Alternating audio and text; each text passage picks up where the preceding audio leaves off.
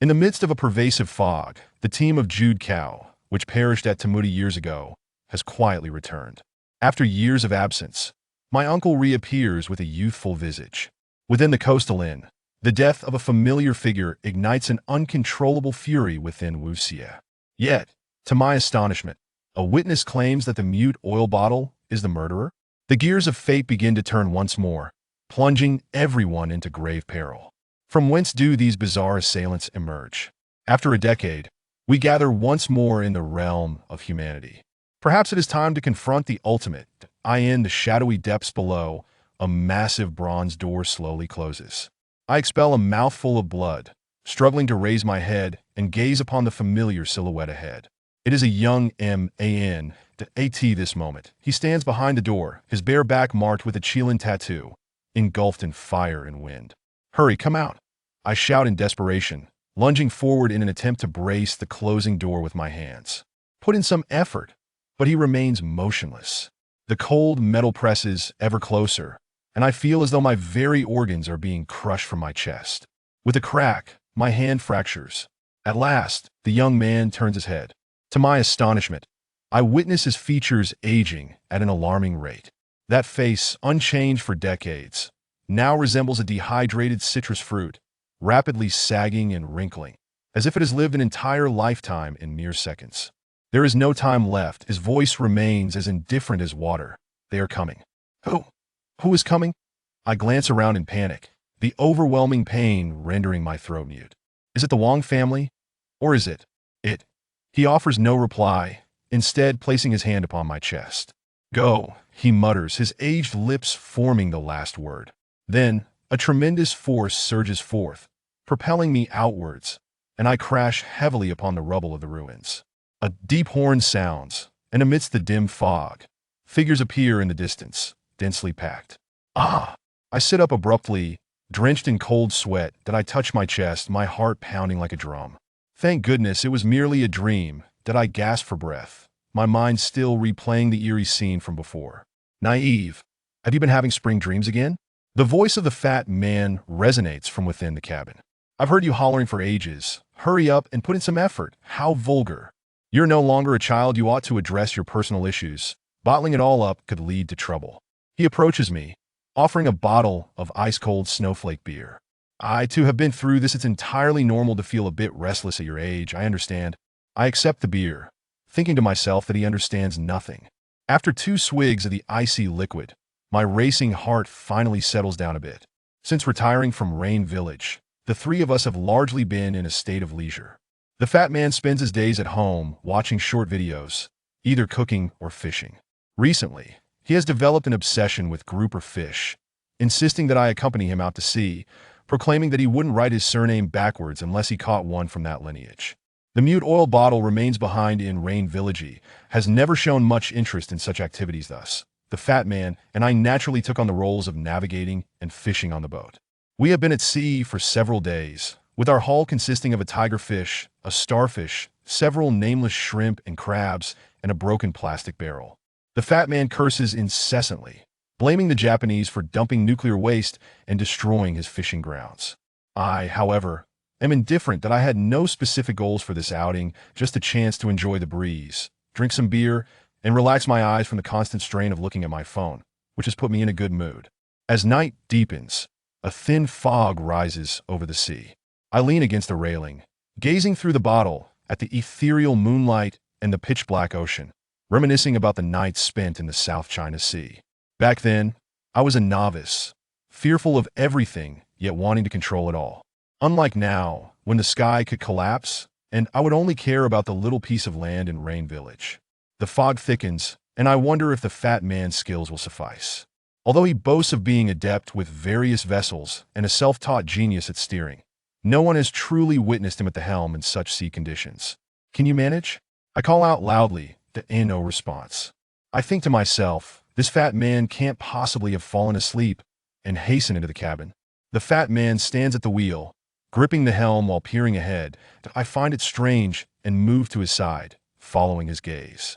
Before us, the sea reveals faint, hazy lights. It seems there is a boat nearby. I pat the fat man on the shoulder and say, It seems we're not the only ones after your grouper ancestor. The fat man ignores me. His eyesight is better than mine, and given his expression, he must have seen something. My curiosity piqued. I set down the beer and returned to the deck, eager to see if there are mermaids bathing on the other boat.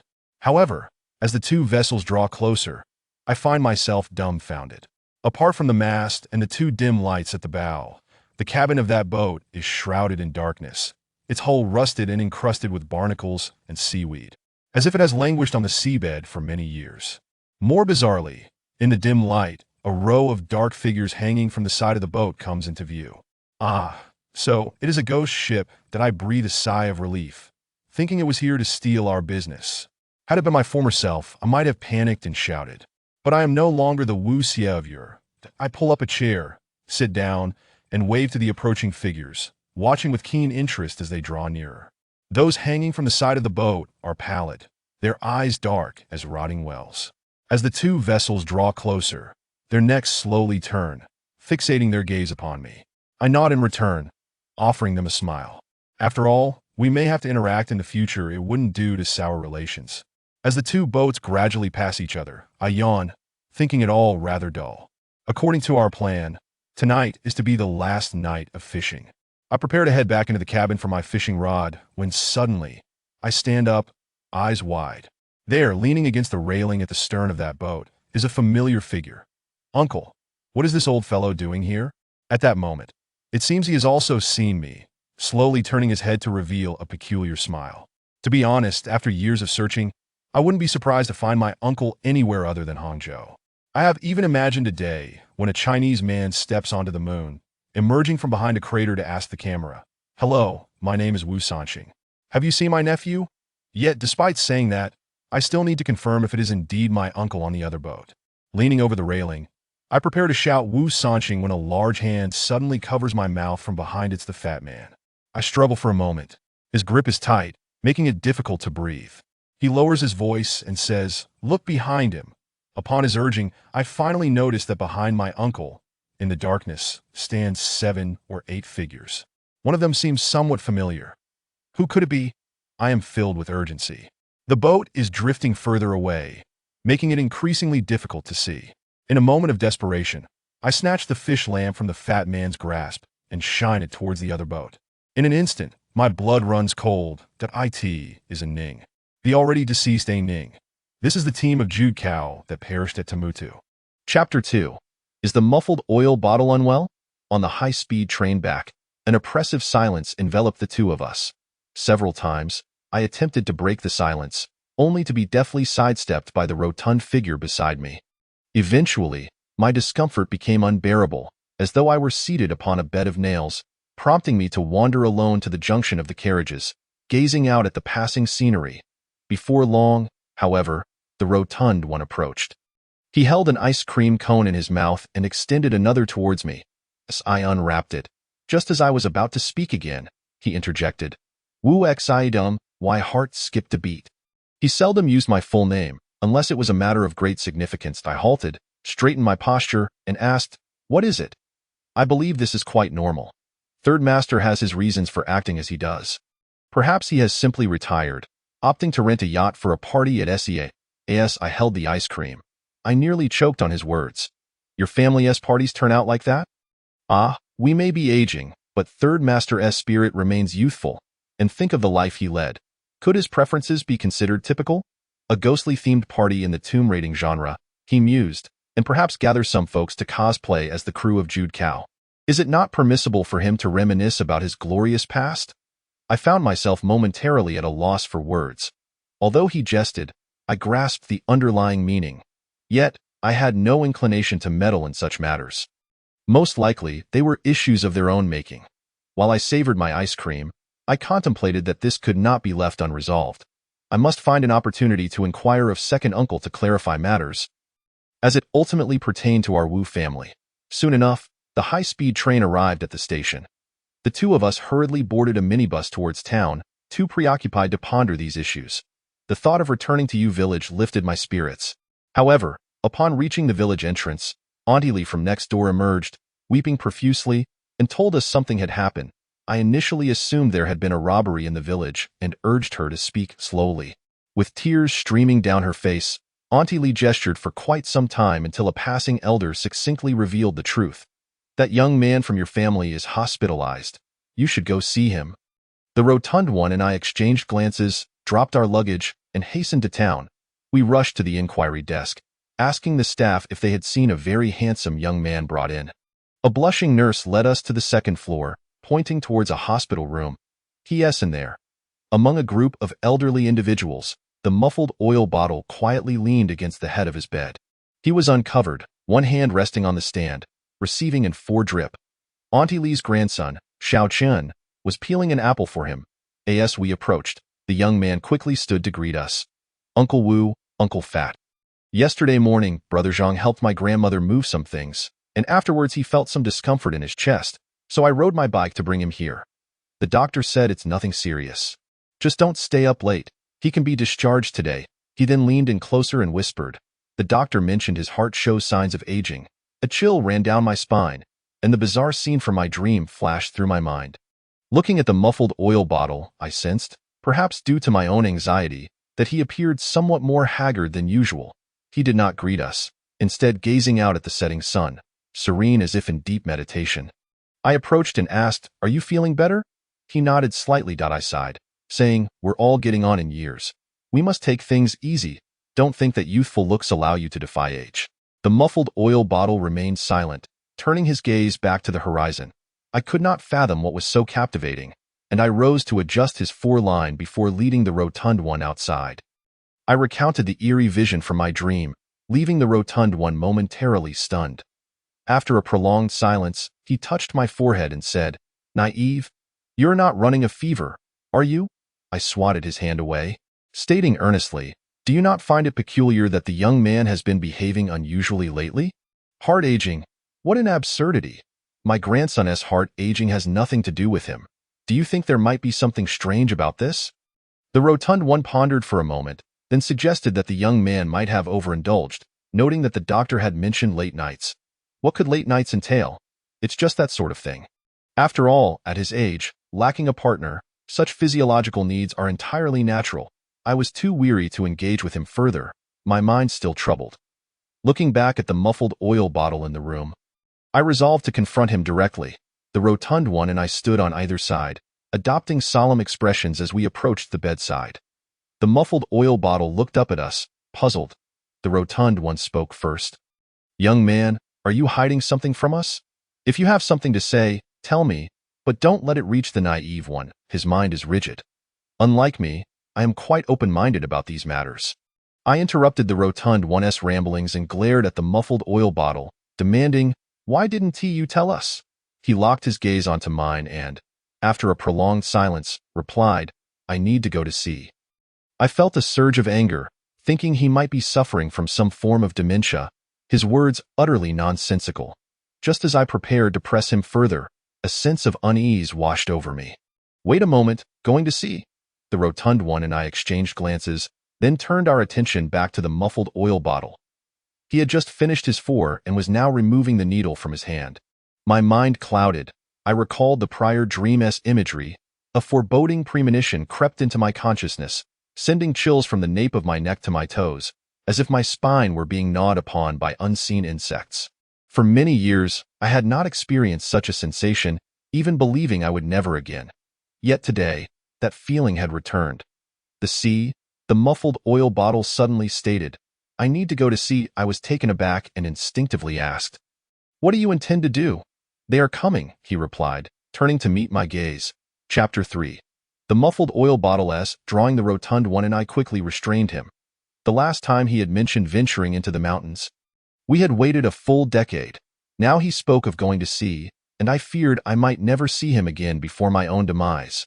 The muffled oil bottle offered no resistance. Obediently returning to his bed, just as I was about to breathe a sigh of relief, he suddenly added, "Money? Money? What money?"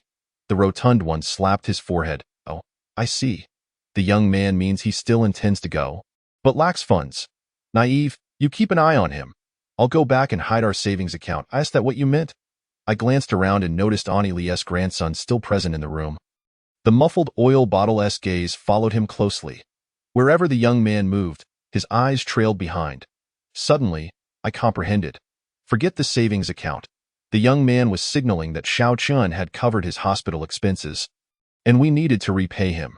The young man, being quite understanding, repeatedly declined, insisting that Brother Zhang was simply fatigued from helping his family move, and that he could not accept the money. I thought to myself that Brother Zhang had once moved sea monkeys without breaking a sweat. How could 2 boxes of fruit exhaust him so? Without further ado, I pressed cash into his pocket.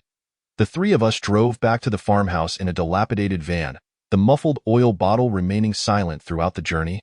Immediately retreating into the house upon our arrival, the rotund one sighed, P.S. going through a midlife crisis. Just as I was about to check on what he was up to, the muffled oil bottle emerged. His backpack slung over his shoulder. He had donned a black, hooded windbreaker, also carrying a long, black object on his back. I realized with a strange sense of DJVU that it had been quite some time since I had seen him in this attire. A surreal feeling washed over me, akin to awakening from slumber to find a gaunt Jay Cho performing hair like snow on stage. However, I quickly recognized that this was not a good sign. The young man had donned this ensemble for a purpose, and it surely did not involve posing for our amusement. I stepped forward, bracing myself against the doorframe, legs spread wide to block the entrance. "What do you intend to do?" "Go to sea," he replied, ignoring me as he approached, gazing at my obstructive form. I recalled some matters that required addressing, and I felt a twinge of guilt. "You can go, but we should all go together, and no need." The atmosphere became awkwardly tense. I felt like a starfish wedged in the doorframe while the muffled oil bottle stood before me, neither of us willing to yield. My limbs began to tingle uncomfortably. The rotund one, noticing the tension, rushed over to separate us. "Young man, you know how Wu Xie is. If you don't allow him to go, he'll just end up chartering a boat to follow you. And I might get dragged along too. The sea is not like the mountains. If something goes awry, we could sink without a trace, and there would be no time to save ourselves." The muffled oil bottle's expression shifted slightly as he glanced between us. Ultimately relenting, he walked over to the stone table in the courtyard, pulling out paper and a pencil from his backpack. Throughout his lengthy life, the muffled oil bottle had acquired many peculiar skills, and sketching was among them. I vividly remember the astonishment that washed over both the rotund one and me the first time we discovered his artistic talent. It felt akin to witnessing Shimin Xiaohong winning the grand prize in a shoe embroidery competition. Yet, reflecting on it, in their era, if one encountered a noteworthy ancient tomb mechanism, they could not simply whip out a smartphone to take a picture. Thus, drawing likely became an essential skill for the Zhang family. I couldn't help but chuckle, envisioning a group of long-fingered muscular men sketching in a scenic area. The muffled oil bottle's hand moved fluidly across the page, never once reaching for an eraser. Moments later, he held the paper aloft. The rotund one and I leaned in to see. The drawing depicted a tumultuous sea, with 2 rows of mountainous islands rising above it, separated by a tranquil waterway. At the end of the waterway, towering, arc-like cliffs encircled a deep lagoon. In the very center of the lagoon, a peculiar circular void was left by the enigmatic figure known as Min Yuping. The portly fellow clicked his tongue and remarked, "Our little brother's craftsmanship is truly exquisite. Is this an island?" "A volcanic island." I took up his thread of conversation, noting how the towering cliffs at the end and the lagoon were clearly remnants of a volcanic eruption, while the waterway before us appeared to be a canyon sculpted by millennia of flowing lava. The stout man nodded thoughtfully and, pointing at the blank space, inquired, "Then, what is this?" Min Yuping shook his head. "I do not know." He folded the drawing and I could only conjure the image in my mind, though it felt distant and hazy. "How far could it be?" "Little brother, we all know your memory is the best. So let us not shift the blame onto time. It was before your birth," Min Yuping replied nonchalantly. The stout man fell momentarily silent. I relished his discomfort and quipped, "Serves you right. One must hold a reverence for the past of the elders." Min Yuping ceased his conversation, gathered his belongings, and retreated back inside. The stout man approached, draping an arm over my shoulder and lowering his voice. "Naive, do you think this is reliable? We have no idea where that island drawn by our little brother is. How shall we find it?" I sighed, having contemplated this very issue earlier. However, with no other leads available, We could only venture onto the sea where we had encountered the ghost ship and hope for fortune. I did not believe in the notion of resurrection. If someone were impersonating Aining and Kudaheo's crew, dragging Uncle San into their schemes, they surely had their own motives, motives that might be intertwined with the recent changes affecting our little brother. Even so, I held little hope, for the island depicted in the drawing was bizarre and seemed unlikely to lie within the borders of China. None of us had the proper documentation, and even if we rented a boat, we could only navigate the coastal waters. With this thought, I sighed again. Alas, let us consider this an expenditure for his amusement. We three reached a consensus to set off in the coming days. First to Ningbo, then to Zhoushan to charter a boat. The stout man was thrilled, exclaiming that the last battle with the grouper was merely an intermission, and this time he was certain to rekindle that encounter. I busied myself with organizing our gear. Having circled the room, I noticed Min Yuping was nowhere to be seen. Looking up, I found him quietly seated at the entrance, leaning against the door frame. Gazing at the setting sun, I approached him, observing the golden rays casting their glow upon him, when an odd feeling washed over me, from the heavenly palace to the bronze giant gate, from Tamuda to Gulongjing. Though most of these adventures were self-inflicted, they undeniably bore intricate connections to me, at least to the Wu family. Yet this time felt different, at least for now. It seemed that events were directed at Min Yuping. According to the logic of the game, novices face lower-level bosses while experts contend with higher-level ones. And what, I wondered, would Min Yuping be up against? The evening breeze in the mountains was cool, causing me to shudder. Although the current Wu Xiaohui was more than capable of standing alone, I felt a lack of confidence when confronted with the weighty history carried by the Zhang family. Moreover, Min Yuping seemed to be in poor condition. With just the three of us, we were undeniably at a disadvantage. After some contemplation, I deemed it necessary to seek external assistance. In recent years, security had tightened, and the industry had long since dispensed with the notion of mixed practices. I perused my contacts for some time, realizing that most were less reliable than Wang Ming. They could only serve as emergency rations. Ultimately, I gritted my teeth and dialed that number. The cheerful ringtone echoed through the courtyard as I held the phone, pondering how to broach the subject. Moments later, a raspy voice on the other end greeted me. "Hello, do you need an adjustment or a massage?" Chapter 4. The corpse Black Glasses had seen his previous livelihood disrupted by the regulation of ride-hailing services and was now forced to return to his former profession. I listened to the cacophony of exclamations on the other end, feeling a mix of admiration and incredulity for his clientele. There were indeed people bold enough to seek chiropractic services from someone with hands that could suffocate a Zongzi. The voice on the other end continued its banter, and I snapped back to attention, saying, "Master, stop right there," he interrupted, not allowing me to continue. "You, my friend, only contact me when there's trouble. I'm now a man of skill earning my keep. And time is precious. I have appointments with regular clients this afternoon." "Isn't that right, Lu Jie?" A middle-aged woman on the other end echoed her agreement. I clenched my teeth, thinking, what do you mean by that? 150,000, all right then, Black Glasses whistled. "Sister, it's unfortunate, but I have to step out to visit relatives. I probably won't be available until next week. Let us put your order on the tab, and next time you come, I'll give you a discount." And so, it was settled. Since Min Yoping's blade could not pass through security, we were left with no choice but to drive ourselves to our destination. Fortunately, Zhoushan was not far.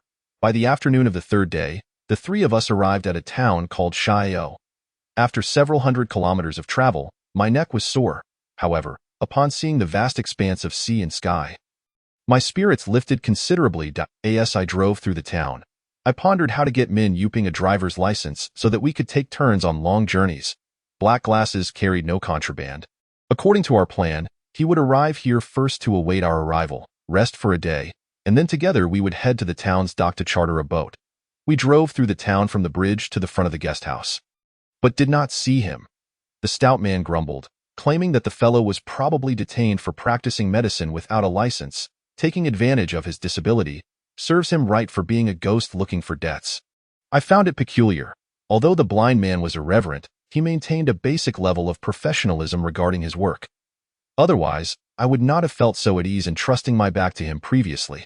Today felt unusually off, and I wondered if something had gone awry. I tossed my phone to the stout man, instructing him to call, informing the blind man that the three of us had arrived and were preparing to have dinner. Urging him to hurry over, The stout man fumbled with the phone for quite some time, picking it up and putting it down repeatedly. No one answered. I leaned in to see the screen, which displayed several red missed calls. Indeed, no one was available. What about WeChat? The same result.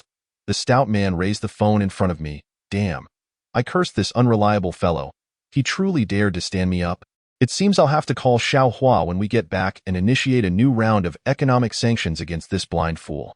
The car turned a corner, and the guest house the stout man had booked was just ahead.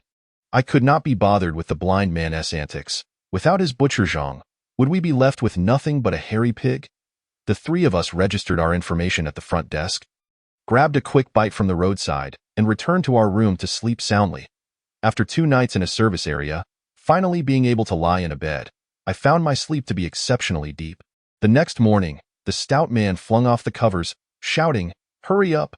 If we're late, all the good boats will be taken." Min Yuping had already returned with breakfast, the aroma wafting through the house, making sleep impossible for me. Fortunately, the rice cake soup here was quite delightful. I devoured 2 large bowls. Outside, the day had brightened considerably, and the slightly briny sea breeze flowed through the window. As I scooped soup from my bowl, I suddenly felt as if I were on a vacation, traveling with good brothers, able to leave at will, eat as we pleased, and return whenever we grew weary. That was the essence of life. Yet, we were far from being on holiday. After breakfast, it was time for the most crucial part of this journey, renting a boat. I had no knowledge of boats. Their quality was entirely at the mercy of the stout man's opinions.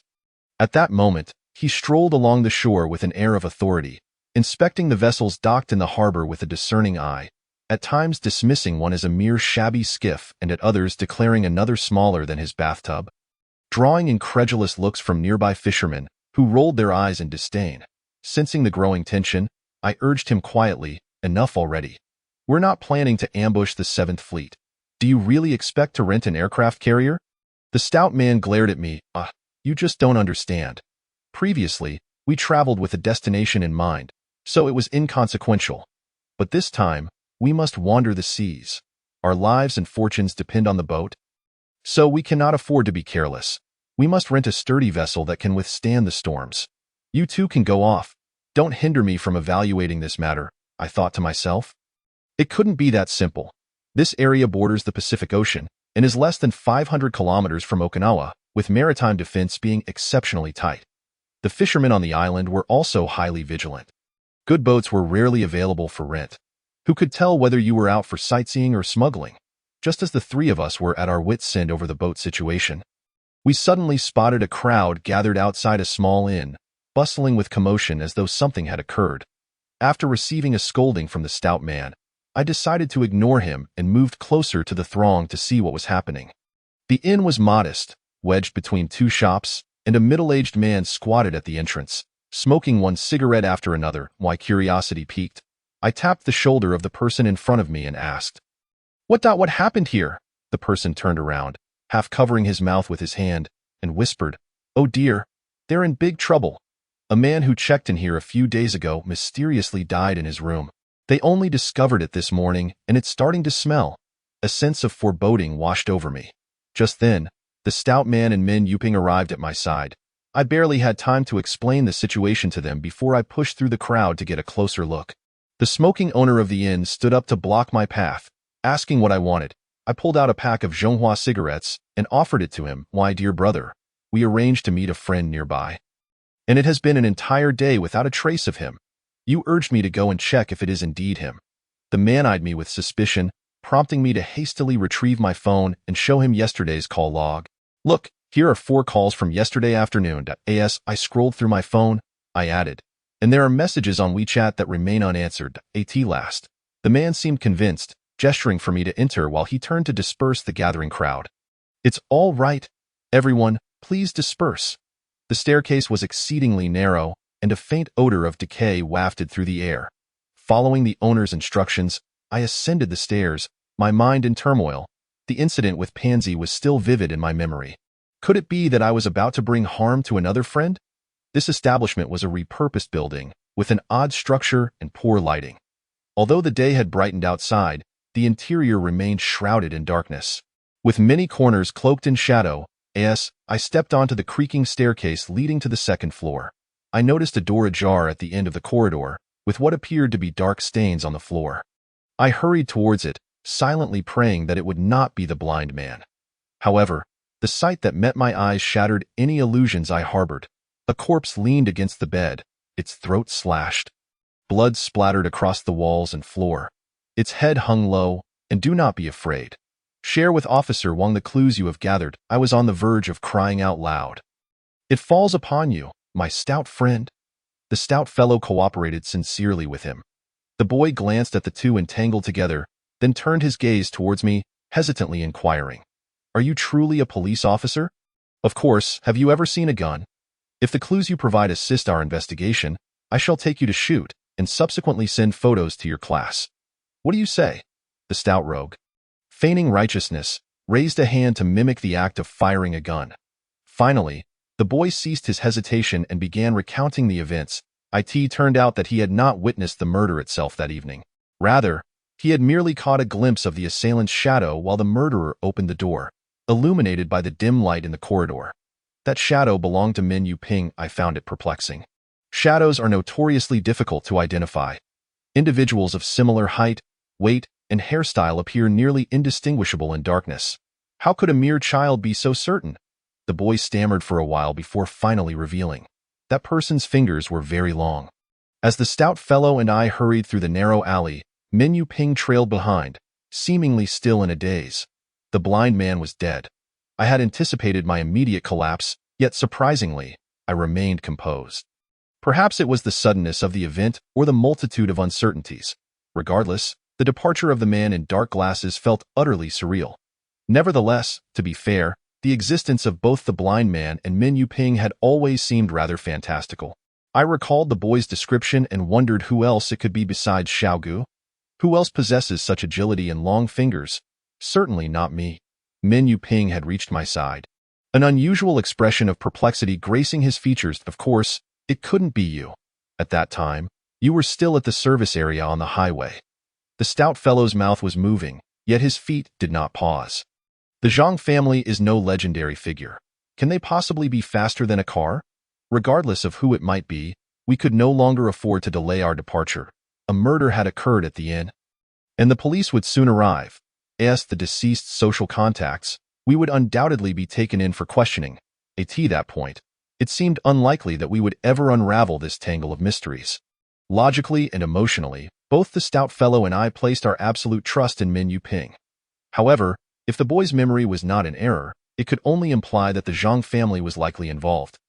And for reasons unknown, a member of the Zhang family had disguised themselves as their patriarch, Zhang Qiling. As we neared the shore, the stout fellow lowered his voice. "Tianjun, prepare your money. Take out as much cash as you have. Once we board the ship, we shall leave immediately." And no sooner had he spoken than he abruptly halted. At the alley's exit, a group of individuals was slowly approaching us. Their expressions were grim, their muscular physiques starkly apparent, clearly not the friendly locals. The leading figures carried long, slender objects, presumably machetes. I cursed under my breath and turned to retreat. However, at the rear, another group had encircled us. Damn it, I should have checked the omens before venturing out. This is an outrageous coincidence. The stout fellow muttered. I thought to myself that this was no coincidence. It was evidently premeditated. As the adversaries drew closer, the stout fellow and Min Yuping flanked me on either side. I gazed at the glinting blades concealed within their sleeves, suppressing my fury and whispering, "Now is not the time. We must leave." The stout fellow and Min Yuping kicked over a sign in the alley, and amidst the ensuing chaos, the three of us dashed into a nearby alleyway. Although this small town was not vast, its terrain was remarkably intricate. We twisted and turned through the narrow passages, utterly disoriented. The assailants, however, were experienced. They divided into several groups, encircling us from various entry points, and no matter which direction we turned, we could see foes approaching. Brandishing machetes, as the encirclement tightened, Min Yuping suddenly halted. Panic surged within me as I attempted to pull him away, only to find he was immovable. He stood his ground, slowly drawing the black gold ancient sword from his back. I thought to myself that if Min Yuping engaged in combat, it would likely result in a sentence of 800 years for the three of us. just as I was at a loss for what to do. A door ahead swung open and a slender, dark-haired young man poked his head out, calling, "Over here." We did not recognize this individual, but given the dire circumstances, there was no time for hesitation. The stout fellow and I rushed in first, with Min Yuping brandishing his sword, cautiously retreating into the shelter. The young man swiftly closed the door behind us, urging us to follow him deeper into the building. "Your friend provided me with a sum of money, requesting that I reserve a boat for you." He led us through the front hall and back room, arriving at a small door in the side courtyard. We followed him outside, where another alley awaited. The young man looked around nervously, confirming that no one was pursuing us, before producing a key and unlocking the main gate of a nearby residence. "You'll exit through the back door of this courtyard. The sea is just beyond." Counting from left to right at the dock, the third boat with a blue canopy is yours. It is fully fueled, and there are provisions as well. As he spoke, I inquired, "What does the person who gave you money look like?" He glanced at me, replying, "Very tall, wearing dark sunglasses." The three of us exchanged glances. Why would the man in dark glasses have reserved the boat in advance? Could it be that he anticipated trouble? While I pondered, we reached the back door. The young man deftly unlocked it, and as we expressed our gratitude and prepared to leave, he suddenly held out a hand to stop us. "Which of you is surnamed Wu?" I was momentarily taken aback, instinctively replying, "I am. My name is Wu Xie." He unstrapped a backpack from his back and handed it to me. "This is what your friend left for you." He also asked me to convey a message. The young man leaned closer, cautiously checking our surroundings, and swiftly said, "They are coming." Chapter 7. The Lost Kingdom of the Abyss. The boat rented by the man in dark glasses was splendid, spacious and powerfully equipped, swiftly carrying us away from the shore. The stout fellow chewed on a sausage while steering, remarking, "Tianjun, what was in that bag left by the blind man? Was there anything like a farewell letter that could possibly clear Xiaoji's name?" I opened the canvas bag and emptied its contents onto the table. Inside were a notebook, a large map, and a metallic object resembling a club. The map was annotated in Japanese and appeared quite aged. The pages yellowed with time. I glanced over the portions I could comprehend. Showa.18. ATSE8. Surfaced. Him. Why proficiency in Japanese barely extended to understanding the opening lines of Doraemon. Upon hearing that the map was in Japanese, the stout fellow eagerly volunteered to translate, claiming a keen interest in Japanese cinema and substantial knowledge of Showa culture. Knowing full well the type of films he referred to, I told him to return to steering the boat while I continued examining the notebook. This was a maritime atlas drafted by the Imperial Japanese Navy, dated Showa 18. Min Yuping suddenly spoke up. I stared at him in astonishment, realizing he was not spouting nonsense, but earnestly studying the text on the map. You can speak Japanese?" Min Yuping nodded. My expression was a mix of surprise and contemplation. However, reconsidering, it made sense that after all these years, he would have acquired several languages. During our first expedition into the tomb, I vaguely recalled him using foreign phrases. Yet, I had not anticipated he would have learned Japanese as well. Watching him examine the map with such concentration, I blurted out, "Do you know how to call?" Min Yuping lifted his head, his eyes reflecting confusion. "What? It's nothing." I shrugged. Indeed, even the Min brand search engine has its limitations. Min Yuping scrutinized the map closely, nearly pressing his face against it. Occasionally pausing to ponder something, it seemed he had forgotten quite a bit of his Japanese. I had intended to wait for him to finish before inquiring about the map's content. However, after a lengthy silence, he did not lift his gaze and instead moved aside to explore the notebook. The notebook had a leather cover, and the pages were somewhat stiff, likely made of waterproof material. Taking a deep breath, I dreaded encountering blood-stained writings or a farewell note. Yet, as I opened the pages, I was initially puzzled, and upon closer inspection, nearly fainted. The pages were densely filled with English text. Given Min in dark glasses character, it was unlikely he would compose a melodramatic farewell in English. This manuscript likely bore little connection to him. I steadied myself, attempting to discern its content, only to soon realize that this was beyond my capabilities. Although I was a university student who had passed the CET 4 and CET 6, to be honest, I had almost entirely returned the fragments of English I learned to my teachers. The notebook before me was quite antiquated, the handwritten characters difficult to decipher, presenting a significant challenge. Furthermore, The author of the notes was likely a native speaker, employing idiomatic expressions that compounded the difficulty of comprehension. After reading a few lines, I felt as though I were perusing an ancient script. Gazing at the open notebook spread across the table, I felt a twinge of regret for not maintaining my English reading habits during my years in U Village. After standing in a daze for a while, an idea struck me, and I pulled my phone from my pocket. Previously, in Hangzhou, a magazine hosted a photography exhibition to which I was also invited. Due to the necessity of communicating with international guests, the organizers, in a moment of urgency, distributed a PDF copy of the Oxford Dictionary to each participant, claiming it would leave a favorable impression on our international friends. At that moment, the document in my chat history had not yet been deleted. Trembling, I clicked open the file, and indeed, it was accessible. This was a lifesaver. I hurriedly fetched paper and pen, meticulously comparing each word while recording the information I gleaned. Based on the content of the first page, this notebook was penned in the late spring of 1942, primarily documenting and analyzing a particular scientific expedition. The author of the notes was an American named Sailor Hendry, affiliated with the Department of History and Humanities at Boston University, specializing in East Asian cultural studies. Following this was a section expressing gratitude to various institutions, professors, and doctors, emphasizing that the journey would not have been possible without their support. While I found little interest in these details, the name Sailor Hendry piqued my curiosity, as it seemed vaguely familiar. Where had I encountered it? My memories played back like scenes from a film. Yet I could not pinpoint where I had seen this peculiar name, so I chose to disregard it and continued perusing the dictionary. From the second page onward, the text transitioned into the main body. The vocabulary grew increasingly obscure, occasionally accompanied by lengthy passages in Chinese. Drawing on my high school experience with English comprehension, I tackled the text sentence by sentence and gradually grasped the essence of the notes. As previously mentioned, Hendry was a researcher of East Asian culture. In 1936, he initiated a project primarily focused on a mysterious island nation that existed from the 1st to the 14th century south of the East China Sea. This island had never been documented in Japanese literature, but repeatedly appeared in the historical records of the Central Plains dynasties, regarded as a land steeped in sorcery and malevolence, i.e. the records of the Three Kingdoms. Weiji, the biography of the Hua. This nation was referred to as Inyuan. Reflecting on my historical knowledge, I recalled that such a country did indeed exist, albeit not as a major power. Though the robust Central Plains dynasties, this island nation was scarcely more than a primitive tribe.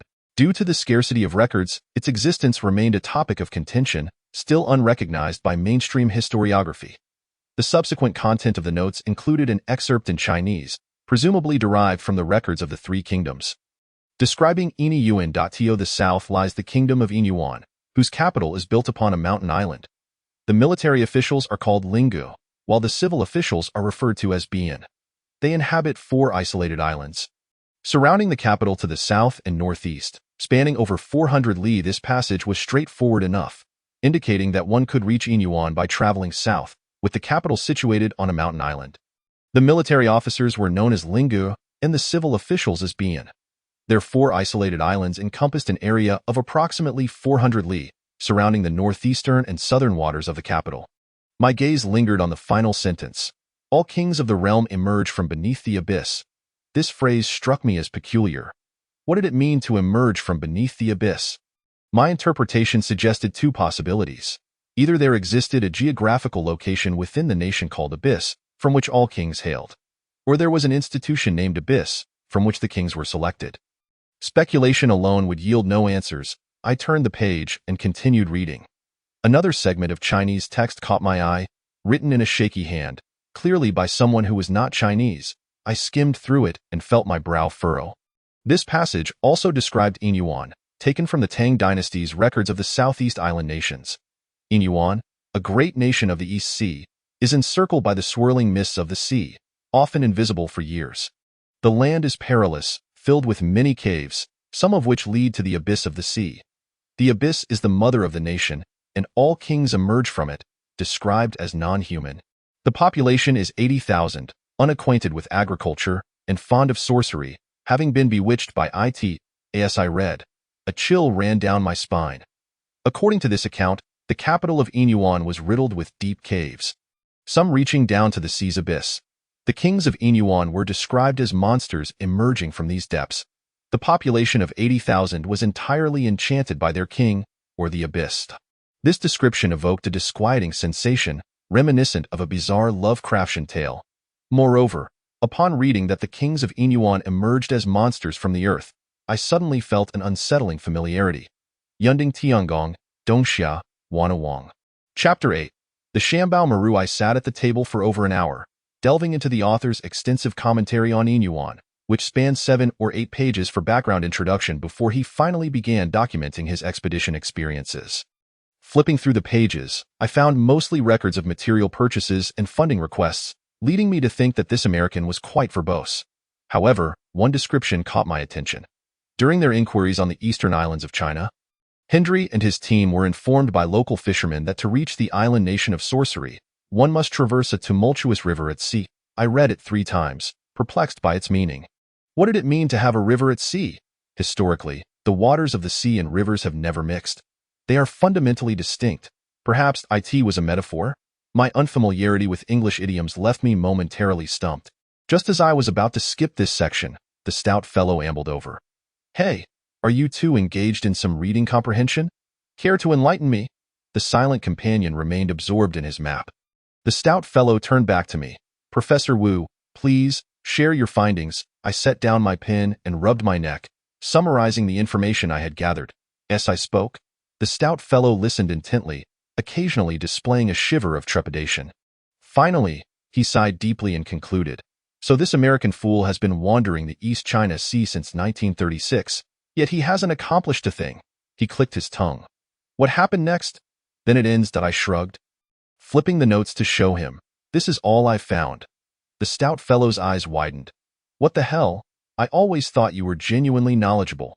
You've spent nearly an entire afternoon and only gleaned a few sentences?" I retorted, "My neck is about to snap. If you're so capable, why don't you come over here instead? If you're not going to read, go back to steering the boat." Just as I was about to get up and stretch, the silent companion suddenly stood. "This map likely depicts Inyuan." I hurried over. The yellowed waterproof paper lay spread across the table, covered in dense coordinates and various annotations I could not decipher.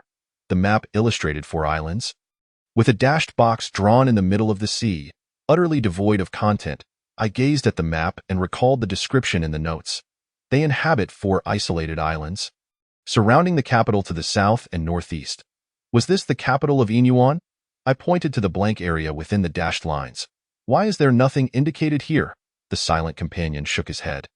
"Unclear. It's possible the mapmaker was unable to locate that island. Then, how do we find it? Are we entirely in the dark?" He offered no response. Instead, he pulled out the earlier sketch and placed it over the empty sea area. I immediately grasped his implication, my surprise evident as I asked, "Is this the capital of Inyuan? When did you visit this place?" "I don't recall." "How did you get there?" "I don't remember." I sighed, realizing I should have anticipated such an outcome. Staring at the blank area on the map, a sense of unease crept in. If I were to argue that ancient seafaring techniques were underdeveloped, resulting in their inability to locate the capital of Inyuan due to whirlpools and fog, I would understand. However, the Japanese during World War II were capable of constructing battleships weighing 60 to 70,000 tons, equipped with modern navigational sextants. How could they not find a maritime city with a population of 80,000? The stout fellow, unable to comprehend the details and feeling left out, stared at us in frustration. Seeing us engrossed in our conversation, he waved his hands in front of us. "All right, you two can ponder this later tonight. For now, help me steer the boat while I go prepare some food. Damn it, I've been working all day without a sip of water. I'm starving." His comment drew my attention to the crimson clouds on the horizon, indicating it was nearly evening. The last meal we shared was that morning at the guest house, consisting of a few bowls of rice noodle soup. We were now thoroughly famished. Without further hesitation, the silent companion took the helm while the stout fellow and I ventured to the aft cabin to set up the portable stove for cooking. While it was technically cooking, it only involved boiling instant noodles with ham. Nevertheless, my hunger was overwhelming, and the aroma of the braised beef noodles was tantalizing. After we finished eating, the darkness had fully enveloped the surroundings. The 3 of us conferred and decided against traveling by night, opting instead to anchor and rest until dawn. The stout fellow, having navigated the boat all day, was already yawning profusely. I turned to the silent companion. "You should sleep too, and I'll review the notes for a while and wake you later in the night." He nodded in agreement and retreated into the aft cabin. The cockpit fell silent, alone at the table. Under the glow of a single incandescent lamp, I continued to organize the materials. The pace of the notes noticeably quickened. Following the afternoon's content, Hendry soon commenced his maritime expedition in 1942. This time, they opted for a direction further south, closer to Chihuahua Island. However, after a week of searching, they still found nothing. Just as their supplies were running low and the crew reluctantly prepared to turn back, a lost Japanese transport ship unexpectedly emerged from the thick fog. Hendry immediately recognized the vessel. It was the Tsuchibayashi Maru, which had set sail from Kobe in the winter of 1941 and had ultimately lost contact in the waters off Luzon.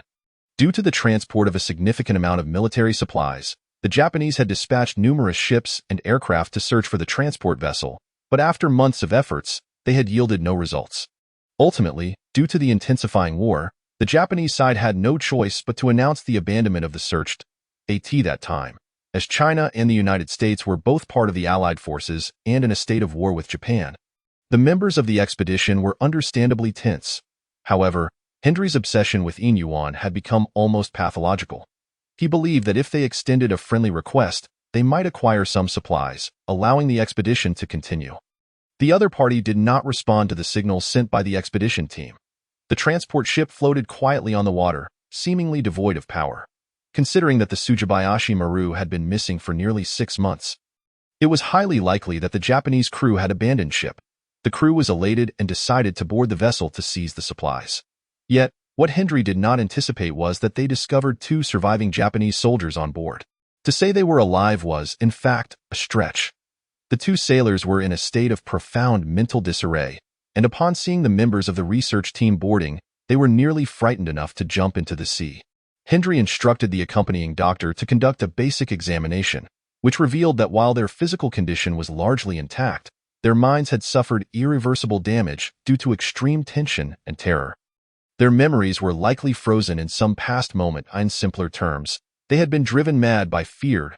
Hendry's command of Japanese was rather poor, and when he noticed the 2 sailors repeatedly murmuring a particular phrase, he inquired of the accompanying translator about what they were saying. The translator, visibly terrified, informed Hendry that they were saying, "We are all alive. All alive." Suddenly, I recalled that day on the ghost ship with Jude's team. Including in Ning, those individuals had perished long ago in Yunding Tiangong or Tamadali, yet here they were, aboard an ancient, sunken ship, appearing amidst the sea fog. Could it be that they were not disguises? I shook my head, dismissing this absurd thought. Although many of the experiences I had encountered along the way were almost mystical, there was one unbreakable law: life and death. Throughout history, countless individuals have sought immortality, consulted oracles, and worshipped deities, all in hopes of gaining a brief reprieve between life and death. Yet the cold truth informs them that this chasm is insurmountable. Dead is dead, with no heaven, no hell, and no soul, of course. There would be no rebirth. I yawned, feeling somewhat fatigued. Glancing at my watch, it was 1 a.m. and 3 hours remained until dawn. Faint snoring emanated from the aft cabin. The fat man must have fallen into a deep sleep. I rose, stretched my neck, and rubbed my aching cervical spine. After waking the dull oil bottle, I hurriedly lay down to rest. Chapter 9. The rushing river at sea. Recalling my university days, my roommate and I often stayed up late watching matches until 6 in the morning, grabbing breakfast to eat on the way to class and managing just fine for several days. However, as I grew older, such endurance became elusive. A single night of wakefulness now necessitated an entire day of recovery. Thus, since retiring to Yutsuan, I have maintained a regimen of healthy living. No late nights, no sleeping in, timely naps, and regular meals. Yet after yesterday's ordeal, I was utterly exhausted. Once I lay on the bed, I fell into a deep slumber almost instantly. During this time, I actually awoke twice. The first was around noon when the dull oil bottle brought instant noodles to the bedside, urging me to get up for a meal. I was entirely uninterested in food, turned over, and fell back asleep. The second time, I am unsure when it occurred. I vaguely heard the fat man shouting something, and the dull oil bottle responded before running from the stern to the bow.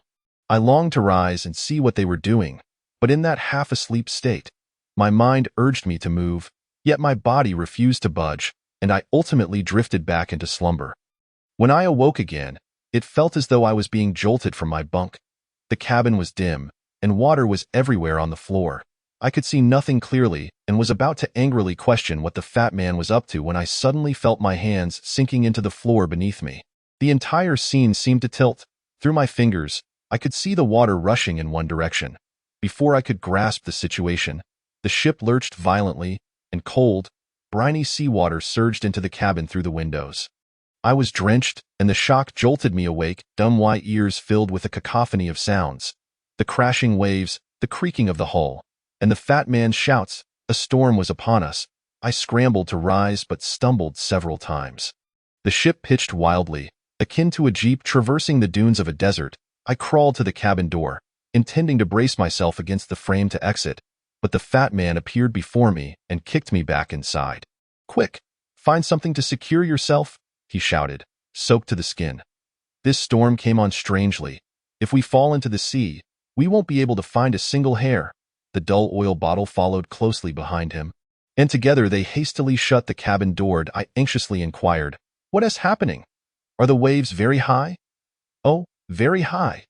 The fat man slapped the switch for the powerful light, exclaiming, "It's bloody huge." I steadied myself against the helm and glanced at the sea ahead. Instantly feeling breathless, I in the dazzling light. The vast ocean resembled a tablecloth being lifted by its corners, with our ship as merely a small grain of corn at its center.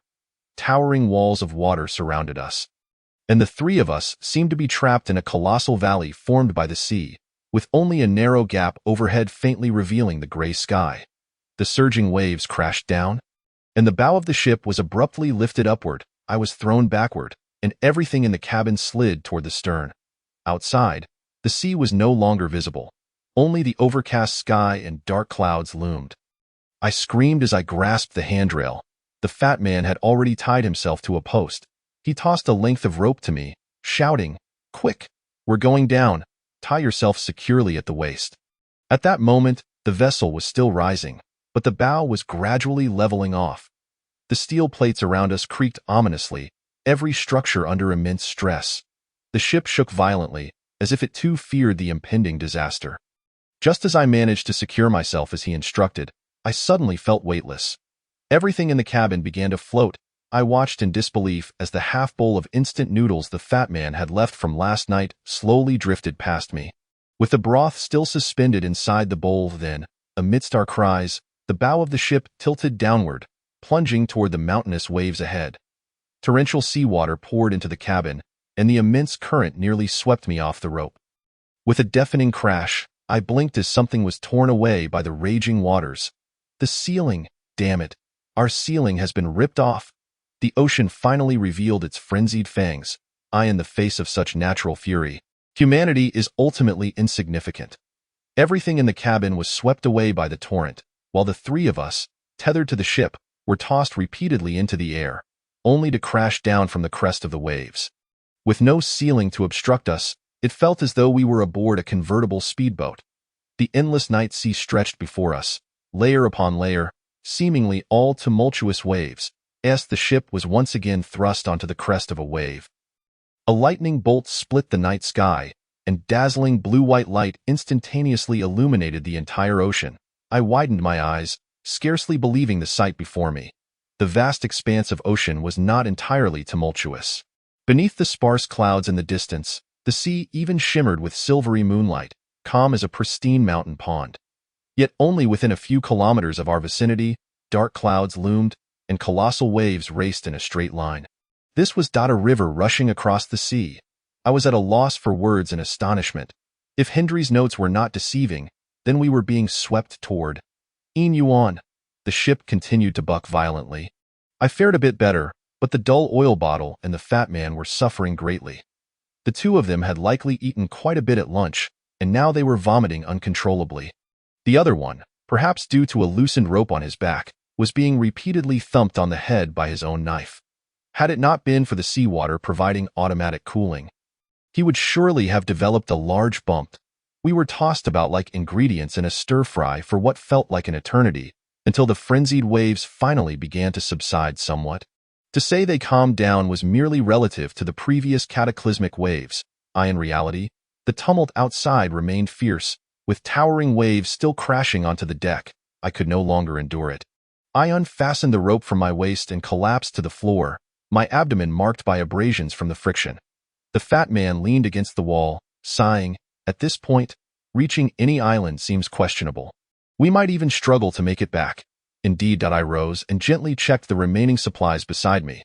Aside from our own gear and the items left by the black-eyed glasses, nearly all provisions had been swept away. A few packets of instant noodles and several bottles of fresh water remained. However, these were trivial matters. Our most pressing concern was whether the ship could still function if the vessel lost its power. Even doubling our supplies would not spare us from the fate of starving at sea. The fat man crawled into the engine room, attempting to start the engine. The machinery roared and trembled. Yet the vessel remained motionless. He knocked around a bit, finally shaking his head and saying, "The diesel engine is functioning, but a transmission component is broken, rendering it immobile." I approached to take a look, but being utterly ignorant about such matters, I inquired, "Can it be repaired?" "Repair it? Don't be absurd. Those few strikes just now had a shock force akin to bungee jumping. The gears have shattered. Did you not claim you could tinker with such things?" "The prerequisite for tinkering is having something to work with. Even a skilled seamstress cannot weave a garment without fabric. At present, we have nothing. Are you suggesting I jump in and serve as a gear?" Just as we were embroiled in our argument, Min Yuping suddenly spoke up, "There is a ship." The stout fellow nodded. Indeed, the young man is right. Having a ship would suffice. Many components from coastal fishing vessels are interchangeable, making repairs convenient. But do we not lack that as well? Well then, do not interrupt, young man. I must clarify this principle to him today. Min Yuping shook his head, pointing towards the distant, darkened sea. "No, it is over there. There is a ship." Chapter 10. The graveyard at sea. Following Min Yuping's direction, we gazed into the distance and indeed, less than 500 meters away, there lay a vessel completely devoid of light, rendering it nearly invisible against the pitch-black night. The stout fellow muttered, "How peculiar. Why would there be a ship in this place? There are no navigable routes nearby. Oh dear, how naive. Do you think this could possibly?" His words trailed off, yet I comprehended the implication. A ghost ship, in the dark, stormy night. A vessel suddenly appeared upon the tumultuous sea, lacking any illumination. It was evident, even to the most untrained mind, that it was not a typical occurrence. However, worrying was of little consequence at this juncture as the surging tides were propelling us towards it. As we drew nearer, the stout fellow seemed to discover something anew. He approached the bow, squinting into the distance, furrowing his brow as he said, "Something seems off. There's something behind it." With remarkably keen eyesight, he could discern what I could not. A mere abyss of darkness. He dashed into the cabin to retrieve a telescope. Climbing up the mast for a better view, impatience grew, and I called out, "What do you see?" The stout fellow remained silent, clinging tightly to the mast like a portly koala. After a prolonged moment, he finally replied, It seems there are ships." I thought to myself, how obvious. Did I not already recognize that as a ship? Yet the expression on his face was oddly peculiar, as though he had witnessed something otherworldly. He withdrew his gaze from the telescope, rubbed his eyes in confusion, and leaned in closer once more. 1, 2, 3. Good heavens, this is a graveyard at sea. The inky waters churned beneath the shadowy sky, yet I still discerned nothing out of the ordinary. However, as the ships came into clearer view, the graveyard he spoke of indeed materialized within my line of sight. Before me lay a chaotic array of vessels scattered across the sea, most of which were small boats, seemingly abandoned for ages. The outer edges were relatively sparse, but the density increased as we ventured inward. In the farthest reaches, I could barely make out that all the ships were huddled together as if chained by iron cables upon the water. There were undoubtedly hundreds of these derelict vessels, inexplicably congregated within a few square kilometers of ocean. Poking the stout fellow in the calf, I remarked, "Wang Xiaofu, do you have enough rice now?" Approximately half an hour later, we finally drifted to the front of the outermost ship. The two vessels were separated by over 10 meters of tumultuous sea. At this distance, Min Yuping could have easily jumped across. However, since only the stout fellow was familiar with the transmission components, the task naturally fell upon him. He traversed the cabin, declaring, "There's no gangway." "How am I supposed to cross?" I retorted. "Have you been watching too many pirate movies? A gangway is medieval warfare equipment. Where would a fishing boat acquire such a thing?" Yet I had no solution either, and was contemplating whether we could lower the mast to create a bridge when Min Yuping suddenly brandished his ancient blade and hurled it across. The weighty blade sliced through the air, embedding itself into the steel hull of the opposite vessel. Only then did I notice a tether attached to the hilt. Min Yuping twisted his hand, and the blade lodged securely in the opening. The stout fellow exclaimed, "Goodness! Where did you learn to do that?" "A human bridge construction machine." He approached the edge of the ship and peered down at the roiling waves.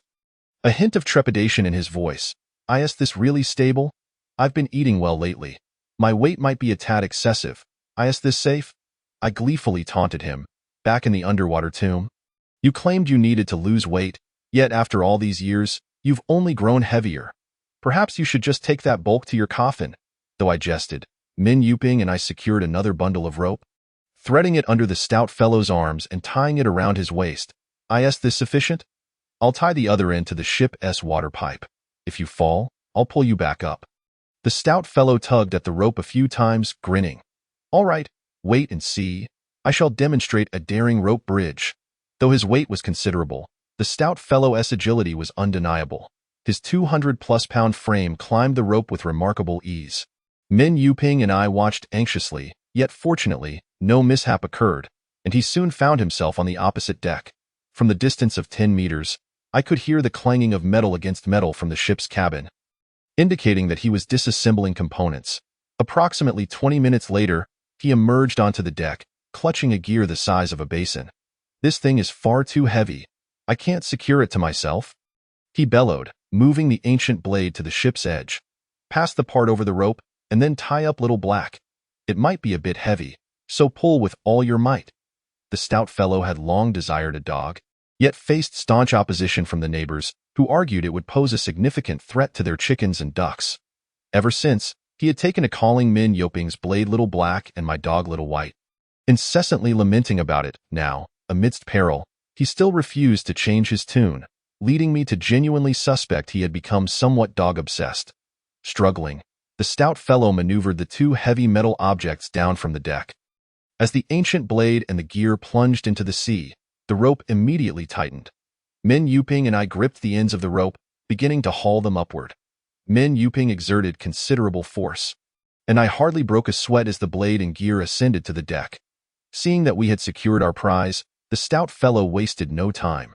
This time, he took no precautions and swiftly climbed back across the rope, with only a few meters of surging sea beneath him, causing me to break into a cold sweat, fearing he might lose his footing and fall, just as the stout fellow was about to traverse the remaining 7 or 8 meters. Min Yuping abruptly seized the spotlight from my hands, directing it into the darkness behind the stout fellow and shouting, "Who goes there?" His sudden exclamation startled not only me but the stout fellow as well, who turned to look in alarm. Yet, being nearly suspended on the rope, he could barely turn around and could only dangle in midair, shouting frantically, "What the hell? Don't scare me like that. Who is it? Who would be here?" I was equally perplexed. The beam of the spotlight scanned the opposite deck but revealed no signs of life. Just as I was about to question Min Yuping, he suddenly gestured for silence, slowly directing the light towards the rope behind the stout fellow. In that instant, I caught sight of someone lurking behind the stout fellow, not on the ship, but right on the very same rope. The previous darkness had concealed them, and given the stout fellow's large frame, this figure had managed to stay hidden. I nearly cried out, yet Min Yuping swiftly covered my mouth, whispering in my ear, "Faceless, faceless?" My scalp prickled with unease as I thought, could it possibly be a vengeful spirit? Yet even if it were a spirit, they would merely appear grotesque, not entirely devoid of a face. Min Yuping's light did not shine directly upon the entity but rather illuminated the rope ahead of the stout fellow. In the dim illumination, I vaguely discerned that amidst the figure's damp hair, there indeed were no features, just a pallid, featureless visage. Its posture was bizarre. Rather than hanging upside down like an ordinary person, it clung to the rope, almost slithering behind the stout fellow. Chapter 11. The sudden appearance of a cruise ship. The stout fellow was utterly unprepared, cursing as he drew his short blade from his waist. If it were me, I would certainly not choose to attack an enemy lurking behind me at such a moment. For me, an action might not guarantee 100% success, and it could even hover around 10%, but it must allow for some leeway. Thus, I would have first retreated, waiting for the adversary to strike before launching a counterattack. However, the downside of this approach is that while I afford myself some leeway, I simultaneously grant the enemy the same opportunity. If they chose to flee rather than attack, I would completely lose the chance to subdue them. However, I am not the hefty one, though this fellow no longer exhibits the previous aura of ferocity. At his core, he remains the same ruthless Wang Pengzi. Wang Pengzi does not leave any leeway for his adversaries. At this moment, he swiftly disengaged his legs, using his arms to grasp the rope and swung around like a red-haired gorilla, aiming a kick at the entity behind him. Yet, the faceless man reacted even more swiftly, gliding back like a specter, distancing himself by several meters. In the pitch-black night, that creature made no attempt to attack. Merely lying quietly on the rope, Wang cursed under his breath, turned back, and hurled his dagger with force. Although it lacked the power of the black gold ancient knife thrown by the muted oil bottle, it was still formidable. The faceless man did not evade. The dagger plunged brutally into his ghastly pale visage. Were it a common person, such a strike from Wang would likely have sent their head flying. Yet, no blood flowed from the creature's face, which remained in that eerie posture. Though its hands began to stir slowly, I noticed it pulled the dagger from its face with one hand and grasped the rope with the other. An ominous premonition washed over me. I rushed to the edge of the boat, shouting, "Wang, grab!" Before I could finish my sentence, the faceless man swiftly swung the dagger, severing the rope. Wang, caught off guard, lost his grip and tumbled into the sea. My heart sank. Although the monstrous waves had calmed, the surging tides were still beyond human resistance. Wang disappeared into the dark, chaotic waters without a trace. I panicked, shouting and grabbing a fishing rod in a futile attempt to rescue him. Yet the muted oil bottle had already leaped overboard, diving into the water. His entry was sharp and swift, like a torpedo, and he instantly vanished from sight. I frantically shone the spotlight, but saw nothing amidst the tumultuous waves. Wang and the muted oil bottle were far more adept in the water than I, and jumping in myself would only hinder the effort. I was helplessly anxious on the boat. Thankfully, the rope on the deck remained taut, indicating that the other end was still secured to the muted oil bottle. The rope slanted towards the rear, suggesting that Wang and the muted oil bottle had been swept towards the stern. I hurriedly ran over with the spotlight, hoping to assist them. Suddenly, beneath the white beam, fresh water marks appeared on the ship's railing ahead. A sense of unease washed over me, a foreboding feeling settling in my gut. Where had the faceless man gone? In the heat of the moment, I had lost track of his whereabouts. I quickly raised the spotlight towards the opposite vessel. The deck there was vacant, the railing pristine, save for the watermarks left by Wang's earlier boarding. The nearby sea's landing points were confined to these two ships. If the faceless man had not fallen into the sea, he could only be. Just then, a sound of dripping water echoed from the darkness behind me, and my scalp prickled. Sensing something cold slowly pressing against the back of my neck, I stiffly turned my head, and the ghastly white face loomed before me, almost touching mine. Despite my mental preparation, the bizarre visage was still horrifying, causing me to stumble backward, nearly plunging into the sea. Had it been Wu Xia over a decade ago, he would likely have already become fish food at the bottom of the ocean. However, I was not so easily disposed of now. According to the theory of the black glasses, when faced with an ambush, one must not follow conventional patterns. If the opponent has ambushed you, they surely have a premeditated approach. Regardless of your skills, as long as you remain within their expected routine, you will be at a disadvantage. Thus, what I needed to do was to create an unpredictable situation. I allowed myself to fall back, resisting the urge to struggle, and directly tumbled over the ship's railing. In that fleeting moment, I grasped the rope beside me. The faceless man clearly did not anticipate my voluntary assumption of a disadvantageous position, and he rushed forward. As he leaned over to look down, I seized the opportunity to activate the spotlight's strobe mode, the bright beam illuminating his face. Everything transpired in a flash. I scarcely had time to think. Yet, as the light burst forth, I immediately cursed myself for being foolish. It was a faceless man, with no eyes, What exactly was I illuminating? I could almost envision him mocking me in his mind. For him, a single stroke of the dagger against the rope would send a string of fools dangling to meet the Dragon King. However, contrary to my expectations, the creature's reaction was rather ordinary. It instinctively raised its hands to shield its face. This entity had eyes.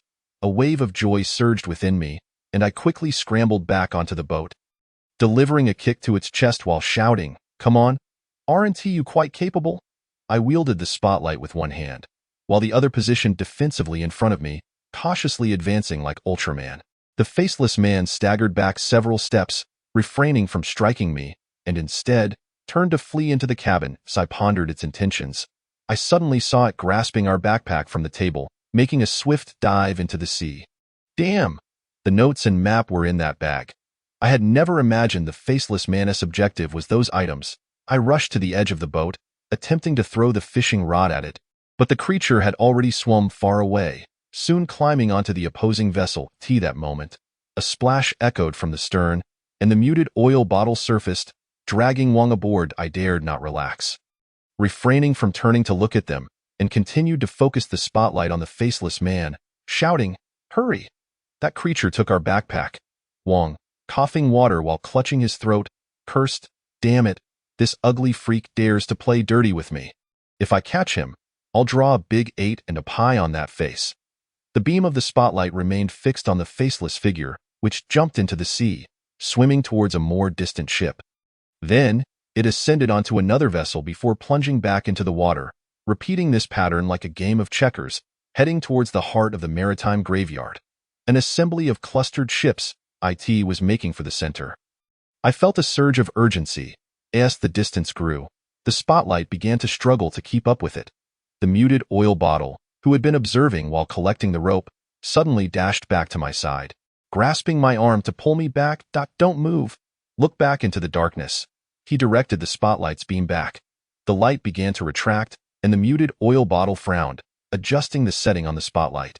The beam transformed into a narrow, intense focus, the ultra-long distance mode, rarely used due to its limited illumination range. Now, the straight beam pierced through the shadowy night, illuminating the distant darkness. I too was taken aback. The light seemed to have struck something. Yet, that object loomed high, almost towering dozens of meters above the sea, evidently not an ordinary vessel.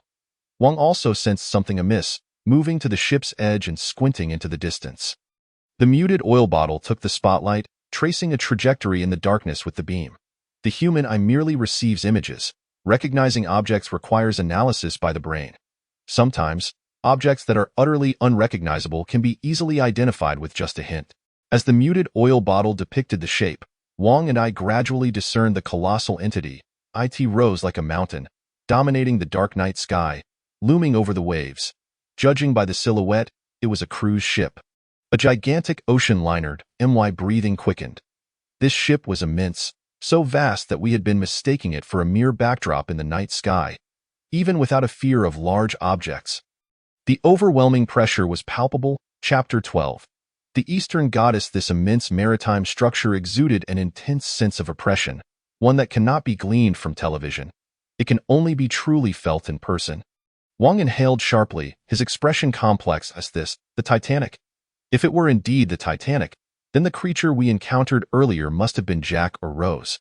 This scenario would transform the film from a romantic disaster into a genuine love horror story.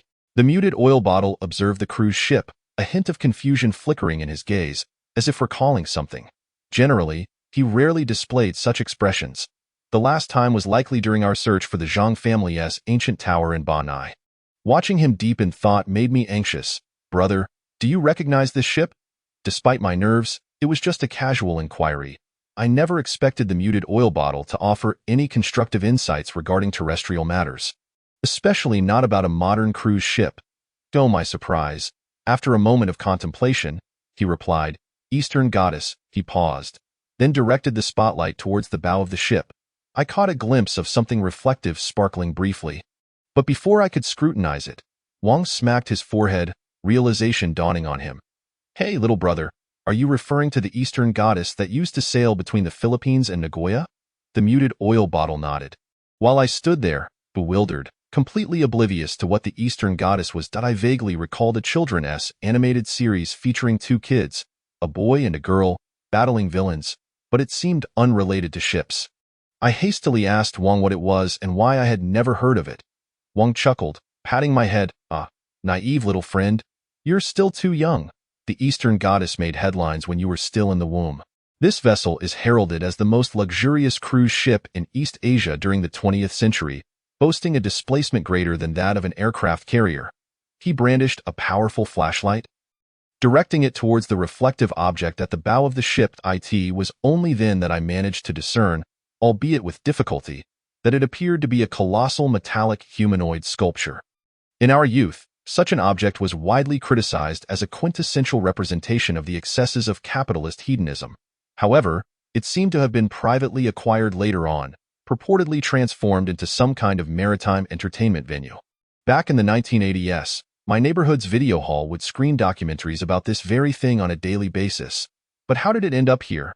I vaguely recall that the ship had docked for an extended period, and its last voyage had ended in mystery, causing quite a stir at the time. I found myself taken aback. It was no surprise that the chubby fellow knew about this, but how had the taciturn man found out? This was out of character for him. Noticing my impending question, the taciturn man replied nonchalantly. The news? Seeing the bewildered expressions on my and the chubby fellow's faces, he added, this incident was quite famous back then. Famous, you say? I reflected for a moment, but I had no recollection of it. Yet, it was understandable. At the end of the 1980s, I was still just a small child, utterly oblivious to such bizarre tales. I cleared my throat softly, attempting to alleviate the awkwardness. The taciturn man, however, did not pursue the topic further. He picked up the gear that the chubby fellow had retrieved and made his way to the aft cabin, then inquired, how long will this take to repair? 20 minutes. We can set sail in 20 minutes, replied the chubby fellow, eager to seize his moment. He scampered over with enthusiasm. A cacophony of clinks and clatters erupted from the aft cabin, and in less than 10 minutes, the chubby fellow returned to the helm, starting the diesel engine, and to my astonishment, the ship began to move slowly. I couldn't help but marvel at the chubby fellow's remarkable skills. He could navigate the vessel with finesse and had a knack for machinery. Indeed, a talented individual for this modern age. Of course, repairing machinery is my greatest passion. Although I have never repaired a ship, I did work on tractors in my youth. All these transmission components share commonalities. I questioned him. Isn't your greatest passion treasure hunting? How did it morph into machinery? The chubby fellow quickly clarified, asserting that treasure hunting could hardly be considered a hobby. It was his primary occupation. Beyond that, he needed a secondary pursuit, and only then could he indulge in his hobbies. I was too weary to engage in his banter and urged him to expedite our departure. This place felt ominous. Lingering any longer might invite the return of that Jack. The chubby fellow slapped the helm decisively, adopting the demeanor of a seasoned captain. We shall not serve this cursed place any longer. Young man, give us a direction. Which way shall we go? The taciturn man remained silent, pointing towards the center of the fleet where the faceless figure had fled. All right then, let us. I hesitated. Wait a moment. The chubby fellow looked at the taciturn man in disbelief, then turned to me. Are you certain we should pursue him? The taciturn man nodded. Without that notebook and map, we will not be able to locate Inyuan. His tone was devoid of emotion, yet resolute. Furthermore, that cylindrical metallic object rings a bell in my memory. It must be significant. The chubby fellow and I exchanged glances, both aware that he spoke the truth. If we wish to investigate further, we must reclaim the backpack. The dilemma was whether or not to pursue. Given the taciturn man's determination, it seemed we were unable to evade this fate. I sighed, approached the chubby fellow, and patted him on the shoulder, saying, it's all right, let's set sail. The fishing vessel rocked as it sliced through the waves, rumbling forward into the cluster of ships ahead. These scattered, aged vessels exhibited bizarre forms and came from a myriad of origins. Some bore foreign inscriptions on their bows, while others had lost their canopies, and a few were so corroded they resembled mere skeletal remains, standing ominously in the night, exuding an aura of foreboding. I glanced back at the ship's stern, noticing the open sea receding into the distance. The surrounding waterways were becoming congested, and an unsettling feeling began to creep into my heart. It felt as if this maritime graveyard possessed a sentient awareness. and our small vessel was sailing into the maw of some colossal beast. Chapter 13. Strange materials. The taciturn man stood at the bow, still wielding the spotlight, fixated on the fleeing faceless figure. That individual had initially gained some distance from us, but the ship's speed was undeniably superior to that of a swimmer, and thus we were gradually closing the gap. The scene before us quickly turned comical. The three of us shifted our offensive strategy, resembling hunters mounted on high steeds, relishing the sight of that figure struggling amidst the surging waves. Let us see you steal from me now. However, this situation did not persist for long. The number of surrounding vessels increased, and soon the waterways became so congested that we could no longer navigate. Seizing the opportunity, the faceless figure clambered aboard a distant ship's deck.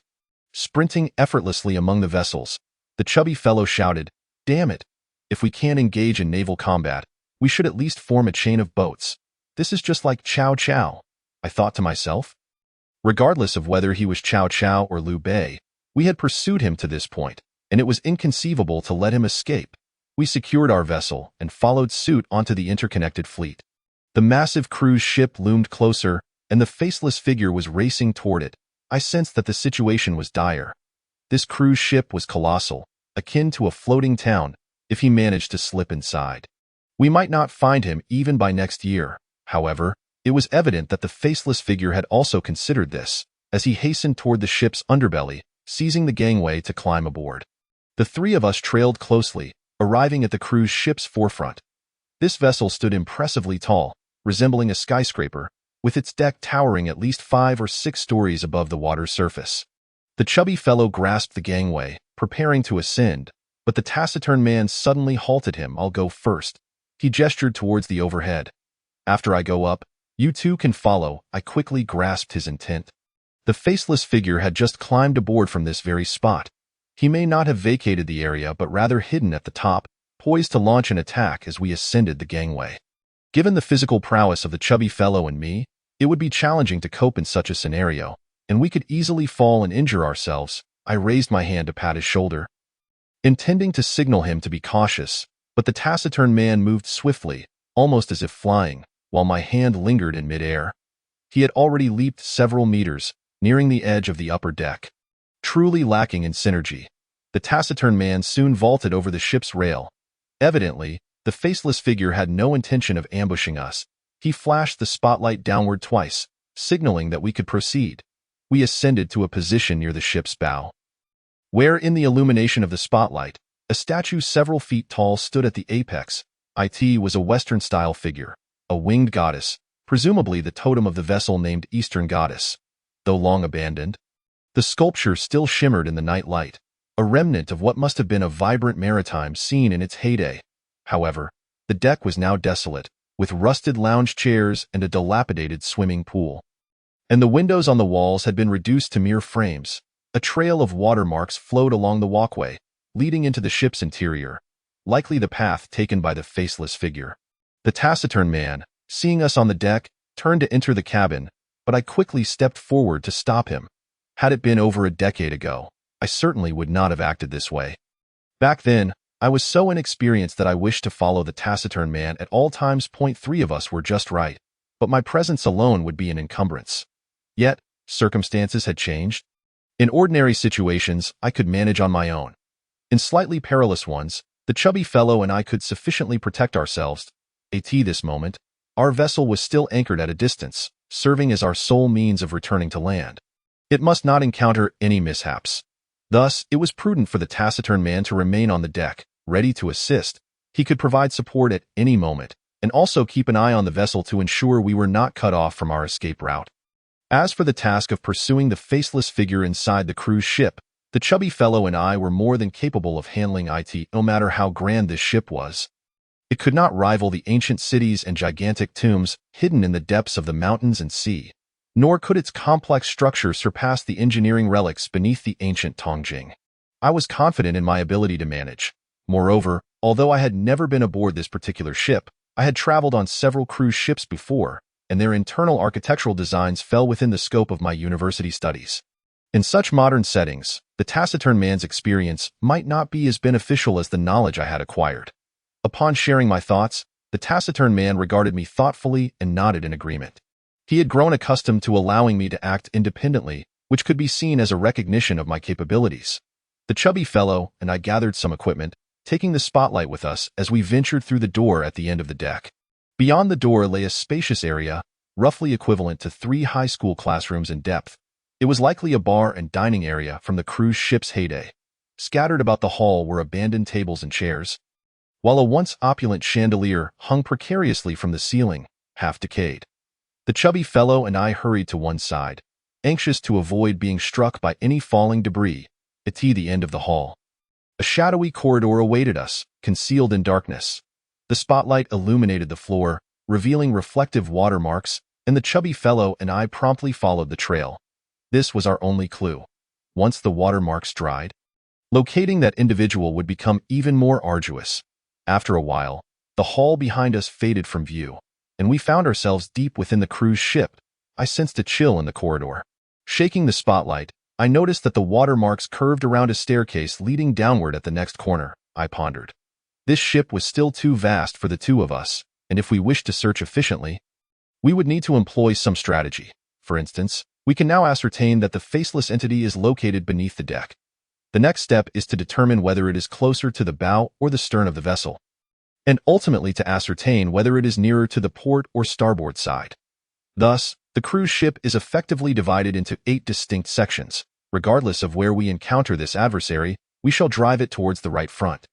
Based on my experience, the internal corridors of a ship typically do not form a labyrinthine structure. Consequently, it is inevitable that we will corner it. I brandished the formidable weapon at my waist, the large white dogleg, and articulated my thoughts aloud. From my previous encounters with that individual, I gathered that he was not particularly agile, and when the time came for confrontation, a direct approach would suffice. The rotund man behind me was dawdling. Upon noticing my conversation, he merely responded with a few non-committal sounds. Observing his distracted demeanor, I turned to see what had captured his attention, only to discover that he was meticulously examining something on the wall with his flashlight. As I approached and illuminated the area, I found several portraits of scantily clad blonde women, which incited my fury. What the hell, at such a time? You are still perusing these images?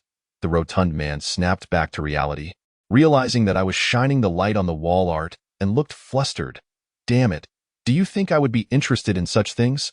This is an abominable corner of mental hygiene, and I have no interest whatsoever. He ran his hand along the back wall, his expression still laced with confusion, and then leaned in to sniff it, uncertainly remarking, I was examining this wall the moment we descended. I sensed something was amiss. Look at the material of this wall. Doesn't it seem a bit off? Chapter 14. The bronze passage having ventured deep into the cruise ship, I suddenly felt an overwhelming sense of eeriness surrounding us. Akin to stepping into a tomb, I furrowed my brow. Large vessels typically employ homogeneous steel plates in their construction to reduce weight. While such metallic materials are robust, they offer poor insulation, creating an easily drafty atmosphere in the interior. However, the corridor we found ourselves in was markedly different. This sensation is difficult to articulate, but to describe it, the walls appeared remarkably thick. This was highly unusual. I hastily approached the rotund man, leaning against the wall to scrutinize it. The wall was a deep hue, tinged with a shade of bluish-black, and upon touching it, I felt an icy chill, my fingers collecting dark gray residue. I recognized this material. It was something I was intimately familiar with. Throughout my earlier adventures, this metal was ubiquitous.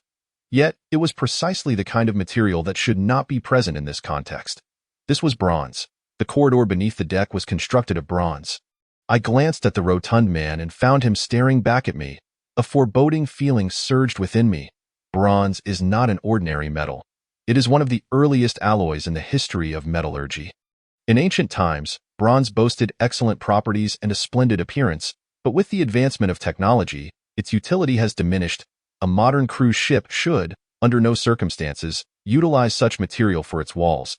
Even more bizarrely, the bronze on the wall exhibited an ancient black-green patina, indicating that it was not a contemporary replica but rather a genuine artifact.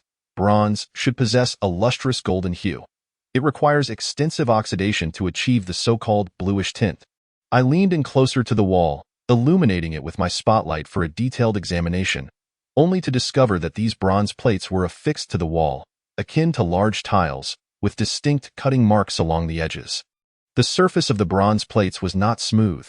It was adorned with archaic patterns that extended to the ceiling above us, exuding a sinister and eerie aura. The rotund man spoke up. Heavens, this resembles a bronze passageway, doesn't it? Have you encountered anything like this before? I mused to myself that even if I had knowledge of bronze tombs, I certainly wouldn't have knowledge of constructing one aboard a ship. The sheer size of these bronze plates and their impeccable design could only signify one thing. These bronze components had been transported from another location. This implied that there existed a bronze tomb somewhere in the world, and someone had meticulously cut down the walls of that tomb, replicating it aboard this cruise ship to match its size and shape. Gazing at this bizarre scene, I felt a chill creep up my spine. This was astonishing, regardless of the motives behind such an elaborate endeavor. It was a form of performance art. It was akin to encountering a suspended soul ladder on a Boeing 747. The concerns would then transcend the ladder itself. I shook my head and directed the spotlight deeper into the passage. At the end of the dim corridor, the beam of light appeared to be obstructed by something, resulting in a peculiar distortion. We both stood before the ominous sight, our hearts racing with trepidation. The rotund man swallowed hard, scratching his head. This place feels rather sinister. Could it be the headquarters of that ghost ship? As I surveyed the shadowy corridor, I too felt a pang of fear. The situation was exceedingly strange, surpassing my realm of understanding. However, retreating at this juncture would only allow the mute oil bottle to enter alone. Ultimately, it would be the two of us guarding the deck. It would be more prudent to press on now. I increased the power of the spotlight and said to the rotund man, "What ghosts are we talking about? Haven't we encountered our fair share of specters? If we were to tally them up, the spirits of the Qinling Mountains, the South China Sea, and the Celestial Palace would all rank higher in the underworld hierarchy, yet we prevailed against them. These minor phantoms of the remote sea are merely entry-level clerks, hardly worth fearing." The rotund man chuckled, complimenting me, his previous bravado resurfacing. I found it amusing, realizing I had unwittingly adopted some of his nonsensical bravado. I, Wu Xie, had always prided myself on being quite serious. Ancient wisdom suggests that one is influenced by their surroundings. It seems there is indeed some truth to that. We continued along the passage, the beam of the spotlight warping further as I gradually discerned what was obstructing the light ahead. It was the ceiling. The corridor was slowly sloping downward as the spotlight illuminated the depths. The end appeared to plunge into an abyss of darkness, the light seemingly penetrating into a void. Fortunately, there had been no forks in the corridor thus far, nor any rooms. The direction of the faceless entity was nearly certain. To alleviate the tension, the rotund man and I engaged in light conversation as we walked. I had no intention of concealing our presence. Finding someone in the darkened cruise ship was akin to searching for a needle in a haystack. If we both concealed ourselves, we would likely still be wandering aimlessly long after the outside world had modernized. By revealing ourselves, we gambled on the faceless entity's propensity to strike first, even if it did not wish to engage. The psychological pressure might provoke a slip-up or compel it to abandon its backpack. This was, in essence, a psychological strategy. As I walked, I traced my fingers along the wall, as far as I recalled. Such enormous bronze plates had scant historical documentation. The Sui Emperor Yang once paved roads with bronze plates and used molten iron to construct bridges, but that should not have resulted in such intricate patterns. Clearly, these bore decorative or sacrificial motifs, resembling the characteristics of ancient civilizations from the Basha region. Yet, how could such artifacts end up on a ship? And why replicate a tomb within the vessel? Could it be, as the rotund man speculated, that a wealthy tomb raider wished to host a themed party in their twilight years? The rotund man seemed to have found a breakthrough. He paused intermittently, meticulously inspecting the surrounding bronze plates. On his fifth inspection, he emitted a sound of discovery but said little else. After the 10th inspection, stroking his chin, he turned to me and declared, "It appears that these bronze plates may not originate from a single source." He pointed to a dark metallic component on the wall, which I had just examined. The first section of bronze was the most recent, its copper hue the brightest, and its patterns clear and intricate. The second and third sections appeared progressively older, their copper color dimming, and their designs becoming more archaic. "Are you suggesting that the builders here dismantled components from several different ancient bronze tombs and then reassembled them into this bronze passageway? I inquired, puzzled. The rotund man nodded. But what could their motive be, transporting these antiquities from afar, only to leave them aboard a damaged ship for mere aesthetic purposes? For protection, the rotund man asserted, positioning himself against the wall and gesturing to a particular bronze plate. In my estimation, this was done to safeguard certain items. Chapter 15. Protection, protection? Protect what? The undergarments of the higher brothers? I mused, perplexed. Following the rotund man's finger, I noticed a bronze plate that protruded slightly. This plate bore a peculiar design, with 4 ear-like protrusions arranged sequentially from top to bottom. Opposite it was an identical plate. The 8 ear shapes corresponded with one another, their purpose a mystery. I crouched closer, illuminating the ear-like protrusion with the spotlight, and discovered a ring atop it. Within the ring, the bronze gleamed more brightly than elsewhere, indicating wear from friction. This ear-like protrusion had once served as a hook for hanging something. I turned to illuminate the opposite wall and noted that each pair of ear protrusions was aligned at the same height. This area must have once had 4 ropes tied to the ear protrusions. Akin to the strings of a musical instrument, upon which something was hung, I stood up and gestured towards the rotund man. The hefty man nodded, adding, "These objects should possess a certain level of danger." Thus, the owner of the cruise ship did not retain them after bringing the copper plates on board. I remained noncommittal. This conclusion seemed rather presumptuous. What if those items were of great value and had been removed for safekeeping elsewhere? Or perhaps they were never present here when unearthed. How could one definitively ascertain that they were hazardous? The hefty man interrupted my thoughts, grasping my hand and pressing it against the wall. Gently rubbing my fingertips detected some uneven textures. I looked at him, puzzled, and inquired, "What is this?" "Bullet marks," he replied, releasing my hand and extending his own under the light to display it. His palm was speckled with numerous reddish-brown flakes. Akin to having just touched a rusted steel pipe, I quickly grasped the implication. This was dried blood. A shooting had occurred here, and the walls bore the splatter of many lives lost. The hefty man continued, "In such a narrow corridor, surrounded by metal walls, firing indiscriminately would create a severe ricochet effect, making personal safety impossible to guarantee. These bullet marks evidently originate from a small caliber rifle. Anyone wielding such a weapon cannot be unaware of this. Yet, they still fired, resulting in considerable casualties. This can only imply one thing." His words trailed off, but I understood. This corridor was unobstructed, with no other exits. And yet those individuals had fired at the ear protrusion, indicating that a distinctly perilous entity compelled them to act thus. This leads to 2 possibilities. First, the ear protrusion itself bore something dangerous. Second, a hazardous entity fortuitously manifested at this location within the tomb passage. Both conjectures hold merit, making it difficult to ascertain which is more plausible. However, if it were the latter, it would hold no reference value for us. After all these years, the likelihood of that entity reappearing here is nearly zero, rendering such speculation meaningless.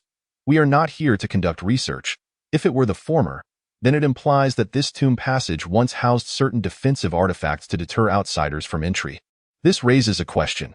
If the cruise ship owner removed these items, what then was the purpose of the bronze tomb passage? I racked my brain, feeling a slight headache. It had been a long time since I engaged in such psychological games of humanity, a pursuit I inherently disliked. Previously, I was compelled to strategize amidst the relics of the long-deceased. Now, after a prolonged period of passivity, my cognitive abilities had sharply declined. The hefty man noticed my discomfort. He patted me on the back, signaling to proceed forward while sharing his thoughts. "We must consider this. If you were the owner of this ship, what would be your purpose in bringing these bronze tomb passages aboard?" "To host a themed party?" I responded. That is certainly one possibility. However, such a possibility only suggests that the owner is rather foolish, which is of little use to us. Now, let us hypothesize that this owner is an unyielding schemer who painstakingly collected these items, then replicated a tomb passage on the ship for his own purposes. The hefty man's reasoning remained clear, and I endeavored to stimulate my own thought process. Why contemplation led me to consider this. Firstly, a ship is unlike land. Drifting upon the vast ocean makes it inherently difficult to breach. Yet the owner deemed this insufficient. For reasons unknown, he learned of the existence of a bronze tomb passage, reputed for its protective qualities. Consequently, He dismantled these tomb walls and recreated a grand version aboard the cruise ship. This suggests that the owner intended to safeguard something, correct? Indeed. Yet herein lies the quandary. These ear protrusions should be a source of protection. Yet the owner removed them, indicating that the copper plates themselves must also serve some function. The hefty man traced the wall's patterns, shifting his tone. He inquired, Tianjun, did you ever study the civilizations of the Basha region? Might these patterns possess some talismanic significance? I felt a twinge of discomfort. Do you feel it? I asked. I don't feel anything amiss, just a bit hungry. I could really go for some KFC, if these patterns indeed held power. They might merely serve to bolster Colonel Sanders' business. Nevertheless, the hefty man's words sparked an epiphany. If these objects bore no effect on us, then they were not intended to deter ordinary individuals, so what exactly were they designed to protect against? Gazing into the depths of the corridor ahead, I found the situation rather amusing. Previously, I had a knack for encountering corpses upon opening coffins. Now, it seemed I had ascended to a new level, opening an entire tomb chamber aboard a cruise ship. Such a tale would certainly be a marvel within the 9 gates. We continued onward in the darkness, remaining somewhat indifferent to these enigmas. The world is replete with inexplicable phenomena and individuals. If we were to clarify every single occurrence, the 9 gates would need to publish several papers before descending into the depths. Our current objective was merely to retrieve our backpacks and prevent the previous clues from being interrupted. As for the wealthy owner chartering a ship to construct a tomb, frankly, it was of no concern to us. During the subsequent journey, I continued to share my speculations intermittently, yet the hefty man, trailing behind, remained silent for quite some time. I surmised he might be fatigued. After all, he had been at the helm these past few days, and it had indeed been arduous, so I decided to fall silent. The narrow corridor felt stifling, and we ceased our discussions, focusing our gaze on the darkness ahead. As we walked, a sudden clink echoed from behind, prompting the hefty man to halt abruptly. I turned to see him directing the spotlight backward. Seemingly observing something, I found this curious and waved my light at him, asking what he was doing. The hefty man did not respond, merely keeping his back to me. Growing impatient, I reached out to grasp his shoulder. Yet, to my surprise, he remained utterly still, as if transformed into a stone statue. Confused, I approached him. The beam of his spotlight was blinding, nearly rendering me unable to see. Irritation bubbled within me. How could he lack the awareness to move the light away upon seeing someone in front of him? This was akin to a blatant high-beam user on the highway. I promptly adjusted my light to a lower setting, raising my hand to shine it on his face. The instant the light struck the hefty man's visage, I nearly doubted my own eyes. Upon clarity, a chill ran down my spine, and a wave of intense terror coursed through me, causing me to recoil. Before me stood a hefty man devoid of facial features. His countenance was a pallid void. His face had vanished. Chapter 16. Shameless? I was utterly unprepared for this encounter with the faceless hefty man, nearly losing my balance in shock. The searchlight slipped from my grasp and fell to the ground, extinguishing instantly. The space around me was engulfed in darkness, and amidst the deep corridor, I could only discern the stiff form of the hefty man a few meters away, his silhouette framed by the dust illuminated in the beam of light. My mind was a tempest of confusion, utterly at a loss. How had he abruptly transformed into a faceless entity? Was this Bronze Passage's method of repelling intruders to render one's face non-existent?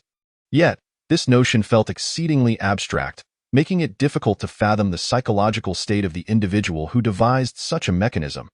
Had this been in the past, witnessing someone transform into such a being would likely have sent me into a state of frightful demise. However, having endured many experiences, I found it somewhat manageable. Initially, the shock had caught me unawares, but now I had regained my composure, fumbling to retrieve the searchlight and swiftly positioning myself in a corner. This location was low and close, making it difficult for the hefty man to spot me should he turn. I had already turned off the light, concealing myself in the darkness. If he were to act violently, I could quickly reactivate the searchlight and catch him off guard. Time ticked by, and I stifled my breathing, preparing to spring into action. The white dogleg was tucked back into my waistband. I could not ascertain whether this faceless hefty man was indeed the same individual, so I dared not strike. After approximately 10 seconds, the hefty man shifted slightly, then turned around. My body tensed in anticipation, ready to pounce, but I immediately noticed something amiss. The half of his face that turned toward me was entirely normal, round and plump, with a face full of flesh. Indeed, it was the hefty man. I could recognize this face even if it disappeared for a minute, or even a decade. What was happening? Had I merely imagined it? Perhaps the earlier faceless apparition had left me with a psychological scar, causing me to perceive all faces as featureless. This could not be. I was retired, not suffering from dementia. I could not be so fragile. My mind was flooded with increasing doubts, and the hefty man appeared oddly ghostly, as if he were not entirely human. Yet he seemed entirely oblivious to the occurrence of this anomaly, showing no signs of concern for his face. As he approached me with the searchlight in hand, he first paused when the beam failed to illuminate anything, then quickly realized he needed to sweep downward. Spotting me crouched in the corner, he promptly pinched his nose and exclaimed, "Damn it, Tianjun, you truly lack consideration. While it's true that nature calls, couldn't you at least remove your pants before relieving yourself?" I felt a twinge of embarrassment. Realizing I seemed rather foolish, however, this individual was undoubtedly the hefty man. Aside from him, few could utter such crass remarks so casually. I patted my trousers and walked over to recount my recent experiences to him. The hefty fellow was taken aback, and by the end of my tale, he was seething with rage. Damn it! I can lose anything but my handsome face and manhood. Who dares to snatch away my dashing visage? I'll fight to the death, I retorted. Let it go. No one would want that face of yours. It resembles a wash basin. A normal person wouldn't even be able to wear it. Joking aside, I earnestly inquired whether he had sensed anything amiss earlier. The chubby man pondered for a moment and replied that he hadn't felt anything out of the ordinary. However, he had walked behind us and felt as though someone was trailing us. A chill creeping up his spine. Yet, whenever he turned to look, he saw no one. His words sent a shiver down my spine. In this straight corridor, there was no place to hide. If someone were indeed following us, the searchlight would surely illuminate them. With this thought, I directed the light behind me. The profound corridor was engulfed in darkness, the beam piercing straight to the end, revealing nothing but emptiness. The hefty man remarked, "Exactly, that is how it was, but during the last glance, I seemingly caught sight of something. When I turned back, I saw you squatting on the ground." I hurriedly asked what he had seen, but he stammered and could not clearly articulate it, only mentioning a shadow darker than the surrounding darkness. According to him, while the light was on, he had seen nothing, but at the moment he turned, as the beam shifted, he glimpsed a very deep shadow in the dim boundary where light met darkness. A profound shadow? Could there be anyone else in this place? Was it possible that the younger brother had followed us down? I quickly dismissed that idea. This wasn't the time of Yunding Tiangong. Given our current relationship, the younger brother had no reason to maintain an air of mystery before us. My mind was a tumultuous whirl, and I attempted to organize my thoughts. The situation was growing increasingly complicated. It appeared that this was no ordinary ocean cruise ship, but rather a maritime tomb. What was even more troublesome was that we were utterly oblivious to the reasons behind the replication of this ancient tomb. The treasures it sought to protect, the adversaries it aimed to guard against, and the forces that currently resided within its confines. The unknown, after all, often poses the gravest danger. I glanced at the corridor ahead. The inky darkness stretching endlessly. This cruise ship should measure over 200 meters, and at this moment, we had just reached the midpoint, with the uncharted area still far ahead. Recklessness was not an option. If we were truly trapped on this ship, not only would we fail to retrieve our backpacks, but we would also endanger the quiet bottle by forcing him to rescue us. If that were to happen, our vessel would be left unattended, and should anything go awry in these remote waters, returning would become a daunting challenge. After some contemplation, I resolved to turn back. After all, we still had some food. We could return to the deck to devise a strategy without rushing into anything. Ultimately, the only vessel capable of moving in this vicinity was our own. If the faceless man truly intended to flee, he would have no other escape route. The hefty man concurred with my reasoning, as he had sensed something was amiss long ago. Without further hesitation, we turned back. The return journey was smooth, devoid of any unexpected occurrences. Soon, our searchlight illuminated a spacious area ahead. That must be the hall we had previously entered. I exhaled deeply, contemplating how to describe our recent encounter to the quiet bottle. He would likely find it odd that we had returned so swiftly. Just as I was lost in thought, the hefty man suddenly cursed. I snapped back to reality, looked up, and was taken aback. The hall before us was enclosed. This was not the place we had entered earlier. Chapter 17. Darkening the route we had taken was not complex. It was merely a simple retracing of our steps, and the distance of the corridor was not long. There was no reason for such an anomaly to occur. I pressed my palm against my forehead. It seemed that I had grown complacent, letting my guard down for too long. Since the ship's owner had replicated a bronze tomb passage here, there was no reason for him not to construct the mechanisms within the tomb as well. The hefty man, however, remained unfazed, ever adaptable to circumstances, akin to a tiger cornered yet still curious enough to check if its pursuer was armed. Hey, think of it this way, if it were truly a cruise ship. We could only say it shares a superficial resemblance. But now, an ancient tomb has been presented to us. What does that signify? This is our area of expertise. We've delved into countless tombs, and this is akin to walking straight into the jaws of danger. I shook my head, this moment. My concern was not about our predicament. Truth be told, even if this tomb were a replica of the Zhang family's ancient building, I was confident we could escape. I would never be trapped within. What troubled me was my own state of being. Years ago, a single text from my third uncle had catapulted me, a mere university student stepping into society. Directly into this web of enigmas. Back then, I was indeed lacking in skills, relying solely on my reckless courage, navigating from the Lu Wang Palace all the way to the Changbai Mountains. Making such a naive mistake back then could be somewhat excused. Yet, after over a decade of experiencing the brutal and treacherous, I could easily pin a lengthy narrative about my encounters. That I could still be ensnared by such a trap was utterly unacceptable. What disheartened me further was that I had once managed to extricate myself from this sense of powerlessness. While the quiet bottle was still in Changbai Mountain, I had woven an intricate web targeting the Wang family. At that time, Wu Xie was at his peak, both mentally and physically, nearly impossible to deceive. Various chaotic currents had been firmly grasped in my hands like threads. The title of Wu Xiaofui had emerged during that period. It was precisely for this reason that I felt such regret. When we had turned back earlier, I should have instantly become alert in ancient tombs. The tricks of confusing space are the most common. The hanging soul ladder, the ghost wall, all belong to this category. These mechanisms and hidden doors are not particularly complex.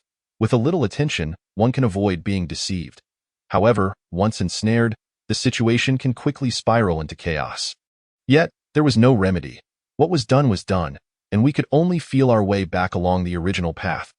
The hefty man and I moved forward and backward, confirming that the corridor had not changed before retracing our steps. Typically, in ancient tombs, labyrinthine mechanisms adhere to the principle of minimal movement. Minor adjustments are made instead of significant changes. This is due to the limited technology of the ancients. The energy source driving the moving components is often insufficient and must be conserved. These energy sources can be broadly categorized into two types. Point 1 is prearranged energy storage devices, such as gunpowder, springs, mercury, rolling stones, and quicksand. While this energy is powerful, it can only be utilized once, and once released, it cannot be regenerated. In contrast, to confuse the senses in an ancient tomb, continuous changes are essential. Otherwise, even a fool could discern the trick. Thus, this type of energy is usually reserved for one-time destructive or defensive mechanisms, not for labyrinthine traps. The other type is natural energy sources, such as flowing water, wind, tides, and geothermal energy. This type theoretically possesses limitless energy, stable and reliable, making it highly suitable as a power source for labyrinthine mechanisms. However, its drawback is that its instantaneous power is extremely limited, unable to drive excessively heavy objects. In other words, generally speaking, a corridor several hundred meters long would remain unchanged. Any alterations or displacements would likely occur only in the rooms and halls connected to the corridor. Therefore, we must quickly return to the tomb passage. Only then would we have a chance to return to the original hall. In the past, I was utterly ignorant of these matters, relying purely on luck to escape.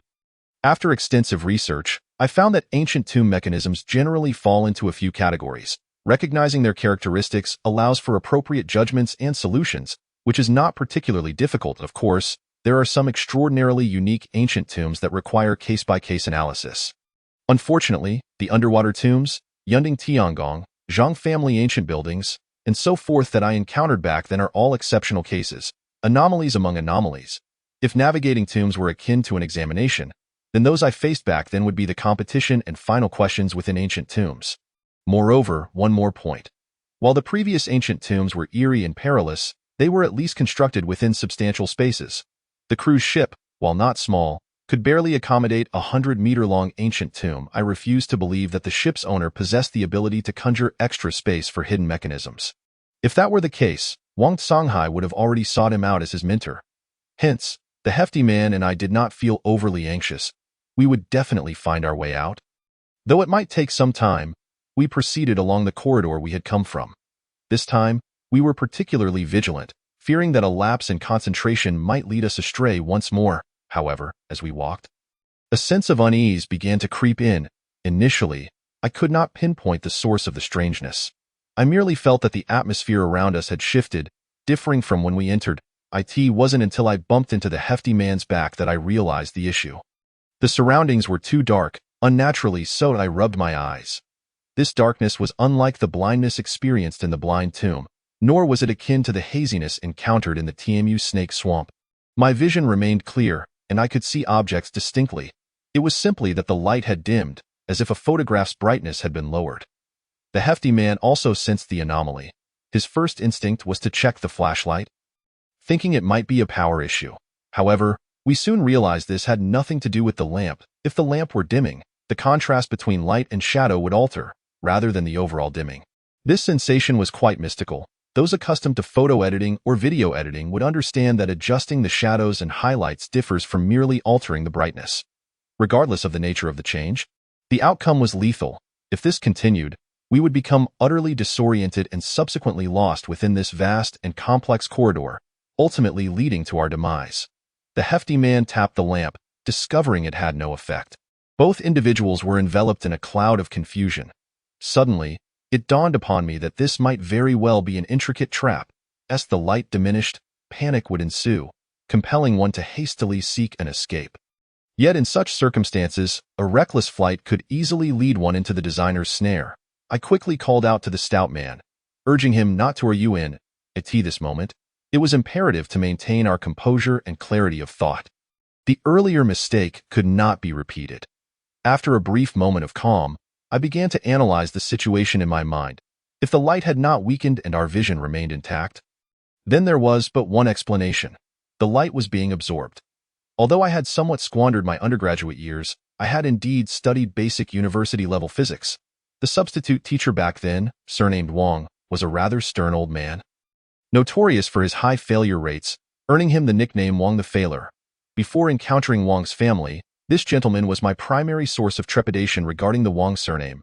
At this moment, I silently rummaged through my knowledge of fundamental optics in my mind, and a term soon emerged, the blade reflection effect. Chapter 18. Crustaceans. Strictly speaking, the blade reflection effect is not a specialized term in physics. It is a specific manifestation of the blackbody effect, describing the light absorption properties of a unique structure. For instance, in everyday life, a freshly opened box of blades appears black on the edge. This is due to the inclined angle of the blade, which creates triangular cavities between multiple blades, and when the angle is minimal, light entering these cavities is reflected multiple times, ultimately unable to escape or being completely consumed, rendering the blade edge stacked surface black. The dimming of the light we are experiencing should be attributed to some special structure within the tomb's walls, which, upon our exit, underwent certain changes, causing the wall surface to absorb light. The ancients. This phenomenon was profoundly enigmatic. However, with the advancement of modern map materials, this principle is no longer a secret. Thus, I quickly reacted, drawing out my blade to scrape against the adjacent wall. The stout man had a greater understanding of the ancient tomb than I did. Yet lacking a formal education and having never taken university physics, he was somewhat at a disadvantage regarding this rare scientific phenomenon, his response lagging behind mine. As I began to scrape the wall, he quickly pulled me back, exclaiming, Hey, what are you doing? We are indeed in a bit of trouble, but that bronze wall is far too hard. With your little knife, we'll be digging until the next millennium to escape. I was too exasperated to explain. With a firm stroke, I felt a hard layer scraping off the wall, falling to the ground like clay. The marks left behind gleamed brilliantly under the spotlight. Almost blinded, I bent down to pick up the fragments, discovering they resembled some minuscule shellfish, exceedingly tiny, barely larger than a grain of sand.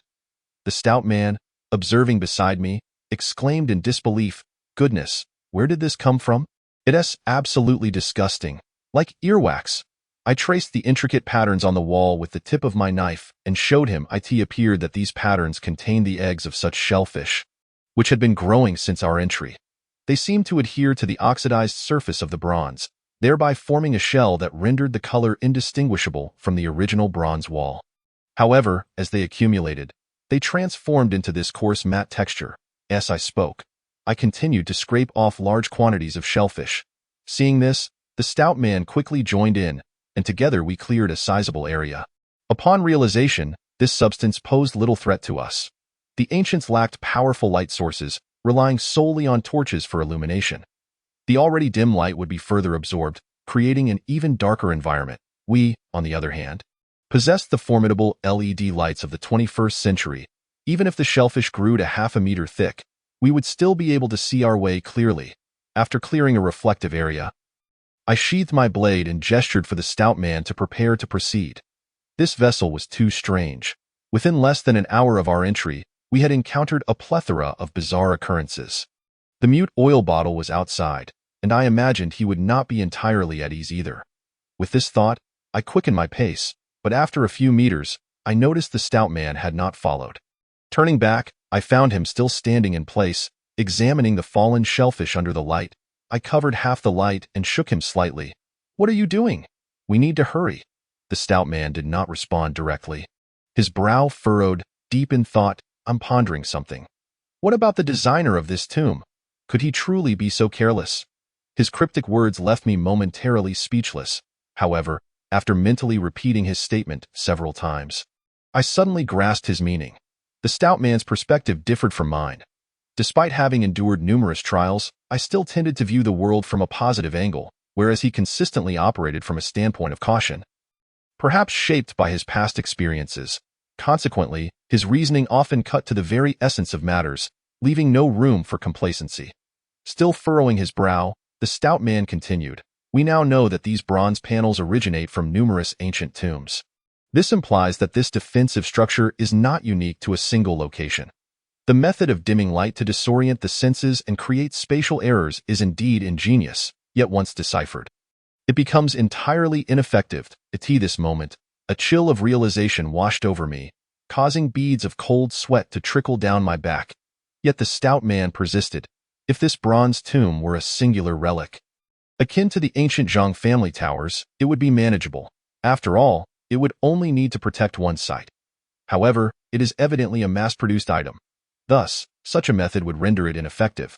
For instance, if a bronze tomb in Luoyang were breached, as long as one survivor escaped to relay the news about the dimming lights, the bronze tombs in Chang'an, Chengdu, Yuzhou, and Suzhou would all become powerless. If that were the case, it would never have been widely adopted.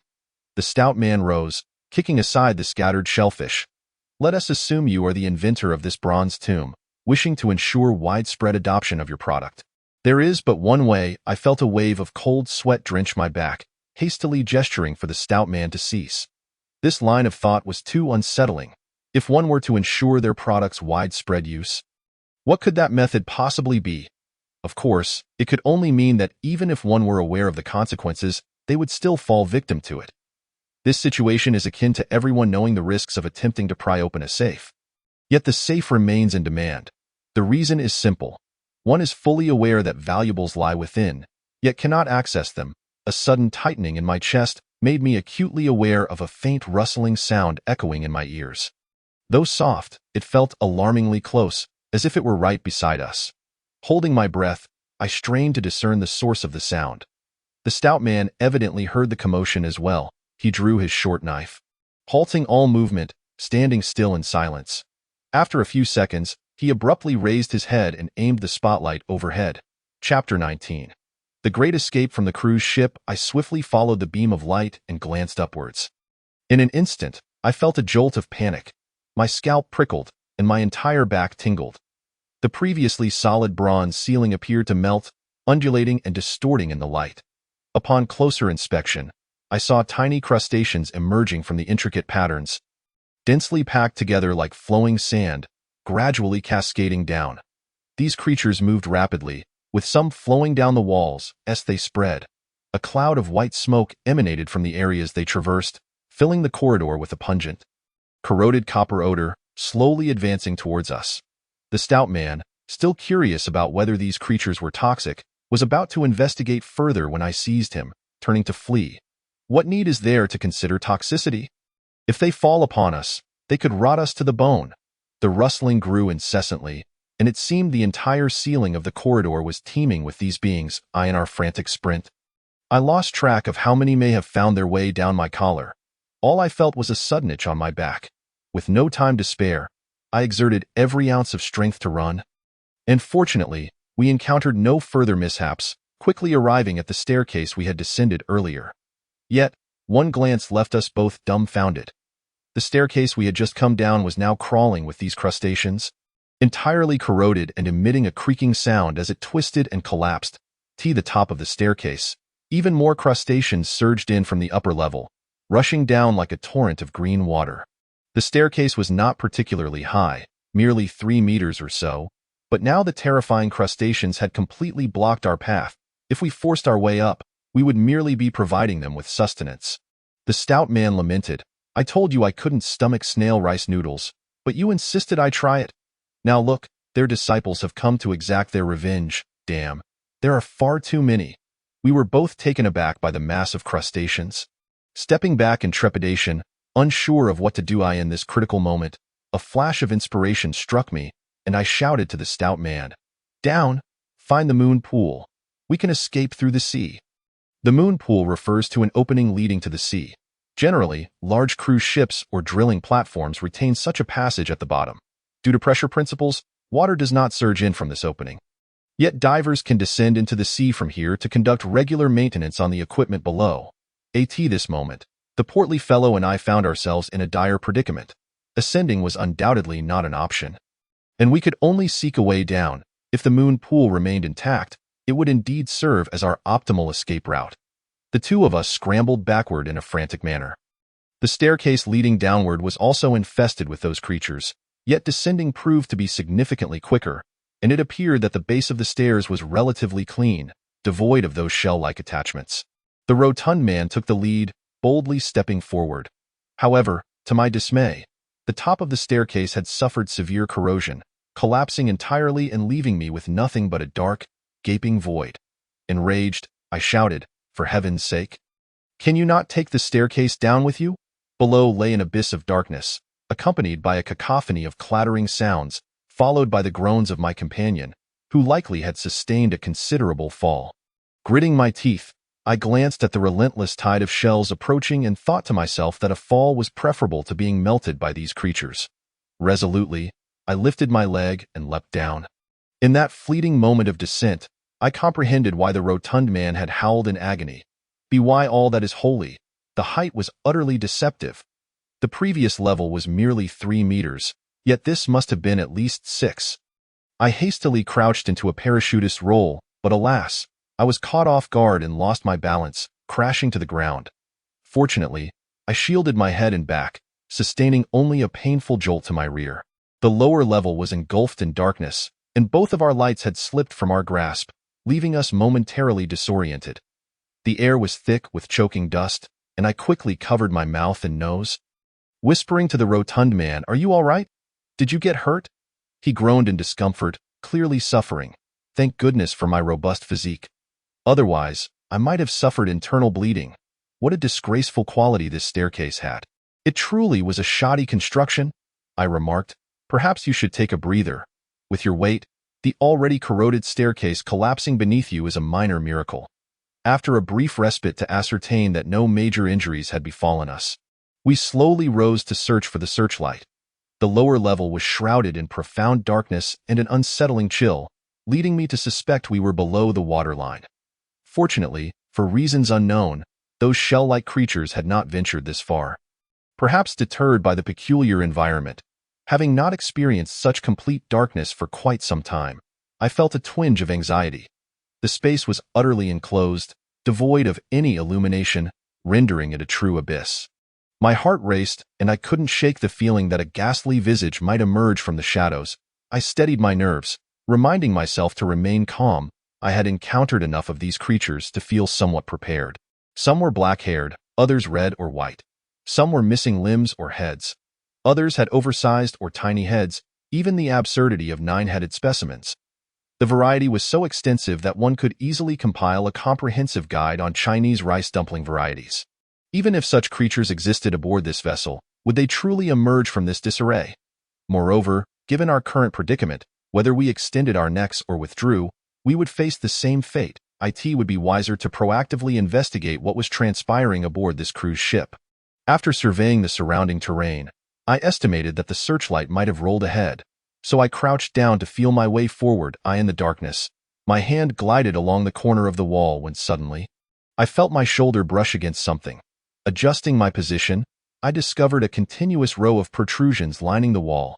They were ear-like projections, identical to those on the previous wall. It turned out this place contained the same apparatus. Reflexively, I reached out to touch them, only to find that this time, the ropes attached to the projections had not been removed. Something still dangled from them. A surge of alarm coursed through me. Based on my earlier deductions, the items hanging there must be perilous. I quickly warned the rotund man and took a few steps back to distance myself.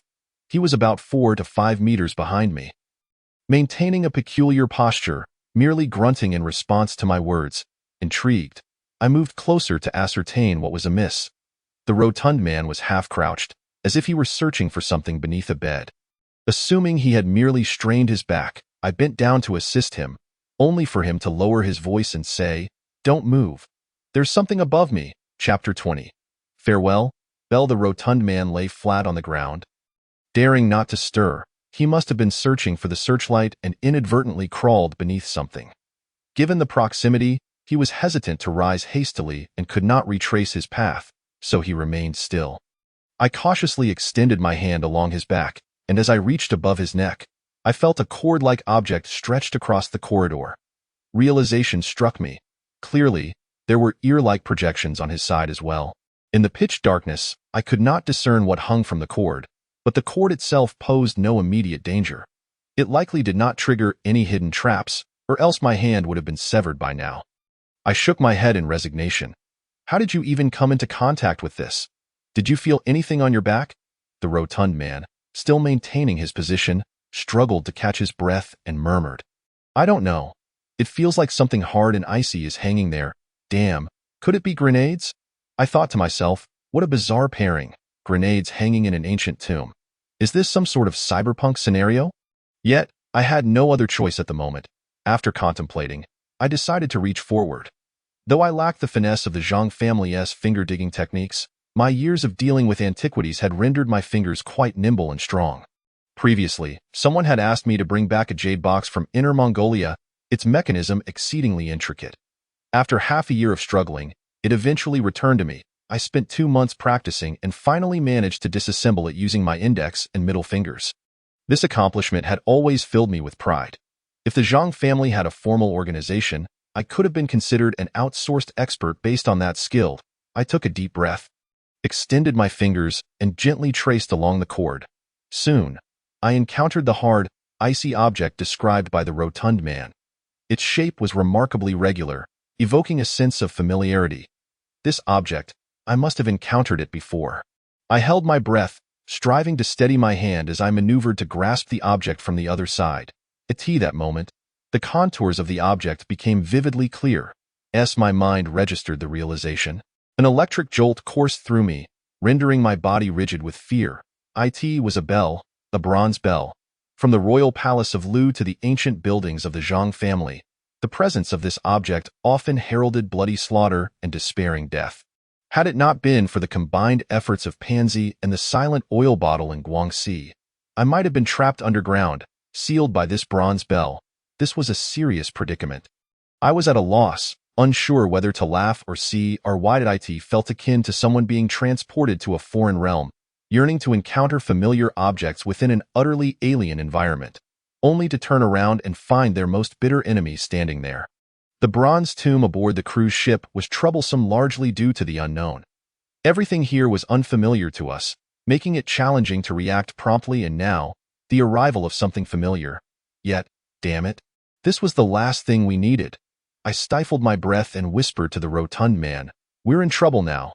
The object hanging above us is no trifling matter. Can you guess what I found?" It wouldn't be the captain's appendage, would it?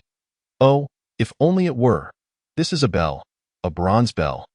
The rotund man could hardly believe it, instinctively attempting to look up, but I quickly pressed down on him with my other hand. "Don't move just yet.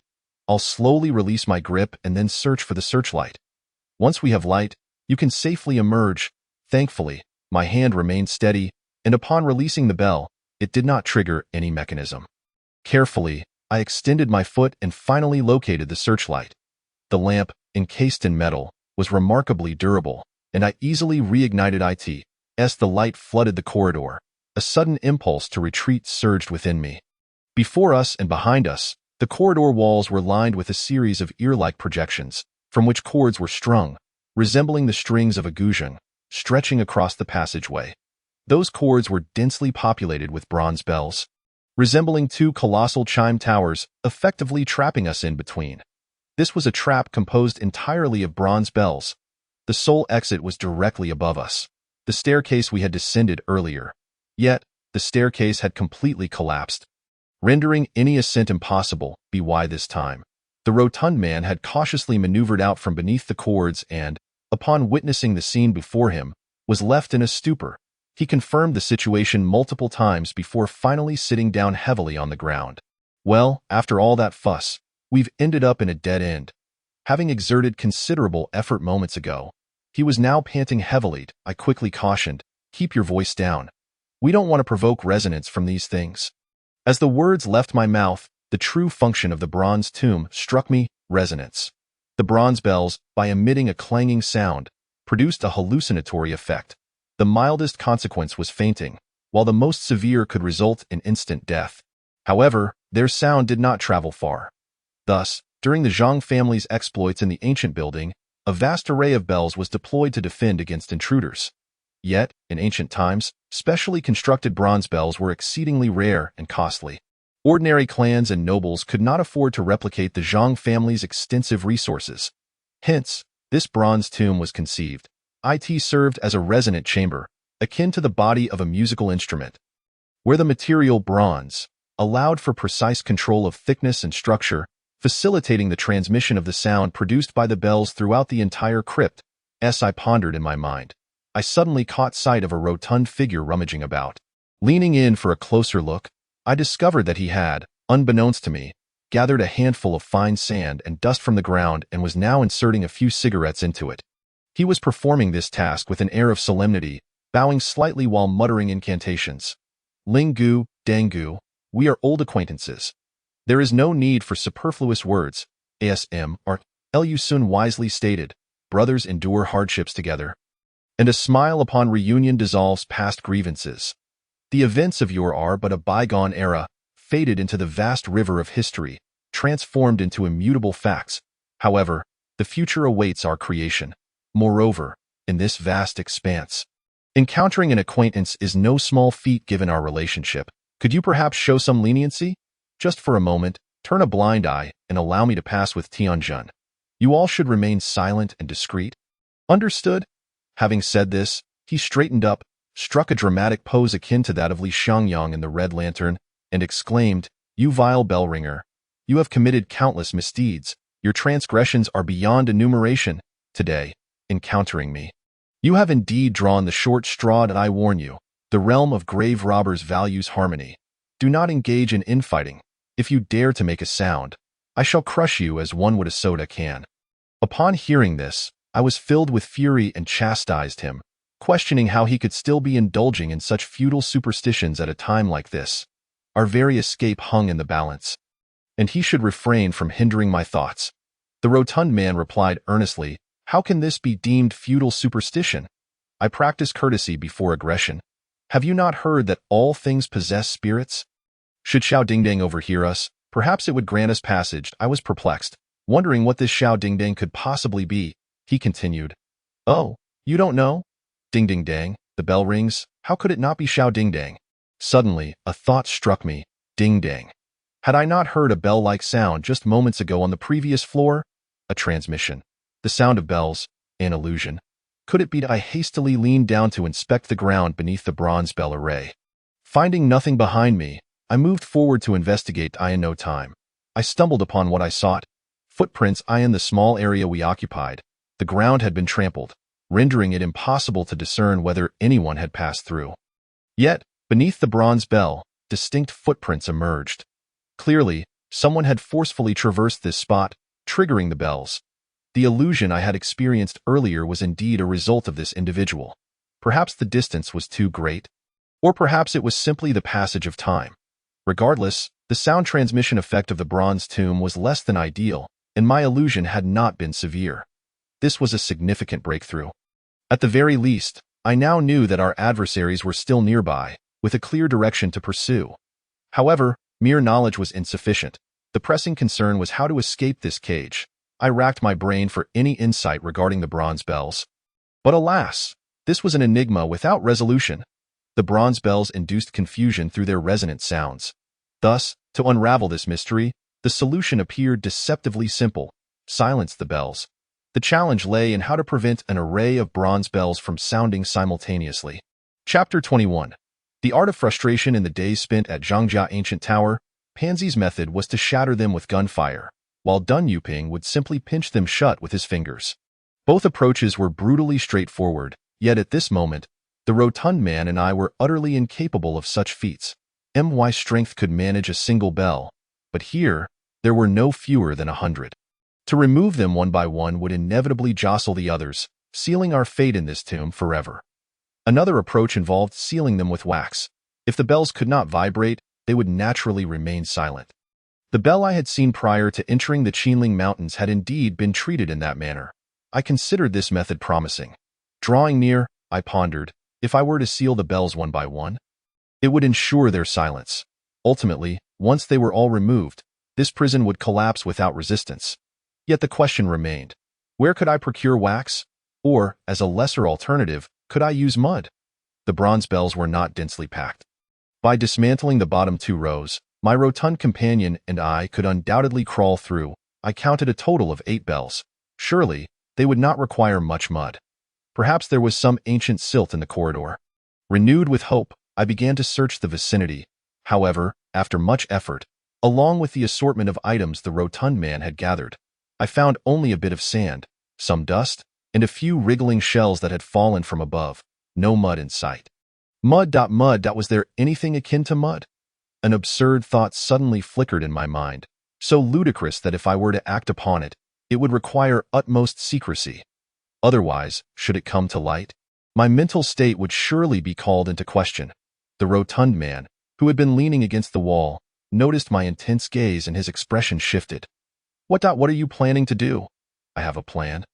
Though it is rather revolting. Are you in?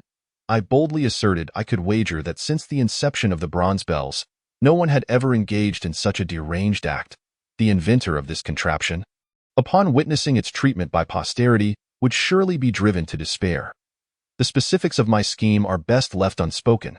Suffice it to say, when all was said and done, both the rotund man and I were on the verge of madness.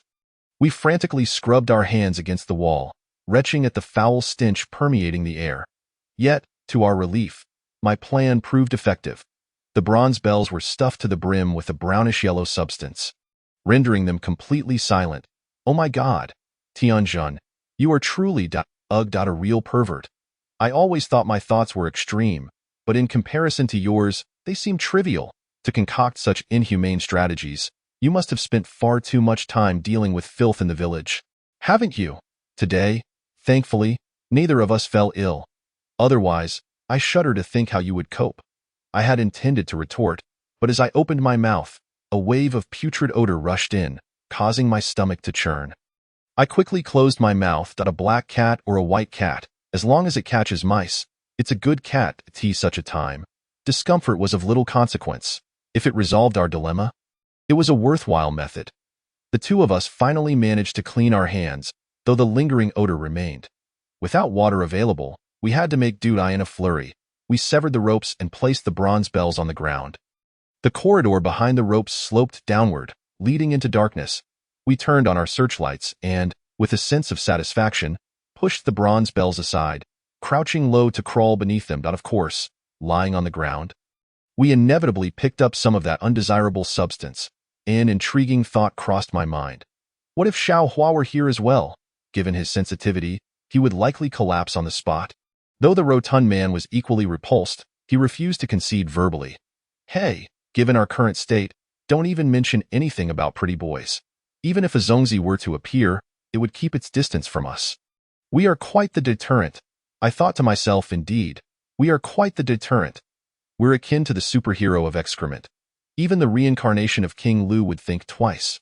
Neither of us wished to linger any longer and quickly pressed deeper into the passage. The descent was steep, yet not overly so. The beam of the searchlight pierced the darkness ahead, seemingly illuminating a corner at the end. Damn, this ship's master is truly deranged. He has breached the hull. The compartments are all interconnected. If water enters, the entire vessel will sink. The rotund man muttered in agreement.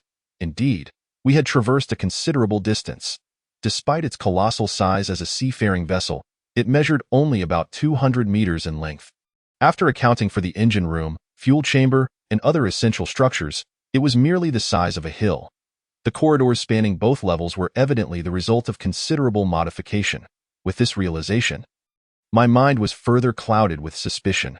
What manner of individual would invest such resources and effort into this absurd endeavor? What secrets lay protected by the intricate mechanisms of this tomb? Before long, we approached the end of the passage. The rotund man exclaimed, stepping ahead, holding the searchlight to investigate for a moment.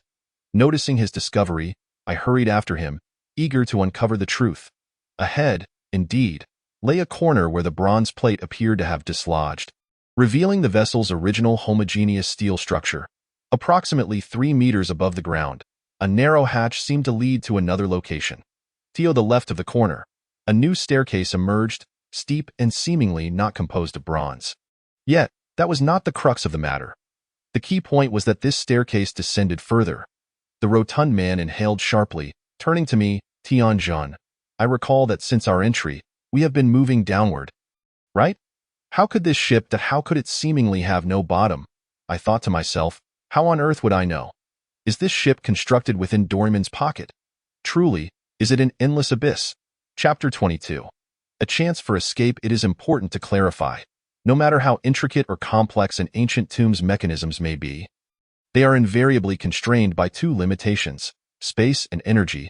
Apparent phenomena such as ghostly walls and ethereal staircases, though they seem to possess the ability to fold space, are merely illusions crafted to deceive the eye.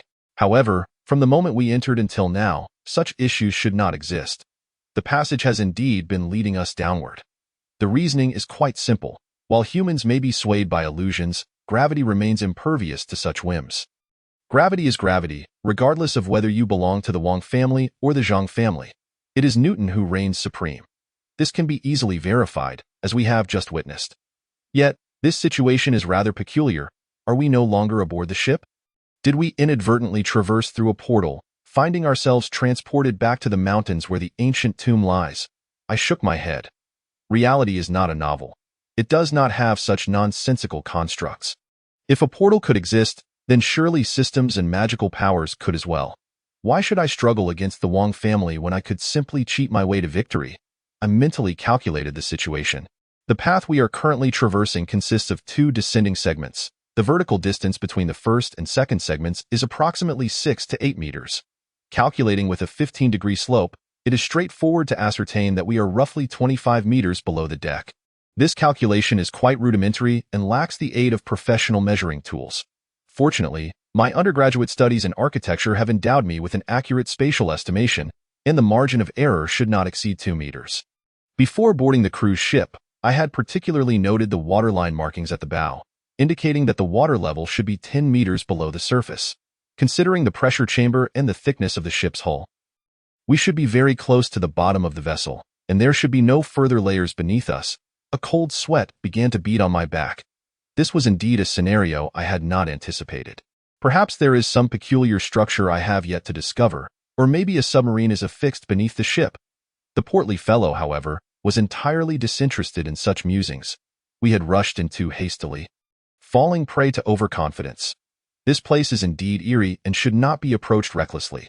Now that an opportunity lay before us, we could execute a tactical retreat, devising a plan once we were outside. I nodded in agreement. This was not the time to satisfy our curiosity by probing into mysteries. The hatch on the wall at the end appeared to be highly secure. Ordinary partitioned cabins should not require such standards.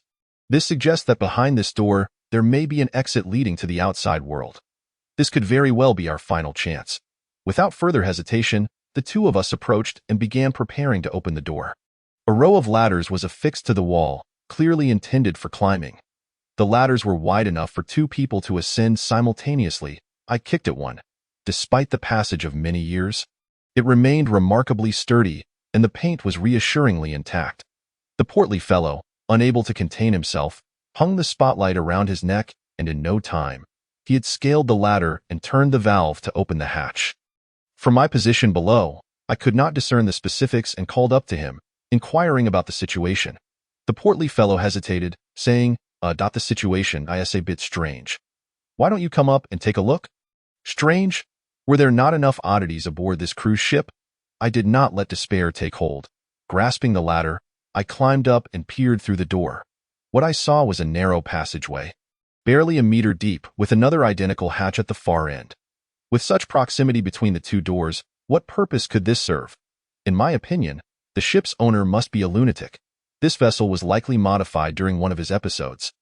Incomprehensible to ordinary minds, the portly fellow, descending the ladder, cursed, suggesting that it was futile. Perhaps the ship was merely a whimsical escape room. After all the effort to open the door, what awaited us inside could very well be a sultry dealer springing forth to kiss us, congratulating us on attaining the highest reward. What use would that be, however? I was lost in contemplation. Two doors. When would two doors situated so closely be necessary? A flash of realization struck me, and I hurriedly called out to the portly fellow, "Wait. There's a door, of course. I know there's a door, and not just one." He replied, "No. I'm trying to explain that this indicates a means of escape. If the passage were a dead end, only one door would suffice. The dual-door structure is designed to prevent water from flooding in." The portly fellow still seemed perplexed. Leaning against the ladder, I gestured to him, assuming I needed to create an opening in the ship's bottom for maintenance personnel to inspect it. That opening must be situated within a chamber of high airtightness, utilizing air pressure to ensure that water does not backflow. This is akin to submerging an inverted bottle in water. The water will not enter the bottle due to atmospheric pressure, something even a middle school student understands. "And then?" he asked. "However, personnel must enter and exit this chamber. If there were only one door, consider what would happen when I attempt to pass through it." The portly fellow tilted his head in thought, and it seemed he began to comprehend. "Oh, I get it. If there were only one door, when it opens, water would rush in, and the ship would sink." He clapped his hands together. "So, two layers of doors are necessary. First, open the first door to let someone in, then close it. Afterward, open the second door to enter the chamber. In this way, the influx of water from the opening can be negligible." "Precisely," I nodded. "Moreover, we are nearing the stern of the ship. Typically, the moon pool is located near the rear for inspecting the propeller drive mechanism, so we should be on the right track." The portly fellow was filled with excitement, hastily climbing up to prepare to enter the passage with me. Just then, I caught a glimpse of a shadow lurking behind him, seemingly concealing a person. That figure was stealthily positioned at the corner of the staircase, only a vague outline visible, moving in a bizarre manner. With a rigid neck extending forward and shoulders slumped as if their spine had been snapped, leaning against the wall, I was about to scrutinize further when I saw something flash in the figure's hand. And then they lunged at the portly fellow. I shouted for him to be careful, leaping off the ladder in an attempt to kick the assailant in the head. In the blink of an eye, while still airborne, I caught a clear view of the attacker's pallid, featureless face. This individual bore our backpack on their back and wielded the portly fellow's dagger, poised to stab him in the neck. It was the faceless man. Yet, the portly fellow was quicker on the draw. Having sensed my change in demeanor, he had already become alert. Seeing me leap back, he understood there was danger behind him and executed a roll on the ground. Swinging his arm in a wide arc, The portly fellow's considerable bulk could knock out even a sea monkey. His arms swept like a low kick, striking the assailant just below the knee. Sending them crashing to the ground, I heard a dull thud as the faceless man crumpled. Unconscious without even a groan, I rushed over and seized the dagger from their hand. The faceless man did not struggle. It was as if they were lifeless, sprawled on the ground. The portly fellow chuckled derisively, thinking of ambushing me. You should have done your research. The hardest person to assassinate in the world is Castro from Cuba. And I, your esteemed fat lord from the 49 city, come in a close second. Didn't he the lessons of the Bay of Pigs teach you enough? He muttered as he kicked the assailant aside. Retrieved the backpack and beckoned me over to check if our belongings were intact. I rummaged through the bag. Notebooks, maps, everything was there. Wait, what about that metallic rod? That item had gone unused thus far, and we had nearly overlooked its existence. Had it not been for the previous mention by the silent oil bottle about its importance, I might have forgotten entirely that a sense of foreboding arose within me. I quickly turned to look back, only to see the faceless man stirring slightly, seemingly gripping something in their hand. It was the metallic rod. It turned out this individual had not been unconscious at all. They were playing us for fools. Anger surged within me as I prepared to interrogate them harshly, but I noticed the figure's joints twisting grotesquely, rising from the ground in an unnaturally eerie posture. Their body faced upwards, limbs contorted. Head tilted back, a ghastly white face hanging upside down, staring ominously at us. Chapter 23. The Jade Palace. Damn. I cursed, swiftly drawing out my weapon. However, the faceless man did not launch an attack. Instead, they continued to gaze at us with their head tilted backward. Rapidly crawling down the staircase in that bizarre stance, disappearing into the darkness. The portly fellow and I had no time to ponder. We hastily pursued after them. The staircase was shrouded in darkness, and the temperature seemed to plummet several degrees, becoming chillingly cold as we ran. The portly fellow speculated, "Why is it so cold here? Surely the ship's owner wouldn't he keep a stash of frozen meat hidden away?" Our hurried descent caused the spotlight's flickering beam to make it difficult to judge our surroundings. The staircase was steep, requiring me to brace myself against the wall as I descended. Upon touching the wall, I felt a peculiar texture, smooth and cool, yet not abrasive. This was certainly not bronze. The portly fellow was the first to realize. Holy crap, it's jade. It's actually jade. Indeed, it was jade. The spotlight illuminated the walls and stairs, casting a greenish hue all around. The jade was remarkably translucent, revealing the intricate patterns within. I was profoundly astonished. Such an immense quantity of jade, such a sizable material, was of a value incomparable to bronze. Just the jade we had traversed down this segment alone could purchase a feudal state in ancient times. Even in modernity, it would undoubtedly be worth a fortune. Had the ship's owner lost their mind? If the outer structure was constructed without regard for cost, what was it that they were safeguarding? I dared not dwell on it, feeling dizzy as I raced down the staircase. Dust had settled on the jade steps. Yet it did not diminish their resplendence. I traversed through the verdant glow alongside the rotund figure. An enchanting spectacle unfolded above and around us. Crystal-clear jade walls refracted the beams of the searchlight, softening their intensity into a gentle radiance. Despite the inopportune timing, I found myself utterly captivated by the breathtaking scenery. It is little wonder that emperors of yore, in their extravagant pursuits, sought to construct palatial abodes of jade and gold. Such aspirations were not without merit. This place was reminiscent of the ethereal palace of the moon. Astoundingly beautiful, the rotund figure, entranced, gazed wide-eyed, drooling as he exclaimed, "Ah, this is truly an eye-opener for me. I once thought gilded palaces adorned with jade were impressive.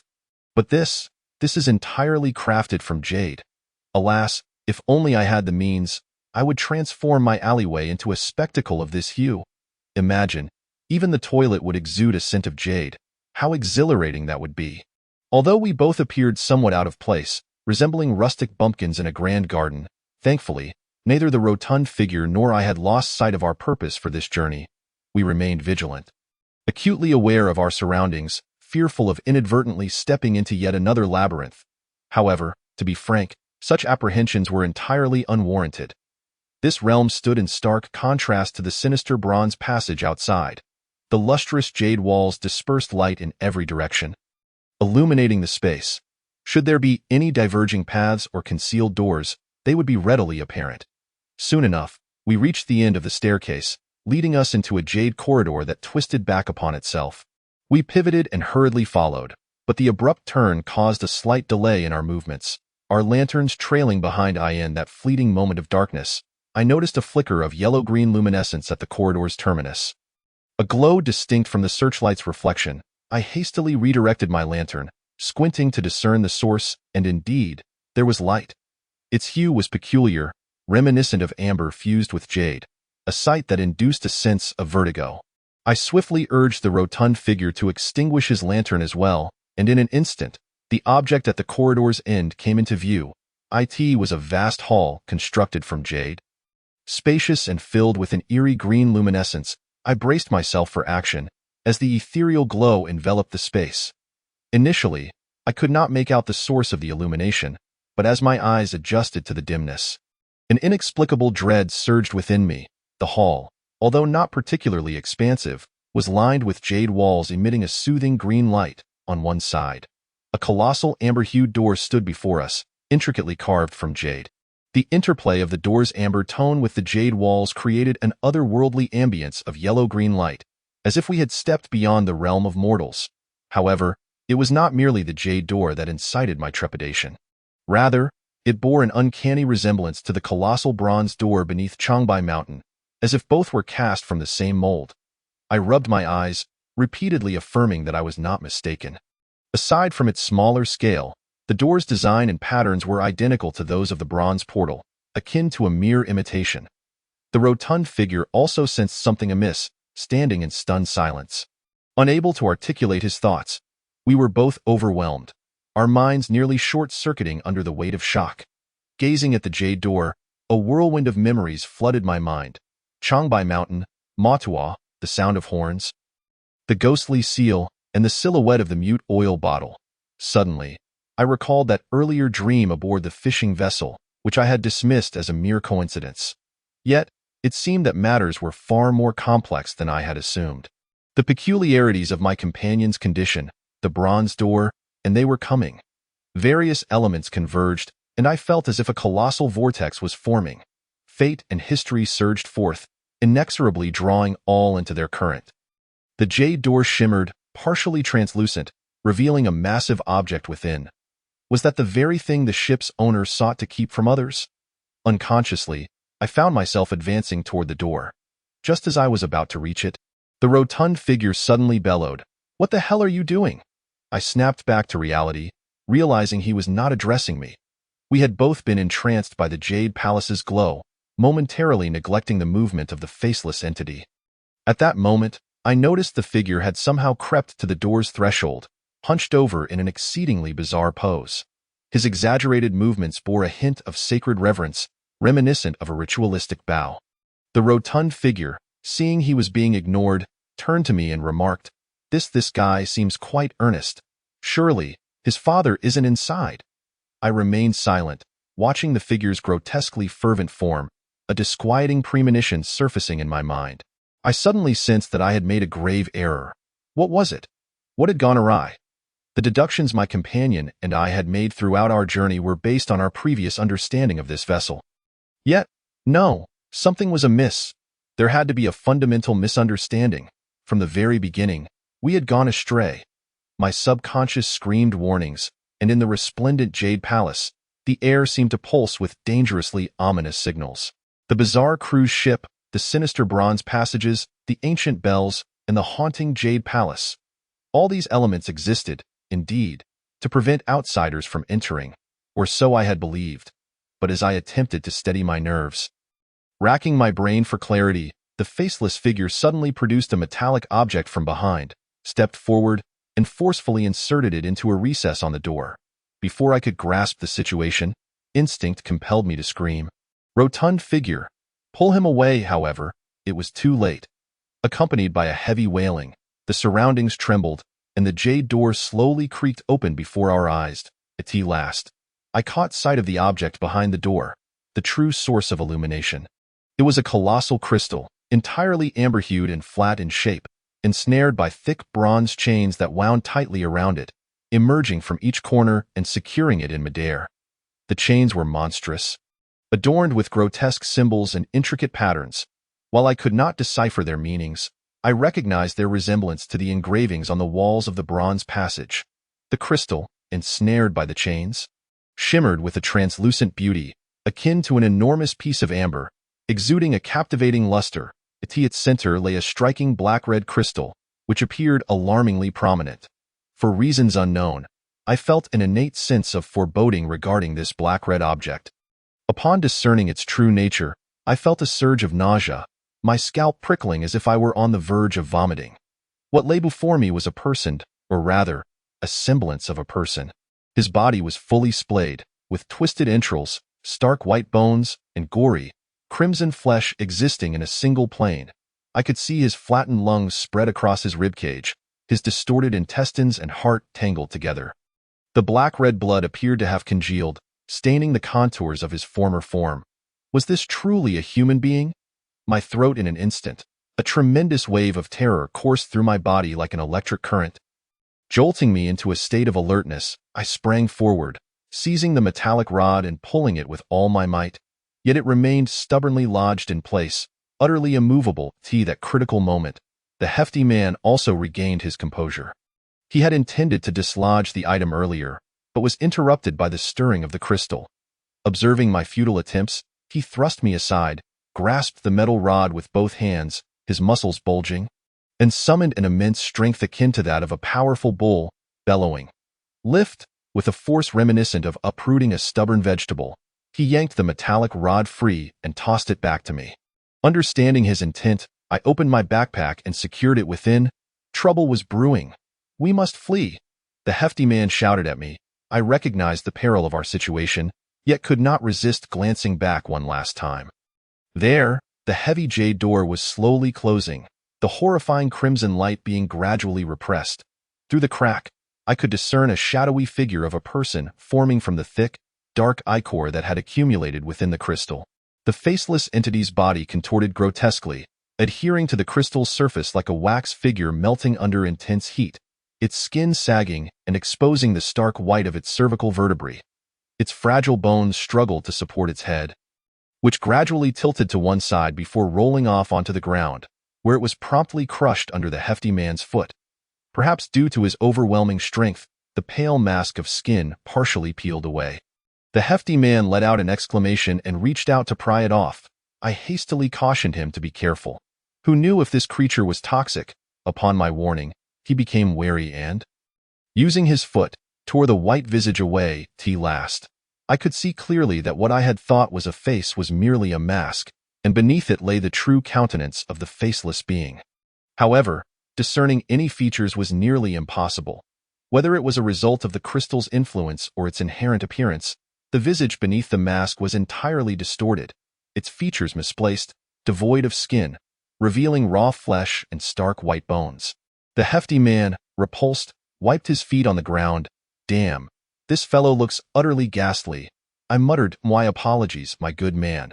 Despite your disfigurement, you have emerged so strikingly grotesque, even donning a mask for your re-employment, truly commendable. No sooner had I spoken than the Jade Palace reverberated with a sharp resonance. The colossal door's closure seemed to slow. The blood and flesh within the crystal churned violently, on the verge of bursting forth. Knowing we could not afford to delay, we scrambled frantically back the way we had come.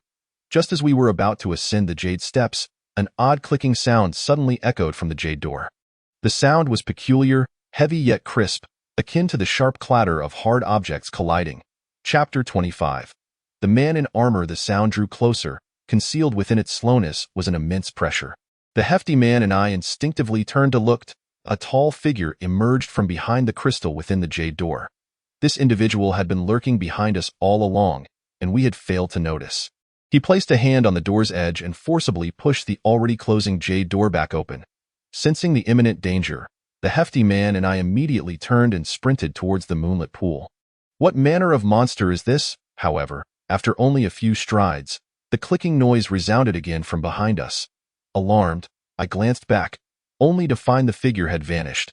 As I pondered the strange occurrence, A shadow suddenly darted past overhead, and before I could process what had happened, the hefty man ahead of me was flung out, crashing heavily onto the jade steps. He fell hard, groaning as he rolled down. Seeing this, I quickly crouched down to evade danger, and in the next moment, a fierce gust grazed my scalp.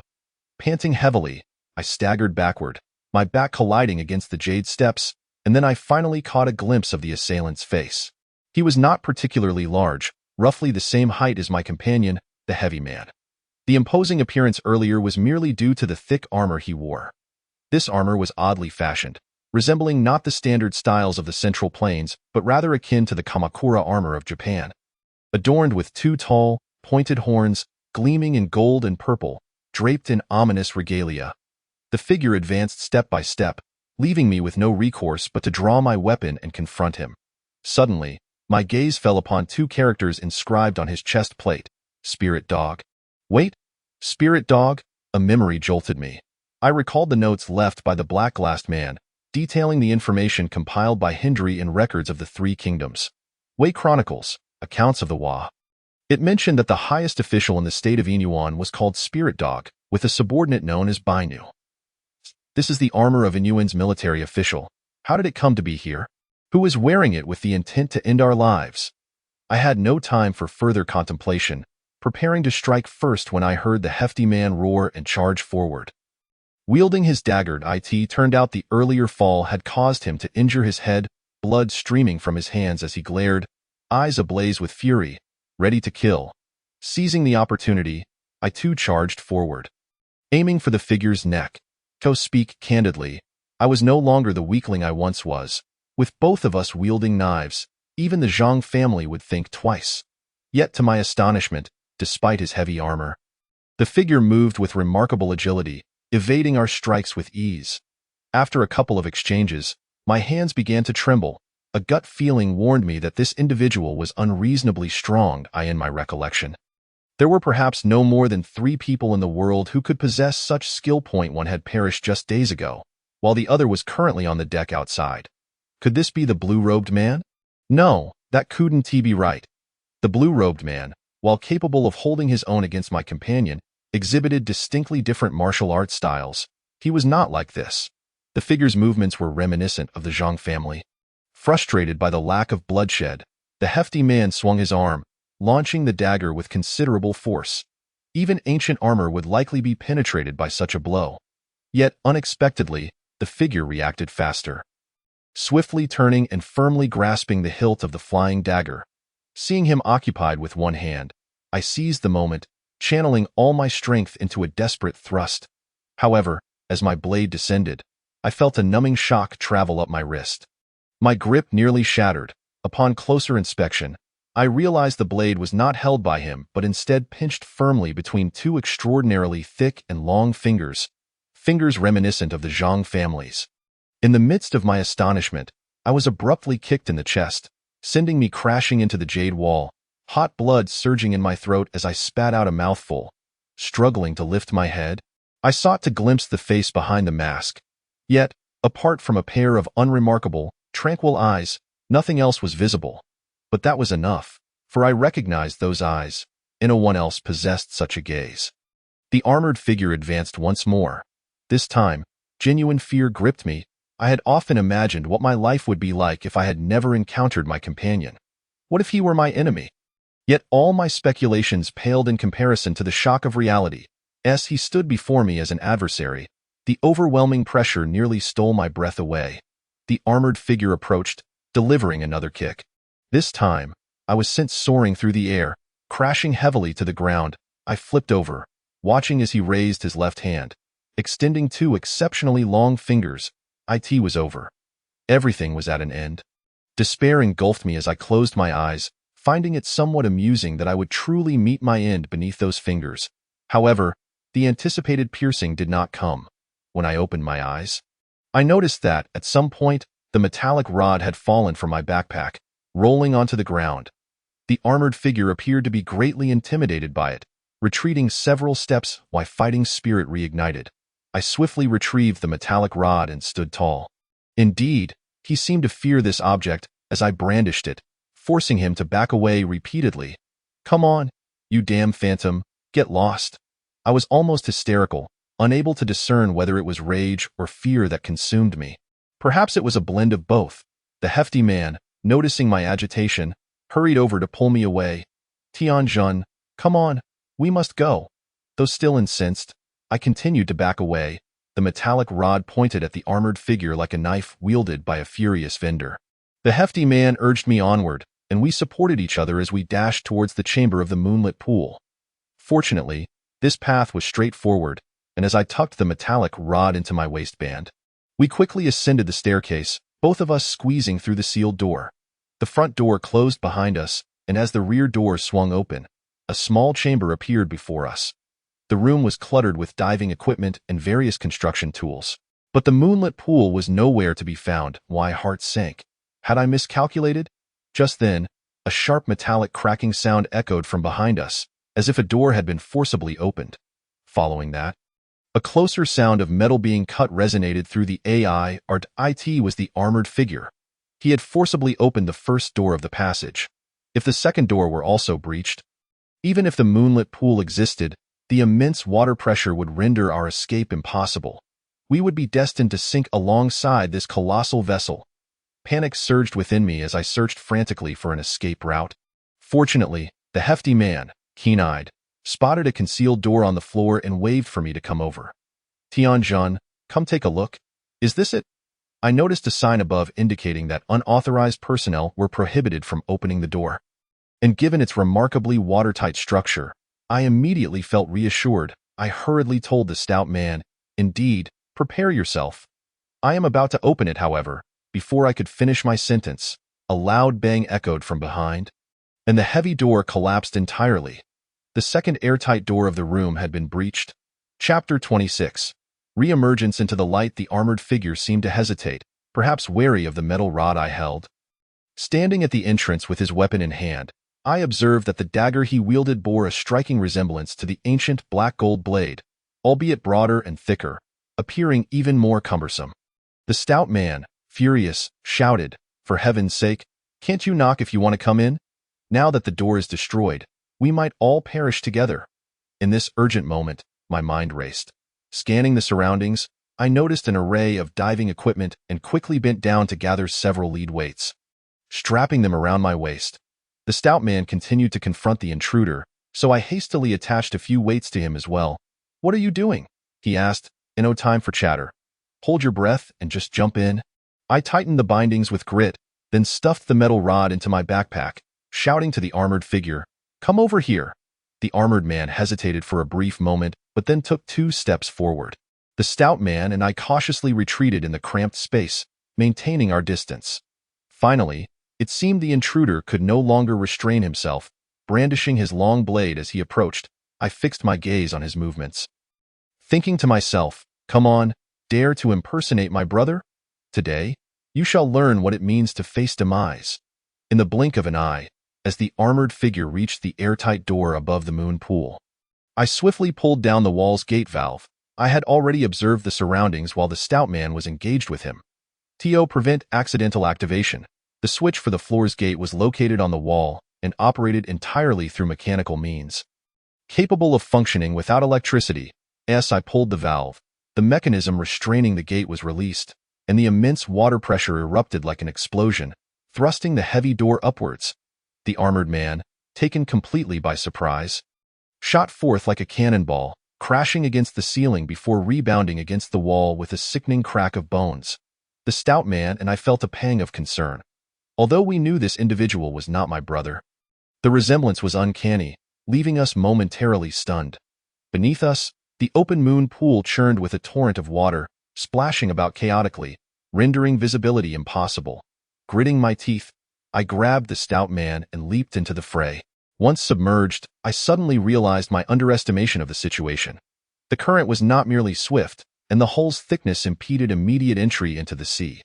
Although we were weighed down by several lead blocks, we were still tossed about like refuse in a toilet. In the tumultuous waters, we desperately shielded our heads, enduring the inevitable collisions of our limbs and bodies.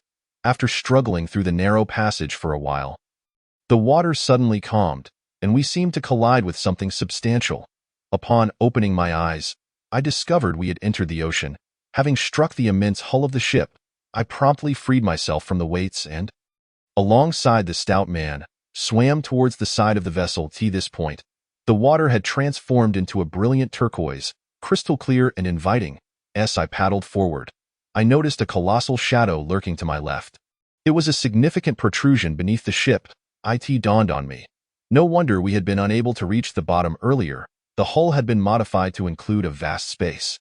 While an increase in volume would alter buoyancy, the ship's draft would remain undetectable from the surface due to the owner's clever use of heavy jade and bronze to disguise the weight.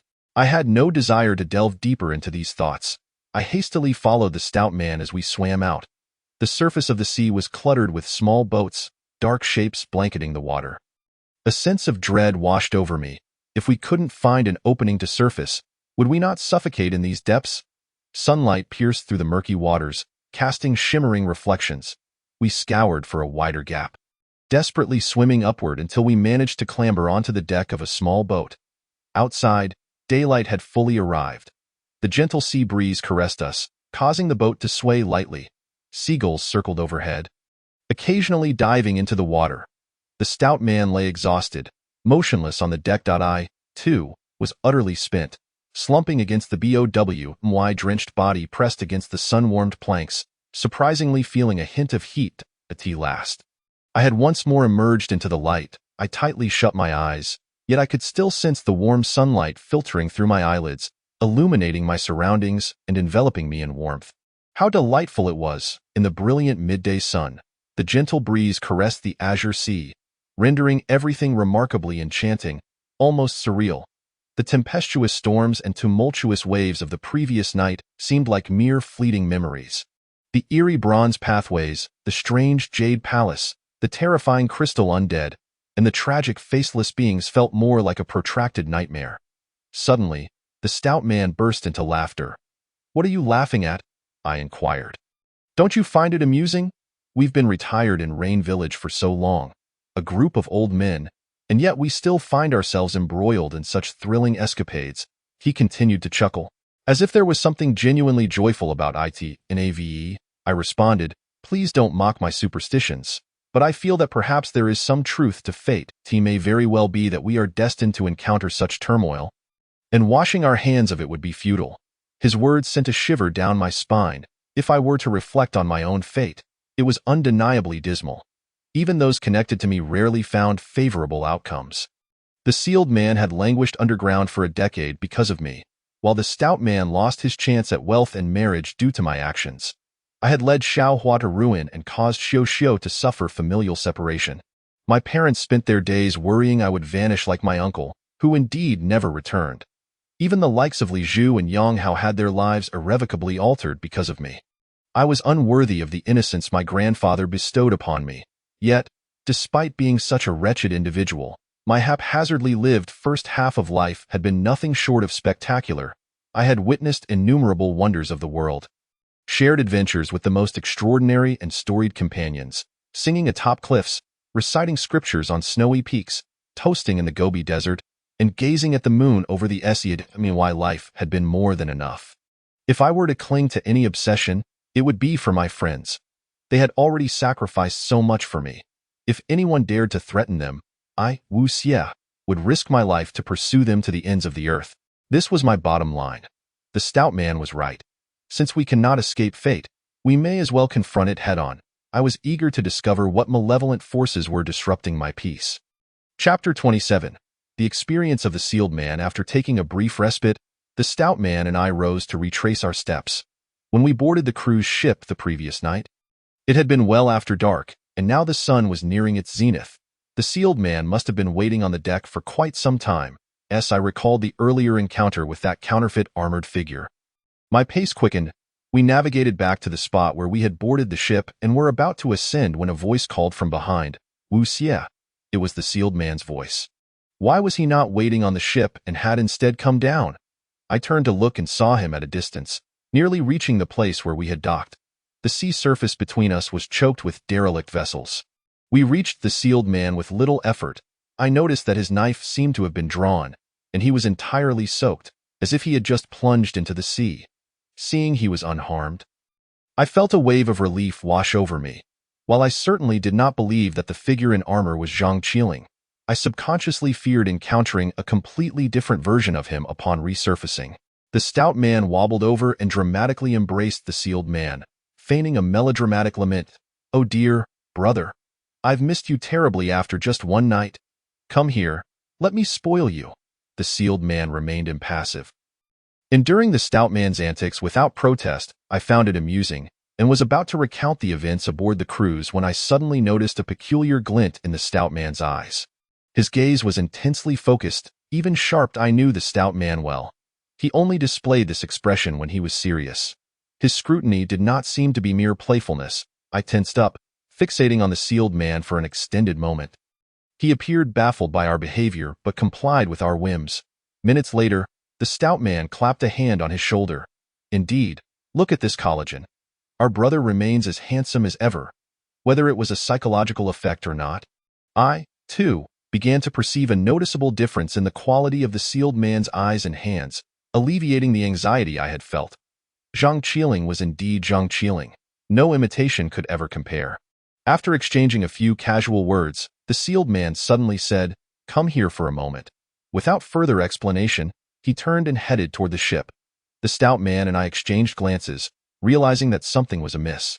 The dangers we had faced upon boarding the cruise ship were well known, and it was unlikely that the sealed man had experienced a peaceful night alone on the deck. I braced myself for the worst. If the ship had been compromised, we might need to devise a plan for survival here. Though these vessels lacked power, perhaps we could fashion a sail. As for sustenance, if we could fish, we should be able to last several days. In the recesses of my mind, I was lost in a whirlwind of thoughts while the three of us had already arrived at our destination. Earlier, out at sea, the boat had been tossed about by monstrous waves, and now it lay comically docked to one side, its condition unmistakably dire. A heaviness settled in my heart. The few remaining planks of the vessel's walls were illuminated by light, revealing numerous gaping holes, bullet marks. Indeed, it seemed that while we had boarded the cruise ship, someone had attempted to sabotage our boat. The rotund figure inquired with curiosity, "Brother, who could have done this? Are you hurt? The boat.its not damaged, is it?" The silent one shook his head, indicating he was unharmed. He stepped into the cockpit and started the diesel engine. The boat began to move slowly. I breathed a sigh of relief at the vessel's intact condition, only to suddenly spot another boat drifting directly ahead. This boat had not been there before. It was remarkably new, entirely white, resembling a small yacht from Sanya Bay, standing out starkly against the backdrop of the derelict vessels. My mind was filled with questions, but before I could voice them, the silent one spoke first. "That is their boat." His words were succinct, and for those unaccustomed to conversing with him, it might have sounded perplexing. However, both the rotund figure and I understood he was referring to the assailants. I exclaimed in astonishment. "So you not only prevented them from damaging our boat, but also managed to commandeer theirs? This is truly impressive." The rotund figure also expressed his admiration, saying, "Brother, I've never bowed to anyone in my life, but I must yield to you. They were bare-handed, yet you seized a yacht with no investment whatsoever. It's a deal of unparalleled profit. Speaking of which, can we sail this back to Yutsuan? I'm counting on it for my future boating parties." Amidst our exaggerated flattery, the silent one recounted the events leading up to this moment. It turned out that last night, after we boarded the cruise ship, he had silently resolved to guard the entrance, ready to provide assistance at a moment's notice. However, when we remained silent for an extended period, he decided to rest quietly on the deck. His method of resting was quite unique, likely a result of the Zhang family's rigorous training from a young age. He did not enter a deep sleep, but instead closed his eyes, regulating his heartbeat to an exceptionally low frequency. Nevertheless, he could awaken instantly at the slightest disturbance. Thus, upon hearing the engine's roar, he was quickly jolted awake. By then, daylight had broken, and the azure sea was dotted with abandoned vessels stretching far beneath the clouds. There, at the horizon, two strange boats were slowly approaching. These vessels appeared to be very new yachts, which fishermen typically would not use. Recalling my earlier concerns, the silent one immediately realized that someone was likely tracking us. The cruise ship was quite distant from our boat, and he could not attend to both. After glancing into the hull and confirming there was no commotion, he assumed we were safe and leaped off the deck. stealthily making his way toward our boat. Upon hearing this, the rotund figure and I exchanged wry smiles. That must have been precisely when we had just entered the Yugu Palace. It could only be said that the cruise ship was so vast that while we struggled for our lives inside, it appeared deceptively calm from the outside. The subsequent events unfolded simply. The Silent One approached and discovered that those individuals were indeed attempting to steal our boat. One of their boats had engine trouble, producing a deafening roar yet barely moving. Therefore, the Silent One sprang into action, using the back of his knife to knock several of them overboard. The assailants were numerous, many of whom were fair-haired foreigners. They seemed quite astonished to encounter anyone in such a place, clearly not entirely focused on us. Gunfire erupted soon after. The Silent One knew he could not confront a dozen rifles head-on and opted to dive into the sea for cover. The assailants, wary of his combat prowess, wasted no time and severed the ropes connecting the two boats, making a swift escape from the area. After hearing this, the rotund figure and I fell into deep contemplation.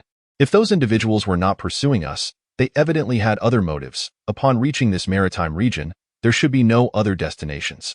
With this in mind, I hurriedly asked the Silent One if he had discerned the number and equipment of the assailants, and whether they belonged to any factions we had encountered before.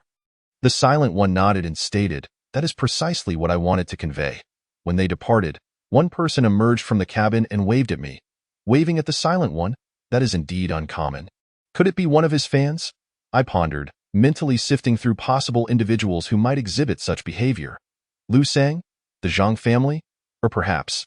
The Silent One did not wait for me to finish my thoughts before calmly stating, "It was Qi Haixia." Chapter 28. Armor, Masks, and Flesh. Qi Haixia is the moniker the Silent One ascribes to the figure known as Black Glasses, a fact we all acknowledged. However, I was momentarily taken aback, unable to comprehend what he meant by it was Qi Haixia. Was it to be taken literally? The individual who emerged to wave at him was Black Glasses. This was rather unsettling, although I was reluctant to admit it.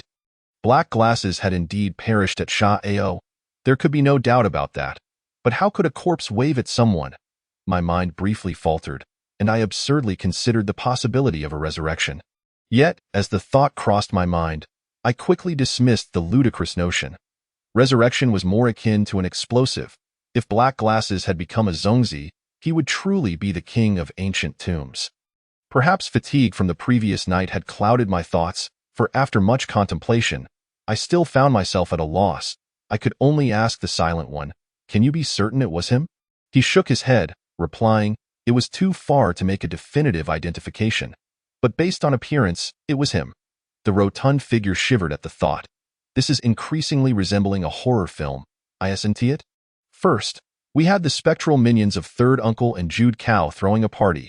Then someone impersonating the Silent One committed an act of violence, followed by a counterfeit Silent One lurking in armor creating mischief. And now we have a six-eared macaque version of Black Glasses. This is absurd. He straightened his posture, frowning. But what on earth do these people intend to do? Is this some sort of cosplay? The Silent One appeared taken aback and asked me about the individual in the armor. It was then I recalled that since boarding, we had been engrossed in the Silent One's experiences, and we had yet to mention our own encounters on the cruise ship. I quickly nudged the rotund figure, and together we recounted the events. Naturally, we discreetly omitted the part about resolving the bronze bell, as we were both in tacit agreement. Fortunately, the Silent One was not one to pry deeply into matters, and he furrowed his brows, seemingly lost in thought about something else. The events aboard the cruise ship, though lengthy in experience, amounted to merely a matter of minutes in recounting. Soon, the rotund figure and I had completed our narration. The Silent One listened intently, remaining contemplative throughout. I inquired, "Brother, have you come to any conclusions?" After a moment of silence, the Silent One responded, "This tri-layered structure of bronze plates, jade walls, and crystal prisons originates from Bashu, the Central Plains, and Tibet, all of which are ancient sealing patterns. However, historically, no one has ever combined them for use." "Sealing?" I mused, stroking my chin. It seemed my earlier assumptions were indeed correct. The owner of this ship was profoundly afraid of that fleshy entity escaping. But who was the architect of this seal? What exactly were they attempting to confine? To be frank, the mere thought of that entity still unsettles me, I admitted. The rotund figure interjected, "Those are the armored beings, the blood beings, and the faceless beings. The Silent One arranged 3 empty cans into an equilateral triangle. Now, let us suppose the armored being exists to prevent the blood being from escaping. When the faceless being approaches to open the door, what would it do? The rotund figure immediately replied, "That goes without saying." It would surely strike him down. He mimicked a slicing motion across his throat. The Silent One nodded and continued, "Now, let us assume the armored being exists to protect the blood being. When the faceless being approaches to open the door, what would transpire? Well, if it's meant to protect the blood being, it would surely welcome it when the faceless being comes to open the door," I reasoned. However, after considering it further, I felt something was amiss. I quickly countered, "That's incorrect. If I were the armored being, my sole purpose would be to safeguard the blood being. When an inexplicable entity arrives to open the door, I would be unaware of its intentions and would have to act first." The rotund figure suddenly understood. "Oh, now that you mention it, that does make sense. No wonder that entity sought to eliminate us. It was merely protecting its master." The Silent One affirmed, "Exactly. However, the armored being did not attack the faceless being that arrived first at the door, which can only signify one thing." He gazed intently at the rotund figure and me, stating, "It recognizes the faceless being. It recognizes the faceless being." For some reason, that statement sent chills down my spine. Perhaps it was due to the gruesome manner of that person's demise. I had subconsciously regarded them as mindless entities akin to Zongzi and vengeful spirits. Upon hearing the Silent One's deduction, I suddenly felt a shiver run down my back. Whether within the armor or beneath the mask, there were 2 living beings, and they remained forever trapped in that beautiful yet bloody, hellish Yugu palace. The Silent One noticed my change in demeanor, but continued his analysis. "It is highly probable that when the blood being was sealed, the armored being was already placed inside to protect it. Meanwhile, the faceless being was fortuitously left outside, waiting for something capable of opening the jade door. Ultimately, it awaited you." The Silent One fixed his gaze on me, making me feel thoroughly uneasy.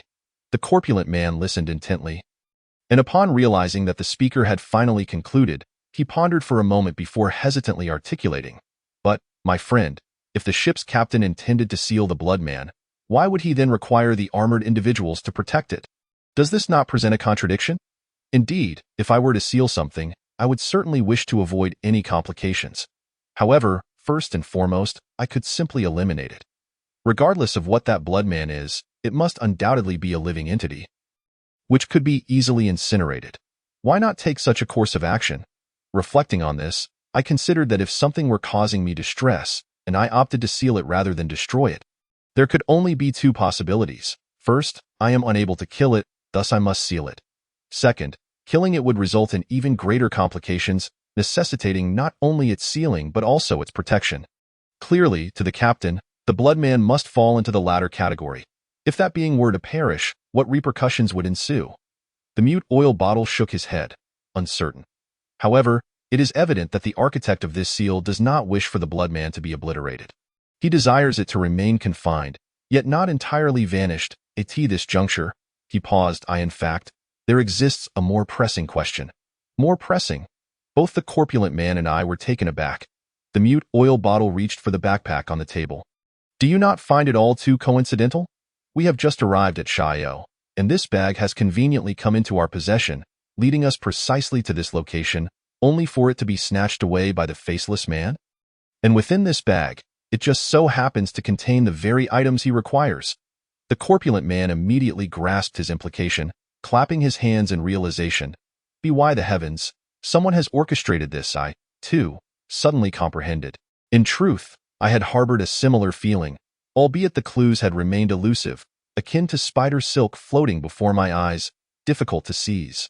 Now, as the mute oil bottle elucidated the matter, a coherent and vivid thread of conspiracy unfurled before us. My mind seemed to awaken, beginning to function with rapidity. The machinations of these individuals interlocked seamlessly, much like the fluid passing and maneuvering in a basketball game. Until now, we had been ensnared within this web, entirely unaware that we were being swept along. Reflecting back, it was entirely plausible that when the corpulent man and I embarked on our fishing expedition, we had unwittingly entered into their scheme. Yet the question remained, what was their purpose? My grandfather once warned me of the treachery of human hearts, rooted in their motives. Humans are not mere animals, nor are they spirits. Their actions are always driven by intent. The more convoluted and irrational their behavior, the larger the motive lurking behind it. What could these individuals, with their intricate plotting, possibly aim to achieve? Casting a glance at the corpulent man, it was clear he was grappling with the same inquiry. He fiddled with a plastic bottle, muttering, creating such a ruckus, with both a counterfeit brother and a counterfeit blind man, even assembling an entire counterfeit team of Jude Cao. Is this some sort of film production? My mind was awash with uncertainties. Just when I thought I had reached an impasse, his mention of an entire team sparked a revelation. This scenario felt oddly familiar, reminiscent of something I had encountered before. Exterminating an entire team, then utilizing masquerades to fabricate a new one, ultimately supplanting the former societal standing. It seemed like. Fearful that my thoughts might slip away, I blurted out, "Bana. These individuals intend to replace us." Chapter 29. Replacement. The statement emerged rather disjointedly. Upon uttering it, I sensed its inadequacy and hastily clarified. "Do you remember the events that transpired in Bana, Guangxi?" The corpulent man appeared momentarily bewildered, unable to fathom how we had diverted to Bana. He harbored no fond memories of that place, likely recalling little of it. I lamented internally, recognizing that I would have to recount the entire tale from the beginning. Back in Bana, Pan Ma had shared a story with us. In his youth, he had accompanied an archaeological team into the mountains, though we later discovered their true purpose was to deliver a coffin to the ancient Zhang family stronghold. Due to poverty and hunger, he conspired with a few others to slaughter the archaeological team and subsequently fled to hide in the village. However, not long after, Pan Ma was horrified to discover that the archaeological team had returned. The same people, the same faces, though they now exuded an eerie aura. This incident had haunted Pan Ma, a nightmare weighing heavily on his conscience. At that time, he was unaware that it was indeed the handiwork of that very force. Even had he chosen not to kill the archaeological team, those individuals would likely not have escaped the depths of the mountains. From that point onward, everything was set in motion. The false Hualing, the counterfeit Xiaolian Huan, the imitation third uncle, and the phony Wu Xie. Even the false Zhang Qiling. Everything was a fade. That vast power had stealthily supplanted the entire new generation of the old Nine Gates, usurping their unique positions within the annals of Chinese history, and why grandfather and Xiejiu had perceived this, promptly fortifying our family's defenses. Meanwhile, third uncle and Xiaolian Huan, in their youthful audacity, risked anonymity for decades to uncover the truth. Ultimately, the combined efforts of the Wu and Xie families reached a crescendo with me. In hindsight, I realized I was somewhat of an anomaly within the new generation of the Nine Gates. Unlike Xiao Hua, who possessed innate talents, my life prior to my 20s had been that of an ordinary individual. While my peers were ensnared in ancient conspiracies and schemes, I was immersed in modern engineering studies on a university campus. Yet, paradoxically, this entirely uncharacteristic member of the Nine Gates became the catalyst for resolving everything. From this perspective, the true curtain of this grand performance was drawn open only when I heard Pan Ma's account in Bana. Finally, the corpulent man comprehended, chewing on his words. "So, you're suggesting that someone has set their sights on us? They wish to replace our little group. But that doesn't make sense. The previous generation of the old Nine Gates was targeted because they wielded immense resources, with tangible benefits to be gained. We, on the other hand, are as poor as church mice. What could they possibly gain from replacing us?" I was taken aback. I had not considered this dilemma. I was no longer the formidable Wu Xiaohui of years past, though I retained a measure of renown within the circle. It was, to be candid, largely unfavorable to AS for black glasses. He was a lone wolf, living life as he pleased, with his only asset likely being his massage parlor. Could it be that a bathhouse was coveting that establishment? I shook my head, realizing that my line of reasoning was flawed. Extraordinary individuals engage in extraordinary acts. A force capable of such bizarre behavior must have motives far beyond mere trifles. Moreover, among those involved were third uncle, the mute oil bottle, and the Jude Cao team. Their past remained largely unknown to me. Perhaps there were aspects worth significant investment. Additionally, there was a matter, though unaddressed, that had been troubling me. This issue was of paramount importance, potentially determining our very fates. The previous replacement of the old Nine Gates, despite its vast and intricate execution, was logically sound. Their ruse had achieved only superficial resemblance without capturing the essence. Though the human skin masks and body molds were sophisticated, certain traits could never be replicated. For instance, the mute oil bottle S skills, third uncle S tenacity, and, more critically, my cowardice. However, this current situation was somewhat different.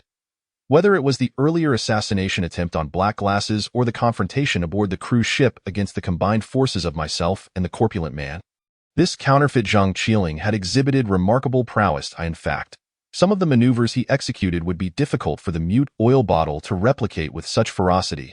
This posed a serious concern. Regardless of how they procured such a formidable individual and disguised him as Zhang Qiling, the threat to us was monumental. After all, contending with a mere imitation is entirely different from facing an exceptionally skilled counterpart. Furthermore, considering the worst-case scenario, what if this counterfeit blind man possessed Black Glasses capabilities? Could we truly contend with such an adversary? As these thoughts raced through my mind, a headache began to set in. Having gone without sleep the previous night, my mind was now muddled. The corpulent man, too, appeared fatigued, clamoring for rest. Yet, this was not the time for repose. The assailants who had targeted the mute oil bottle remained unaccounted for. Likely heading towards Inyuan, if we wished to avoid being left behind, we must set forth immediately. The supplies aboard the vessel were undeniably insufficient. Once the 3 packs of instant noodles were consumed, the corpulent man would have to strip down and dive into the sea to fish for sustenance. Fortunately, those individuals had left behind a yacht. We ought to investigate whether there were any useful items aboard. As I contemplated this, a slight tremor beneath my feet signaled the 2 vessels converging upon one another. The mute oil bottle secured the deck with ropes, and the 3 of us leaped aboard. The cabin was in disarray, littered with empty glass bottles, while a few unopened cans of beer lay discarded on the deck. The interior was dimly lit, and I glanced around briefly, noting scattered papers on the table and an open cupboard in the corner. Filled with numerous cans and compressed pasta, the corpulent man exclaimed, "These foolish foreigners must have never tasted good food. They brought pasta to this place. Consuming that is akin to committing slow suicide." "It is far inferior to instant noodles," I retorted. "You should count your blessings. At least you have something to eat. If we find ourselves with nothing, we may have to resort to rendering your excess flesh into oil and boiling kelp for sustenance." Food was no longer a concern. With such ample provisions, we could sustain ourselves until next month. However, fresh water remained a significant issue. Atc. One could forego nearly everything, but fresh water was indispensable. Given our current reserves, even returning the way we came would pose a challenge. Just as I was lost in thought, the mute oil bottle entered, dragging a sizable object behind him. Originally, he discovered a small seawater desalination machine in the fore cabin and intended to plug it in and test its efficacy. Upon seeing this, I was filled with delight. This reverse osmosis desalination machine is remarkably simple to operate and boasts low energy consumption, capable of producing 1,000 liters of fresh water each day. More than sufficient for the 3 of us. With this equipment now at our disposal, I and the quiet oil bottle began to haul our belongings onto the boat. Just as we were halfway through, the fat man crawled up from the lower deck. He appeared disheveled, covered in grime and black machine oil, resembling someone who had just emerged from a sewer. I couldn't help but chuckle at his state. Though I inquired about his activities, the fat man cleared his throat and declared, "You might not believe it, but I have done you all a great service today." With that, he approached the helm, fiddled with a few controls, and the yacht roared to life, slowly moving forward. Chapter 30. Setting sail towards Inyuan, I was overjoyed. The vessel had previously malfunctioned and was left abandoned by those people. Now, repaired and operational, traveling in it would surely be far more comfortable than the dilapidated ship we had before. I turned to the fat man and said, "Impressive. You managed to fix it so quickly? I'll give you credit for this one. But are you sure it's in good condition? It won't break down again, will it?" The fat man reclined on a deck chair, patting his belly with pride. Akin to a hefty seal. These fools know nothing and yet wish to challenge the seas. They didn't even realize when their wrench fell into the drive shaft. The engine has automatic protection. Do they really expect it to start up quickly? As he spoke, he tossed a small object onto the ground. I focused my gaze and saw it was indeed a small wrench, now bent out of shape. See, this is why I say the new generation is unreliable. They don't practice the old skills, nor do they learn the new ones. How can we pass down our legacy? I pride myself on being diligent. I recalled my days in the countryside. I knew the fat man had worked in the fields and repaired tractors in his youth. The problem was that he constantly boasted about it, portraying himself as an experienced craftsman. Whenever repairs were needed, he would launch into a lengthy monologue, and I would find myself suffering from a toothache. Seeing him prepare for another lengthy discourse, I quickly turned away and joined the quiet oil bottle to retrieve some equipment from the previous ship. After our trio was ready, we conducted a small-scale test of the boat's performance. This vessel operates on jet propulsion, producing minimal noise and substantial power, significantly faster than our previous ship, and it even features an automatic cruise function. Liberating the fat man from the helm, opened the map, intending to chart our course, only to discover the scale was enormous, primarily depicting the terrain and layout of Inyuan without providing precise latitude and longitude coordinates. Given that we were still nearly 100 kilometers from the outer perimeter of Inyuan, relying solely on the map for navigation was impractical. The quiet oil bottle noticed my concern and approached me, saying, "When those people left earlier, they headed southeast. It was noon, and the sky was clear and bright, the azure sea stretching endlessly with not a cloud in sight. Yet, in the direction indicated by the quiet oil bottle, the horizon appeared to darken, as if oppressive clouds were rolling in. According to Hendrick's notes, Inyuan is perpetually shrouded in mirage. Here, the mirage may merely be a euphemism, not necessarily referring to a literal mirage. The ancients categorized sea fog and low-pressure clouds as mirages, and it seemed that direction might indeed be our destination. With our objective established and new supplies and tools acquired, my spirits lifted considerably. Feeling as though matters were gradually moving towards resolution, the fat man retrieved a can of beer and found 2 cups, pouring us each a half cup. I'd like to say a few words. Traditionally, when a new ship sets sail, we must celebrate by breaking champagne at the bow. However, for us, that might be a bit extravagant. Let us settle for beer instead." The fat man rambled on with a plethora of auspicious phrases about safe travels and smooth sailing, then tilted his head back and downed the beer from the can, tossing it to the ground with a roar. "Now, I, Captain Fat, declare that we set sail towards that bird country." The sea was calm, exuding a gentle warmth, a stark contrast to the previous tumultuous waves. The 3 of us reclined on the deck, propping up an umbrella to rest our eyes, which felt rather pleasant. The fat man brought over 7 or 8 cans of beer. Threading the tabs onto a string and tossing them into the sea, I asked him what he was doing, and he wiped the sweat from his brow, saying, "It's too hot. Let us get some ice-cold beer." Upon hearing this, I too felt the oppressive heat. The wind over the sea seemed to have died down completely, and the bright sun illuminated the air. I tugged at my sticky collar, feeling the salt caking on my skin. Fortunately, I was utterly exhausted from the previous night, and before long, I fell asleep, not suffering under the heat for too long. When I awoke, it was already afternoon. I rose to see the quiet oil bottle standing at the bow. Gazing thoughtfully at the fiery clouds on the horizon, I shed my sweat-soaked shirt, secured it with a rope, and mimicking the fat man, tossed it into the sea. Approaching the quiet oil bottle, I patted his shoulder and asked, "What are you thinking about?" He remained silent, his gaze still fixed on the distance. I suspected he might be reminiscing or pondering whether he had experienced something here in the past. I opened my mouth, wanting to break the silence, but after several failed attempts to find the right words, I simply gave up and leaned on the railing, watching the sunset alongside him. The fat man approached, holding a can of beer and chewing on canned beef. "Oh, are we here lamenting the passage of time? Have you discerned something profound?"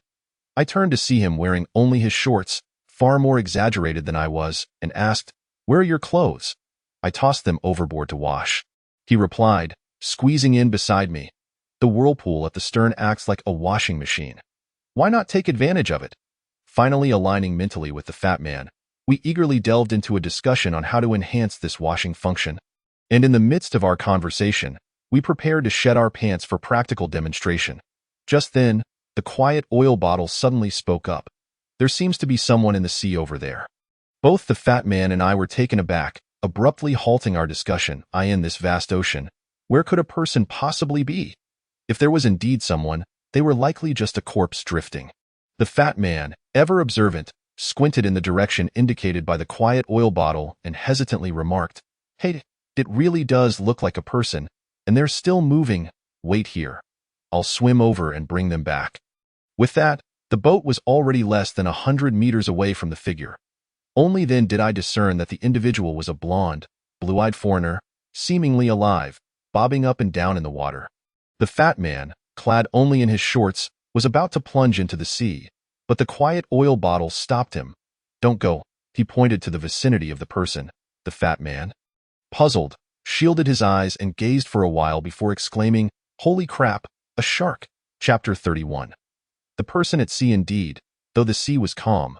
Waves seemed to be roiling around the individual, upon closer inspection. Several triangular dorsal fins glided through the water, seemingly poised to drag the person into the depths, becoming their meal. My heart raced. Although I couldn't ascertain whether this person was friend or foe. I couldn't just stand by and watch them be devoured by sharks. Moreover, their sudden appearance was suspicious. If they came from the boat that attacked the quiet oil bottle, we might glean valuable information from them. Contemplating this, I resolved that we had to save this person, and we needed to do so alive. However, glancing at the circling fins, I felt our chances were slim. The distance was too great, by the time the boat reached them. They would likely be left with little more than a head, making it difficult to extract any information. Furthermore, those sharks were not to be trifled with.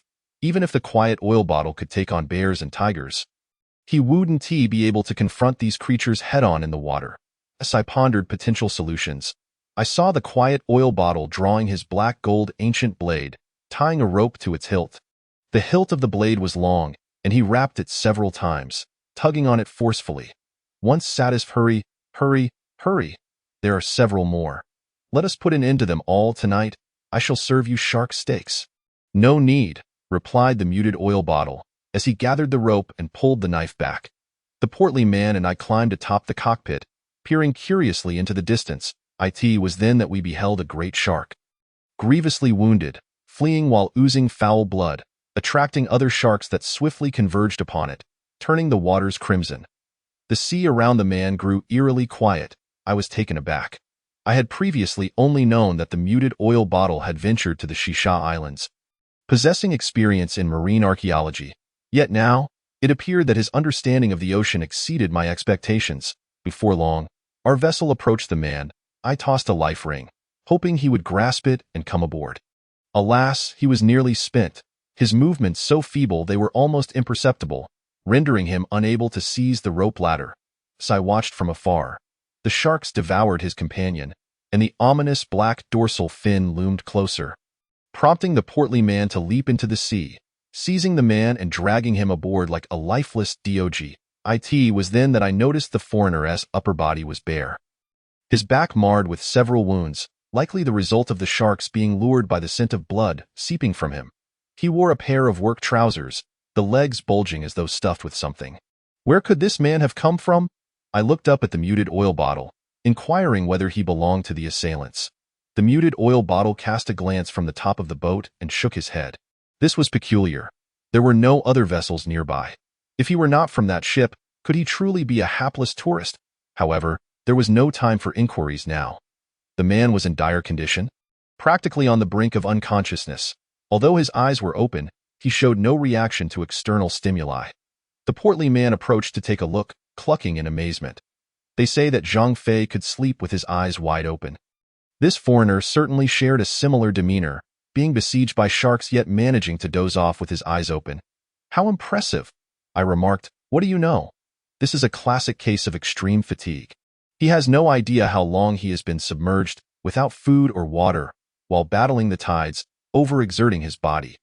After being frightened by the sharks, he has likely fainted. If you're free, hurry and fetch him some water and food. Otherwise, if he perishes later, all our efforts would have been for naught. The portly man grumbled about how the provisions were already scarce and now he had to share with the foreigner.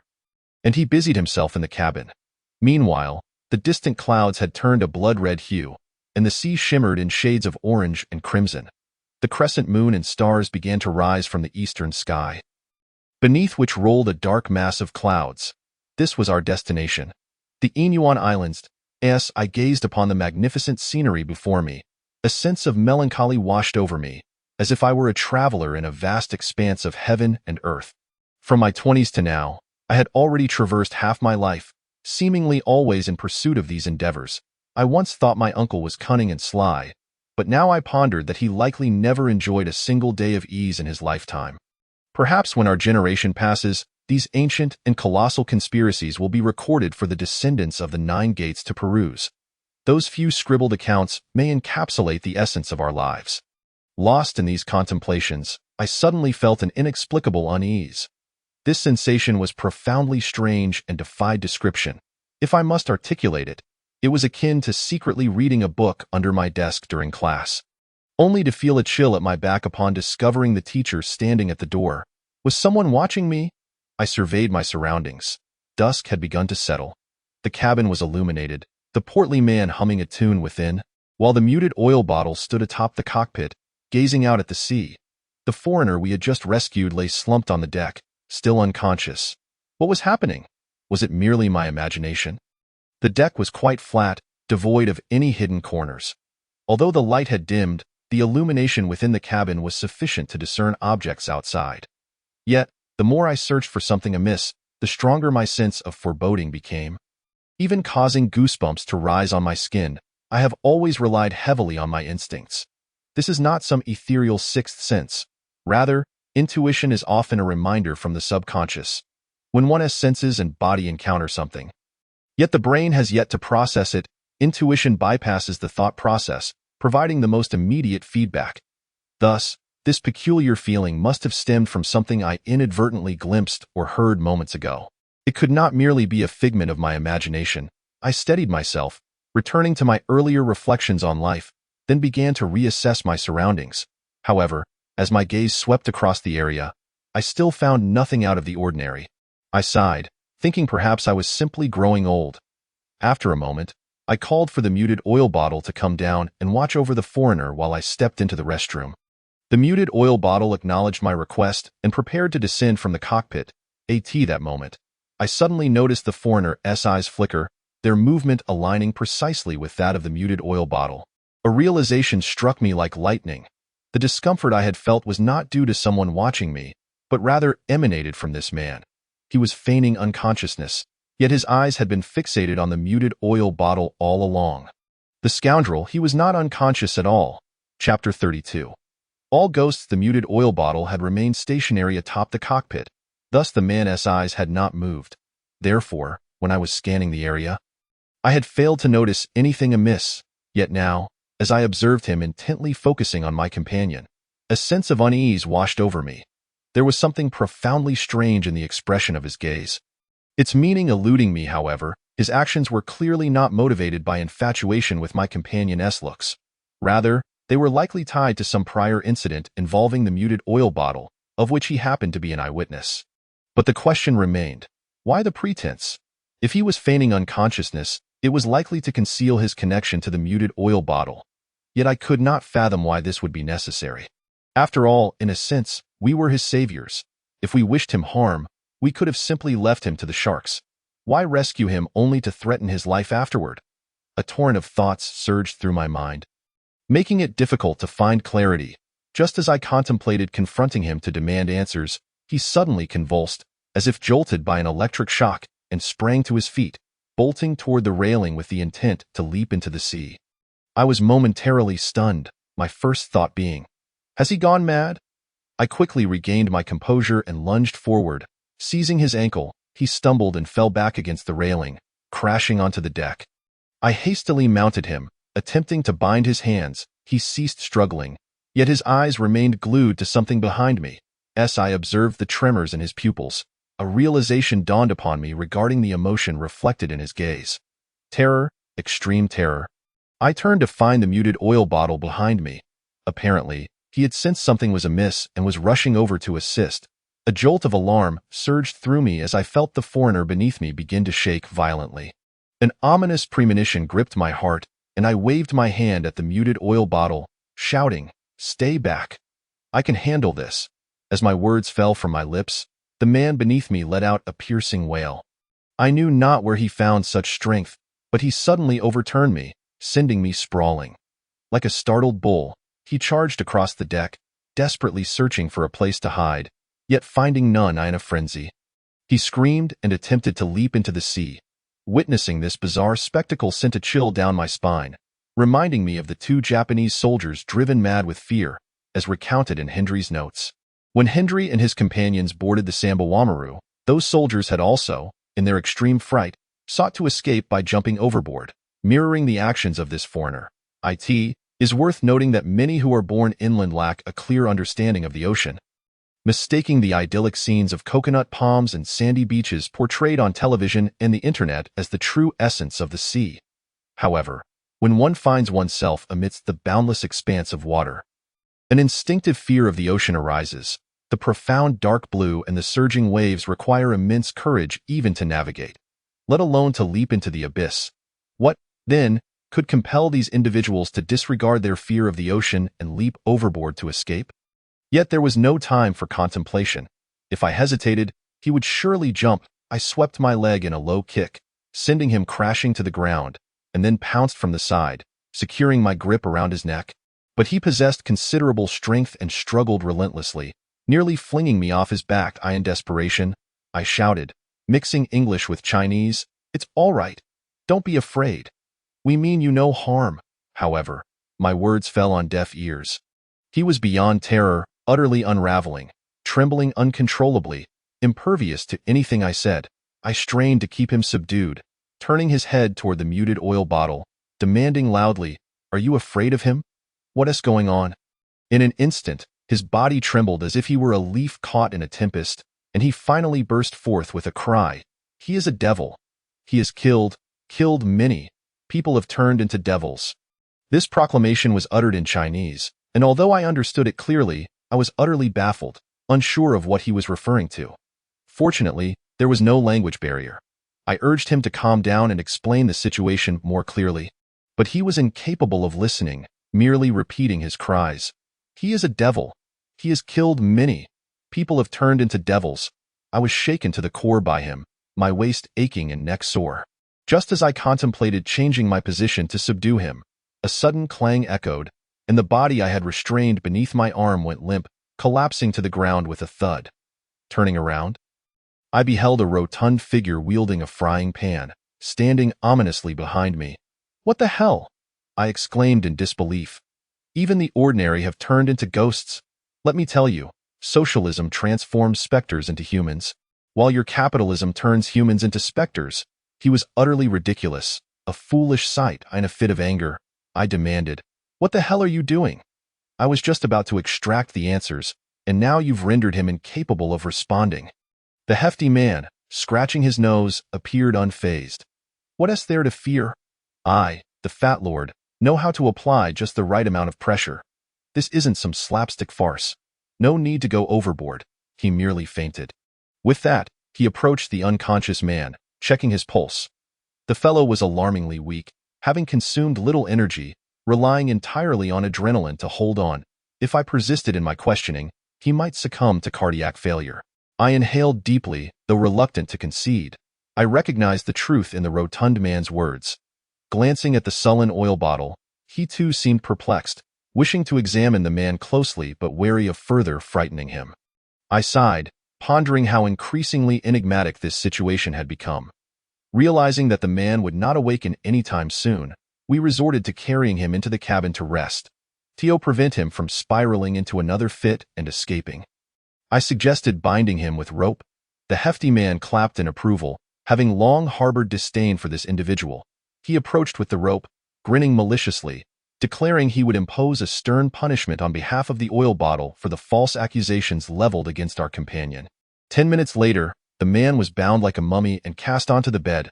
I tugged at the ropes, tightened them a few more times, and only then felt satisfied enough to leave.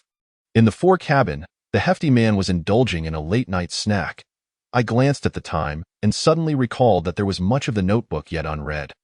Our journey had been fraught with peculiar occurrences, all corroborating the contents within. To avert unforeseen complications, perhaps I should seize the moment to delve deeper into the remaining pages. The latter sections of the notebook were not as extensive as I had anticipated. Perhaps my prior reading had indeed improved my English comprehension. In any case, after acquiring supplies from the Sambo Maru, Hendrik and his companions quickly resumed their voyage. They traversed the parallel giant waves, a term I presumed referred to the academic designation for the tumultuous rivers of the sea, before swiftly entering the doldrums.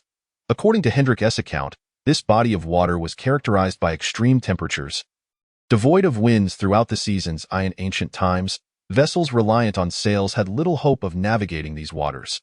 This might also explain why Inyuan remained shrouded in obscurity. I rolled my eyes, observing my immovable bangs, reflecting on the marvels of modern technology. Without engines, such a lengthy journey would necessitate human rowing. The notes were quite detailed, interspersed with superfluous academic analyses. I mostly skimmed through, page by page. As I continued, a serious question suddenly struck me. What about the maritime graveyard? Upon escaping the parallel giant waves, we were soon confronted by a cluster of abandoned vessels. Following that, we entered the doldrums. This indicated that our route aligned with that of Hendrik's party. Although most ships in the maritime graveyard were products of the 1970s, more than 30 years post-Hendrik's expedition, if the peculiarities of this region were indeed tied to Inyuan, they should have encountered some wrecks from the World War II era. Why, then, was there no mention of this in the notes? Chapter 33. The Professor, the Demon Nation, and the cruise ship. After crossing the doldrums, Hendrik and his entourage soon arrived at an island. This was significant, as it was one of the 4 islands of Inyuan. Lacking any recorded name, Hendrik named it Crescent Bay based on its shape. I flipped a couple of pages further and found a substantial issue.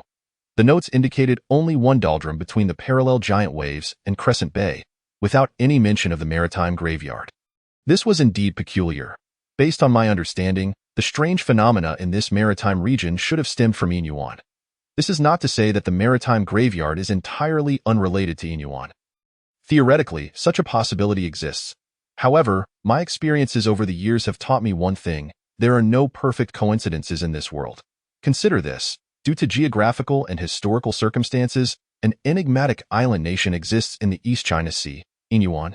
This nation is intricately linked to the oil bottle, and coincidentally, near this nation lies a maritime graveyard, housing a doppelganger of the oil bottle, who just happens to be clad in Inyuan's military officer's spirit dog armor. The odds of these events being unrelated are infinitesimal. The answer is unequivocal.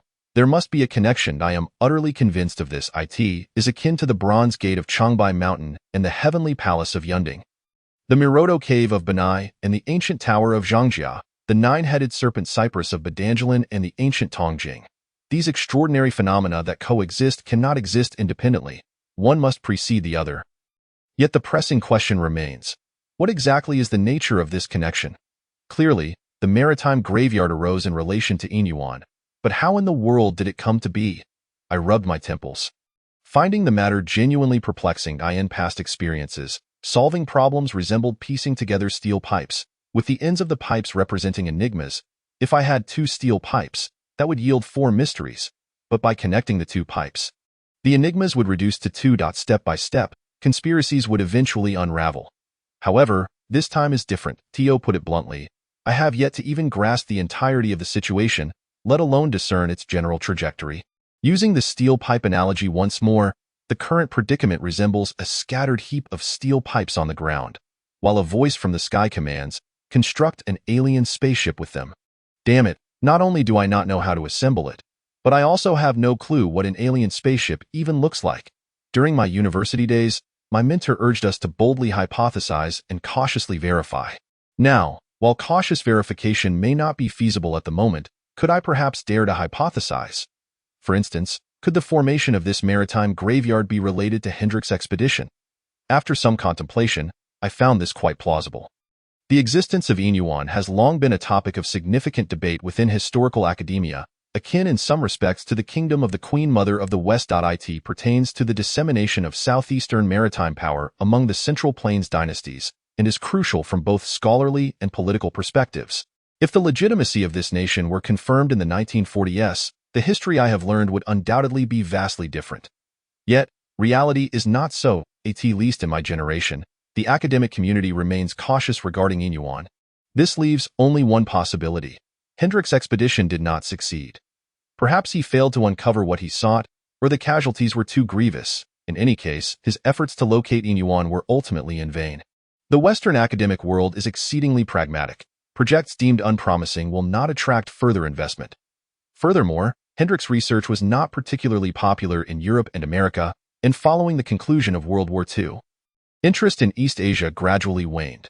For various political reasons, the United States exhibited little interest in searching for an ancient nation near Japan that could provide China with historical justification, in other words. During the period between Hendrik's departure and the formation of the maritime graveyard, this expanse of ocean may indeed have gone unnoticed. Following this line of thought, could it be possible that certain actions taken by Hendrik in the past triggered the formation of the maritime graveyard? Upon reflection, I immediately dismissed this hypothesis. Hendrik's actions occurred in the 1940s, while according to the Hefty Man and the Oil Bottle, the Oriental Goddess, at the center of the maritime graveyard, was decommissioned in the 1980s. A full 40 years apart, if the issue stemmed from that expedition, the delay would be excessively long. Could it be that Hendrik discovered something in Yin Yuan that prompted him to take certain actions in the 1980s, ultimately resulting in the birth of the maritime graveyard?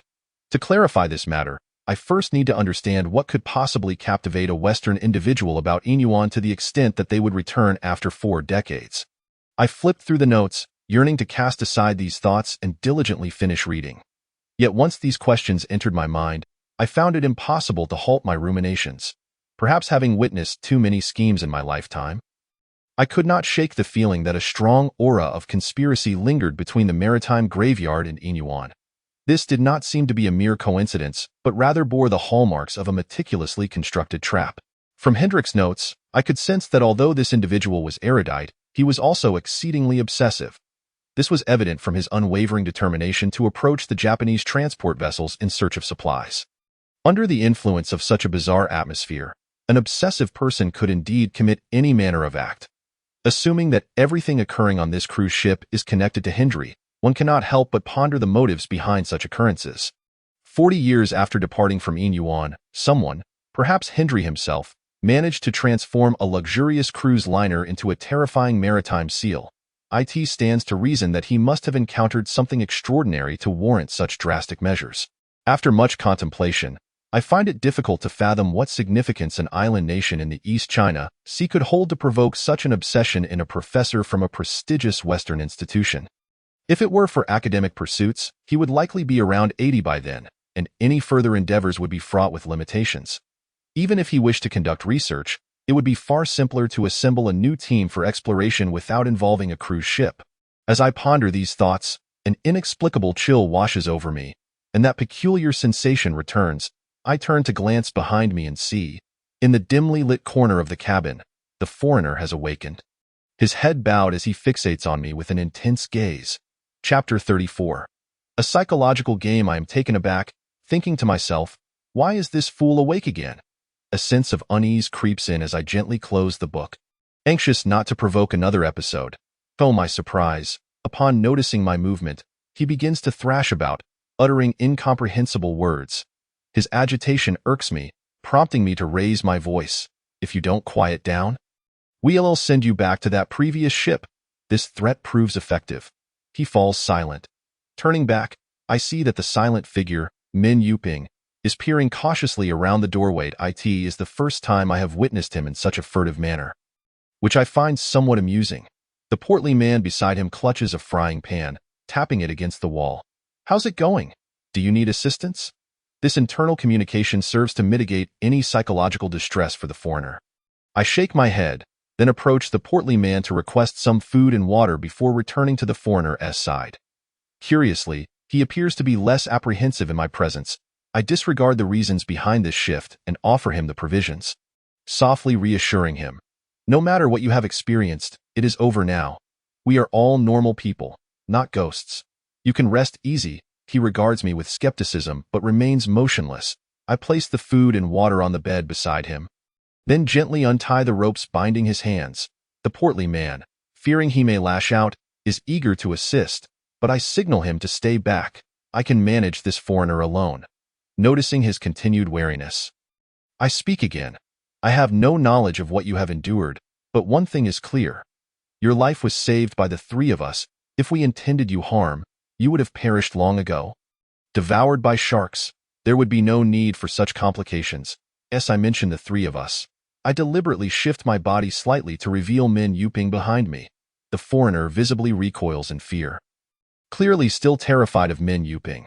Perhaps the few hours of sleep had restored some of his strength, as he gazes at me for a prolonged moment before finally reaching for the food. You need to make them leave, he stammers, trembling as he eats the compressed biscuits. The portly man, unable to contain himself, retorts, "You ungrateful fool. My friend caught the shark, and I fished you out, and you want us to leave? Let me tell you something, that seemingly kind fellow back there, Wu Xie, is no saint. He is filled with cunning and schemes, far from harmless." The portly man is abruptly silenced as Min Yuping pulls him away. Leading him to the deck, soon, the cabin is left with just me and the foreigner. He eats slowly, reminiscent of a toothless elder nibbling on fava beans, taking a few bites, sipping water, and holding the food in his mouth for an extended period before swallowing. My impatience mounts, and I yearn to shove the food and drink into him directly. Yet, I recognize this as a typical state for someone who has not eaten for days.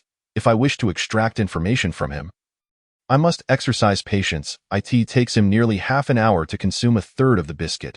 Watching him quicken his pace, I tentatively inquire, "What is your name?" He pauses, takes another bite, and quietly replies, "Lev." "Lev?" I respond, puzzled. "Are you Russian?" He remains silent, his gaze fixed vacantly on the floor. I realize this presents a dilemma. He likely suffers from psychological trauma, and his sense of security is severely compromised. Gaining his trust will undoubtedly require considerable effort. The cabin falls into silence once more. I lean back against the chair, appearing calm while internally wrestling with anxiety. This is not akin to coercing a confession. The latter involves dismantling a clear psychological defense. Lev, however, has no defenses left. He exists in a chaotic state, perceiving threats in everyone around him. The predicament is compounded by his pressing need for security, which I do not seem capable of providing. Compared to the monsters he encountered on that ship, I likely appear increasingly inadequate. Yet he only dares to engage with me, as the portly man and Min Yuping provoke his terror, rendering him catatonic for hours. Thus, the priority is to instill a sense of trust in me, to convey that I am a formidable and capable ally, ensuring his safety. Only then can I hope to elicit his words. I fixate on Lev, plotting my approach. How can I cultivate his trust? Should I share my own experiences to illustrate my strength? That might not suffice. Lev's mind is currently muddled, only capable of processing the simplest of ideas. If I were to recount my harrowing tales, he might misconstrue them as threats. Alternatively, perhaps I could offer him money. It is often said that wealth provides security, so I could project an image of affluence. Promising his safety and rewarding him with cash upon completion of our endeavor.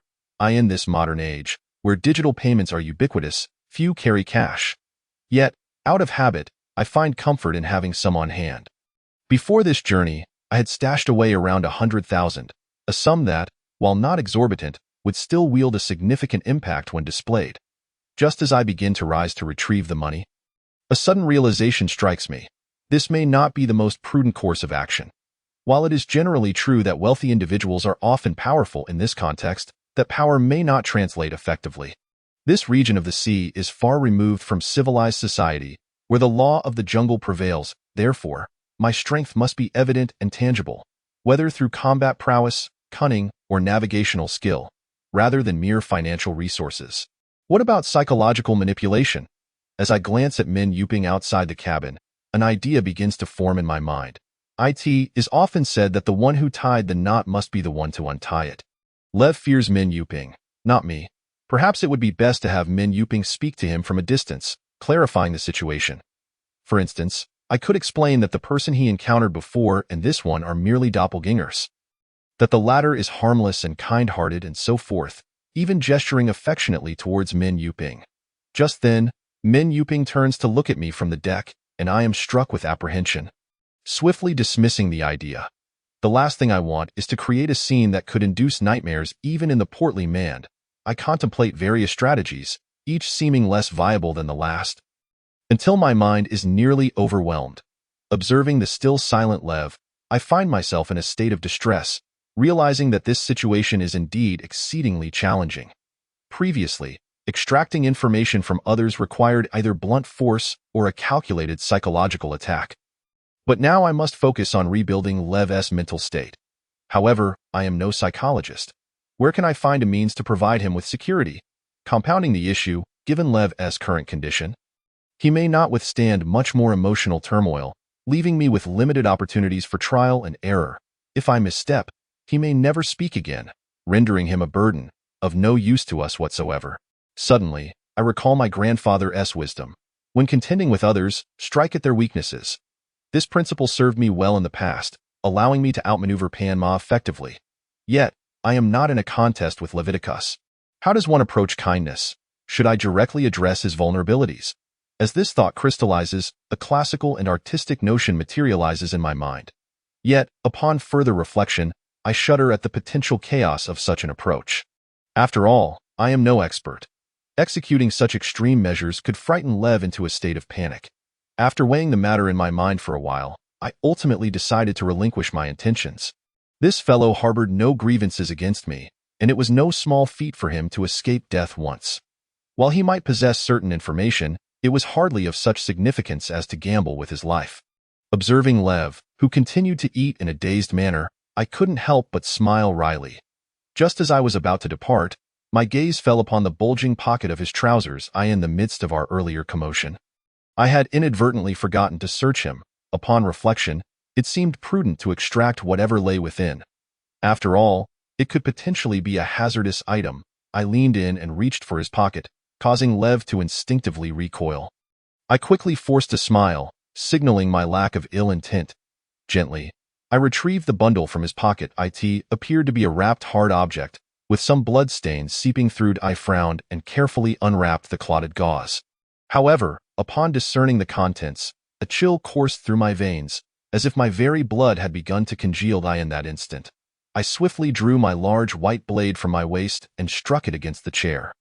The brackish sea breeze wafted into the cabin as I beheld the bundle wrapped in gauze upon the chair, my breath quickening. It was a pair of black sunglasses, stained with blood, the very signature sunglasses that had vanished from the corpse of Black Eye back in Shio. My mind swirled, and I found myself indifferent to Lev's fate.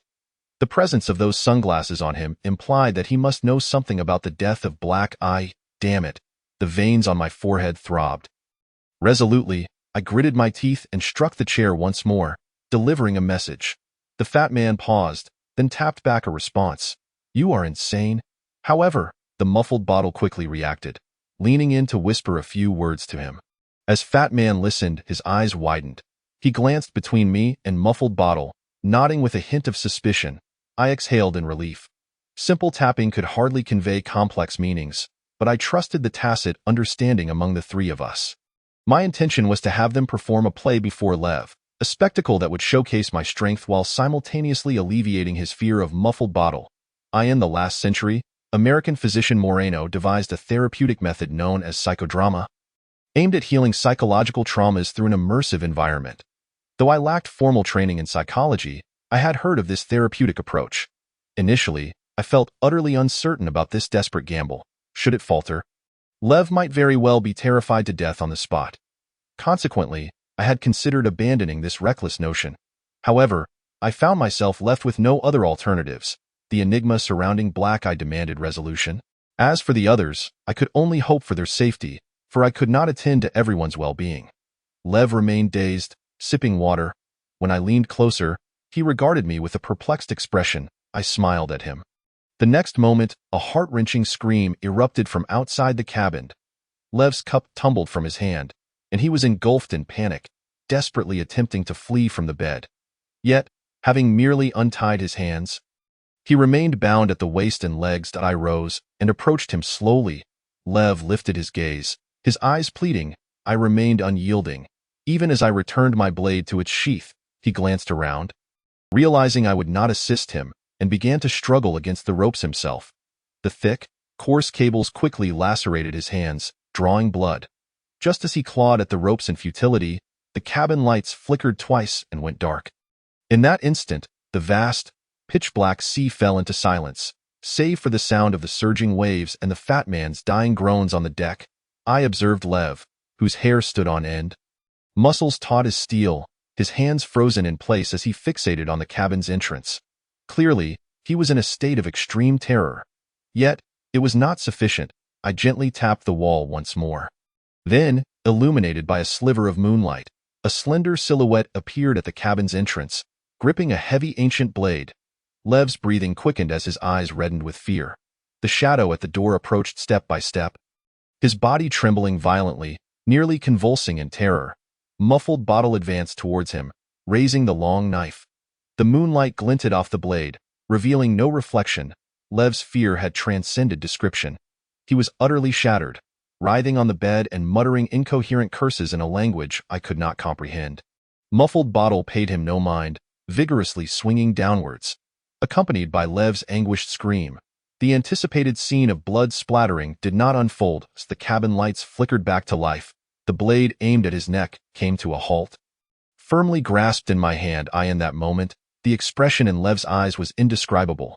It was a blend of fear, gratitude, and perhaps loathing. Yet, I remained indifferent. All I needed was for him to realize that the very thing he feared could not harm me. And that, should I choose, it would not harm him either. I glanced at Lev. The shock had been profound, and he required time to recuperate. Following Muffled Bottle out of the cabin, unease stirred within me. Though I had come to understand that I could not protect everyone, I still felt a twinge. However, I promise you this. Once we arrive on the island, you may remain on board if we do not return for an extended period. How long is considered an extended period? Well, that will depend on what I say at the time. Go be honest.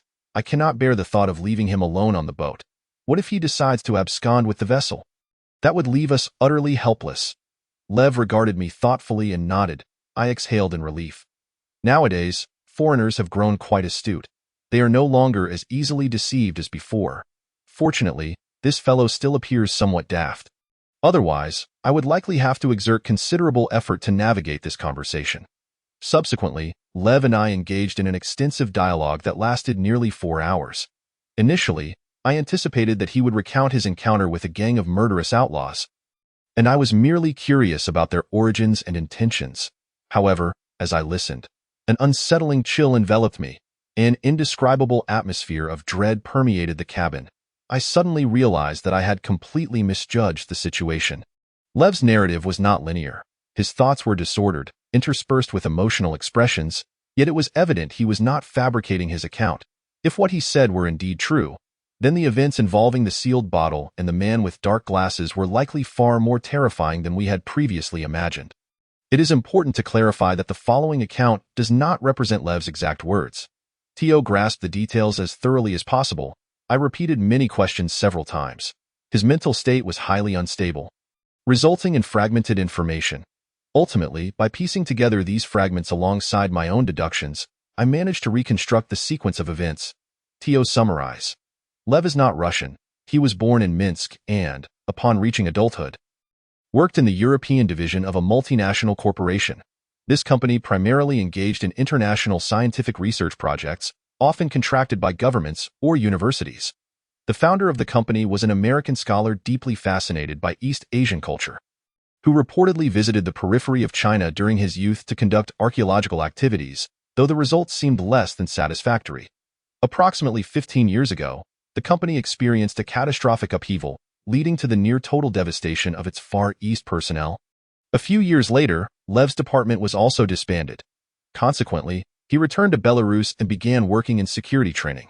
About a year ago, he unexpectedly received a peculiar email. The email bore no signature, yet the suffix was from the now-defunct department he once belonged to.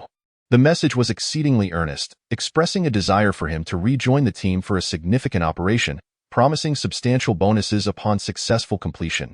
At that time, Lev was nearing 40, already settled with a family.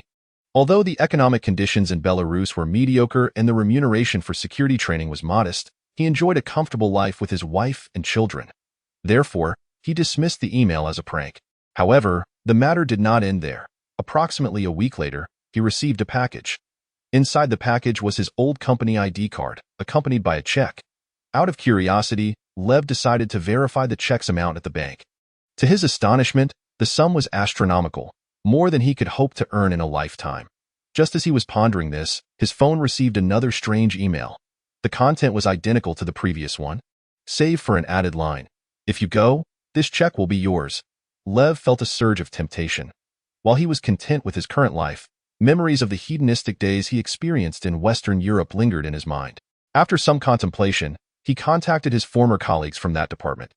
To his surprise, many of them had also received similar messages, with the condition being, come to China and participate in an operation. Lev had never been to China. To him, it represented a mysterious Eastern nation. Yet, drawn by the promise of a substantial reward, he diligently studied Chinese for 6 months before embarking on a flight to Shanghai. Following the instructions in the email, he was to gather in a small town near Zhoushan. There, Lev encountered a colleague who had arrived before him. This person was an old friend who had also worked in the now-defunct department 15 years ago. Overjoyed to see a familiar face in a foreign land, Lev initially wished to reminisce, but his friend seemed restless, providing no answers to his inquiries. Instead, he merely informed Lev that he had already met other team members, who exhibited an indescribable peculiarity that made him uncomfortable. He also warned Lev that something felt off about this operation. The entire East Asian division had been decimated, allegedly due to some terrifying entity. Now, after more than a decade, the company was seeking personnel for another venture in China, which might still be linked to that incident, potentially leading to severe consequences. Lev dismissed his friend's wild speculation, thinking perhaps he had suffered some trauma or was hoping for hidden rewards to claim for himself. Thus, he paid little heed to the warning. Who could have anticipated that the very next day his friend would vanish? The town had only one bus station, making a foreigner conspicuous, yet after extensive inquiries, Lev found no one who had seen his friend leave. At this point, I furrowed my brow. There is an old Chinese saying, when things seem abnormal, there must be something sinister at play. The situation had become increasingly bizarre, and yet he remained, seemingly blinded by the allure of money. Lev chose to wait patiently in the town. About a week later, 2 young men approached him. As Lev recounted this part of the story, his voice began to tremble involuntarily. He said one wore sunglasses, while the other was none other than their friend. Both were devils. I longed to inquire what he meant by devils, but I suppressed my curiosity to allow him to finish his account. The 2 informed Lev that the team had gathered and instructed him to prepare, as they would set sail the following day. The man in the dark sunglasses specifically cautioned him that the team was comprised of diverse individuals, urging him to focus on his responsibilities and refrain from concerning himself with matters that did not pertain to him. Lev, of course, was only interested in securing the promised payment. Early the next morning, he arrived at the seaside, discovering 2 boats already docked, with individuals transferring heavy black boxes onto them.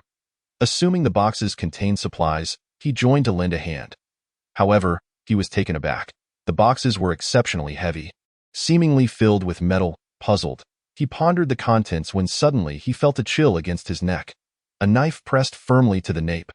The assailant was none other than the sealed bottle. Lev was startled, immediately recalling the sunglasses man's earlier warning, and hastily assured him that he had no ulterior motives, merely wishing to assist. Fortunately, his assailant did not press further, simply instructing him that the boat was about to depart, and he should board and wait. Lev felt a tremendous sense of relief as he hurried onto the deck and into the cabin, where he found it filled with people, most of whom bore European and American faces. This struck him as quite strange. The town was small. How had such a large contingent of foreigners suddenly appeared? However, recalling his previous lesson, he chose to ignore these thoughts, his mind consumed by the memory of that astronomical check. The others remained silent, patiently awaiting the boat's departure. After a lengthy wait, restlessness began to spread among the group. Word came from the shore that the man in sunglasses was late and had yet to arrive. Lev's impatience grew. Fortunately, several hours later, the sunglasses man finally showed up, and the boat set sail without further delay. The following 2 days unfolded smoothly. Lev felt he was drawing ever closer to that elusive bonus. However, on the 3rd day, an unexpected turn of events occurred. That morning, Lev awakened from the cabin to find the passengers had been entirely replaced by unfamiliar faces. The newcomers were strangers to him. The sealed bottle explained that the previous group had been whisked away under special orders the previous night, and these individuals were here to take their place. His tone was earnest, yet Lev remained unconvinced. A peculiar unease settled over him as he noticed the newcomers' identification badges. They bore the insignia of the Far East team that had perished 15 years prior. Everyone was beaming with smiles, chatting and relishing their breakfast. Lev found himself somewhat bewildered, as he was certain that among the crowd were the souls of those who had perished long ago, including a man who had participated in the distribution of food in the aft cabin and whom he had mourned at a funeral. Yet, from any angle, these were merely ordinary humans, devoid of any semblance of the deceased. Amidst this fervent yet eerie atmosphere, Lev even felt that the bright sun was particularly disconcerting. People continually invited him to join their gathering, and everyone seemed joyful, save for one individual, the man in sunglasses. Lev observed that he remained aloof at the bow of the ship, coolly surveying the scene, disengaged from the others' interactions, as the day swiftly passed in a light-hearted bustle. Lev managed to relax his anxious mind somewhat. He pondered whether he might have misremembered, for after all, he had been thousands of miles away from these individuals back then, and their few encounters had been strictly professional. Now, over a decade later, who could assure him that his memories were infallible? However, this was merely a self-soothing notion. Soon, he would confront something truly horrifying. Despite feeling marginally more at ease, Lev still dared not succumb to sleep that night. He lay in bed, meticulously recalling the events that had transpired. Yet, fatigue combined with tension ultimately proved too overwhelming, and he drifted off around 4 in the morning. He was abruptly roused from his slumber by peculiar noises on the deck. As if some massive entity were approaching from the sea, Lev's bunk was positioned by the window, and with a slight turn of his head, he could observe the deck. However, upon witnessing the scene outside, he was utterly stunned. Unbeknownst to him, an old ship had quietly docked alongside theirs. It appeared ancient, as though it had been submerged in the sea for over a decade, with something resembling waterlogged sandbags hanging from its sides. Still dripping, the man in sunglasses was descending from the vessel, clutching a metallic box akin to one he had seen at the port. Illuminated by the light in the man's hand, Lev suddenly discerned what those objects were. Not sandbags, but a plethora of corpses. He felt as though he might collapse from fear. The rotting bodies mere inches away, their sunken eyes resembling dry wells fixated upon him. What sent chills down his spine was that the gas this operation has once again met with failure, leading the company into a grave crisis, necessitating cuts and reductions in this area. Yet, 15 years later, driven by obsession, he set forth once more towards Inuan. I scratched my head and exhaled a sigh of relief. After encountering a series of bizarre occurrences in recent days, I finally grasped onto something tangible. This sensation was remarkably peculiar, akin to discovering a thread in murky waters, gradually pulling it up only to reveal an immense net woven beneath, intricately linking all the enigmas, instilling a profound sense of comfort. The only lingering question was Hendrik still alive? That remained uncertain. The notes did not provide his exact age, if we were to consider him as a young researcher. He might have been under 30 in 1942, which would make him just over 100 now. For a wealthy individual in the West, under superior private medical care, such an age is certainly plausible. Though nothing can be taken for granted, I needed to verify my hypothesis. Thus, I inquired of Lev, "Do you recall the name of your company's owner?" Lev pondered for a moment and replied, "I am not familiar with the current owner. However, during my tenure, the reins of power were held by Mr. Cox Hendrik." Cox Hendrik? I felt a wave of despondency wash over me. Wasn't he that also Sealer Hendrik? Yet, upon reflection, both shared the surname Hendrik, were Americans, and had an affinity for East Asian culture. There were far too many commonalities. Could there be a connection? Perhaps the former was the latter's son? I felt a mix of disappointment and excitement. Disappointed because my previous deductions had been overturned. Excited because this clue seemed to have unveiled a new connection. It was akin to piecing together a jigsaw puzzle. One piece not fitting, only to be exchanged for another. With a wry smile, I rose, preparing to report my findings to Fatty and the others. Just as I stood, an unsettling feeling crept over me, faint yet palpable, reminiscent of unexpectedly encountering spider silk on my face while walking, or inadvertently chewing on a strand of hair during a meal. I couldn't pinpoint its source, yet it rendered the entire situation profoundly disconcerting. I must have overlooked some crucial information that led to my erroneous conclusion. But what exactly was it? I mentally replayed Lev's words. Was it the incident prior to boarding? Or perhaps the deceased individuals he encountered?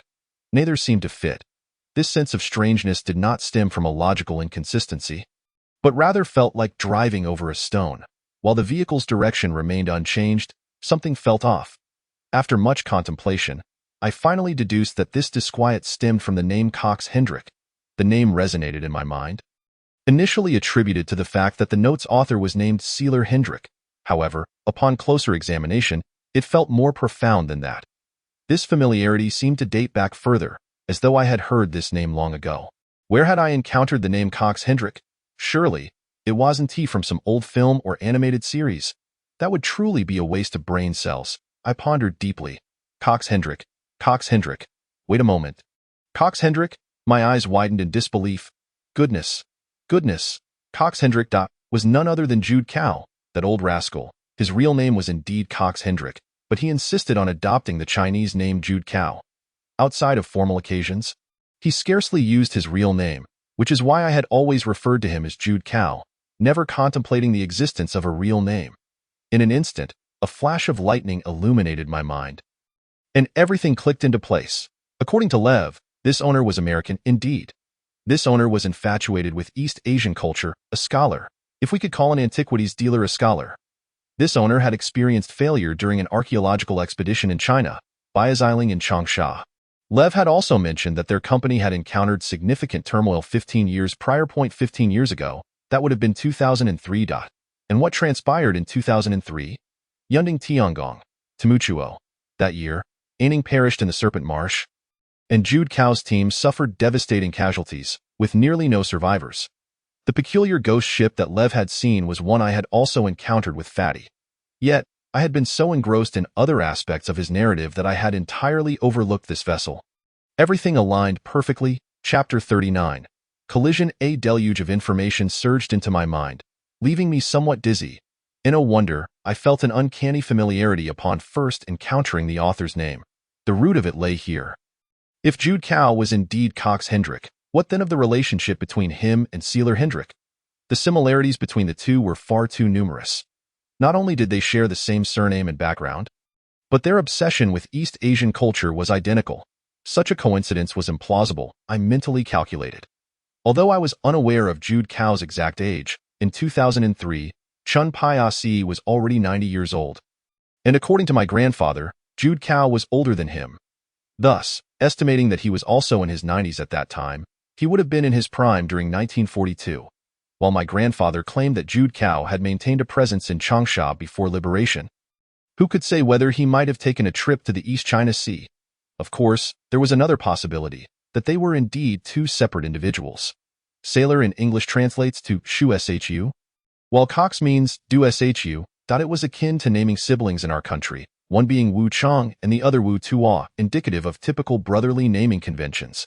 These two might indeed share a fraternal bond. After some reflection, I found this quite plausible. The near-manic obsession exhibited by both individuals could not be dismissed as mere coincidence. It was as if they were two peas in a pod. Perfectly matched, Theo suggests that there was no connection at all, would likely be the true anomaly. As I pondered this, I suddenly heard a knock against the wall.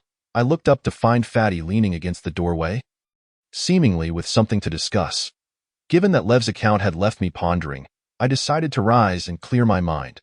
The deck was significantly cooler than the interior, with a strong breeze accompanied by a light drizzle. I gazed up at the sky, where dark clouds roiled ominously. It appeared the windless zone had ended, and our destination was drawing near.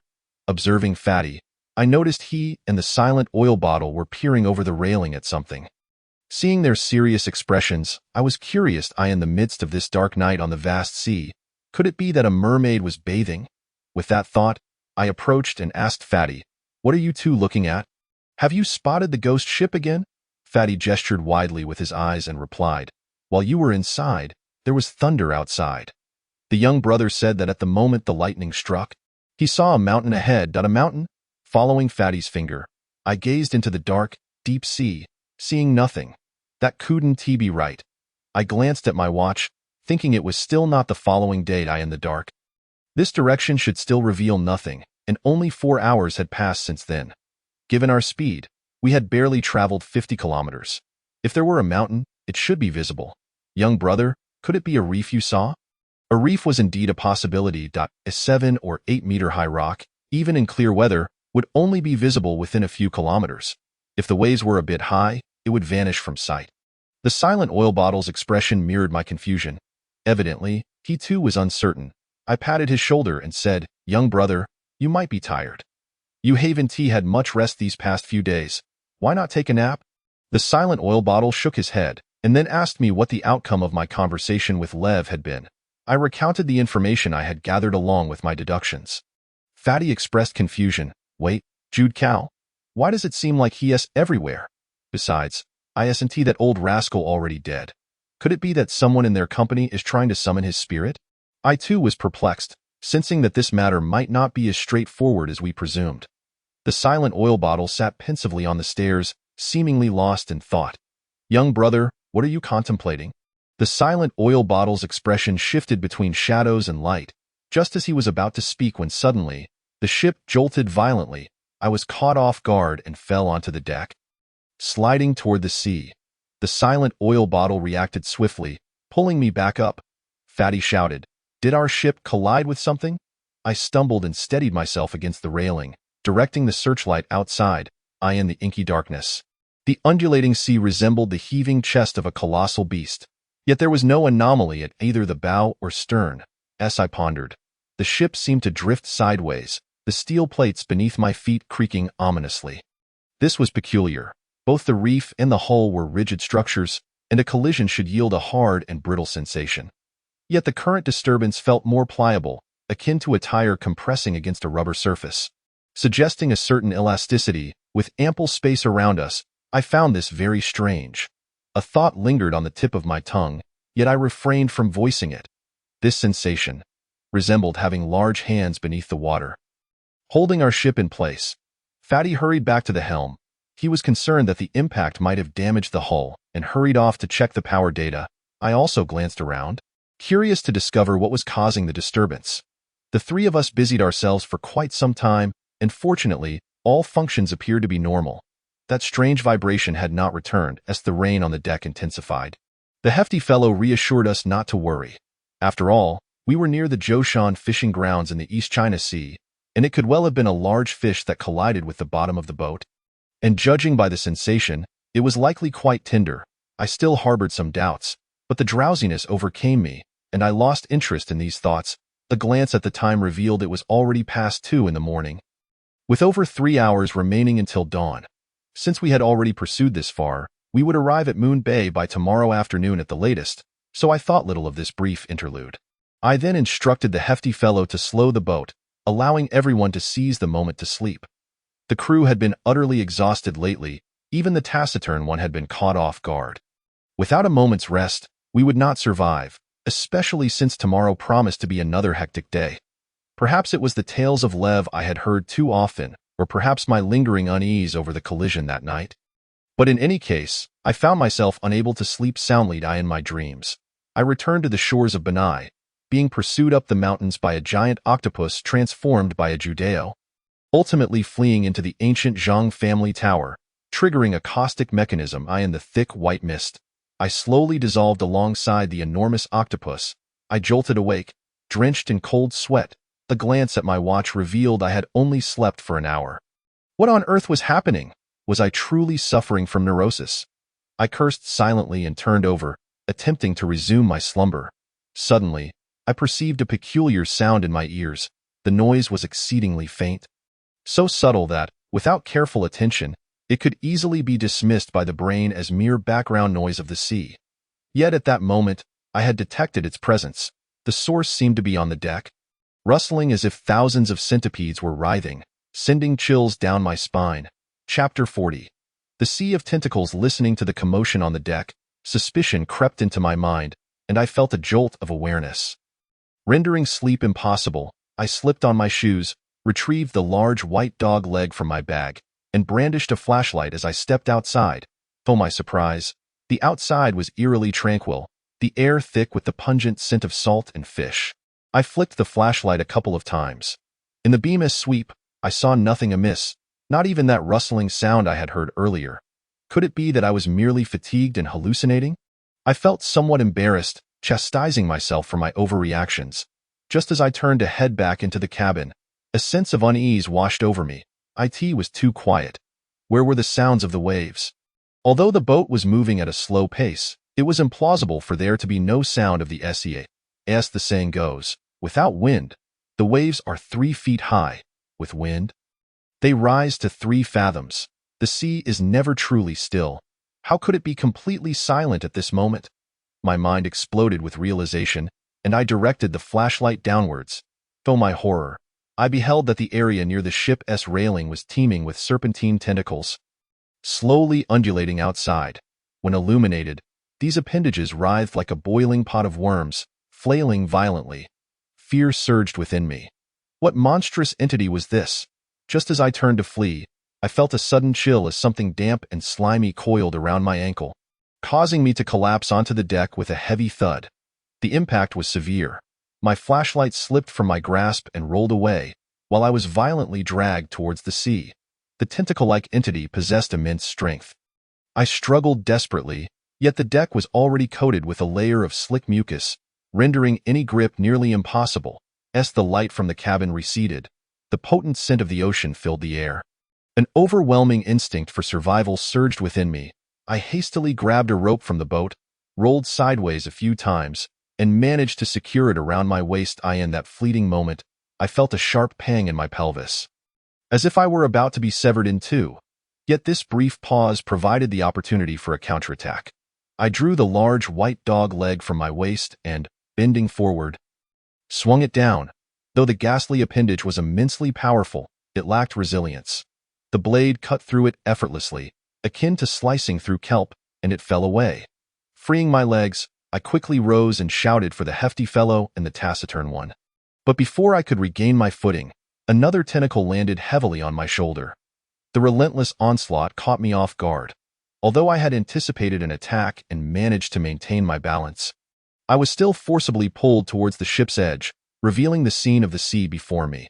Our vessel appeared not to be sailing atop the ocean but rather floating in a viscous sludge. The waves no longer surged. In the pitch-black night, the dark tentacles resembled writhing worms, densely covering the surface of the sea, rendering it akin to a pot of congealed cold porridge. I had no time to explain to him. So I retorted, "Stop the nonsense and come down to help. If I recall correctly, the spare fuel should be stored in the hold. Diesel is lighter than water, allowing it to float on the surface.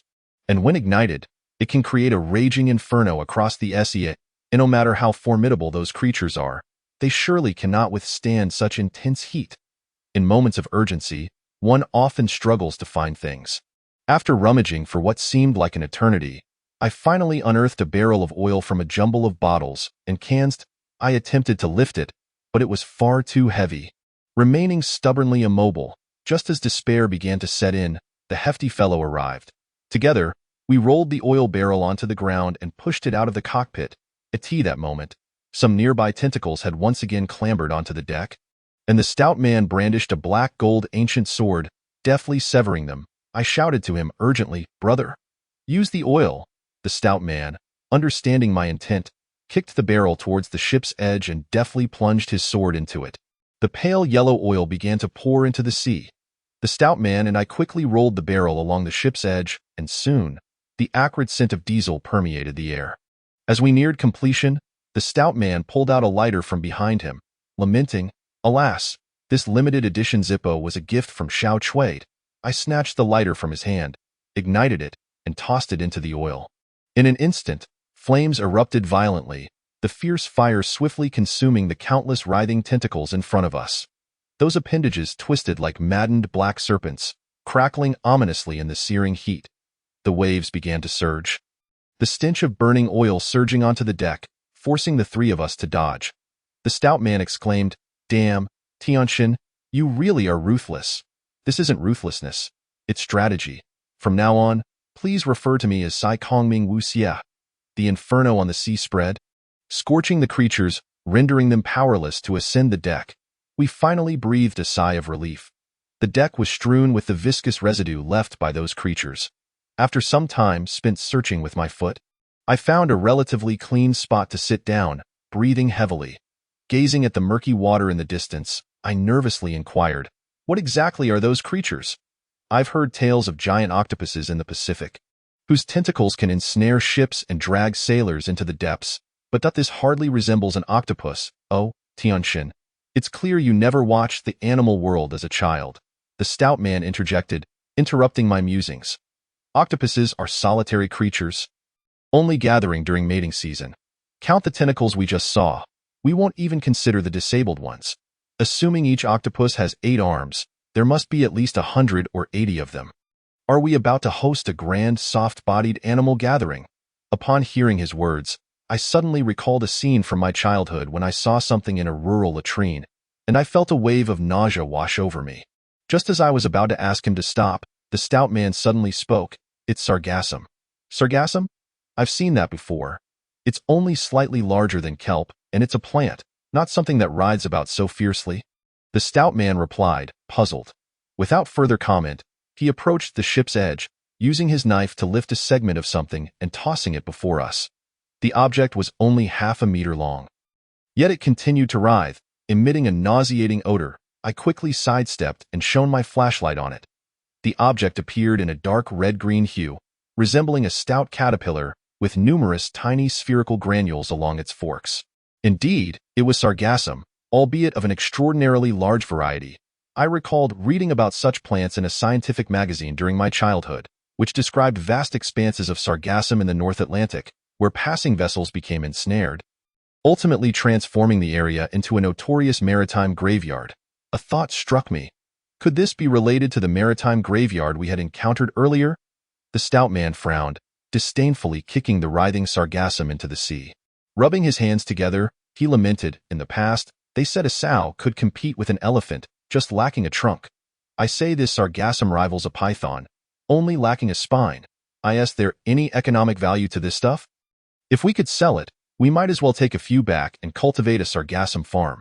We might even get featured on the agricultural channel for our success. The stout man continued to push other sargassum fragments into the sea with his knife, saying, this sargassum has undergone strange mutations due to certain factors, growing unusually large and aggressive. Therefore, we must exercise extreme caution. This body of water may harbor dangers. What? Are you suggesting that the flora and fauna in this area have mutated into monsters? That seems rather alarming, the stout man said, astonished. I patted him on the shoulder, teasing, what do you think? Do you still want your grouper? The stout man shuddered. Ugh, let the mutated sharks have it. I'll settle for catching some crucian carp and silver carp. But why is this here? Is it a natural occurrence? The stout man's question precisely mirrored my thoughts. In Hendrick's notes, there was no mention of this bizarre algal colony, so following our previous deductions, this phenomenon must have arisen after he departed. Perhaps, after leaving here, for some reason, Hendrick did not want others to discover this archipelago. Thus, he introduced this mutated algae back into these waters during the 1970s. Some of it, carried by the tides, drifted further away, ensnaring passing vessels, eventually creating that maritime graveyard. I articulated my hypothesis. The stout man leaned back, his expression contemplative, stroking his chin with a strange gravitas. I inquired, what are you thinking? Speak your mind. After all, we are already buried under a mountain of mysteries. Clearing his throat, the stout man spoke thoughtfully. I may not be well versed in biological sciences, so I'll keep it brief. Tell me if you think I'm on the right track.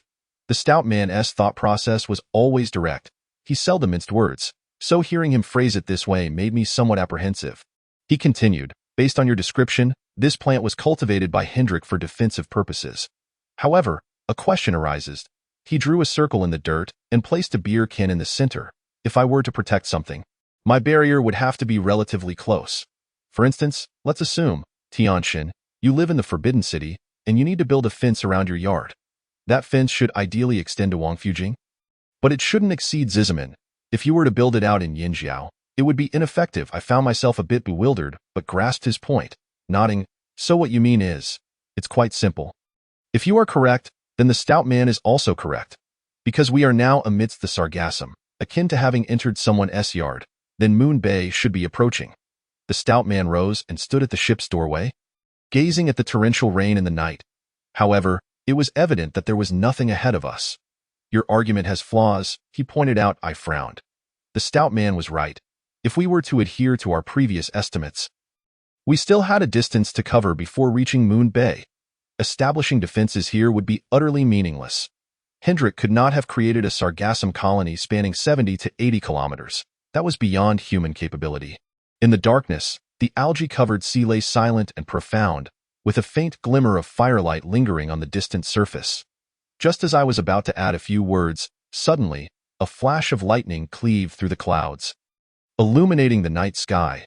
Beneath that illuminated sky, on the left side of the ship, a colossal cliff loomed, emerging unexpectedly from the clouds, blocking our view of the sea. "What the hell?" the stout man shouted. "When did this appear? Did this island grow legs?" I was equally startled.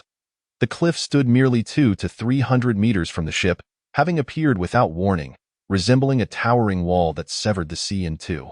Our vessel, in comparison, felt like a mere kernel before this monumental barrier. The three of us were taken aback. Even the stout man wore an expression of astonishment. The cliff was extraordinarily high, its summit obscured by dark clouds, while rolling thunder illuminated its surface. The entire cliff curved like a crescent moon, enveloping our ship in its embrace. "This is Moon Bay. Stout man, take the helm. We need to find a place to land." The stout man, already aware of what was needed, returned to the cockpit, gripping the steering wheel and applying full power. "Are you sure the speedometer is accurate? How did we arrive so suddenly? We shouldn't have been within 70 or 80 kilometers. How should I know? This mountain appeared out of nowhere. It must have grown legs. Hey, brother, is this the mountain you saw earlier?"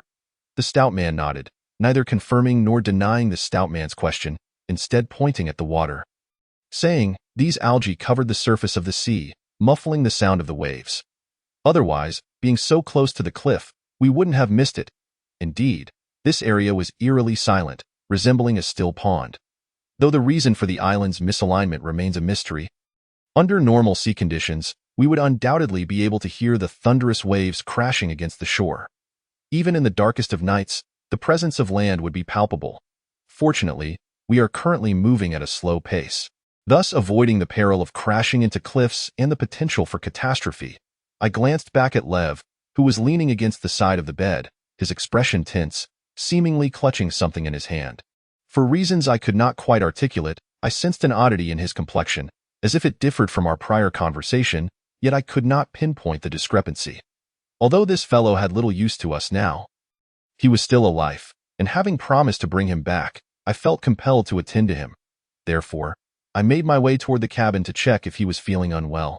Just as I was about to enter, the hefty one suddenly exclaimed, "It's no good. We can't proceed any further." Both I and the muffled oil bottle hurried over to inquire about the situation. The hefty one turned the searchlight to its maximum brightness and pressed downwards. "Look over there," in the distance. Amidst the inky darkness of the night, something appeared to twist and writhe in the air, densely packed and sprawling across the sea's surface along the island's edge. It was that kind of sargassum. I feared the island was completely surrounded by such things. The hefty one placed his hand on the throttle, stating that if the island were a private garden, then the sargassum would serve as a fence, and proceeding further would mean illegal trespassing. The boat likely could not withstand such turbulence. Seizing the moment before the charred algae began to regrow, we needed to turn back. Turn back? What a ridiculous notion. This was akin to a turtle brandishing a sword before its head, inviting disaster. Glancing at the cliffs looming nearby, I felt that we could not simply abandon our course.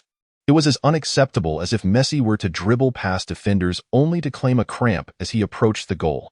The hefty one urged me, "Oh, the psychological suffocation is far preferable to the physiological kind.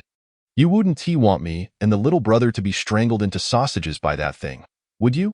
Besides, we aren't suggesting a return to Joshan, just a brief retreat until dawn. Then we can reassess." I was deeply troubled. Yet, I knew in my heart that the hefty one was what do you mean by being mistaken? How could I not recognize cement? The stout man said as he slowly climbed down. I promptly reached out to assist him. I had sensed something amiss. The walls of this cavern reflected sound and light far too intensely, smooth as if coated with putty. Upon closer inspection, it was indeed a concrete surface. How naive. Based on my analysis, this place must be exceedingly peculiar, and it was likely not constructed by the Inuan people, I mused. If the Inyuan folk possessed such capabilities, they would have simply initiated the first industrial revolution instead of dabbling in demonic sorcery and witchcraft. This location, I surmised, was likely the handiwork of the Japanese. During World War II, Japan established numerous military bases on various unnamed islands in the Western Pacific, and this was probably one of them. I wondered what purpose it served. The stout man reasoned, well, my military knowledge might only be sufficient for idle chatter with the old men at the alley entrance, but I can discern that this is likely a dock fortress. Having no expertise in such matters, I requested the stout man to elaborate. Upon realizing he could showcase his knowledge, he eagerly obliged. A dock fortress. As the name suggests, it functions both as a dock and a stronghold. During the Pacific theater of World War II, the Japanese were unable to match the Americans head-on, and with battleships and aircraft carriers in short supply, they resorted to submarine ambush tactics, engaging in asymmetric warfare. Yet the Americans were no fools. Knowing that submarines are hard to locate underwater, they thought, once you surface near the coast, I'll just blow you up at the port. Hence, the Japanese devised a plan to construct ports within the mountains. Appearing as ordinary islands from the outside while being entirely hollowed out inside, it would be nearly impossible to find, and even if discovered, it would be challenging to destroy. This is the essence of a dock fortress. Chapter 44. The Iron Gate. By sheer chance, we stumbled upon a Japanese submarine base from World War II, and I felt somewhat disheartened. If the Japanese had extensively operated here, then, according to their typical strategy of extracting resources, the remnants left behind would likely be minimal. Suddenly, I found it rather amusing. We had genuinely encountered the enemy invading our village. The stout man docked the boat at a concrete platform, extinguished the lights, and beckoned us to disembark. Lev was still dozing in the cabin, having suffered considerable fatigue from the previous battle with the Sargassum. The mute man fetched some items for him, checked his pulse, and informed me he is quite weak. It's not an act that I nodded in acknowledgement. Glancing at my watch, it was now 8 a.m., and the clouds over the sea were as dense as if ink had been spilled. The cavern entrance remained shrouded in darkness. Calculating the tides, I estimated that high tide would occur around 3 p.m., after which the entrance would be sealed by seawater until the following morning. I inquired of the mute man, will he be able to regain his strength before tomorrow morning? Very unlikely. He shook his head. His mind is extremely fragile. He will require a long period of recuperation. I sighed in relief. I had previously worried about how to manage Lev after arriving on the island. This fellow was currently akin to a limp shrimp, unable to walk or jump, making it impractical to bring him along. However, leaving him on the boat raised concerns about him fleeing. Fortunately, the Japanese and nature had conspired to assist us. This dock fortress could only be accessed during the low tide before the rising tide, and it seemed unlikely that Lev would awaken by morning. With that in mind, we had at least 48 hours of operational time. The stout man was already impatient, urging me and the mute man to hurry.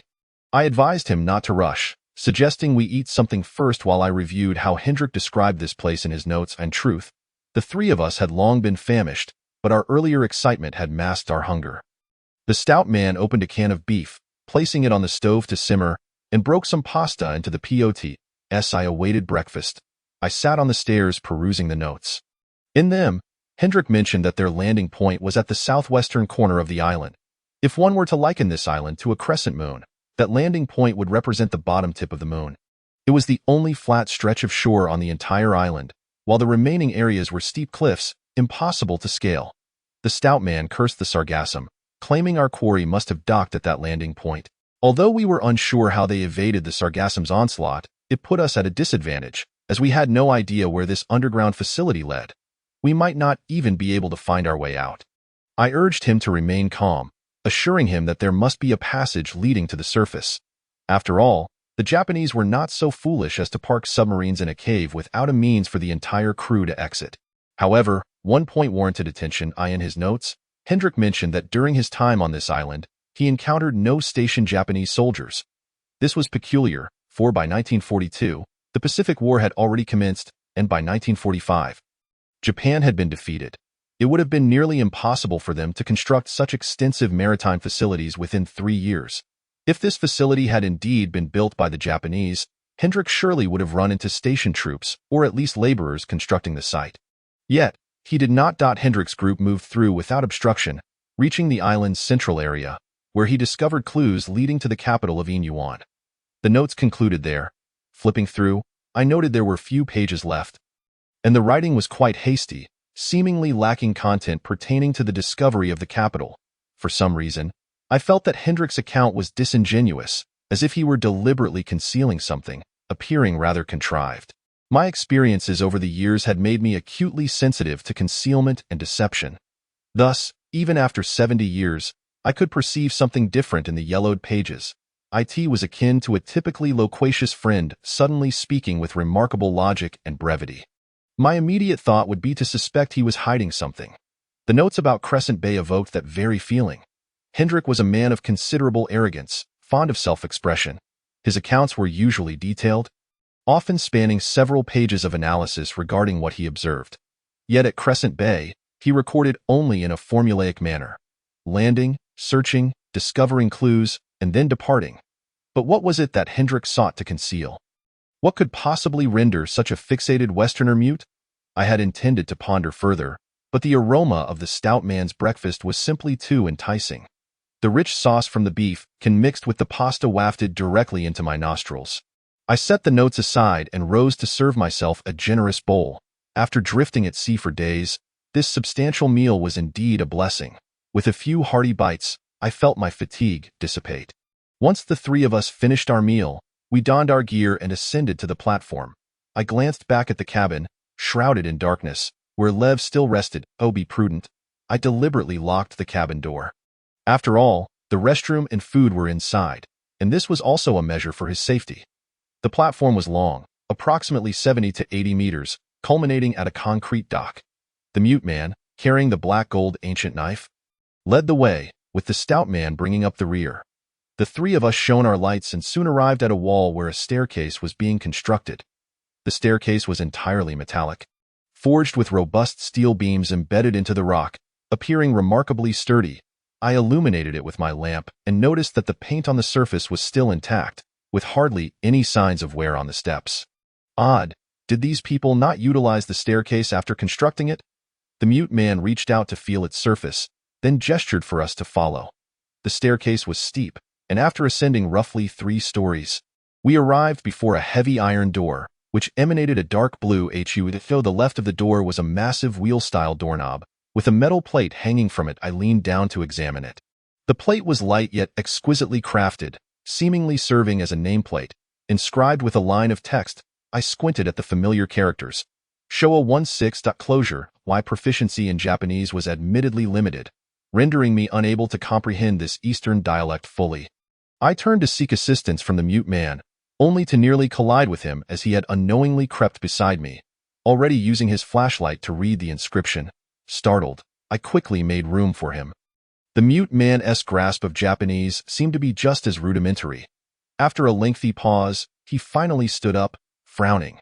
The stout man and I had grown impatient, prompting us to inquire about what was written. Perhaps due to the dim lighting, the mute man's expression appeared troubled. This place was never put into operation.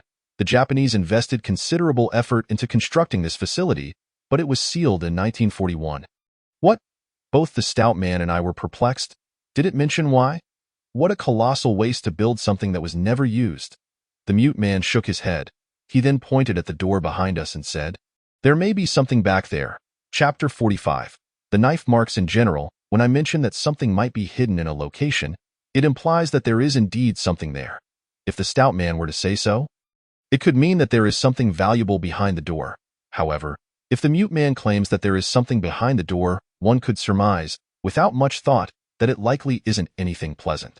Instantly, both the stout man and I felt a wave of apprehension, sensing that something terrifying might be concealed behind the ominous iron door. The stout man swallowed hard, hesitating. "Hey, don't scare me. What could possibly be inside?" It wouldn't be the vengeful spirits of the old Japanese militarists, would it? The enigmatic figure known as Min Yuping remained silent. He extended his hand, tracing the edges of the doorframe, and then displayed his fingers to us.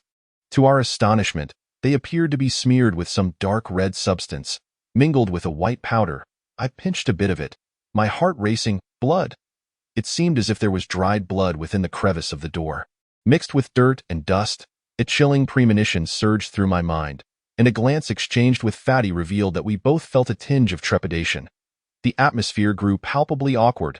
It was reminiscent of our childhood escapades when old Yang and I would sneak into orchards to pilfer peaches, only to find ourselves hesitating at the entrance, akin to being confronted by a pack of dogs, neither of us willing to back down first yet too fearful to proceed.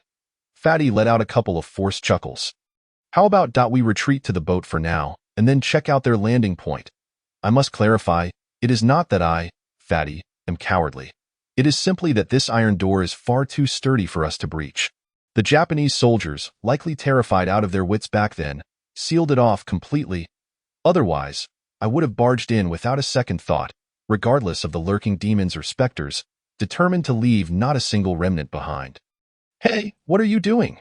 Just as Fatty was gaining momentum in his speech, he turned to leave, when suddenly a heavy, muffled thud resonated through the air, shaking the surrounding rocks. Dust cascaded down from the doorframe, and to our astonishment, the heavy iron door began to creak open inwardly. I was startled and quickly looked to Min Yuping. He stood at the threshold, and upon noticing our gaze, raised his hand to show us it wasn't me. I didn't touch it. Not Min Yuping. Could it be that the door opened by itself?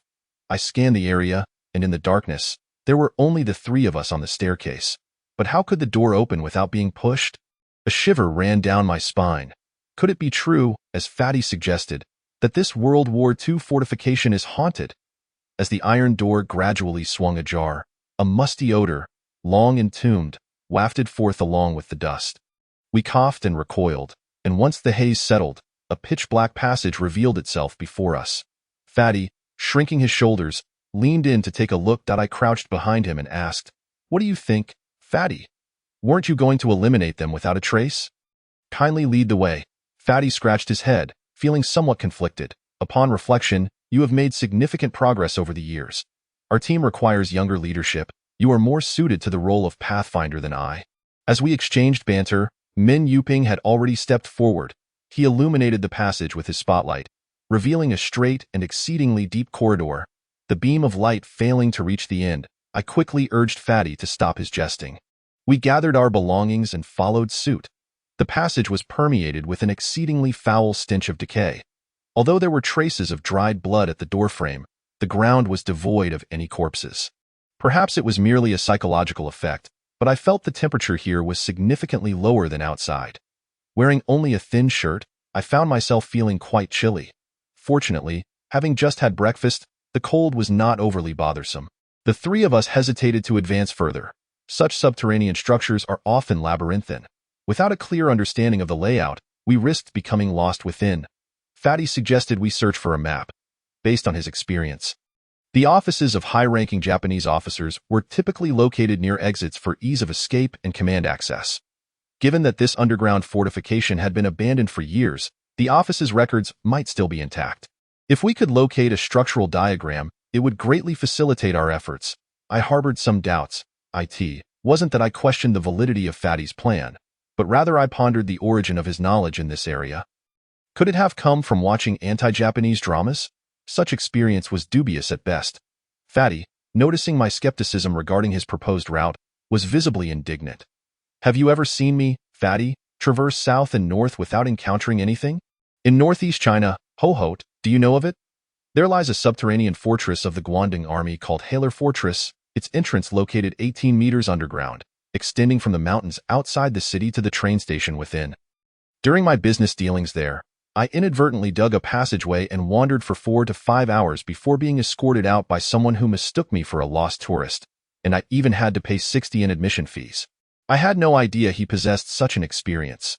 However, large structures generally share commonalities, much like how restrooms in school buildings are typically found at either end or in the center. More importantly, northeast China was a crucial focal point during the Japanese invasion, and the fortifications built by the Guandong army served as templates for subterranean constructions of that era. Thus, Fatty's experiences might indeed hold some merit. After some contemplation, I sought Min Yoping's opinion. He surveyed the profound tunnel and nodded in agreement. Just as I was preparing to proceed with my belongings, I suddenly noticed Fatty staring intently at the ground. Seemingly fixated on something, I waved my light in his direction and asked, "Shall we move?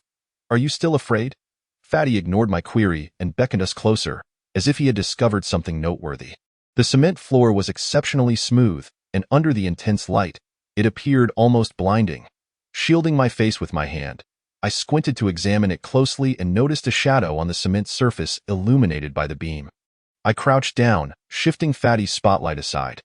With the wall reflecting the light, I could finally discern that it was a gap of several inches, and beside it appeared to be some dark red stains.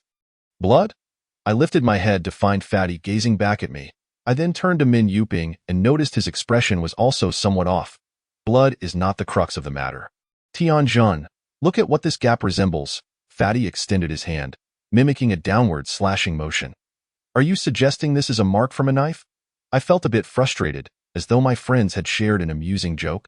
And I was the only one who failed to grasp the punchline. A knife is simply a knife. It merely indicates that someone had been slain here previously, and the blade had struck the ground. It wasn't anything of great significance. Fatty, exasperated by my response, stood up and pulled Min Yuping over. Tianjun, sometimes I truly cannot fathom how your mind works. One moment you're astute, and the next, you exhibit the reflexes of a dullard. A knife, a knife? Fatty exaggeratedly gestured behind Min Yuping. Don't you think this knife mark resembles that of a black gold ancient blade? Chapter 46. The eerie corpse. Fatty possessed a far keener sensitivity to weapons than I did. At his suggestion, I indeed found the marks on the ground reminiscent of those made by a black gold ancient blade. I turned to Min Yuping and asked, "Could you draw your knife for a moment?" Min Yuping nodded, extending his hand to unsheath the black gold ancient blade, embedding the blade into the gap. Indeed, the shape was strikingly similar, albeit slightly smaller. I stared at the scene before me for an extended period before suddenly recalling the armored figure aboard the cruise ship. The counterfeit Zhang Qiling wielded a blade remarkably akin to the black gold ancient blade, though the blade's edge was somewhat broader. Fatty, too, made the connection, clapping his hands in realization. This belongs to that counterfeit brother. Could it be that fellow emerged from here? I pondered, feeling that something was amiss. This underground fortress had been sealed long before Hendrik's arrival, yet the emergence of the cruise ship seal was precipitated by Hendrik. Creating a contradiction in the logical sequence, it was more plausible that the armor and blade belonged to this place. According to historical records, the residences of the civil and military officials of Yin Yuan were situated on the 4 islands surrounding the Ring capital. In modern terms, this would be akin to satellite cities of the capital of Yin Yuan, much like residing in Yinjiao while commuting to Beijing for work. That armor, in fact, belonged to the military official of Yin Yuan known as the Spirit Dog armor. Could it be that the blade wielded by the people of Yin Yuan was merely a larger version of the black gold ancient blade? Contemplating the peculiar memories of that young man regarding this place, I suddenly felt an inkling that perhaps the Zhang family had some strange connection to this Eastern Sea demon kingdom. I was left wondering which came first, the young man's black gold ancient blade or the broad-edged blade of the Yin Yuan people. Gazing at the bloodstains on the ground, a vivid scene materialized in my mind. It is conceivable that the Japanese soldiers, during their construction here, unearthed remnants of the Yin Yuan people, acquiring some military officials' armor and broad-edged blades. Driven by greed, they chose not to return these artifacts but rather attempted to smuggle them away. However, an unforeseen calamity ensued. For reasons unknown, those who came into proximity with the military officials' armor descended into madness, wielding the blades to unleash a massacre, resulting in the doorframe being drenched in blood. Ultimately, the horror of the incident compelled the Japanese to seal off the site, rendering it unused. This hypothesis seemed plausible. The only question remained: where were the bodies? If the incident had unfolded abruptly, the Japanese would have had no time to clear the remains of the victims before sealing the passage. The corridor before us should not be so pristine. I lifted my gaze and scanned the surroundings, my eyes settling upon the heavy iron door behind us. In that instant, a terrifying thought struck me. This notion was so gruesome that I dared not validate it with my own hands. Fatty noticed my gaze, casting a wary glance at the door before looking back at me. Tianjun, you aren't thinking that? I nodded, realizing he understood my implication. Min Yuping stepped forward, exerting force to pull the iron door back. Since the door opened inwardly, the angle at which it had been ajar obscured the view of the other side. However, as Min Yuping moved, what lay behind the door was suddenly illuminated by the light. At first, I could only discern a pile of grayish-blue objects, seemingly interspersed with some white solids. Upon closer inspection, I felt a sudden chill run down my spine, and the beef noodles I had just consumed threatened to resurface. Before my eyes lay not some mere object, but the tattered remnants of military uniforms long since decayed. The white solids amidst the grotesque sight were bones. What I beheld was a grotesque mass of bodies, twisted and intertwined, perhaps numbering in the dozens, all crammed within a mere 2 square meters, as if crushed by an immense force behind the door. The stout man beside me appeared equally perturbed, muttering under his breath, "Good heavens, this resembles vacuum-sealed chicken feet, quite the performance art." A tightness gripped my throat. I had encountered my fair share of corpses, yet this peculiar sight was truly unprecedented. What on earth had transpired here? I drew forth my trusty weapon and began to sift through the mass, hoping for a closer look. A metallic object rolled out and clattered to the ground. I picked it up and discovered it to be a military medal. Raising my gaze to the array of bluish-gray objects, a realization dawned upon me. This was the uniform of the Imperial Japanese Navy from World War II. These deceased souls were likely soldiers stationed here. The bones were so densely packed that they seemed glued to the wall, and the stout man struggled for some time to extract a single one, gazing at the bone in his hand and the fabric medal at my feet. An unsettling feeling washed over me. As a small-time dealer in antiquities straight out of university, I possessed a keen sensitivity to the ages of objects. My instinct was always to ascertain the era of an item upon sight, relying on its condition and form. Condition refers to the marks time leaves on an object. Iron rusts, copper develops verdigris, jade becomes mottled, chine paper yellows, ink fades, and colors lose their vibrancy. All these serve as indicators of age. Broadly speaking, carbon dating can also be considered a form of condition assessment. Form, on the other hand, pertains to the distinctive shapes or styles characteristic of specific eras. Qin dynasty swords, Han dynasty blades, Tang dynasty sabers. The porcelain from the Northern Song dynasty differs from that of the Ming dynasty's Xuande period. By these historical clues, we can roughly deduce the era from which an antique hails. The only caveat is that form and condition must correspond. Otherwise, the antique may very well be a counterfeit. This is a frequent occurrence in various treasure appraisal shows, where experts might declare the form is accurate, but the condition is somewhat lacking, implying that while the shape mimics ancient craftsmanship, its age is not as ancient. In simpler terms, it indicates a forgery. This is the typical scenario I encountered. An object may possess an ancient form yet exhibit a new condition, signifying modern attempts at replication. The peculiar situation before me, however, seemed to present the opposite. The Japanese sealed this underground fortification in 1941. It had barely been 80 years since. Bones and copper metals are remarkably durable. Theoretically, even considering the dampness of the sea air, they should only exhibit mild decay. Yet, these items appeared exceedingly ancient.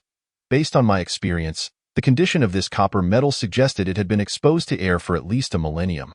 The fabric, even more astonishing, was nearly indistinguishable from textiles unearthed from ancient tombs, disintegrating into dust upon the slightest touch.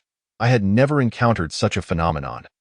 The existence of antiquities mimicking the past is easily comprehensible, as people have knowledge of history. But what was this heap of items before me? Anachronistic? A temporal anomaly? A prophecy? My mind struggled to comprehend. It was akin to discovering a Han Dynasty tomb, only to find not agate earplugs within the occupant's ears, but the latest model of AirPods. This notion, while amusing at first, quickly morphed into a chilling realization. Chapter 47. The room. I bit my lip, contemplating the bizarre occurrences that seemed to unfold one after another, providing no respite. Casting a glance at the stout man, I noted his pallor mirrored my own dismay. Evidently, he too had recognized the oddity of the situation. The quiet man picked up the medal. Scrutinizing it with care, I cautiously inquired, "Brother, is it genuine?" Though I realized the question was somewhat redundant. The art of crafting forgeries is indeed a well-known trick in the antiquities trade, yet the materials at play here were far from uniform.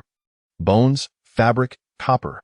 Each had distinct techniques and methods for replication, and achieving such seamless imitation would require the collaboration of numerous experts.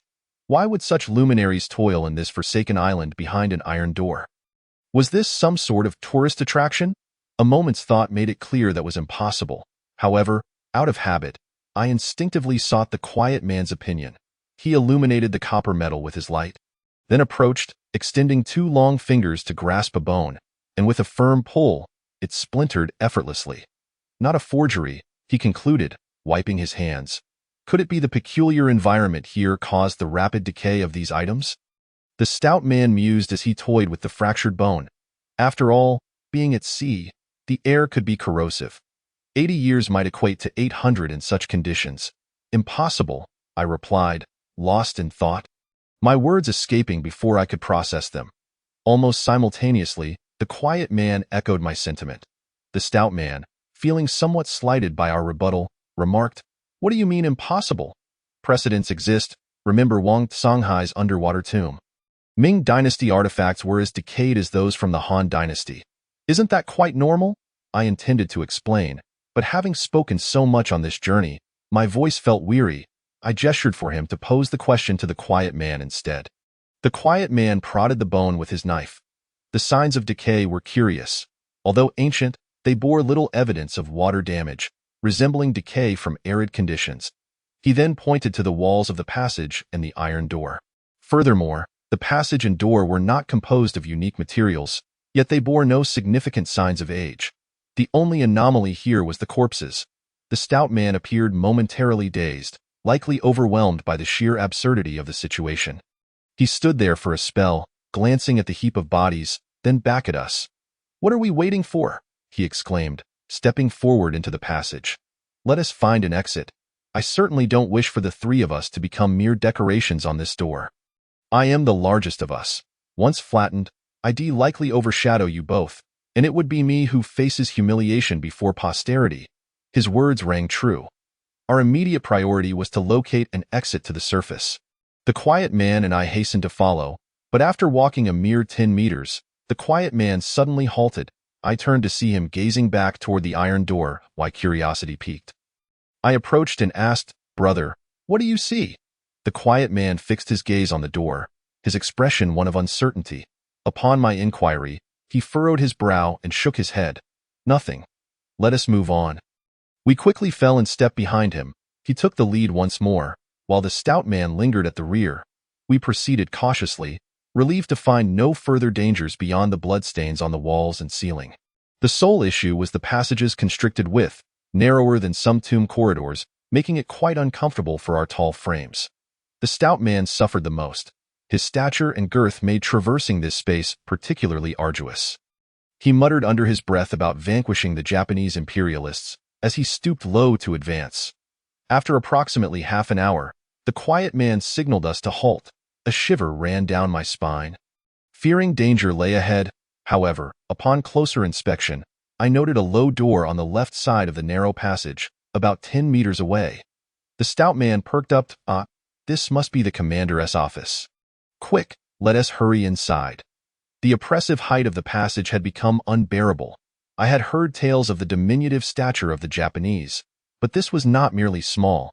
It was a space fit for the severely impaired. In truth, the stout man's complaints were not unfounded. The underground fortification was stiflingly cramped, with a low ceiling inducing a profound sense of claustrophobia.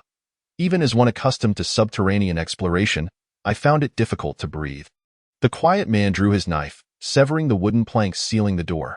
Inside lay a room approximately 7 or 8 meters deep and over 3 meters wide. Although not spacious, it felt significantly more open compared to the exterior, boasting a ceiling height that allowed for a proper breath. The room had no additional exit. At the far end stood a desk. I approached to inspect it, finding a disarray of documents piled in the drawers. On the desk, several black boxes caught my attention. They were heavy and appeared to be composed of some type of mineral. The stout man wandered about the room, seemingly aimless. I surmised he might be searching for weapons. After all, he had left his short knife aboard the cruise ship, and in this abandoned military base, he likely felt a twinge of restlessness. Perhaps it was the oppressive atmosphere of the passage, or the air quality that was lacking, but I found myself somewhat short of breath and took a seat to rest. The quiet man, engrossed in the documents at the wooden table, bore a serious expression that struck me as amusing. In previous encounters, I had always been the one eager to study the materials while he dozed with his knife in hand. This time, however, He appeared more engaged, as if our roles had reversed. I sighed, realizing I was indeed growing older while the quiet man remained eternally youthful. Time is truly a formidable force. After much ado, the plump man finally unearthed several rifles from a wooden crate nestled in the corner. Though their condition left much to be desired, I advised him to abandon the notion. After all, over 80 years had elapsed. Even if they had not succumbed to the ravages of seawater, the lack of maintenance rendered them nearly useless. The prospect of a misfire was a trivial concern compared to the potential catastrophe of a burst chamber. The plump man, cherishing the firearms, fondled them for a considerable time, lamenting their unfortunate state. He then began rummaging through various boxes, asserting that even acquiring a Japanese sword would suffice if firearms were unattainable. Ultimately, he did discover a peculiar item, a Type 30 bayonet, oiled and resting within a wooden case. This bayonet, originally featuring a wooden handle, had long since decayed. The plump man sought a big white dog leg, whittled 2 pieces of wood from the corner of the table, and adeptly bound them to the blade's hilt with rope, thus fashioning a short knife.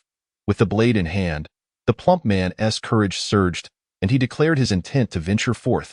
I urged him to remain patient, as my companion was still perusing the documents. I suggested we clarify the structural layout before embarking on our journey. With that, I turned to observe the dim oil bottle. He had only a few pages of documents remaining. I expressed my astonishment, asking, "Brother, do you read that quickly? Have you gleaned any insights?" The dim oil bottle shook his head, laying down the final page, and said, "We were mistaken. This place was not abandoned after completion." His countenance bore a gravity that unsettled me. From the outset, it was never fully constructed. Chapter 48. Anomalies. I was taken aback. Not constructed. What does that imply? Was the project fraught with difficulties? The dim oil bottle did not address my confusion but continued. Due to its massive scale, the construction here utilized the natural caves within the mountainside. The Japanese reinforced certain usable caverns as rooms and passageways while sealing others whose destinations remained unknown. However, during the process of managing one such cavern, something horrifying was discovered. The horrifying thing must have been referenced in the materials. At this juncture, the dim oil bottle gestured toward the black box on the table. "This is one of them." "This?" The plump man and I exchanged incredulous glances, fixated on the small black box. The atmosphere shifted, taking on a comedic tone reminiscent of an old Stephen Chow film, where after an extensive build-up, the secret weapon revealed was merely a cucumber. Yet, the dim oil bottle's demeanor remained somber, rendering the scene even more absurd. The box, neither large nor small, resembled a cigarette case, fitting perfectly alongside the table, devoid of any apparent threat. The plump man, who had attempted to pry it open, hesitated upon hearing the dim oil bottle's words. He took a cautious step back and asked, "So I asked that what prompted them to seal this place?" The dim oil bottle picked up a sheet of paper, revealing a structural diagram of the site. No, subsequently, they even transported some items away. This construction site briefly became a mining operation, with a large workforce summoned for excavation. However, not long after, an anomalous event transpired. According to the records, the casualties were numerous, and the troops nearly lost their organization. Ultimately, in a state of extreme terror, the Japanese abandoned the site and sealed it off. Anomalous? I pondered the term. It evoked an unsettling feeling. What could possibly be anomalous? A large-scale calamity underground could result from a collapse or a gas explosion. Yet, while these were disasters, they hardly qualified as anomalous. "Brother, what truly transpired back then?" I inquired. "I do not know," the dim oil bottle replied, shaking his head. "The records are exceedingly brief, as if they were incomplete. They do not even specify what exactly was excavated." A chill ran down my spine. What unusual and terrifying occurrences could have transpired here? Did they bear any relation to the black box? After some contemplation, I concluded that such matters were beyond our purview. This operation was neither for treasure hunting nor scientific exploration. My objective was to uncover the truth behind the blind man's demise and the origins of those counterfeit items. If possible, I aimed to join the dim oil bottle in locating the island from his memories to ascertain what had transpired there. As for what the Japanese unearthed, they might have stumbled upon the cursed ring of the midnight bell. In any case, I held little interest. The sole dilemma was that, after all this, I found myself somewhat uncertain about our next course of action. Continuing onward could lead us to confront whatever the Japanese encountered at that time. Although the nature of that entity remained a mystery, it was likely to be far from simple. We would have to exert considerable effort to contend with it. A task both arduous and thankless. Conversely, retreating would signify a wasted few hours. If we intended to land, we would need to devise a means to navigate through the kelp beds. This would place us at a significant disadvantage against that contingent, leaving us in the dark about their actions on the island. Feeling increasingly uncertain, I turned to the dim oil bottle for guidance. He surveyed the pile of documents and tucked a few sheets into his pocket. An ominous premonition gripped me. Proceeding further would undoubtedly lead to trouble. This was a definitive turning point.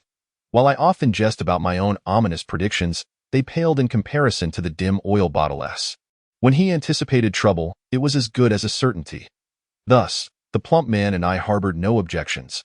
After all, the outside world should have brightened considerably by now, and it would not hurt to reconsider our plans. The three of us gathered our belongings, ready to step outside when suddenly, a heavy creaking sound echoed from the dark corridor. I hesitated briefly, but the dim oil bottle's expression shifted dramatically as the iron door. He dashed into the corridor, disappearing into the darkness. The plump man and I exchanged glances, and then, in an instant, we reacted. Damn! We're going to be trapped here. Without further thought, I took off after him. Though the corridor was narrow, the searchlight illuminated our surroundings, and having memorized the route, we sprinted swiftly, reaching the door in a third of the time it took to arrive. The large door stood firmly shut. The dim oil bottle must have reached it first. His expression was grim, nigh in the shadows. The black gold ancient blade was thrust into the ground, carving a groove into the cement floor. The plump man, panting heavily, glanced between the door and the dim oil bottle. Brother, what is going on? Is the door stuck? The dim oil bottle did not respond. He withdrew his blade, shining the light upon the ground. I bent down to inspect, realizing the groove was not haphazardly made. The cement above appeared not to be part of the tunnel's original casting. Within the groove, I discerned vague outlines of black rubber objects. Cables? The dim oil bottle's expression darkened. There are people here. This door is controllable. Son of a gun. Someone is plotting against us. The plump man fumed. Is it that group? They can see us here, open the door for us, and then shut it, hoping to trap us inside. I nodded. The plump man's reasoning held merit. The fact that this door, after so many years, remained functional was beyond my expectations. Regardless of who was orchestrating this, or for what purpose they had let us in, they certainly would not allow us to exit easily. The plump man continued to attempt to force the door open, and I patted him on the shoulder, advising, stop wasting your energy. This is an explosion-proof. The corpses and bronze medallions piled against the door exhibited remarkably ancient characteristics, while the more rust-prone iron door showed little sign of decay. The rifle sealed within the wooden box had become unusable, yet the submachine gun hanging on the wall remained as gleaming as new. This indeed defied all logic. I furrowed my brow, attempting to extract some relevant insights from previous experiences. But after much contemplation, I found myself utterly bewildered. I had never encountered anything quite like this. The closest parallel might be the Seven Stars Luoyang Palace. That ancient tomb was plundered by King Liu Shang and subsequently claimed, thus blending elements from the Western Zhou and Warring States periods. Yet even so, there was a traceable narrative, unlike the current situation, which felt like a haphazard assault of confusion. Just as I was lost in thought, the enigmatic oil bottle entered through the doorway. We were now very close to an exit marked on the map. He had just ventured out alone to scout. Upon his return, I inquired, how did it go? My friend? Is there an escape? The oil bottle shook his head. It's an elevator shaft, approximately 50 meters high. 50 meters. My spirits plummeted. That was indeed an insurmountable height. It would take Spider-Man to ascend that. With the necessity to continue searching for a route weighing heavily on me, I sighed, feeling that this outing was fraught with misfortune. We hadn't even encountered the enemy yet, and I found myself trapped. Clearly, engaging in a foreign environment posed its disadvantages. It wasn't my territory, and I felt less adept. However, I stumbled upon something else. I was taken aback and looked up at the oil bottle. He gestured for me to follow him and, without another word, entered the passageway. I quickly pulled the hefty man along, and the two of us trailed behind him. The oil bottle moved swiftly, and my companion and I had to nearly jog to keep up. We walked for about 7 or 8 minutes without sighting what he had mentioned. Estimating our distance, We had likely covered nearly a kilometer, and I thought to myself how far he had ventured in his exploration. While I was preoccupied with these thoughts, the oil bottle suddenly came to a halt. Lost in my own musings, I failed to stop in time and bumped into his back, the hilt of the black gold ancient knife knocking against my head.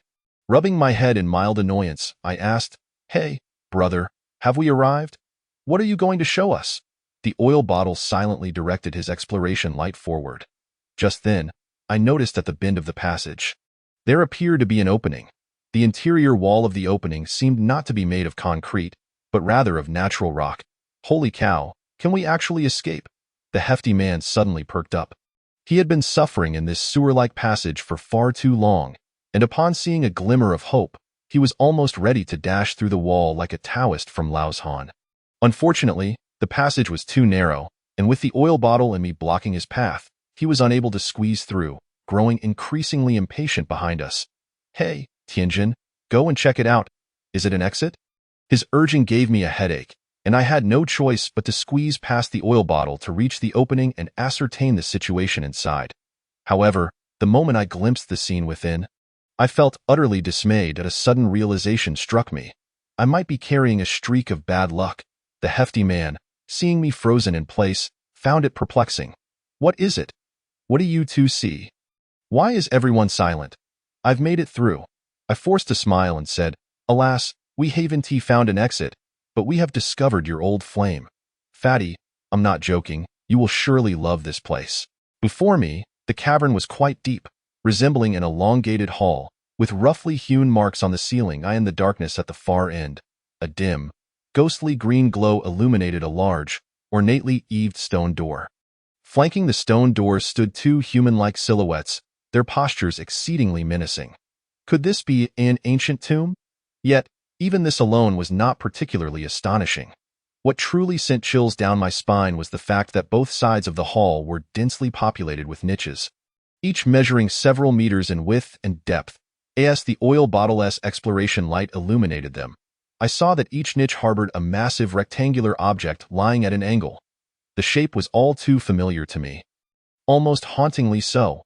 They were coffins. The hefty man, upon realizing this, was momentarily stunned. After a moment of silence, he whistled and squeezed his way inside. "Tianjin, you are truly bringing disgrace to the realm of tomb raiders. What is this? A coffin. Coffins are our livelihood. How can you fear your own sustenance? Come on, make way, for I, Fatty, must indulge." It was understandable for the hefty man to be so excited. In his words, he was a prestigious gold digger. And during his solo ventures, he had plundered deep-seated tombs, accumulating countless treasures of emperors and generals. However, since meeting me, he had scarcely ventured into proper ancient tombs, spending his days rummaging through bizarre places. Over time, he had nearly forgotten his original profession. I had no retort to this accusation, as I truly had no face to argue back. Just as I intended to turn and continue speaking with the oil bottle, I noticed he had already entered and was now standing at the entrance of the stone door. Approaching him, I discovered that before the door stood two armored figures. The armor resembled the ghostly dog military attire I had seen on the cruise ship, immense and tightly fitted, complete with a fearsome mask obscuring the material beneath. These two statues were incredibly lifelike, as if they were poised to draw their blades at any moment, which was rather unsettling. I felt a twinge of apprehension and unconsciously inched closer to the oil bottle, only to realize he was not observing the statues but rather a stone plaque on the door. The plaque was ancient, and as I raised my exploration light, I found it inscribed with Han clerical script. Upon closer inspection, I discerned 3 columns of text. The first column contained only 2 characters, thus appearing larger. Shiamo. Reflecting on this, I surmised it to be the name of this island. Moon Bay is the westernmost of the 4 islands in Inyuan, and the underground base we had entered was situated on the island's western side. Therefore, this grand door likely marked the western boundary of the ancient nation of Inyuan. The other 2 columns of text, being more extensive, were inscribed smaller beneath. Squinting, I scrutinized the content for some time, finally deciphering it. "This door leads east to Inyuan." Inyuan? A jolt of surprise mingled with excitement surged within me. Had we truly found Inyuan? The culmination of our journey lay before us. Chapter 50. mural. After a moment of contemplation, I felt a surge of exhilaration. If this indeed was Inyuan, we need not rush to leave. Firstly, we could explore what lay within, potentially preparing for future events. Secondly, that group had also come for Inyuan, likely intending to delve into the ruins. If we positioned ourselves inside, we could lie in wait for an opportunity to strike. The tables had turned, transforming me from the hidden enemy into the one with clarity. Thus, I asked the oil bottle, "Brother, does this inscription mean what I think it does? Have we arrived at Inyuan?" The oil bottle nodded. "Inyuan has many entrances. This is one of the more significant ones." More significant? I recalled our geographical position and began to grasp the oil bottle's meaning.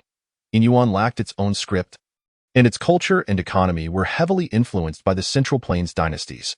Among the 4 islands surrounding Inyuan, Shiamo, or Moon Bay as noted in Hendry's journal, was the closest to the mainland. This indicated that we were at a critical outpost that once welcomed Han envoys, a vital diplomatic site. However, it was perplexing why a plethora of coffins would be placed in such an important location. Could it be a peculiar welcoming ceremony? I conjured a mental image of the past. Finding it rather chilling, I wondered if Han emissaries would be frightened by such postmodern performance art. The hefty man, having overheard our conversation, chimed in, well, Inyuan is not impoverished. Even the capital S underground tunnels extend beyond the 6th ring. Hey, brother, if we enter, can we reach that island you mentioned? The oil bottle shook his head. I chuckled at the hefty man's naivety. You're dreaming. The distance from here to the central area of Inyuan is still separated by dozens of kilometers of ocean. Dio, you really believe the people of Inyuan would construct an underwater tunnel? Why not? Have a bit of imagination, he retorted. I recall there was a fellow named Moses abroad, who led a group of people to the Red Sea, and lo and behold, it parted like slicing a watermelon, allowing them to walk through the midst of the waters. Do you think the people here possess similar abilities? The hefty man pondered this and found merit in his speculation. Look, Shiamo, Moses, the names are quite similar. They surely belong to the same family. Perhaps that great Moses was also one of our overseas compatriots from Inyuan, and this miraculous ability to part the seas was passed down from here. You ought to read more books. That's mere mythology, I countered. Furthermore, Moses didn't even bear the surname Mo. His miracle was aided by God. How could the Inyuan folk replicate that? Are they to seek out the Dragon King of the EC? As they continued their banter, I noticed the oil bottle had moved to the opposite side, seemingly examining something on the wall. I patted the hefty man, signaling him to join me. Approaching closely, I discovered a mural adorning the wall. The style was reminiscent of the Han dynasty, remarkably simplistic, yet vividly capturing the figures with just a few strokes. The mural unfolded from right to left, resembling a sequential narrative, with a series of over a dozen illustrations aligned in rows. It appeared to depict a certain story. Noticing the oil bottle's intense focus, I raised my exploration light to study it as well. However, upon viewing the first painting, I was struck by a wave of unease. A chilling sensation creeping up from my feet. The mural portrayed a massive whirlpool, at the center of which were 5 islands. The island is riddled with caves, some of which extend deep into the ocean's abyss. Within these caverns, a group of primitive ancestors, clad in rudimentary garments, traverse the darkness, brandishing torches as they delve into the depths below. At the very bottom of the deepest cave stands a colossal door, an imposing bronze gateway. Though the murals are rendered with simplicity, I can unmistakably discern that this is indeed the bronze door. There can be no doubt. The intricate patterns and unique shape are etched into my memory. Never to be forgotten.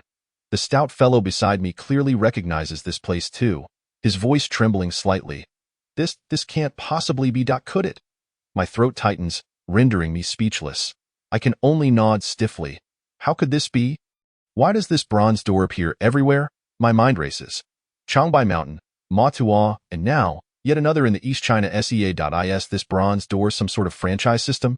Is Changbai Mountain the flagship store? With the others as branches, as I ponder, I turn my attention to the second mural. This depiction illustrates a battle, with invaders emerging from the Eastern Sea, mercilessly assaulting the unarmed ancestors of Inyuan, who suffered devastating casualties. In desperation, they dispatch a delegation westward to seek aid from the Central Plains dynasty. The officials of the Central Plains receive them warmly. under the command of a tall man dressed in the regal attire of the Han Dynasty. The officials present several items to the Inyuan envoy. Then, we arrive at the third mural. Its imagery is reminiscent of the first, with one notable difference. The torch-bearing ancestors return to the bronze door, now bearing gifts from the central plains. They place an object upon the door and then bow in reverence. From the half-open bronze door emerges a shadowy figure, as dark as pitch. The stout fellow furrows his brow, exclaiming, "What in the world is this? I could paint better than this myself. Is it the door not properly sealed? A gas leak?"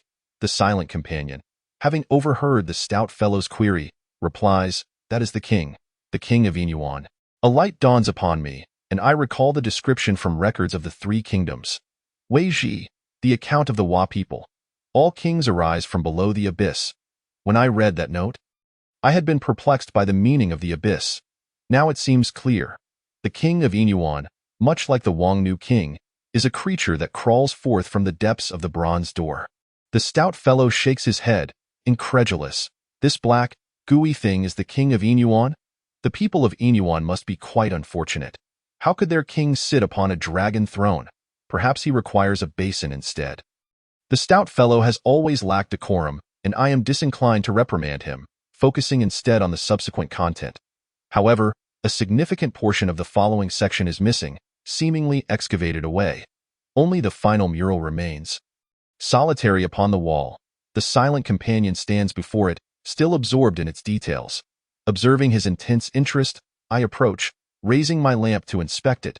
Yet, after a prolonged examination, I find myself perplexed. This mural's style starkly contrasts with the previous ones.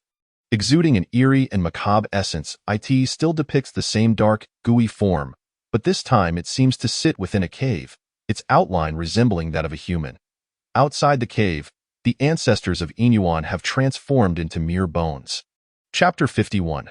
The Trap. The final mural conveys an unsettling and ghostly ambience, leaving me feeling quite uncomfortable, unsure of its intended message.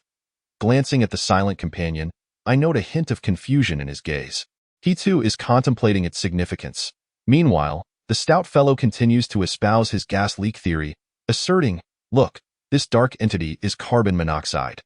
Those people outside neglected proper air protection, inhaled too much toxic gas, and thus met their demise." As he speaks, he rises on tiptoe to point at the human-shaped shadow in the mural, only to lose his balance and tumble to the ground. I chuckle, remarking, "See, the gooey king is displeased. He wants you to bow." The stout fellow refrains from retorting, seemingly affected by the fall. As he sits on the ground, coughing incessantly, I move behind him to pat his back, assisting him in regaining his breath. "What on earth? Ever since we entered this underground passage, I've felt rather unwell," he mutters, clutching his chest. "Hey, Tianzheng, don't you feel anything unusual?" I reflect for a moment and realize I haven't noticed anything particularly amiss. I glance at the silent companion, who shakes his head in agreement. I tell the stout fellow, "Perhaps you're just fatigued. After all, we're nearly a century old combined, and unlike our younger days, we haven't had a proper rest since leaving Yutsuan. Some weariness is to be expected." The stout fellow says nothing, waving his hand dismissively as he settles down to rest. Observing his slightly hunched figure, I notice for the first time that he has white hair at the back of his head. Surprised, I suddenly realize that the stout fellow may indeed be aging. He has never disclosed his exact age to me, but he is certainly several years my senior. Now in my 40s, he must be even older. With a sigh, I resolve in my heart that once this ordeal concludes, I shall retire peacefully in Yutsuan. Indifferent to any visitors, the silent companion has remained aloof from our discussion. Exploring the cave in search of something, I approach him and ask, "What are you pondering?" He gazes at the mural, furrowing his brow. This cave feels somewhat dissonant. Dissonant is a fitting term. I have sensed this unease, but lacked the words to articulate it. Now that the silent companion has voiced it, I nod in agreement. Indeed, what purpose does this place serve? It houses the National Gate of Inyuan, murals, and an array of coffins, creating an impression of chaotic disarray, inexplicable in nature. The silent companion shakes his head. Suddenly, his expression shifts as he approaches a coffin for inspection. He extends two remarkably long fingers, probing along the seam of the coffin lid. When he reaches a particular spot, he halts abruptly. I feel a twinge of anxiety and inquire, is there an issue? These coffins have been opened. The silent companion shifts to allow me to see the area his fingers have touched. I shine my lamp upon it and discover a faint indentation along the right edge of the coffin lid, seemingly formed by the prolonged pressure of 4 fingers. Who could have come here to pry open these coffins? The Japanese? Or perhaps Hendrik? I scratch my head, sensing something amiss.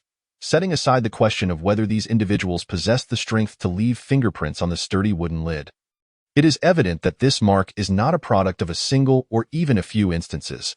It appears to be the result of frequent openings and closings over time. A surge of dread wells within me. This sensation is truly chilling, akin to camping in an abandoned building in the wilderness, only to discover signs of recent habitation. Could there still be someone living here? That notion is far more terrifying than the presence of the dead. I scan the surroundings, feeling as though numerous eyes in the darkness are watching me. Yet, as the lamp illuminates the space, there is nothing to be seen. In this moment of anxious contemplation, the silent companion has completed his inspection of all the coffins. His expression is grave as he turns to me and states, "All of the coffin lids bear this mark." Our eyes meet, and an ominous premonition settles over us both. This cave may not be as straightforward as it appears. I quickly call for the stout fellow, urging him to gather his belongings. We must leave this place post-haste. The stout fellow is presently examining the stone door. Upon hearing our intent to depart, he exclaims, Wait, I just checked. This door can be opened. Since we're leaving anyway, why not take this route directly to Inyuan? It would save us a lot of trouble." I glance at the silent companion, who remains silent but nods in agreement. Seeing us both acquiesce, the stout fellow grins, pushing his hand into a groove on the left side of the door. With the sound of a heavy mechanism, the massive stone door slowly creaks open. Beyond it lies another passageway, leading to what seems to be a hall, though it is obstructed by a wall resembling a screen. Just as the stout fellow is about to enter, the silent companion grabs his arm. I'll go. He removes his pack, slinging only the black gold ancient knife over his shoulder, and cautiously steps into the passage. I inspect the stone door, anxious it might close on its own. After 2 thorough checks, I confirm there are no hidden mechanisms before following closely behind the stout fellow. The passage is cloaked in darkness, devoid of any extraneous structures on either side. As we carefully tread toward the center, I suddenly perceive a faint sound emanating from the cave behind us. Turning to look, I find nothing amiss. My anxiety intensifies, and I notice that the stout fellow wears a serious expression. His demeanor has shifted since earlier. He seems unwell, speaking little. Concerned for his well-being, I contemplate offering him support. However, the stout fellow gestures dismissively, passing the silent companion's pack to me as he gasps, "What the hell? Why is it so exhausting?" Suddenly, I recall his earlier inquiry regarding our feelings, and I too sense a slight unease. This discomfort feels elusive, as if it may be a psychological effect. Just as I ponder this, the silent companion has reached the end of the passage. He stands several meters ahead, noticing the stout fellow's pallor and signaling for us to wait in the passage.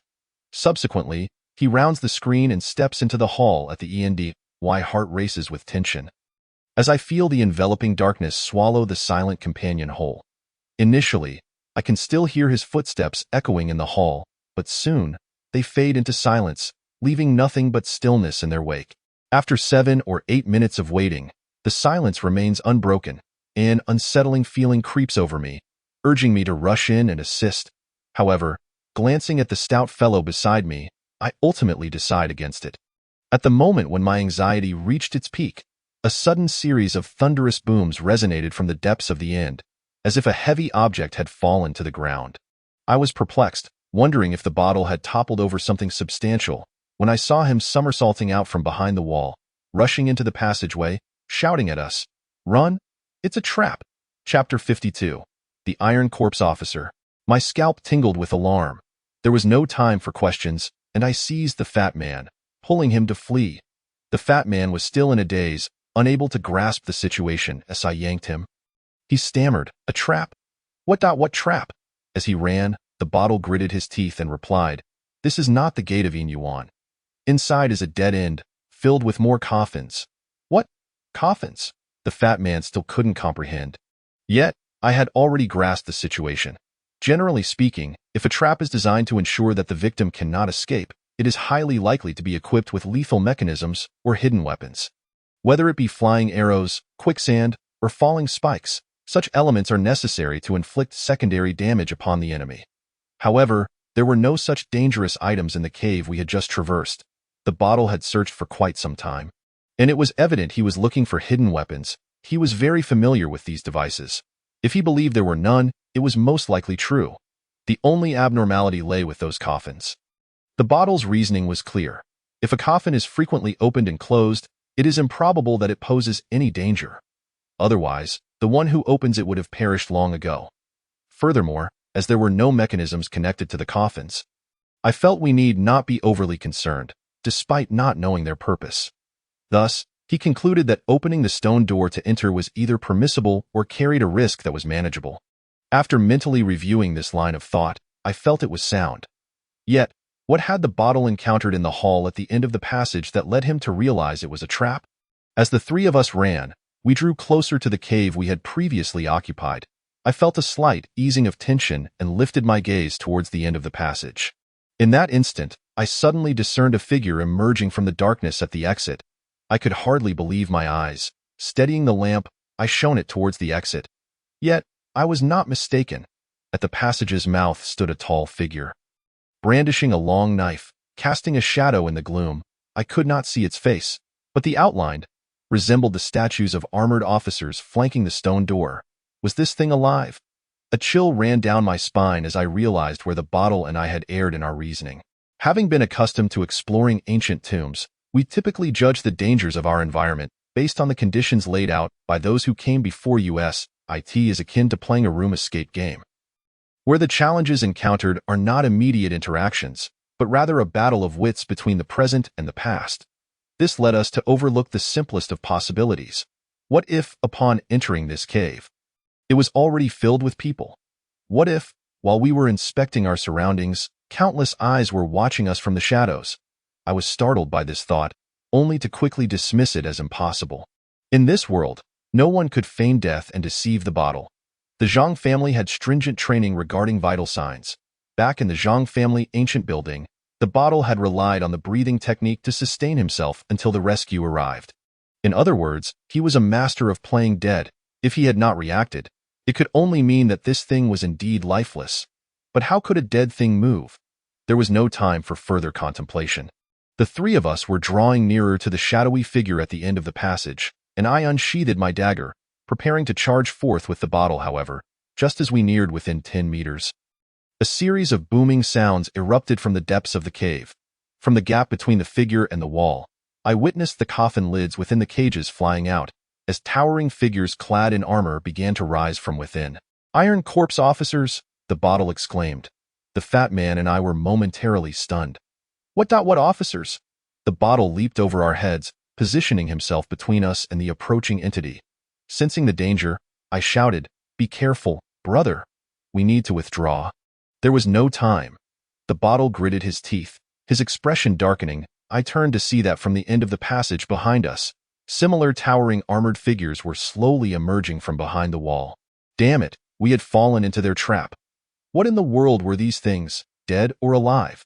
In the Qin and Han dynasties, there existed secret arts capable of infusing the brave with iron essence to create the iron corpses.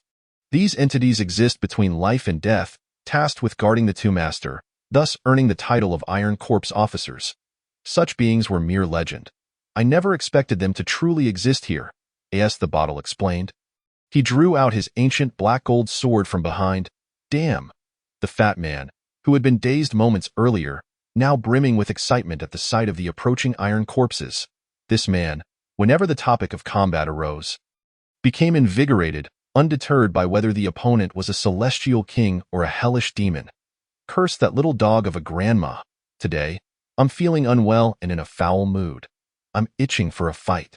Let me see how much flesh you ghouls have. As he spoke, he drew a submachine gun from his back, loaded it, and without a moment's hesitation, began firing at the iron corpse ahead. The sound of metal clashing rang out as sparks flew in the darkness, yet the iron corpse staggered slightly, remaining unscathed. Continuing its advance towards us, the fat man, gritting his teeth, spat and prepared to fire again. However, the bottle had already leaped against the wall, soaring forward in an instant. The ancient black gold sword was raised high, aimed directly at the iron corpse. Yet the iron corpse, with its formidable strength, swiftly raised its blade to block. A thunderous crash echoed as the bottle flipped backward, using the ceiling to propel himself back to our side. He too was panting, the black gold sword in his hand still vibrating slightly to him. My heart skipped a beat, with clenched teeth. I seized the opportunity while the iron corpse's arm was stiff and unable to bend swiftly. I lunged forward, wrapping my arms around it, and with a powerful push of my legs, I propelled my entire body forward. My weight was considerable, and coupled with the burdens of 3 backpacks, I managed to send the iron corpse staggering backward. Seeing that this method bore fruit, I took 2 steps back and charged at it once more before it could regain its footing. The iron corpse, already exerting itself to strike, was off balance, and my relentless assaults finally caused it to topple over. Seizing the moment, I flipped over and mounted it, intending to pry off its mask with my sturdy leg. However, the iron corpse was immensely strong, and I could not subdue it. After a few futile struggles, I found myself pinned beneath it.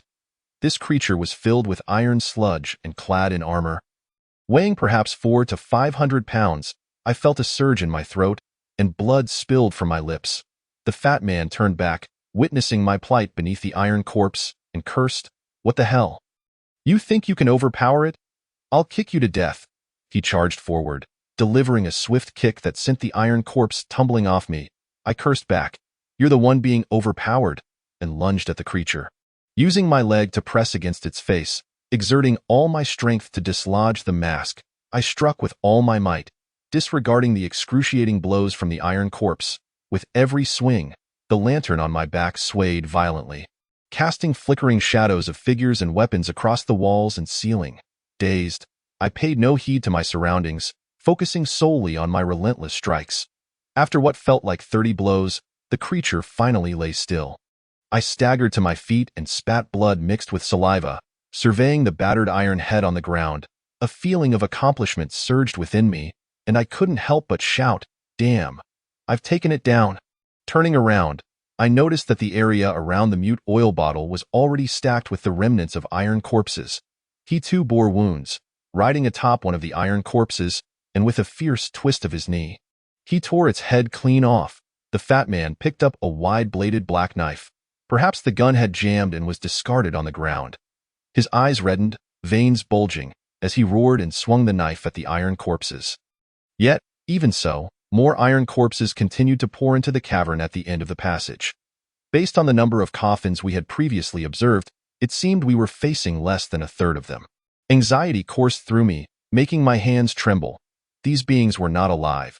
They possessed immense strength, were as hard as iron, and showed no signs of pain or fatigue. If we continued to fight them head-on, we would only exhaust ourselves to death. We had to find a way to escape. Glancing around, I noted the narrow, suffocating passage.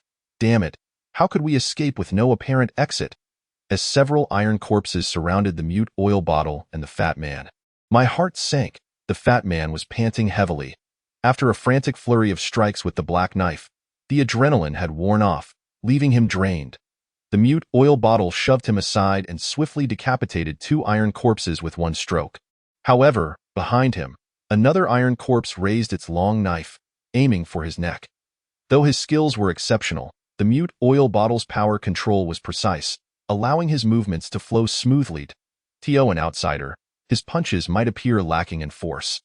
But if they connected, they could shatter ribs. In the past, he would have evaded the strike and swiftly found the best angle for retaliation, a habit that conserved energy.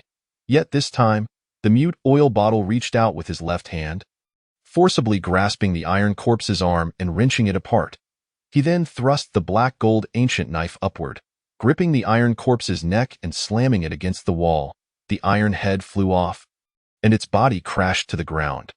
The mute oil bottle gasped for breath, the exposed skin adorned with a Kirin fire tattoo rippling with muscle, as if it were about to ignite. I was transfixed. I had never seen him fight so brutally, resembling a street thug in a brawl. Previously, the mute oil bottle had always emphasized technique, making his strength less apparent. But this time, he held nothing back, showcasing his terrifying power in full display. Yet, this was not a good omen. It signified that the mute oil bottle was nearing his limits. I held the lantern, illuminating both sides of the passage. On my side, dozens of iron corpses were steadily closing in, now less than 10 meters away. On the mute oil bottle's side, a continuous stream of iron corpses flowed from the cavern. What to do? What to do? Panic consumed me, my mind echoing a singular thought. This was the end. Perhaps having survived too many near-death experiences, I had always felt that as long as the three of us were together, no danger could truly threaten us. However, this time, the situation seemed dire.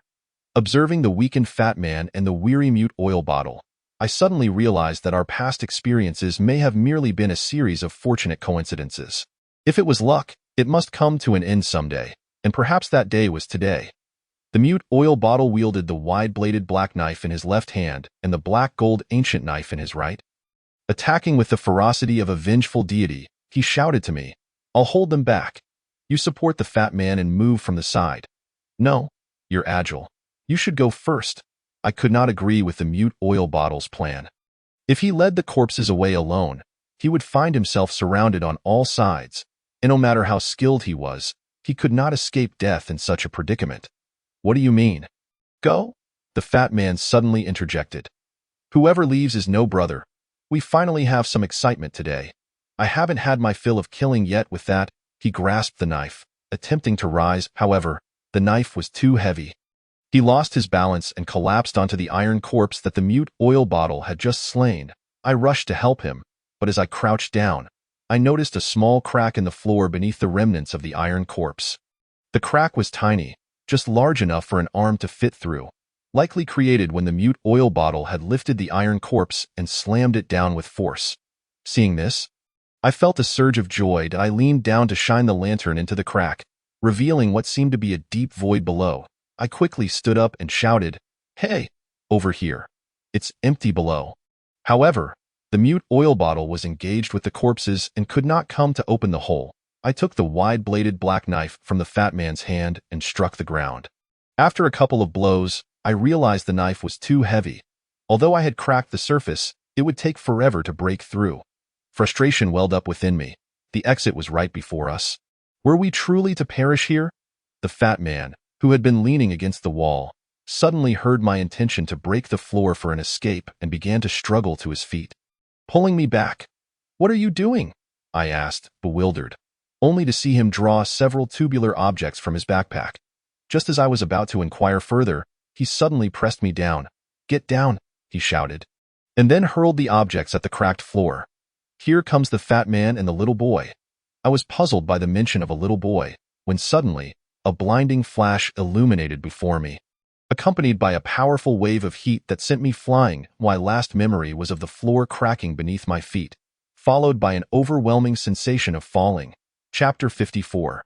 Aging. When I awoke, my initial sensations were vague. I felt as though I were suspended between consciousness and unconsciousness, as if I had taken a long afternoon nap. Upon opening my eyes, I found myself in a pitch-black room with a ceiling. My mind in a state of half-dreaming, and my brain felt entirely unresponsive, and my awareness seemed to drift outside my body. After what felt like an eternity, a flicker of sensation began to return. It started with my skin. I realized I must be lying in water, drenched and cold, as the chill registered. My consciousness accelerated back to clarity. My eyes beheld darkness. I had assumed I had not opened them at all. I wiggled my fingers, attempting to sit up, but as soon as I moved, a jolt of pain coursed through me, indescribable but overwhelming, threatening to plunge me into unconsciousness once more. This sudden pain jolted me awake, and almost instinctively, I sat up. That I found myself in a natural cavern, the ground slightly waterlogged. Yet, the darkness enveloping me made it impossible to see anything. I tried to call out for the fat man and the mute oil bottle, but as soon as I opened my mouth, a wave of nausea hit me, leaving me dizzy as if I had just disembarked from a roller coaster. I heaved, desperately trying to expel something, but nothing emerged. Just as I felt on the verge of suffocating, a dull voice resonated from the darkness. "Is that you, Tianjin? Fat man?" I fought to suppress my nausea, splashed some cold water from my hands onto my face, and felt somewhat better. Suddenly, the cave illuminated, revealing the fat man slumped against a stone wall, looking utterly fatigued. Beside him lay an emergency headlamp, casting a faint glow. Oh dear, I thought we were surely done for this time. But it seems we still have our lives, the fat man chuckled, his laughter sounding rather unpleasant. For reasons unknown, I sensed that beneath his laughter lay something deeper. Where the hell am I? I attempted to move my body, only to discover that aside from the pain, I seemed to have escaped any serious injuries. Instantly, a sense of relief washed over me. After my explosive device detonated, the floor collapsed, and we plunged into the cavern below. This place is a labyrinth, with hidden waterways coursing through it. The spot where we fell resembles a cascading waterfall, with pools of water every 4 or 5 meters. I counted and realized we had plummeted through 12 pools before finally landing here. 12 pools? That must be around 50 or 60 meters. I was somewhat astonished. The ground of the fortress is level with sea level, and considering the stairs and inclines we climbed, the elevation is hardly more than 20 meters. This implies we are 40 meters below sea level? Struggling to rise, I felt as though my bones had been shattered, rendering me momentarily immobile. The hefty fellow remained leaning against the wall, not offering to assist me. Suddenly, a thought struck me and I asked, "Where is the younger brother? Didn't he come down?" I was momentarily stunned. "What do you mean didn't he come down?" Then, a wave of disbelief surged through my mind, leaving me with a singular thought. It's over. I've killed another one. Whether he remained in that passage or was injured by the blast, his fate seemed grim. My voice trembled slightly as I desperately attempted to rise, declaring, "We can't just sit here. I must go retrieve the younger brother's body." With that, I attempted to move forward. The hefty fellow seized my arm. "Retrieve what body? I never said the younger brother was dead. He merely didn't fall to our level.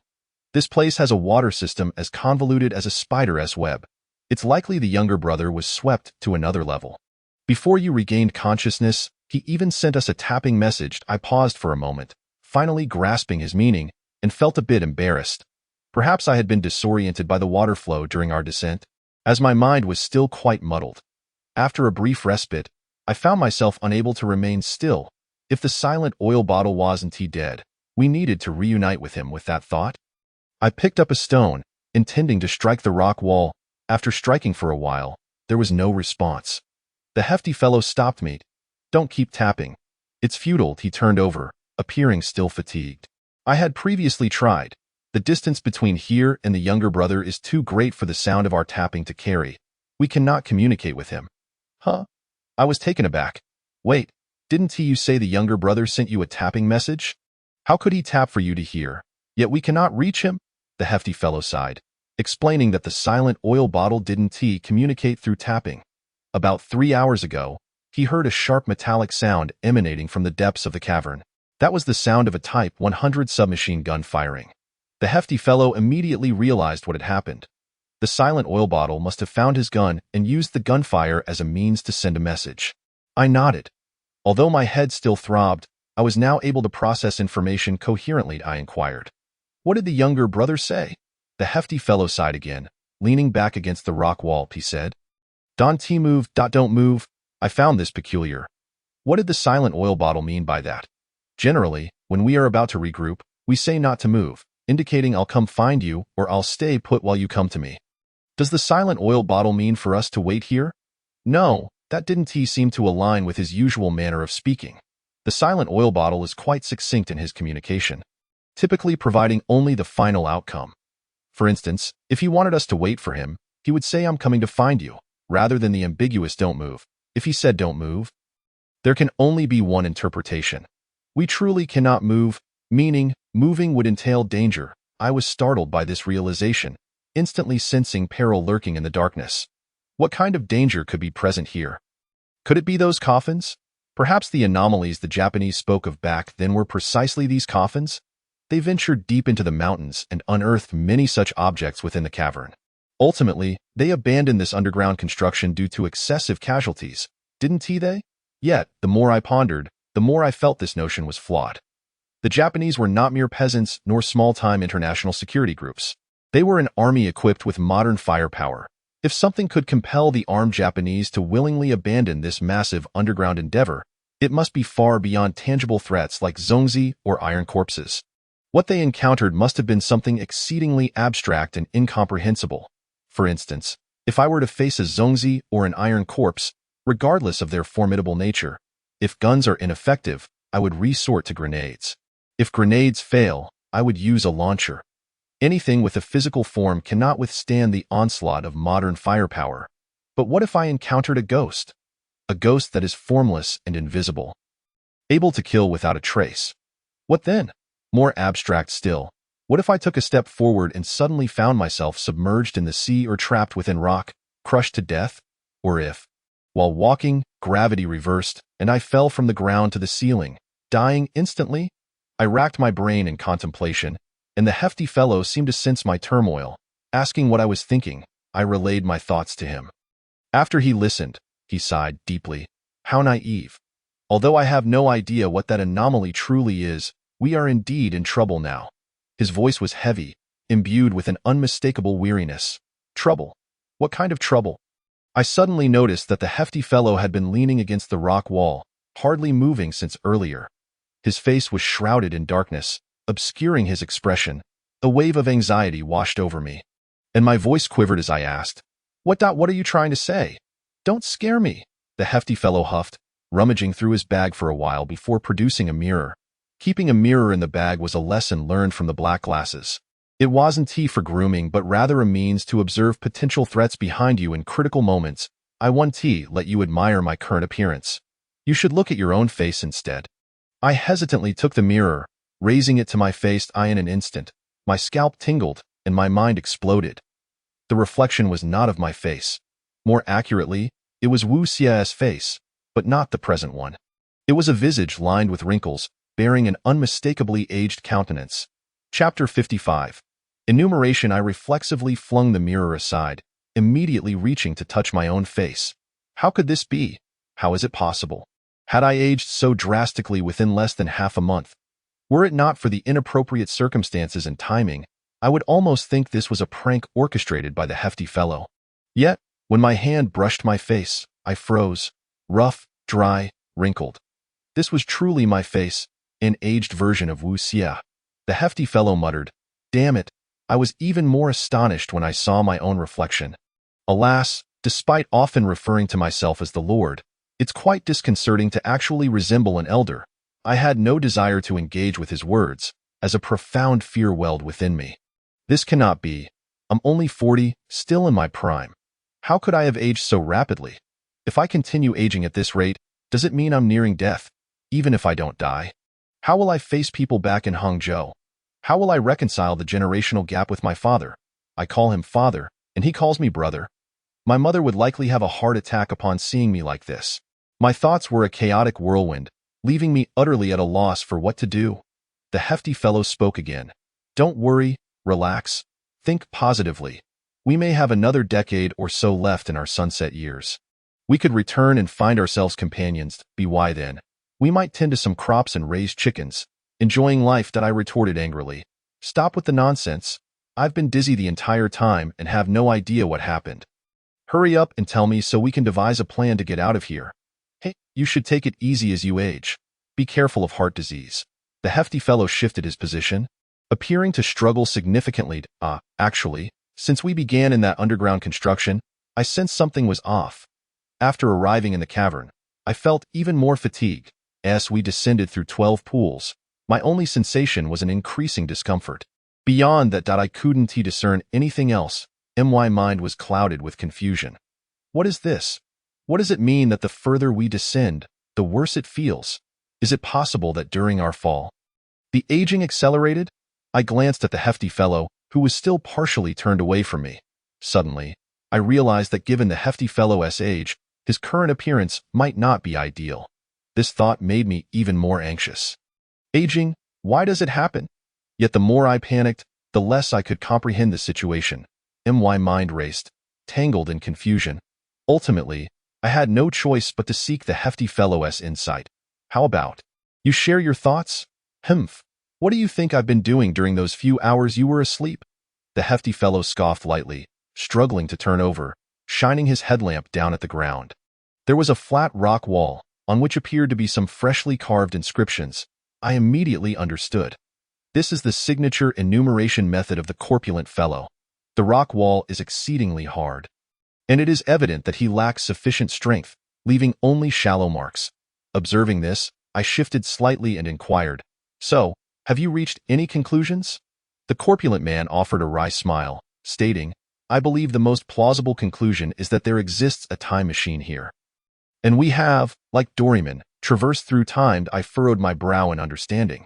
He did not genuinely believe in the existence of a time machine, but rather implied that all other possibilities seemed even less credible. I had only listed 7 or 8 potential explanations, and my mind was nearing a breaking point, with many more left unwritten. "Tianjin, you have always been sharp. Could you assist in discerning any insights?" I thought to myself, not just him, but my own mind was also on the verge of explosion. Who has ever encountered such a situation? Whether it was the depths of Lake Benai in the past or the cloud-top heavenly palace. During dire straits, at least we had not faced immediate threats ourselves. In other words, while perilous, we were still separate and independent from the danger. However, this time it was different. The horror lay in the fact that the danger did not manifest externally but acted directly upon us. This feeling of confronting danger head-on was exceedingly uncomfortable, as if something indescribable were wreaking havoc within my body. I knitted my brow, striving to focus on the analysis of the problem. Aging. What circumstances could lead to aging? My knowledge of biology is profoundly lacking, perhaps due to my usual encounters not involving normal organisms. Yet, there was no time to ponder this now. I could only fumble about like a blind cat stumbling upon a dead rat. To avoid preconceived notions and cognitive biases, I refrained from looking at the corpulent man's specific content, instead closing my eyes and envisioning possibilities within my mind. The first potential I considered was poisoning. I shared my thoughts with the corpulent fellow, who chuckled. "Great minds think alike." I initially thought the same. "Then how did you eliminate that possibility?" The corpulent man's voice remained weary but carried a hint of pride. "Not only did I consider poison, but I even analyzed the situation. First, the water could be toxic, and second, the air could be toxic." He patted his clothes, wringing out some droplets. I wasn't sure at the time. I was momentarily stunned, unable to comprehend the situation, when the rotund man continued to speak. "To be honest, until just now when you mentioned touching the seaweed, I was firmly convinced that all of this was merely an illusion. Therefore, I devised a little test to ascertain the truth of the matter." Thoughts were beginning to form in my mind, albeit rather nebulous. I could only allow him to continue his discourse, having experienced the environment of the bronze bell. "You should understand that an illusion, at its core, is a manifestation of idealism. It conjures elements to validate your thoughts. However, these elements can only be those that your mind or subconscious is currently contemplating, and cannot arise from thin air." The rotund man continued, "For example, if you were to fall into an illusion and I claimed that I had a bun in my bag, you might reach out and find 1 bun, 2 buns, or even a spoiled bun. You could open your backpack and countless buns might spill forth, yet you would never encounter a spring roll." After a brief pause, his voice trembled slightly. "Likewise, if this were indeed an illusion, it would be impossible for you to touch the desiccated kelp just like I did. I collected that while aboard the ship, intending to see if it could purify the stinking gutter of Rain Village. You have no knowledge of this matter. How could you possibly grasp such an object?" His expressive capacity was not particularly adept, but I understood his meaning. Cold sweat began to trickle down my spine. The rotund man's backpack did not contain a bell, yet his earlier insinuation had led me to believe that it did. Therefore, my illusion should revolve around the notion of the bell, and not the desiccated kelp, which I had never encountered before and which did not exist in my mind. A shiver ran down my spine. My heart sank. The possibility of an illusion was effectively negated. When I sat down again, my mindset had shifted entirely. An overwhelming sense of despair engulfed me. It was a despair devoid of any hope, with no avenue for retreat. If I had entertained any delusions before, the chilling reality now indicated that I was indeed aging. The oppressive darkness of the cave felt suffocating, and suddenly, the narrow confines made me exceedingly uneasy. Glancing at the rotund man, I couldn't tell if it was a psychological effect, but he appeared hunched over like an elderly man. "No, I cannot give up," I told myself. Under no circumstances should I allow my friend to perish before me. I endeavored to steady my mind, gritting my teeth as I spoke to the rotund man. All right? At least we can ascertain that this is certainly not an illusion. What other possibilities might there be? Let us continue to ponder. The rotund man shook his head, letting out a sigh. You still haven't grasped the crux of the matter. The crux? What crux? I inquired, observing him as he pinched a handful of kelp. Dismissing the notion of illusion is but a fragment of the puzzle. The more troubling issue is that we descended from the ship only a dozen hours ago. This kelp should not have transformed in such a manner. Chapter 57. The unusual things. It is not merely this. While you were asleep, I conducted a check. Our watches and phones are both dead. For heaven's sake, if it were not for that headlamp with a pull-out manual charge, we wouldn't even have this flicker of light. The rotund man's words struck me like a bucket of cold water, causing me to shudder. Indeed, irrespective of the reasons behind our aging, the effect should not be so widespread, should they? As someone who has undergone 9 years of compulsory education and graduated in engineering, I might not be a staunch materialist, but I tend to approach problems from a scientific perspective. What could induce accelerated aging while simultaneously hastening the decay of kelp? Could it be poison? Toxic gas? Or perhaps radiation? Damn, what kind of toxin could incapacitate batteries too?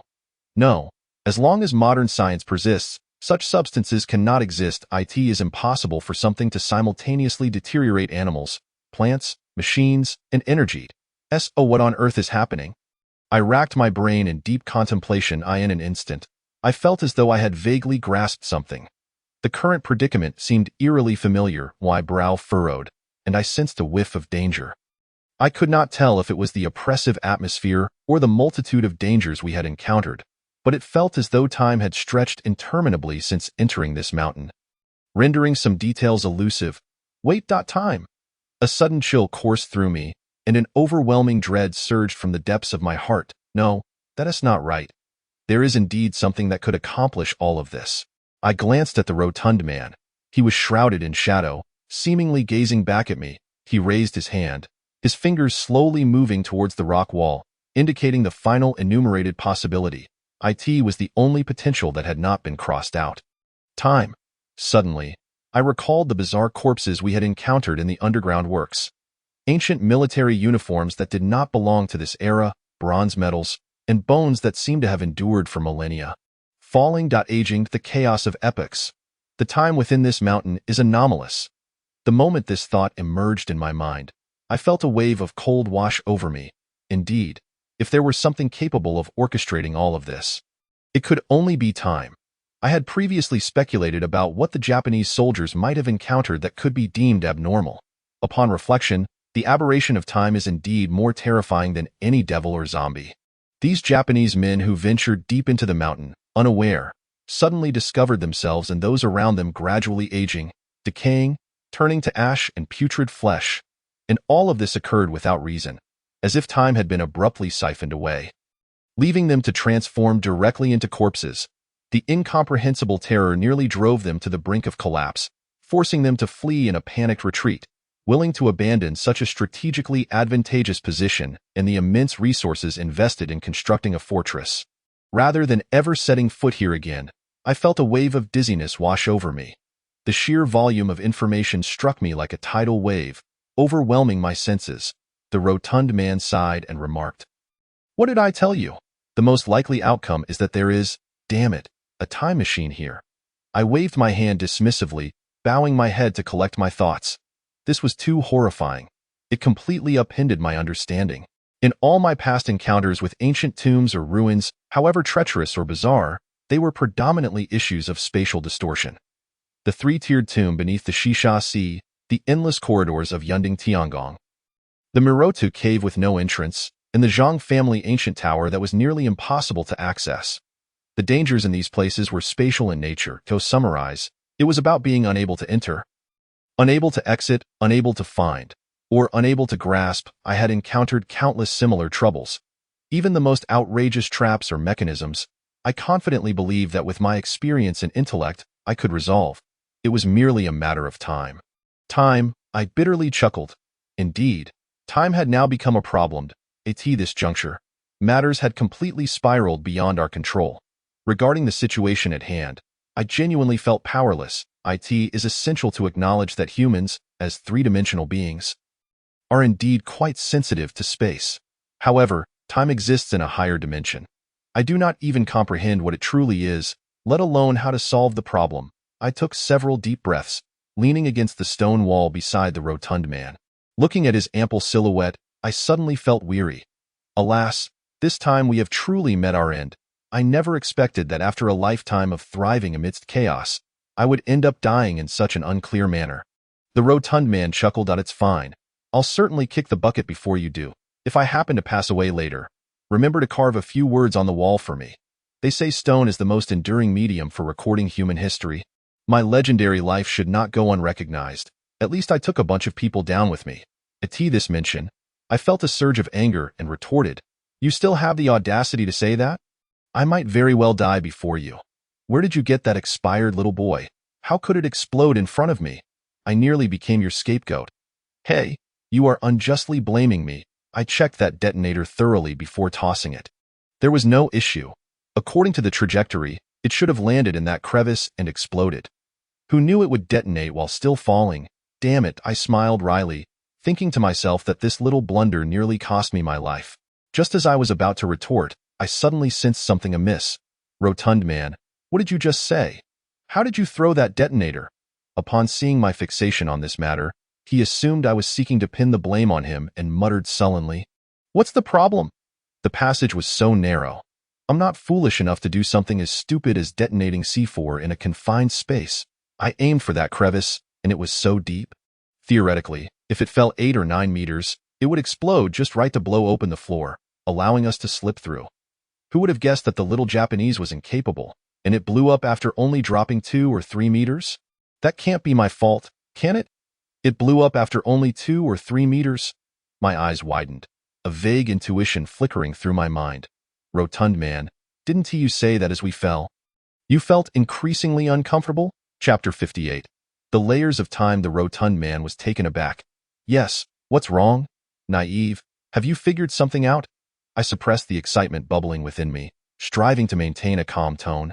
"Have you heard the tale of the layered city of Kaifeng?" The rotund man scoffed. "Come on, what do you think we are? Kaifeng City, stacked upon layers. Each flood of the Yellow River brings sediment that buries Kaifeng.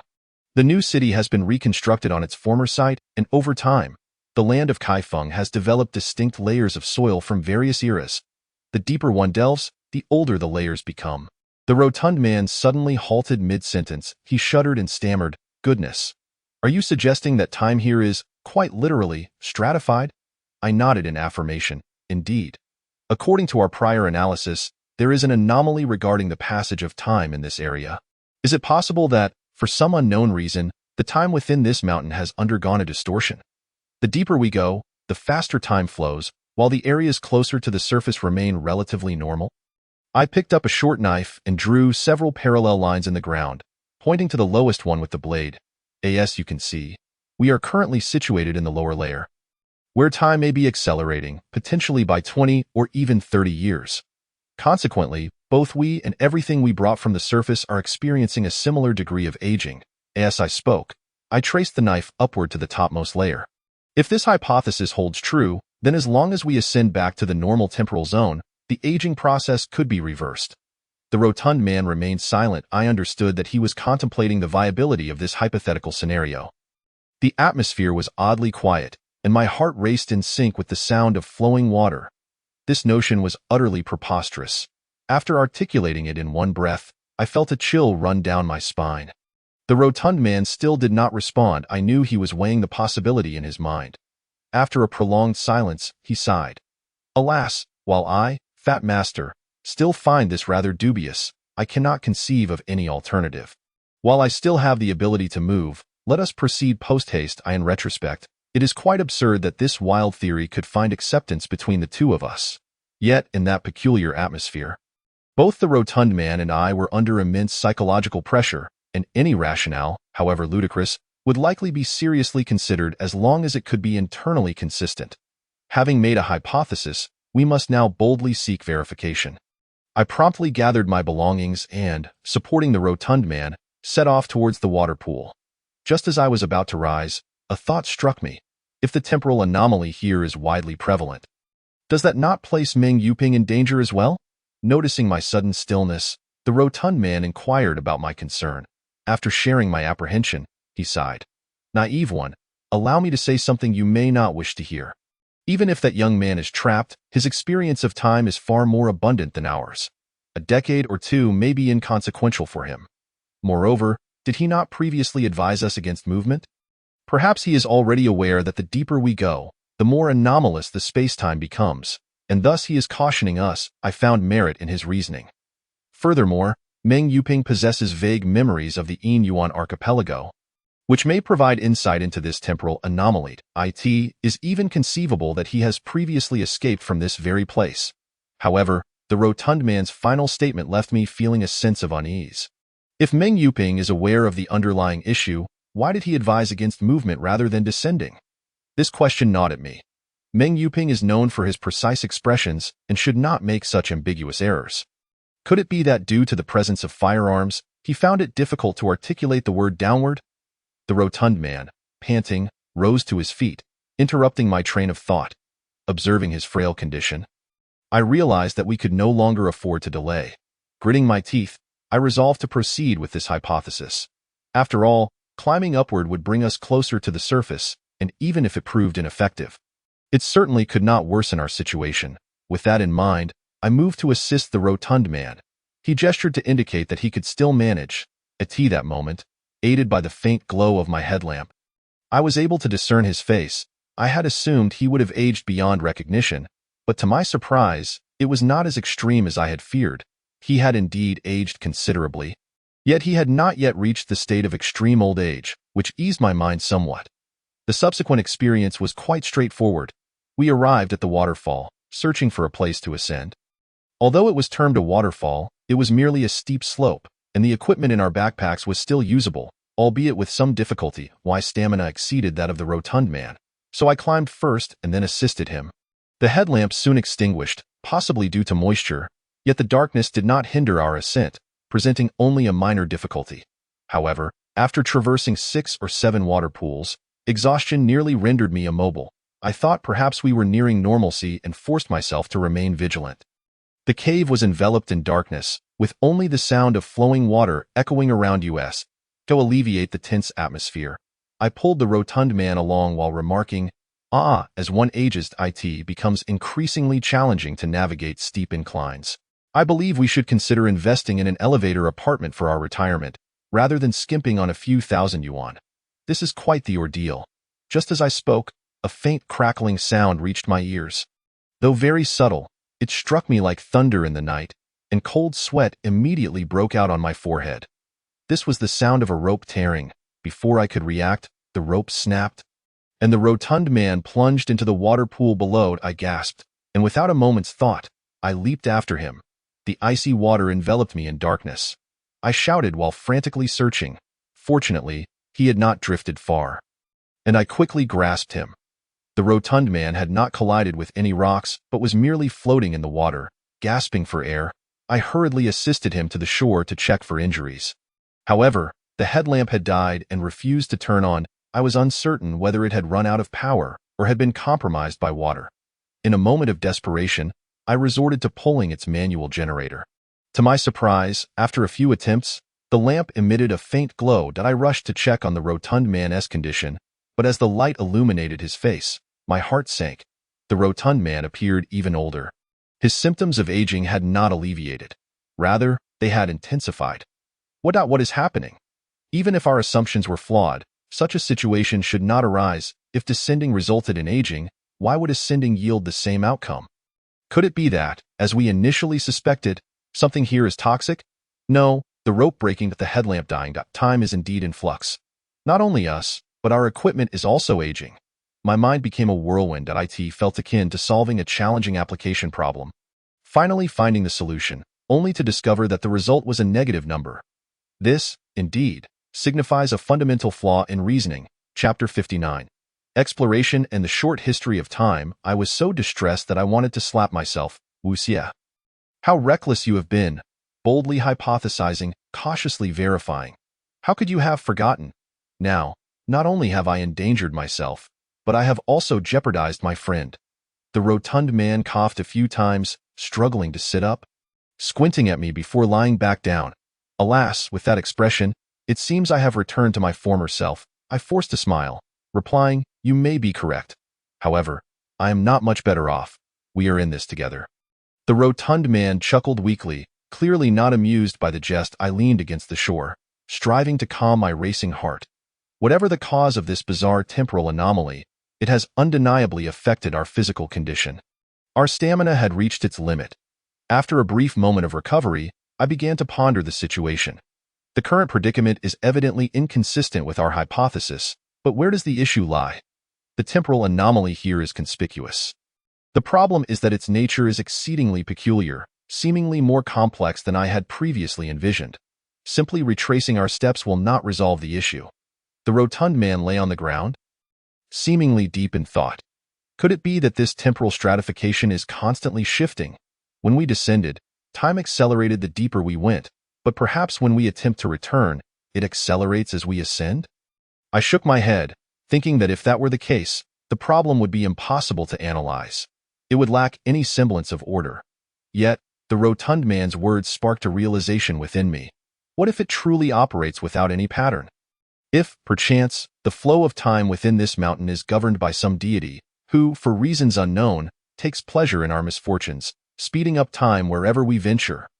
Goodness, that deity surely harbors some peculiar inclinations. I furrowed my brow. Casting aside these chaotic thoughts, at this moment, I needed to remain composed.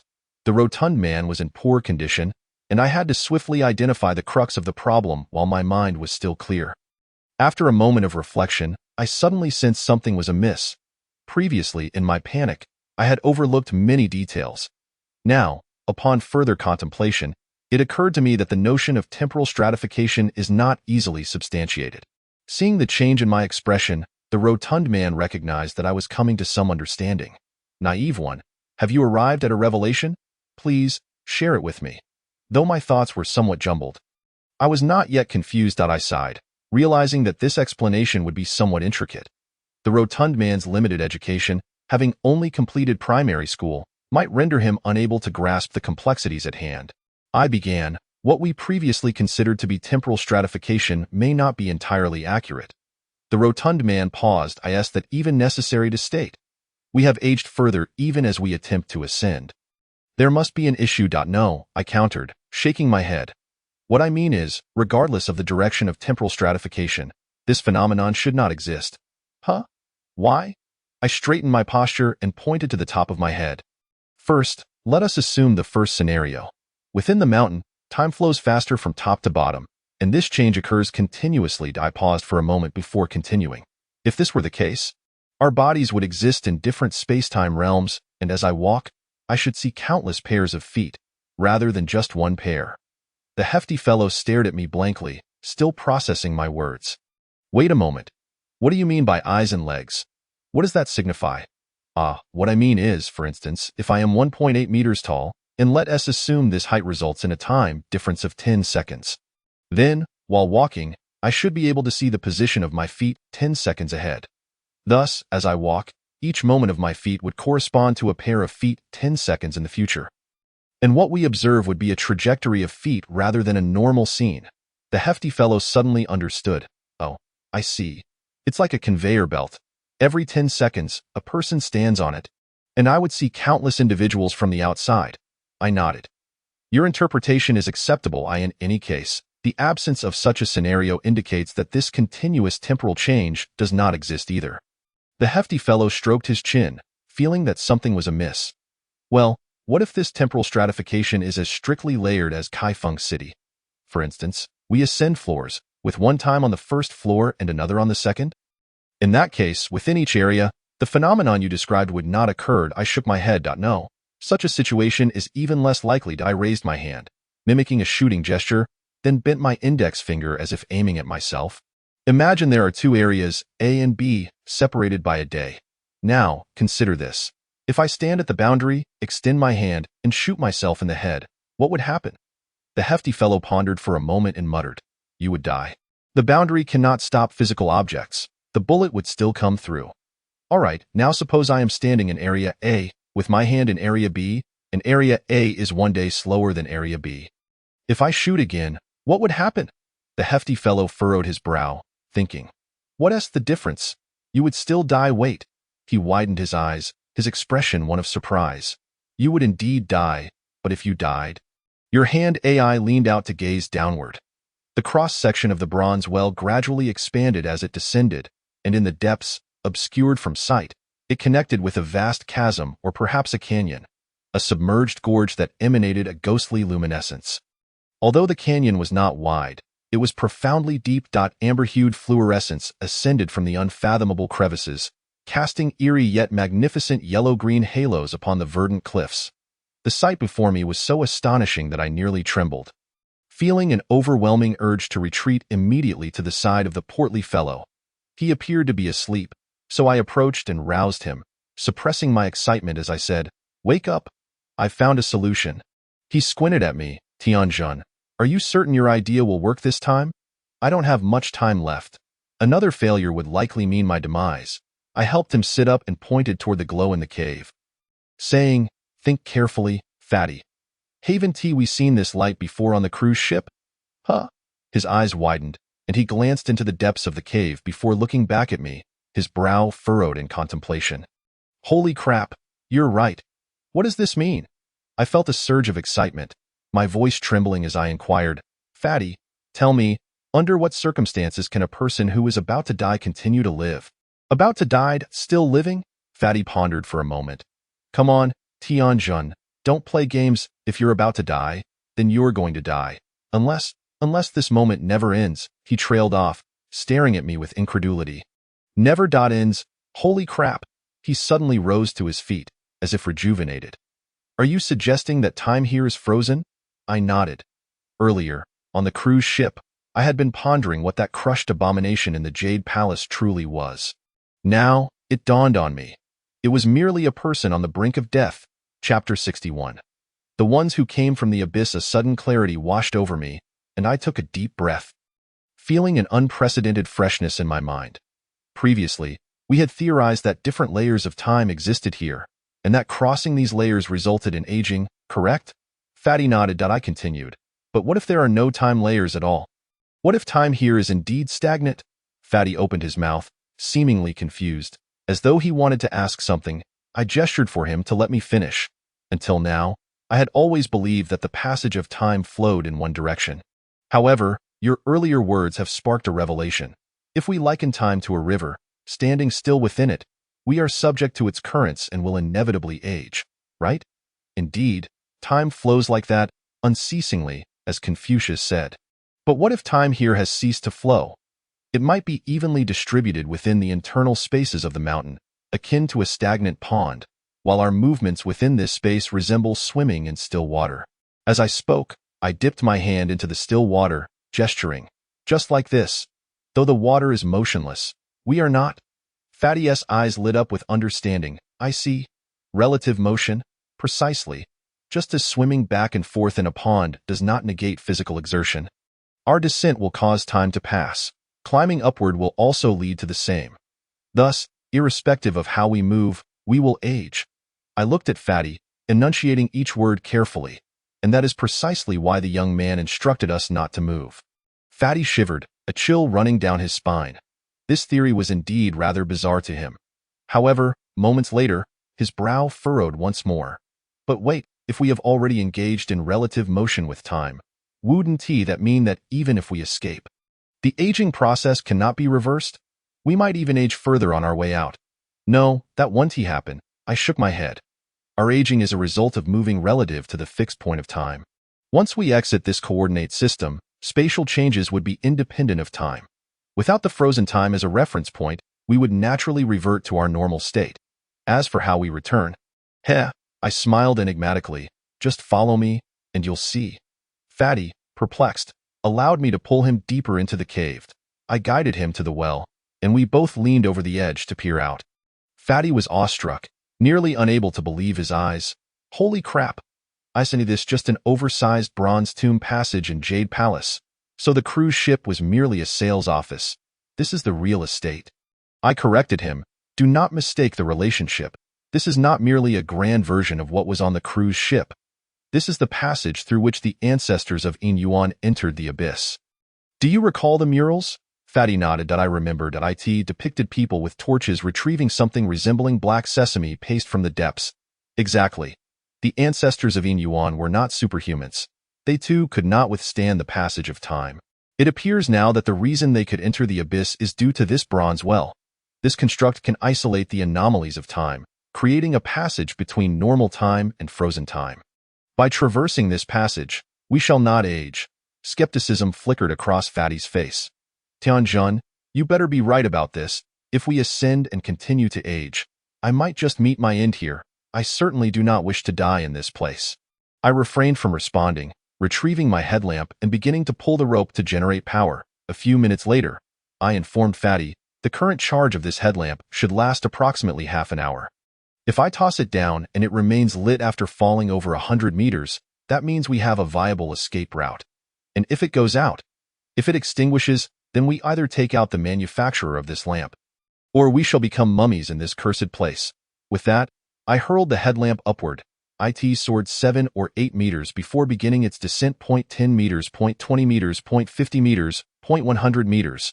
Fatty and I remained at the edge, our eyes fixed on the receding point of light, akin to sailors navigating through the night, fixated on a lighthouse.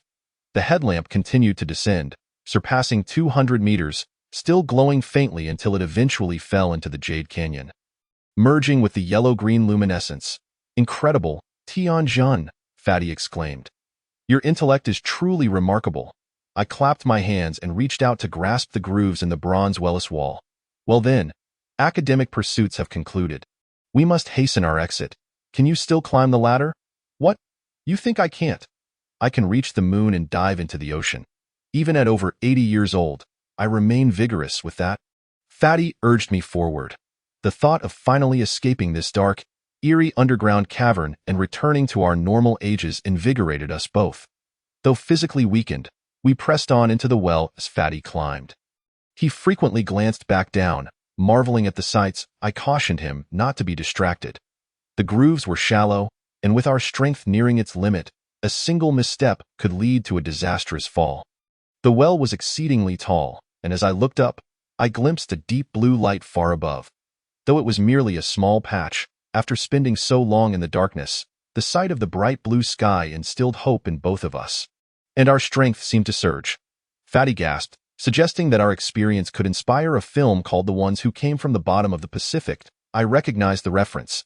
There was a popular foreign television series from the last century titled The Ones Who Came from the Bottom of the Atlantic. Though I had never seen it, seeing him still able to joke lightened my heart. The walls of the bronze well featured numerous other cave openings. These openings were sparse, resembling the irregular holes made by termites in bamboo, leading to unknown depths. As we climbed, I suddenly heard Fatty exclaim in surprise. Seemingly having come to a halt, I turned to look, and he was gazing into the depths of the well. Hey, Tianjun, he panted.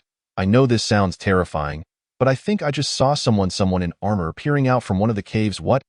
I was startled, gripping the wall tightly as I leaned out to see behind him. However, the profound silence of the well offered no evidence of any armored figure. You must be mistaken. There's no one down there. I whispered. I don't know.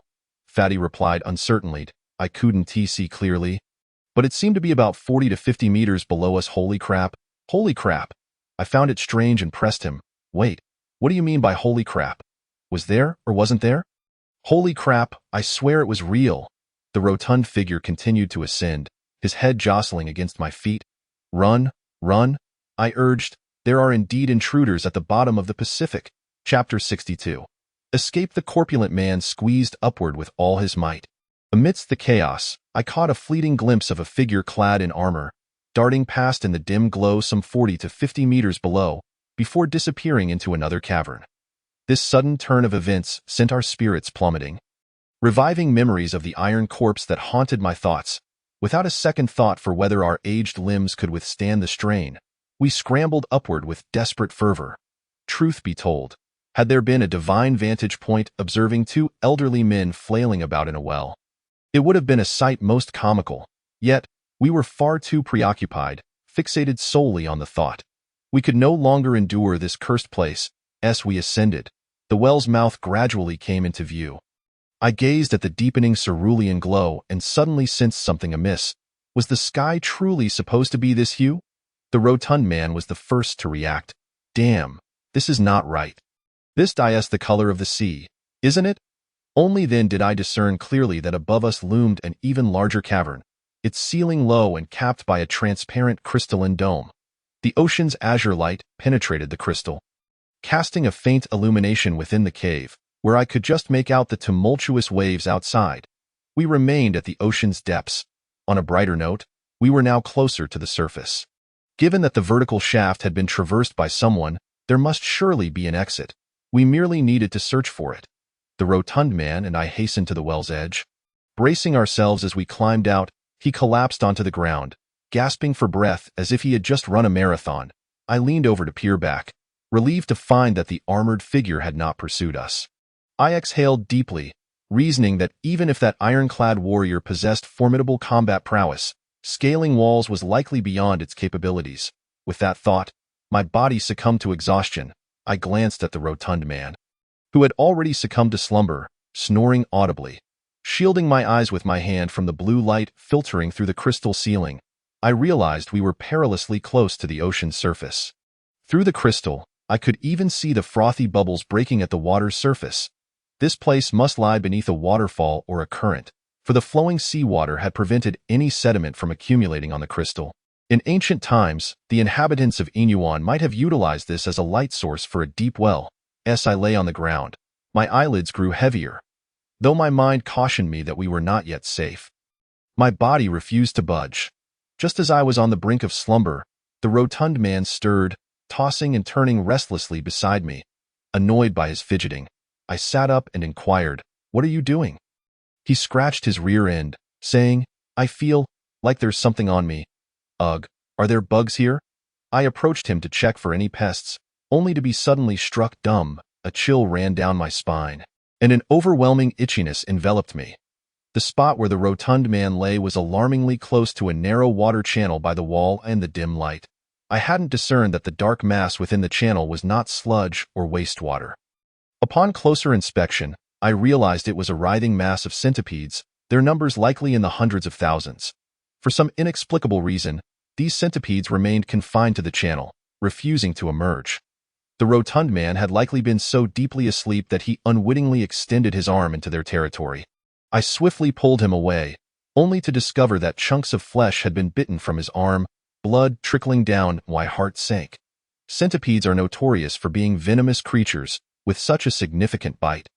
His life could very well be at stake, however. Upon closer examination, I felt a modicum of relief. The wounds were not blackened or discolored but merely reddened and swollen, a typical reaction to acidic venom.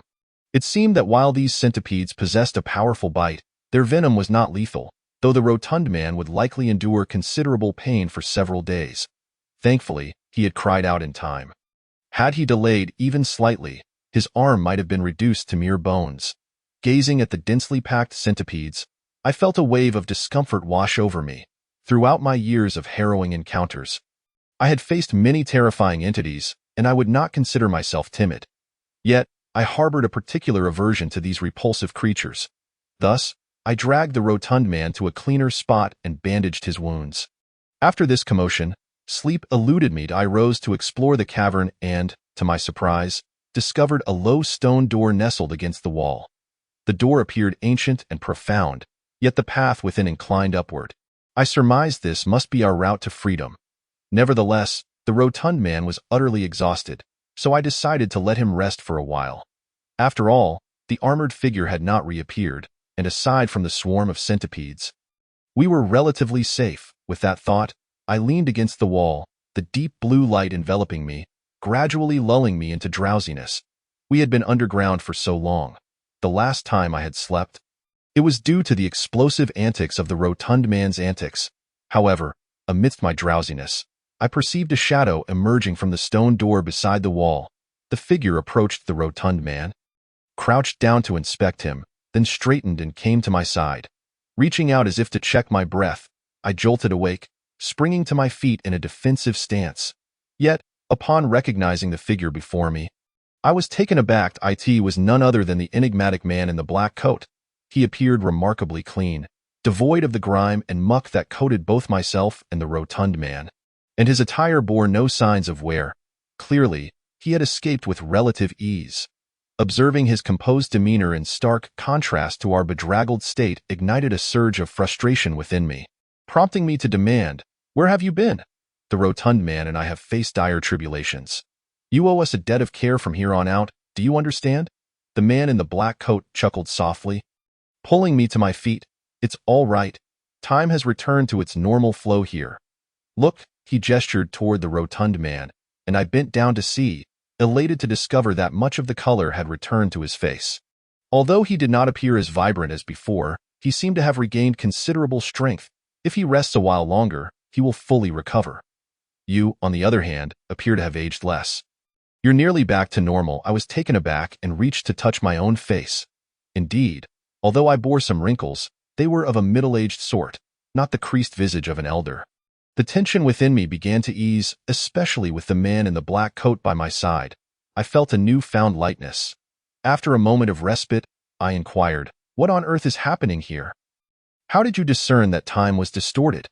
I've expended nearly all my knowledge trying to pinpoint the issue, and yet you effortlessly issued commands to the rotund man at the onset. Truly, it's infuriating." He blinked, yet offered no reply. Pondering for a moment, I pressed on, "Oh, and what did you do afterward?" "The rotund man and I intended to send you a message to inform you that we had ascended. But in the heat of the moment, we completely forgot to My mind can be quite forgetful at that moment.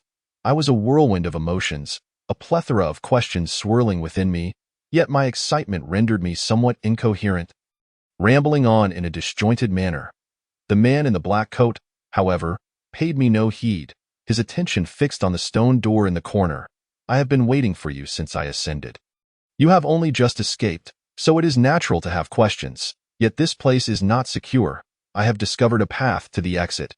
You must assist the rotund man and follow me swiftly." As soon as he finished speaking, his expression shifted abruptly, and he cast a glance over my shoulder. Before I could comprehend what was amiss, I heard a sound emanating from the deep well, a sound akin to the scraping of armor. Chapter 63. Iron helmet. Panic surged through my mind as I realized the gravity of the situation. In my conversation with the man in the black coat, I had neglected to track the movements of that creature in the vertical shaft. It was surely now climbing towards us. What a joke! Do I need help to handle this? The rotund man remained oblivious to the unfolding events. He had been lying behind me, turned away from the well, and was just now shakily rising to his feet. Yet, from between his legs, an armored iron hand was already clambering up the edge of the well. In the next instant, a head adorned with an iron mask emerged. "Watch out, rotund man!" I bellowed, rushing forward to tackle him out of the way. We tumbled several meters away, colliding with the wall, finally managing to steady ourselves. The rotund man exclaimed, "What the hell? Why won't this thing just go away? Quick, take it down." I turned to see that the man in the black coat had retreated a few steps, his expression tense and tinged with fear, as if this ironclad creature were an exceedingly perilous entity. My heart raced with anxiety. Could this creature possess abilities unknown to us? However, the man in the black coat had not been trapped in the cavern for long. During that time, he might have encountered other experiences related to this creature. As the three of us remained on edge, the iron-headed creature slowly hoisted itself up. I patted my waist, only to realize that my trusty weapon had long since vanished. I had no choice but to stand against the wall, bracing myself for the monster's attack. Yet, to my astonishment, the iron creature did not lash out. It staggered a few steps toward us before suddenly convulsing violently and collapsing onto its back with a thud. The rotund man stared in bewilderment. "Is it out of power?" I shook my head, equally perplexed. Wasn't this creature meant to attack us? What then had been its purpose in following us all this way? After pondering for a moment, I turned to the man in the black coat and asked, "Do you know what's going on? Shall we hasten our departure?" The figure in the dark did not respond. He cast a glance at the iron helmet, and his expression suddenly turned icy. "This object is exceedingly perilous. We must discard it." I was taken aback. The figure's gaze was resolute, reminiscent of the time he had snapped the neck of the jade figurine of King Lu Shang in the royal palace of Lu. The portly fellow also sensed something amiss and inched closer to inquire, "Little brother, do you recognize it? Is this fellow your enemy?" "Ah?" No, the figure paused momentarily, then quickly regained his composure. The frostiness on his face vanished in an instant, replaced by a faint smile as he replied, "No, what I mean is, this thing appears to have exhausted its strength. We can take advantage of this moment to dispose of it and avoid further trouble." I regarded the figure, feeling an inexplicable sense of unease since our reunion. He seemed somewhat unhinged, as if not quite himself. However, given his myriad of secrets and grievances, with both the living and the dead intertwined in his life, it was not surprising he might have an interspecies adversary. After pondering, I conceded that his reasoning held merit. While this entity posed little trouble alone, why engage in a confrontation when we could resolve the issue with a cunning maneuver? Thus, I nodded, helped the portly fellow to his feet, and said to the figure, "All right, let us proceed as you suggest. We shall cast it down and then depart. Damn it, this place is too sinister. I have no desire to linger here." The figure nodded in agreement and made his way toward the stone door. I was momentarily taken aback, thinking to myself how this fellow could so easily forget his prior words. It seemed I truly needed to remedy his memory loss upon our return. Glancing at the motionless, iron-helmeted creature, I felt a twinge of discomfort. The passageway within the stone door was too narrow. Should this creature pursue us, with the figure in the lead and unable to attend to it, the portly fellow and I would likely face significant challenges. Accordingly, I instructed the portly fellow to stand aside and approached, intending to use my foot to push the iron-helmeted creature down. Yet, as I neared, its previously still form suddenly quivered. Startled, I recoiled, thinking, what the hell, does this thing possess a sensory function? It awakens upon my proximity? The portly fellow cursed, "Naive. You are truly unfortunate. You should not be called Wu Xie. You ought to change your name and surname, becoming brothers with the little brother. His name is Zhang Qiling, while yours should be Zhang Qisher. You two can venture into the tomb together," I retorted. "You are talking nonsense. A Zongzi can rise from the dead, but at least it must be a carbon-based life form. This thing is merely a lump of iron. If it can rise, then Optimus Prime could be resurrected as well." Just as we were exchanging barbs, that entity stirred once more. This time, it did not cease its movements, but instead began to gently tap on the ground with its hand. I turned to the portly fellow and said, "What do you make of this? No one is standing beside it this time. You can't blame me." The portly fellow scoffed and was about to speak when his expression abruptly changed, and he gestured for me to remain silent. Furrowing his brow, he fixed his gaze upon the iron helmet, his demeanor growing grave. I was bewildered, unsure of what was transpiring. Just as I contemplated seeking the figure's assistance, I suddenly noticed the rhythmic tapping sound in my ears, which seemed peculiar. Upon closer inspection, I froze in shock. A profoundly eerie sensation crept up my spine. This creature was not merely flailing about. Its movements followed a distinct pattern. Tapping words, the armor was incessantly repeating a rhythmic sequence. Tapping back and forth without pause, I strained to discern the information contained within, and once I comprehended it, a chill swept over me. IT was saying, "Hurry, leave. Hurry, leave." I was momentarily taken aback, but then I heard footsteps approaching from behind. Turning around, I saw the figure standing at the stone door, his countenance dark. "Forget it. We must depart swiftly." The figure's voice was urgent, as though something imminent was about to occur. I glanced at him, then at the armored creature. Suddenly, I caught sight of a rusted, elongated object protruding from behind the helmet. The shape was that the hilt of the black gold ancient blade. Almost reflexively, I exclaimed, "Little brother, where is your blade?" The figure's face grew even graver. He replied in a tone that bordered on impatience, "Oh, I accidentally dropped it. No matter. We shall leave first and acquire another blade later." The atmosphere had grown exceedingly strange. For reasons unknown, a wave of inexplicable dread surged from the depths of my heart. Furrowing my brow, I locked eyes with the figure and suddenly entertained a horrifying thought. This notion sent a shiver down my spine. I took 2 steps back and almost blurted out, "No, you are oh dear. You are electricity, you are light, you are the one and only myth." Just then, The portly fellow abruptly interjected, stepping beside the figure and dramatically wrapping his arms around him. "Oh, I only love you. You are my superstar. Hey, little brother, what were you doing while we were down below searching for a way out?" The figure offered an awkward smile, inching away slightly. "Oh, I was doing nothing. It is quite dangerous here. I was concerned for your safety and Wu Xie's, so I waited for you." "Enough of that," he urged. "Let us hurry along." The portly fellow nodded, grinning. "I knew it. Little brother is good to us. Look, he has been waiting for us." The portly fellow chuckled as he affectionately patted the figure's shoulder. "Yet, little brother, do you realize there is a problem?" Suddenly, he exerted force, gripping the figure's neck with both hands and lifting him into the air. "The issue is, the little brother I know would never wait for us here. Even if he were to meet his demise, he would have sought us out." The portly fellow's eyes turned crimson, and the muscles in his arms bulged with veins. "You counterfeit, attempting to impersonate the little brother? I shall slay you." Chapter 64. The struggle. The figure was choked, lifted off the ground, his legs flailing. The portly fellow gritted his teeth, gradually tightening his grip. Suddenly, the figure extended a finger and twisted it at the portly fellow's forearm, causing him to let out a pained cry as his arm loosened. He collapsed to the ground, and judging by the position of his arm, it seemed broken.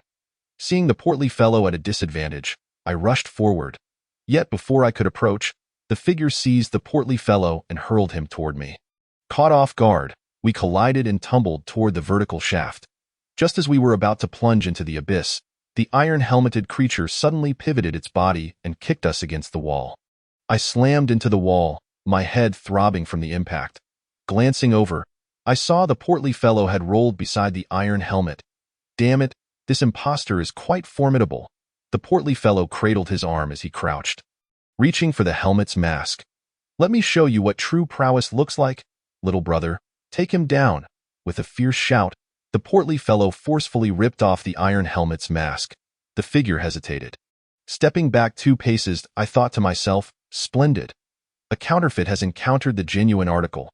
Today, let this imitation witness the true form of the god of slaughter."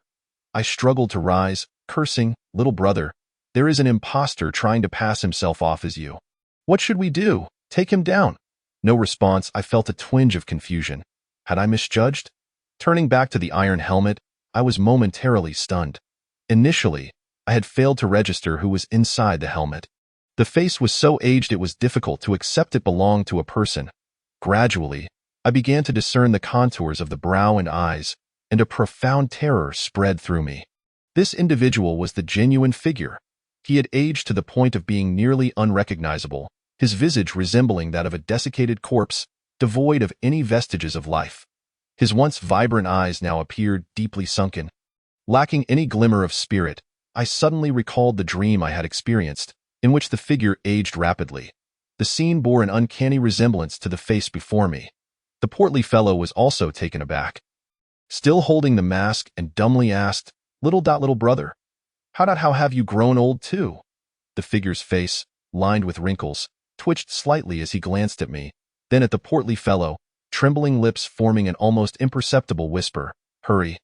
Leave." My heart felt as if it had been struck by something, my mind a blank slate. Gazing at the figure before me, I found myself at a loss, trembling as I stammered, "Little brother, how many tombs have you traversed?" The figure possessed an extraordinary lifespan. Theoretically, normal aging would have little effect on him. Yet at this moment, he appeared far more aged than either the portly fellow or myself. Heaven knows how far he had traveled beneath the earth. Suddenly, I felt a tightening in my throat as I comprehended the figure's earlier words.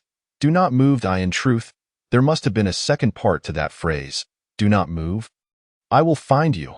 The figure gazed at me, and the portly fellow, his face twitching slightly, as if he wanted to speak. However, his lips quivered, and he ultimately remained silent, closing his eyes as his head gradually lowered. I was momentarily stunned. Silence enveloped us, and tears streamed down my face uncontrollably. "Zhang Qiling, will you also grow old? Zhang Qiling, will you also perish?"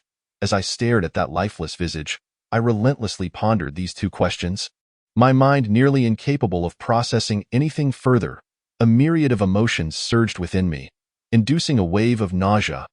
Ultimately, All feelings were suppressed by an overwhelming anger, and I trembled as I uttered, "Fatty, put the mask back on that young man."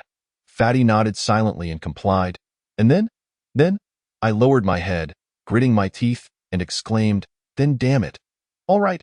Fatty also bellowed, exerting force with his right hand, forcibly reattaching his own forearm. Our eyes were both bloodshot, utterly consumed by the desire to kill. Each of us took a side and charged towards the imposter.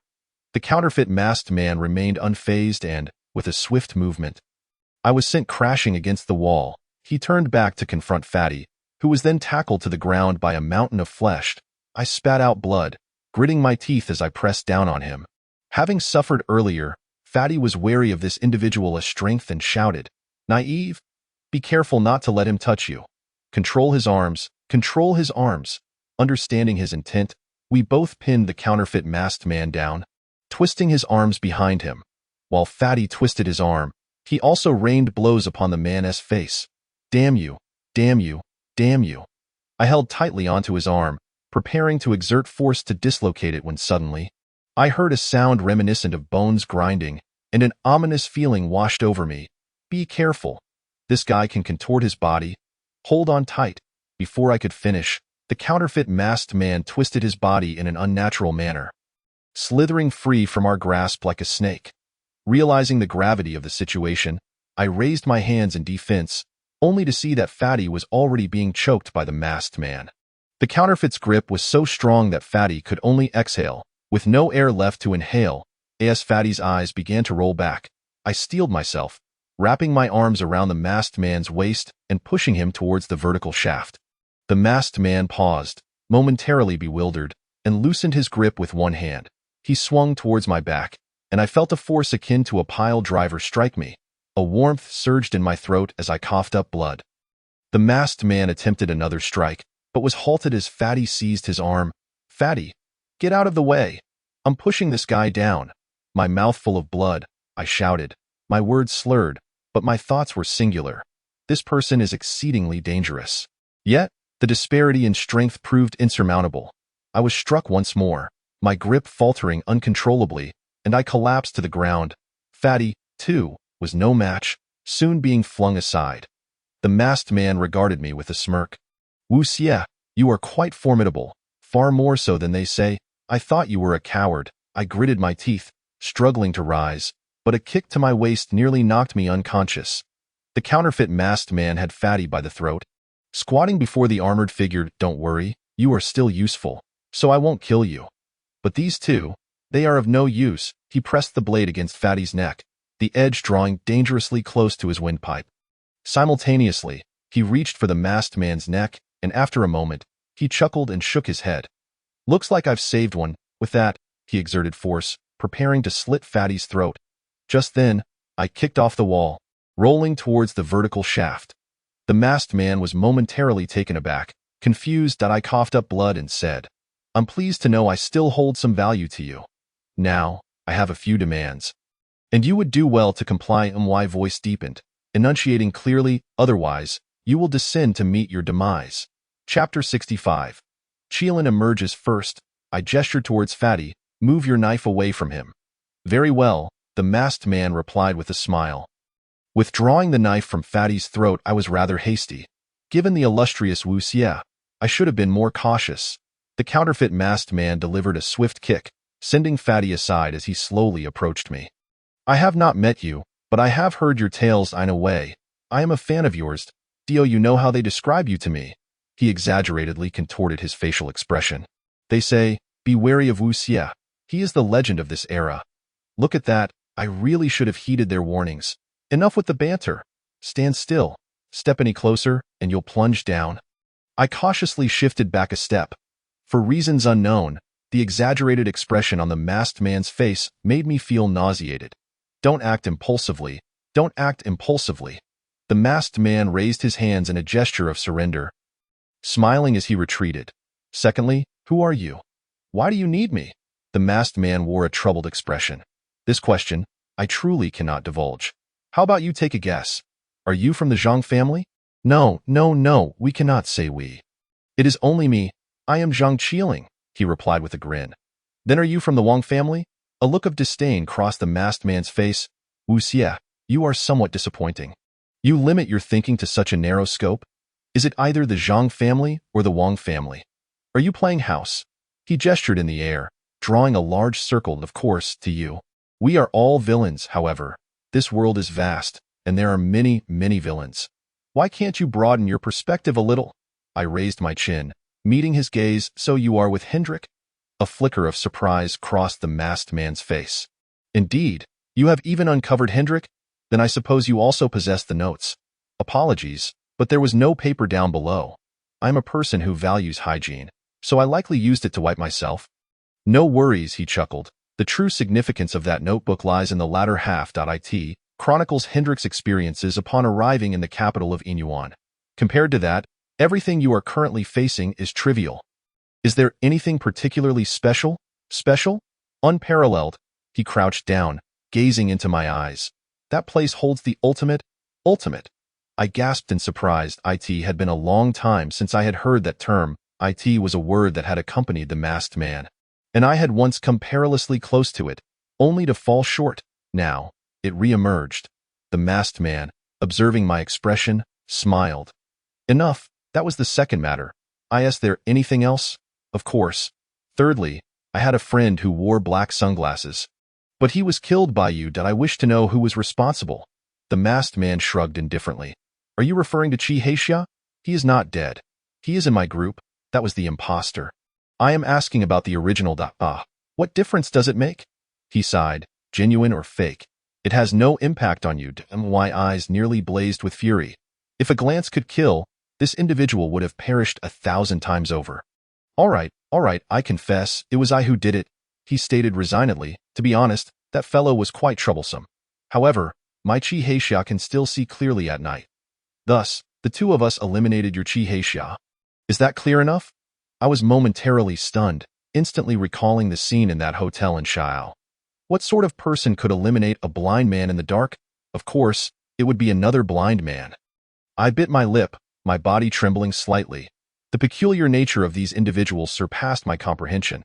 If the counterfeit masked man possessed skills akin to the original, then that blind man could indeed have the same night vision. A wave of dizziness washed over me, fatigue and anxiety gnawing at my composure, and I failed to notice that the masked man had approached me closely. I snapped back to reality and shouted, Step back! Step back! Drop the knife, or I will jump with that. I leaned back. The masked man immediately raised his hands in surrender. Hey! Let's negotiate. Drop the knife on the ground. All right. He bent down, retreating while placing the knife onto the ground. Is there anything else you wish to inquire? Before I could finish my sentence, I saw his wrist move swiftly. A sudden pain shot through my leg, and in disbelief, I looked down. A dagger was embedded in my knee. Then, an intense agony surged forth. Realizing the peril, I kicked my legs, attempting to fall into the vertical shaft. However, the masked man was quicker. He leapt behind me, delivering a kick that sent me away from the edge, then seized my throat, slamming me against the wall. Wu Xie, you are remarkably clever. You were so close to thwarting our plans. He pressed the blade against my neck. But alas, I did not finish my previous statement. We do indeed need you, but only in a living capacity. As for how you live, it matters not. Thus, in the ensuing moments, I would first crush your spine, then extract your eyes and sever your vocal cords. A Wu Xie in such a state should still be manageable. The blade gradually slid from my neck to my throat, and I desperately tilted my head back to evade it. I'll give you a chance. With your final moments to speak, say something. The masked man eased his grip slightly, smiling at me. I coughed violently, nearly expelling my lungs. One last thing. Who exactly are you? I mean, who were you before you became this? I locked my gaze onto his eyes. The enigmatic figure known as Min Yuping shook his head. I have already stated that I am Zhang Qiling. The stout one refers to me as Xiao Gu. While you may call me either Xiao Gu or Min Yuping, those in the underworld address me as Mu Zhang. This is the manner in which I emerged into this world. Why do you doubt me? His demeanor shifted abruptly, revealing a sudden fury as he pressed the blade closer. You know, I have changed my mind slightly. He leaned in closer, his intent clear. I have decided to finally snap your spine. Before that, You will have the opportunity to fully experience pain. Blood froth seeped from my lips, and my throat bore the marks of the knife's pressure. Yet, in that harrowing moment between life and death, I found myself laughing. "What are you laughing at?" Min Yuping inquired. Somewhat irked that I laugh at your lack of skill, the wave of exhilaration washed over me. Were it not for the blade against my throat, I might have laughed uproariously. The truth is, it was evident that you yearned to embody Zhang Qiling, and you have indeed come to resemble him closely.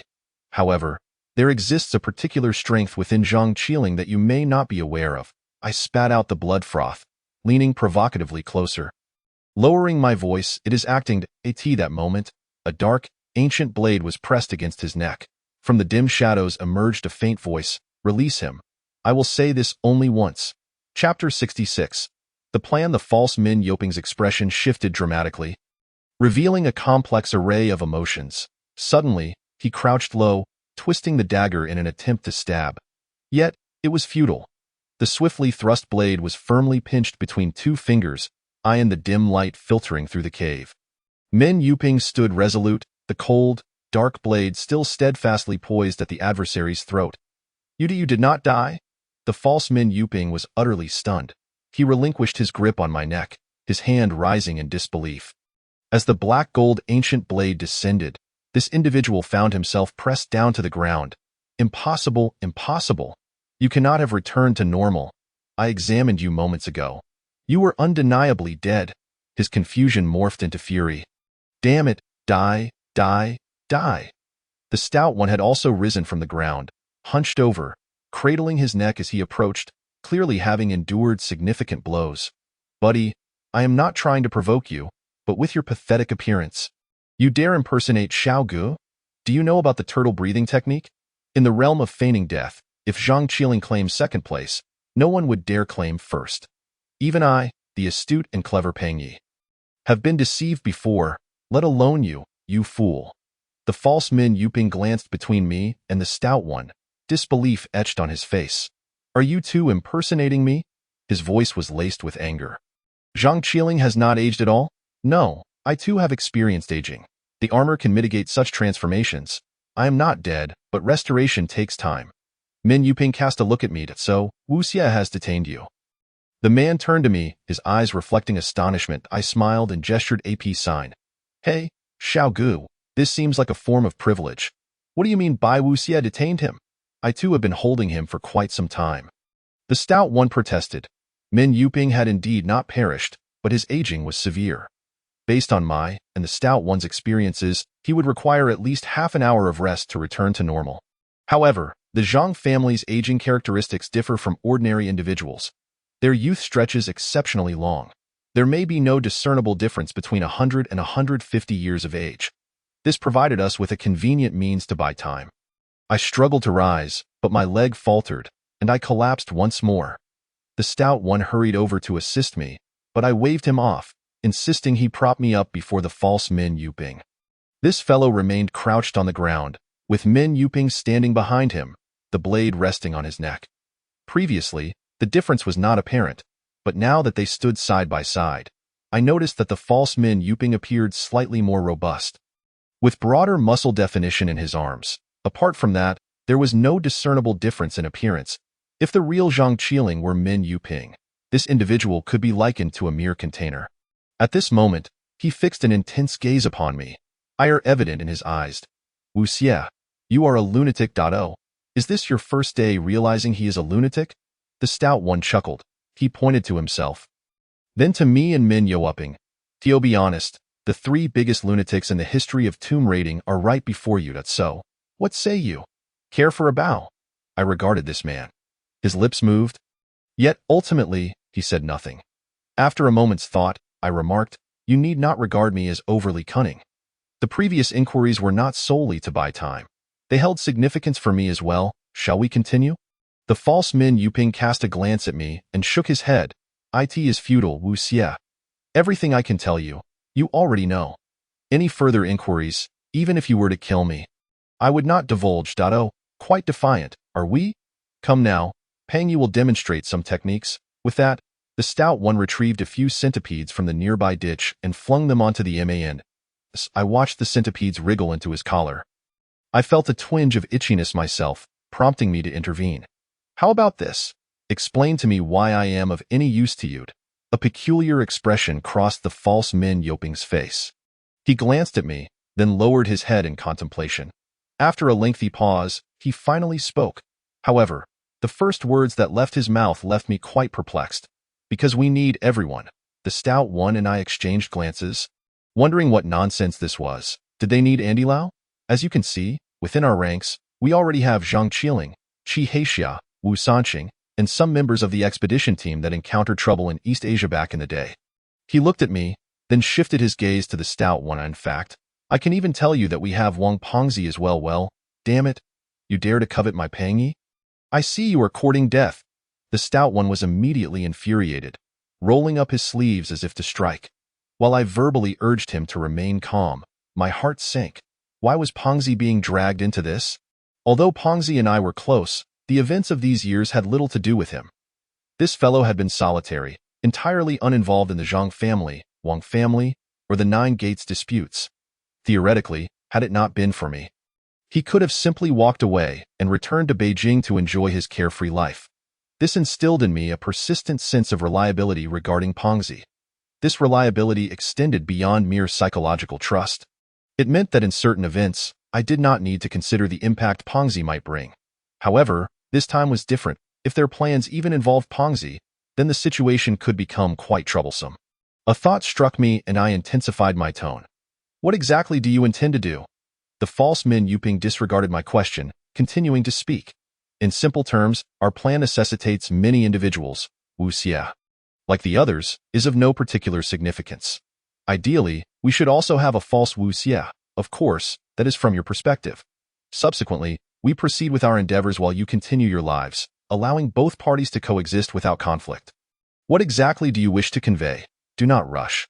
While the ideal scenario unfolds in such a manner, reality tends to deviate from the ideal. He raised his head to look at me, sighed, and wore a somewhat regretful expression. Due to certain reasons, we do not have Wu Xie. No Wu Xie. I pondered this statement, finding it exceedingly strange. It seemed to be a nonsensical truth. Of course, they did not possess a Wu Xie. For I am Wu Xie. Suddenly, my brow furrowed as another question struck me. Wait, you do not have Wu Xie, so you, indeed. The false Min Yuping nodded, affirming, while we lack Wu Xie, you still exist. Thus, we devised a scheme to draw you here. Do you recall this? The false Min Yuping squatted on the ground, lowering his head in the dim light. I could not discern his expression. Abruptly, he lifted his face, grinning oddly at me. Then his countenance shifted as he adopted a different tone.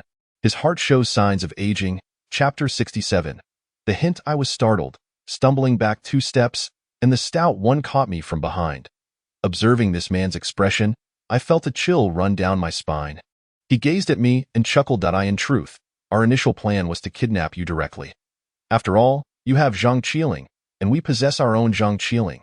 You have Qi Haixia, and we have ours. In essence, we have all the allies you possess, ensuring our advantage. However, the sole distinction is that we do not have you. He regarded me, continuing, Wu Xie, your deeds have become widely renowned. In a certain sense, we all grew up listening to your stories. Everyone harbors a deep-seated apprehension towards you. Hence, we ultimately resolved to lure you to Yin Yuan. I must admit, we were genuinely disappointed at first. You exhibited no unexpected reactions whatsoever. Every action aligned with our expectations, akin to a puppet pulled by strings. However, gradually, events began to slip beyond our control. He let out a sigh. Although reluctant to admit it, Wu Xie remained Wu Xie, even in old age. Your reputation precedes you. We still haven't managed to deceive you into the destination you desire. I was not in the mood to heed his flattery, as lingering doubts weighed heavily on my mind. So, the ghost ship at sea was deliberately trailing me. Merely a contrived coincidence, a little trick of romance. It was quite appropriate here, as the aim was to captivate. That doctor, was he also one of yours? Providing a false diagnosis, perhaps? Otherwise, what motivation would you have to embark? I furrowed my brow at first glance. This person's words seemed devoid of fault, yet there appeared to be some logical gaps. Wait a moment. The first thing the young master said upon seeing us in the hospital was a desire to go to sea. Subsequently, He himself provided clues regarding Inyuan. I looked at this individual. Are you implying that the Zhang Qiling from back then was also your disguise? First and foremost, I must clarify that I am not a mere impersonation. I am Zhang Qiling. Furthermore, perhaps you have heard of psychological suggestion? He gestured towards the dull oil bottle, declaring that this fellow's memory is a veritable treasure trove. Can you fathom how many places a man, whose youth has endured for a century, has visited? Within his recollections, the bizarre locations are innumerable. With a modicum of investigation, one could discover that he had been to Inyuan 80 years prior. My heart sank, as a thought suddenly flashed through my mind. 80 years ago? That coincides precisely with the time Hendrik came here for his investigation.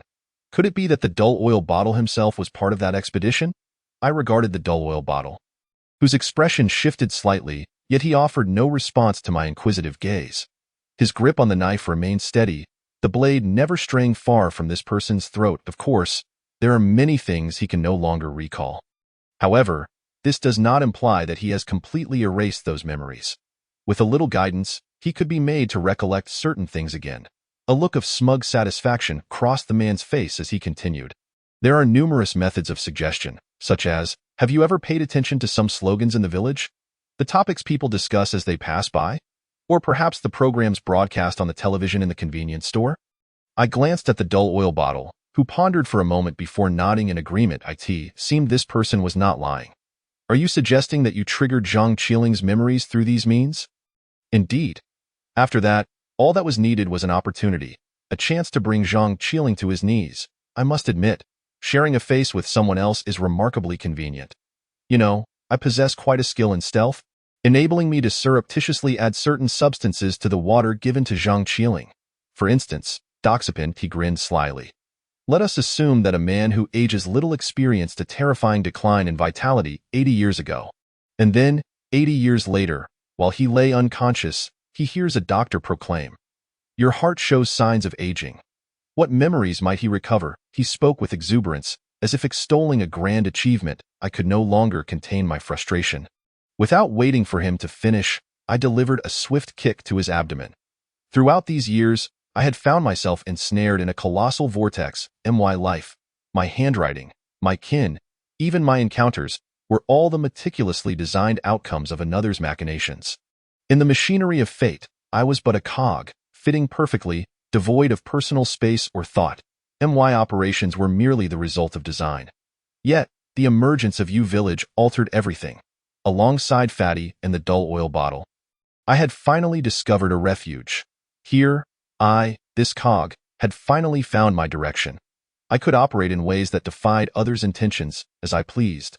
I could rotate horizontally, vertically, or diagonally, it mattered not. For the colossal machinery, named fate but truly a conspiracy, had been shattered by me. Yet now, these individuals had resurfaced. They had infiltrated our lives without my knowledge, even bringing their schemes into U Village, into our small courtyard. This was something I could not tolerate. From their actions, I caught a whiff of the essence from years gone by. However, this time, I would not allow their web to form. First and foremost, I must unveil to you the secret concealed behind this abyss. A secret hidden beneath the depths of the sea. Indeed, he nodded, affirming that this maritime expanse harbors a secret that drives humanity to madness. Consequently, our plans were born. He gazed into the profound light emanating from the depths of the well and slowly articulated. This secret is immortality. I exchanged glances with the stout man and the taciturn oil bottle as unwelcome memories began to emerge. It is undeniable that in this world, there exist individuals with remarkably prolonged lifespans. Perhaps these individuals can be aptly termed as the immortal. Yet, the concept of eternal life is profoundly enigmatic in our recollections. Those who dared to grasp this forbidden knowledge have invariably met with dire fates. I endeavored to steady my mind, presenting a facade of calmness, and replied mildly, "Please continue. You may already be aware of certain matters from our previous experiences," he continued. "But now, I can confirm your speculations. The passage of time within this abyss is distinctly anomalous. This anomaly originates from a certain object that fell from the heavens long ago. Under its influence, time in the abyss has come to a standstill. In the 20th century, the Japanese arrived here. They excavated the mountains extensively, inadvertently damaging some ancient structures. Subsequently, the temporal anomaly seeped from the abyss into the mountains, and those Japanese who could not escape succumbed to age, turning to ashes and decay. Following that, Hendrik's expedition arrived. He encountered some exceedingly peculiar occurrences here, which left him profoundly shaken. Yet, he remained tight-lipped about his experiences. Until the 1980s, I interjected. Precisely, until the 1980s, consider this. What did Hendrik desire most at that time? What did Hendrik desire most? I furrowed my brow. For a person of both fame and respect, an esteemed professor, what could be his greatest yearning? Could it be? Suddenly, clarity struck me. I had been fixated on Hendrik's societal attributes and academic pursuits, neglecting the most straightforward aspect. Indeed, he was a merchant, a scholar, a purveyor of culture, and perhaps held many titles. However, most importantly, by the 1980s, Hendrik was already an elderly man. And what does an aging individual yearn for above all else? Undoubtedly, it is time. I looked at the man, who was fixated on my eyes, and he continued. The experiences from many years ago led Hendrik to realize one critical truth. In suspended time, as long as you remain still, you will eternally linger at the moment you entered this space. In a certain sense, this is the epitome of true immortality. I swallowed hard, feeling a tightness in my throat. Indeed, he spoke the truth. All previous attempts at immortality from a biological perspective were mere futile endeavors against the inexorable tide of time. No matter the effort expended, as long as time continued to flow, immortality remained a mere fantasy. But what if time could be halted? This notion may seem absurd, yet within the depths of Yin Yuan, it is indeed feasible. My breath quickened, sensing an overwhelming strangeness enveloping the situation. A certain terrifying conspiracy was gradually coming into focus. I surmised that, thereafter, enticed by the allure of immortality, Hendrik ventured to this island, attempting to excavate vast quantities of jade, hoping to replicate the wonders of Yin Yuan. Correct. The man affirmed my conjecture. However, it is not entirely accurate. What transpired next did not unfold as Hendrik had anticipated, perhaps due to a misstep, or perhaps due to the nature of that amber-colored crystal. In any case, the plan went horribly awry. A horrible blunder? I furrowed my brow, suddenly recalling something. Hendrik.immortality.blunder. An inexplicable panic surged within me. I abruptly found myself grappling with some exceedingly bizarre thoughts, observing the man's shadowy demeanor. I felt an unsettling dread about what he would say next. Yet, he did not cease. He continued. This blunder was exceedingly fatal. Hendrik was crushed on the spot, due to the stasis of time. He transformed into an undying monstrosity, perpetually trapped in that moment of gruesome disfigurement. As he spoke, he glanced at me. Perhaps you have encountered Dr. Siler Hendrik before. Chapter 69. Explosion Siler Hendrik? A shiver ran down my spine, and I felt the hair on my body stand on end. That bloodied monstrosity is Hendrik. Though I had previously suspected the connection between the cruise ship and Hendrik, I had not realized that the disfigured silhouette was indeed him. This was largely because, despite Hendrik's obsessive nature, I was, after all, a reader of his academic notes, and subconsciously, he had always appeared to me as a scholar rather than a madman consumed by ambition. It was difficult for me to fathom such a tragic fate for someone of his stature. An additional reason, albeit peculiar, lingered in my mind. For some inexplicable reason, I had a gut feeling that Hendrik might still be alive. This deduction lacked any basis, purely stemming from my intuition. If pressed, I might argue that his lingering influence felt too close. 30 years, a span neither long nor short, makes it challenging for a person's impact to endure for such a duration, especially for one who has vanished. Precisely for these reasons, I had previously entertained various possibilities but had never connected the sealed monstrosity within the Jade Palace to him. Yet now, the faux oil bottle informed me that the terrifying entity was indeed Hendrik himself. This revelation made my heart skip a beat. The situation was unexpected, disrupting my prior assumptions and compelling me to re-evaluate my conclusions. Just then, I frowned, suddenly catching a glimpse of an elusive glimmer of cunning in the eyes of the faux oil bottle. Squatting on the ground, this fleeting cunning vanished almost instantaneously, yet I managed to capture it, causing my heart to sink in an instant. I realized that this person was not being truthful. He was deceiving me. The faux oil bottle, noticing my gaze, immediately resumed his previous demeanor. However, my wariness had already been aroused. He was about to continue speaking when the stout man interjected. "Wait a moment, young man, keep an eye on him. Tianjun, come over here." The stout man guided me to a nearby stone door, and the two of us, resembling agents in a clandestine meeting, faced the wall and leaned our heads together. The stout man lowered his voice and asked, "Tianjun, what are your thoughts?" I also whispered back, "I can't speak for anything else, but I feel that this fellow is not being honest with us." The stout man nodded in agreement. What he said earlier was somewhat reasonable, but the latter part raises concerns. The stout man glanced back at the individual, who remained crouched beneath the blade of the oil bottle. "Tianjun, do you remember the seals and the jade palace we saw on the cruise ship?" "Of course, how could I forget?" I gestured to indicate the shape of a door. According to this person, Hendrik actively sought immortality. However, the issue lies in the fact that the protruding ears and bells we encountered, along with that door, were evidently mechanisms designed to prevent whatever lies within from escaping. If Hendrik had indeed chosen immortality for himself, he would not have constructed such devices. Rather, they should be intended to deter outsiders from entering. The stout man extended his hand, and we exchanged a light clap. Great minds think alike. It seems this individual's words are riddled with falsehoods. Nevertheless, the stout man began to formulate a new line of thought. "Do you think that the crushed specimen could be an enemy of someone?" I paused, taken aback by the stout man's suggestion. "An enemy? Consider this. Suspended time, while it may grant immortality, equally serves as a prison. Is it possible that this individual did not seek immortality willingly? Perhaps he was an adversary of someone who was imprisoned in such a state."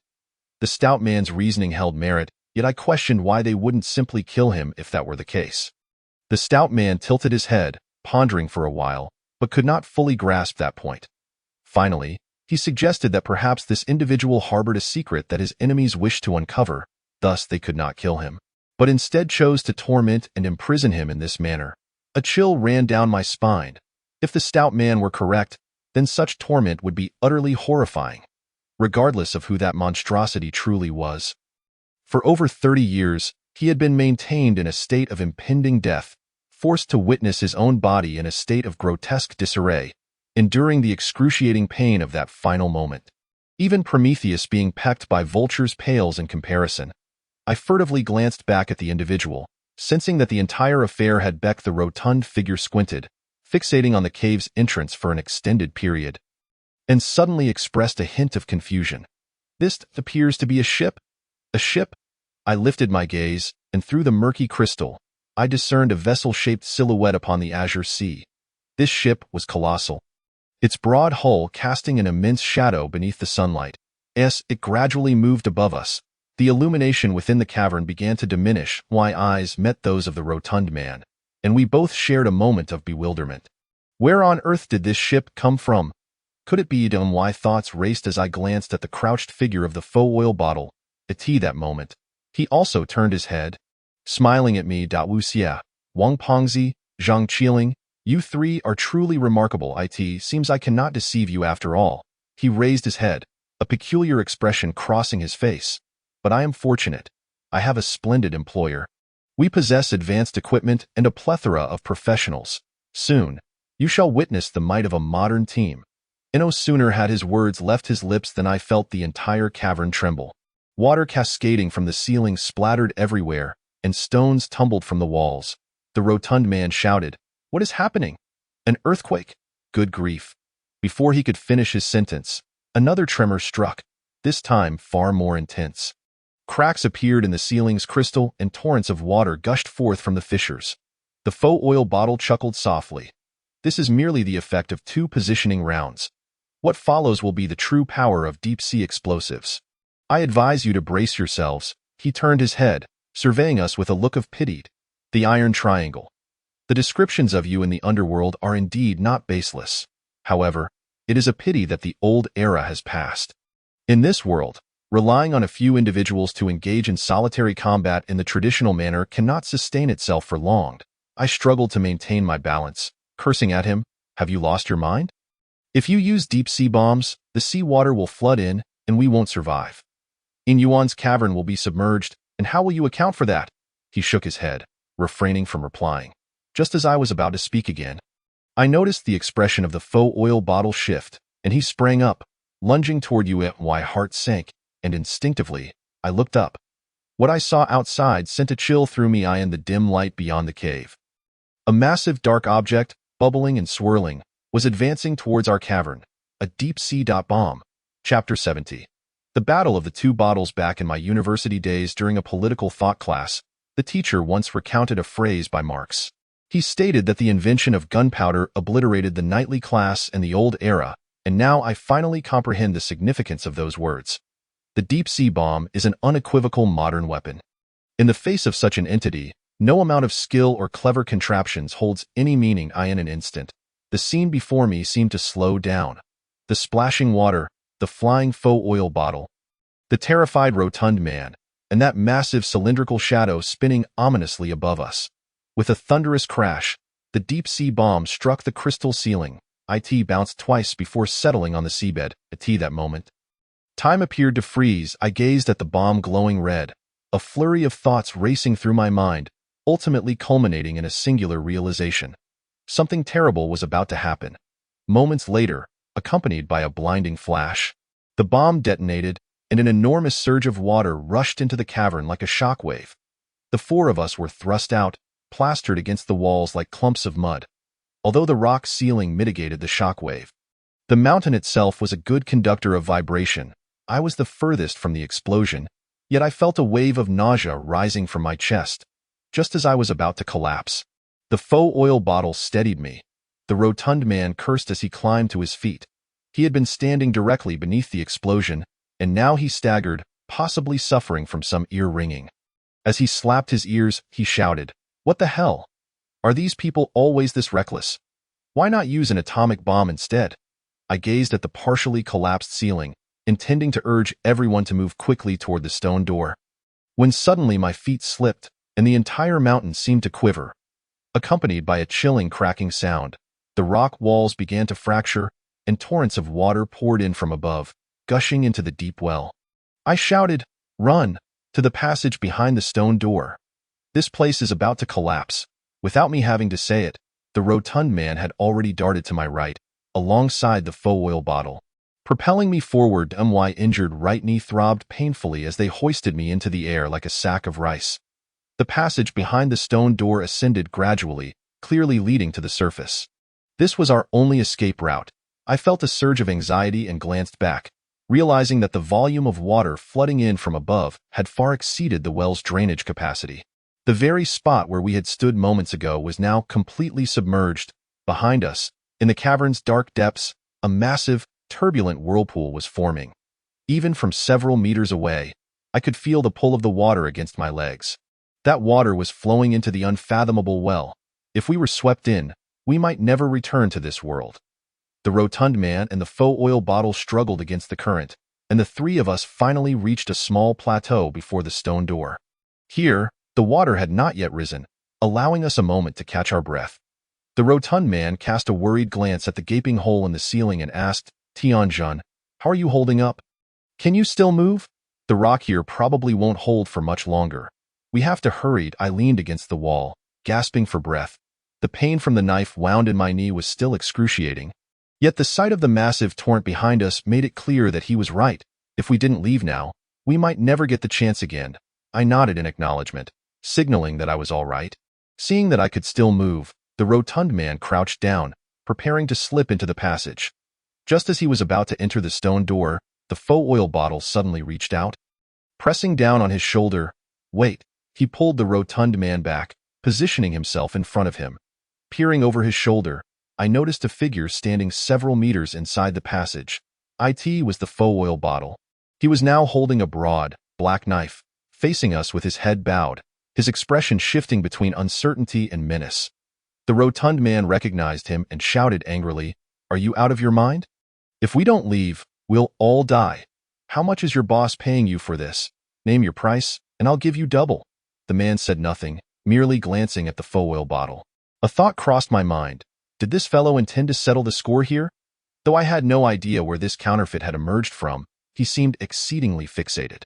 While I couldn't fully grasp his mindset, I could envision that if faced with a choice between escaping and perishing alongside the faux oil bottle, he would undoubtedly choose the latter. Brother, what is this? The rotund man, noticing the silence, appeared troubled.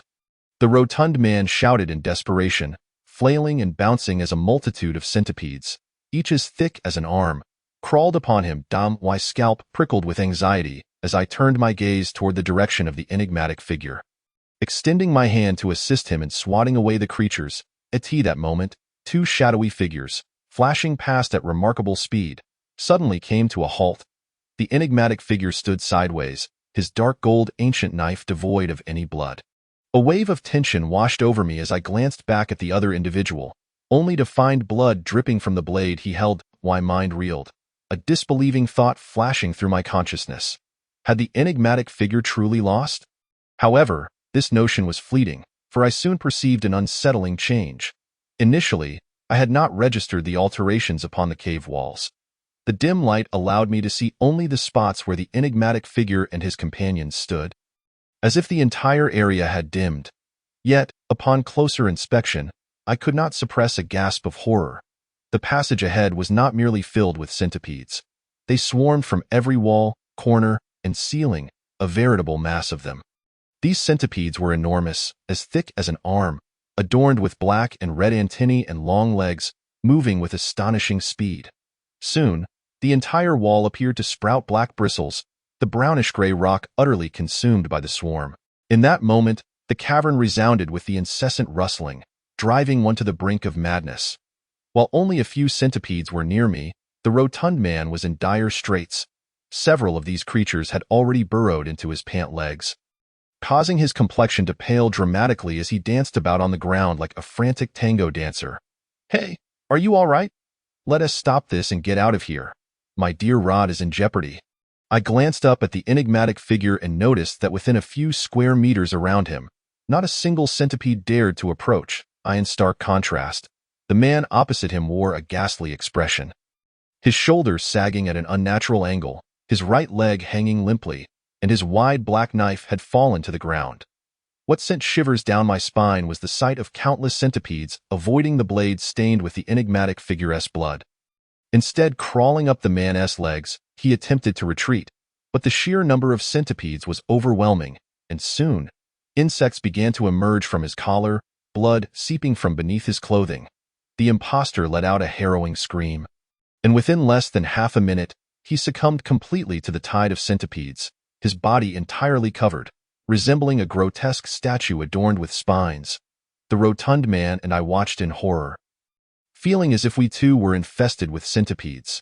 Yet, the enigmatic figure paid him no mind, advancing toward us. Where he walked, the centipedes parted, creating a path akin to a dark sea receding. His shoulder and knee were shattered, rendering him no threat. He wiped his hand across the wounds on his body and then pressed down on the rotund man, instantly causing the centipedes around him to scatter. It was then that I noticed. Despite the numerous shallow wounds scattered across his body, they barely bled. Smaller than a cut from a nail clipper, requiring no bandaging. It was the blood from these wounds that repelled the swarm. I stood in disbelief. This fellow, was he doing this on purpose? The rotund man, while tending to the enigmatic figure's wounds, raised his thumb in admiration. "Impressive, my friend. I and Tianjun were scared to death just now. Who would have thought that when it comes to people, one might perish, and when comparing goods, there is still a difference between the genuine article and the counterfeit?" The enigmatic figure said nothing, lifting me as he proceeded to exit. The passage was long, still teeming with centipedes, but that was no longer our concern. The swarm receded like a tidal wave, parting to reveal the rocky walls. Although it was an inappropriate moment, the sight oddly invoked a sense of relief. However, just as we were about to round a corner, a sudden noise erupted from behind us. My instincts kicked in, and I turned to look, only to witness the impostor, engulfed by the swarm, slowly rising from the pile of centipedes. His form was obscured by the writhing black creatures, rendering his original appearance nearly unrecognizable. Resembling a humanoid figure composed entirely of centipedes, his head moved slightly as he staggered forward, bending to retrieve the wide black knife. The enigmatic figure's expression shifted, readying to draw his own blade in defense of us. Yet, The man did not approach, he swayed unsteadily, and it appeared his mouth moved, emitting a low, mournful sound. Zhang Qiling, Zhang Qiling. In that instant, I thought I was hallucinating, for I seemed to glimpse a hint of a sorrowful smile on the face obscured by centipedes. That expression was hauntingly familiar. Fragments of memories flickered through my mind like a revolving lantern. This scene was all too recognizable, in a similarly dark cavern, accompanied by that same melancholic smile, an inhuman form and voice.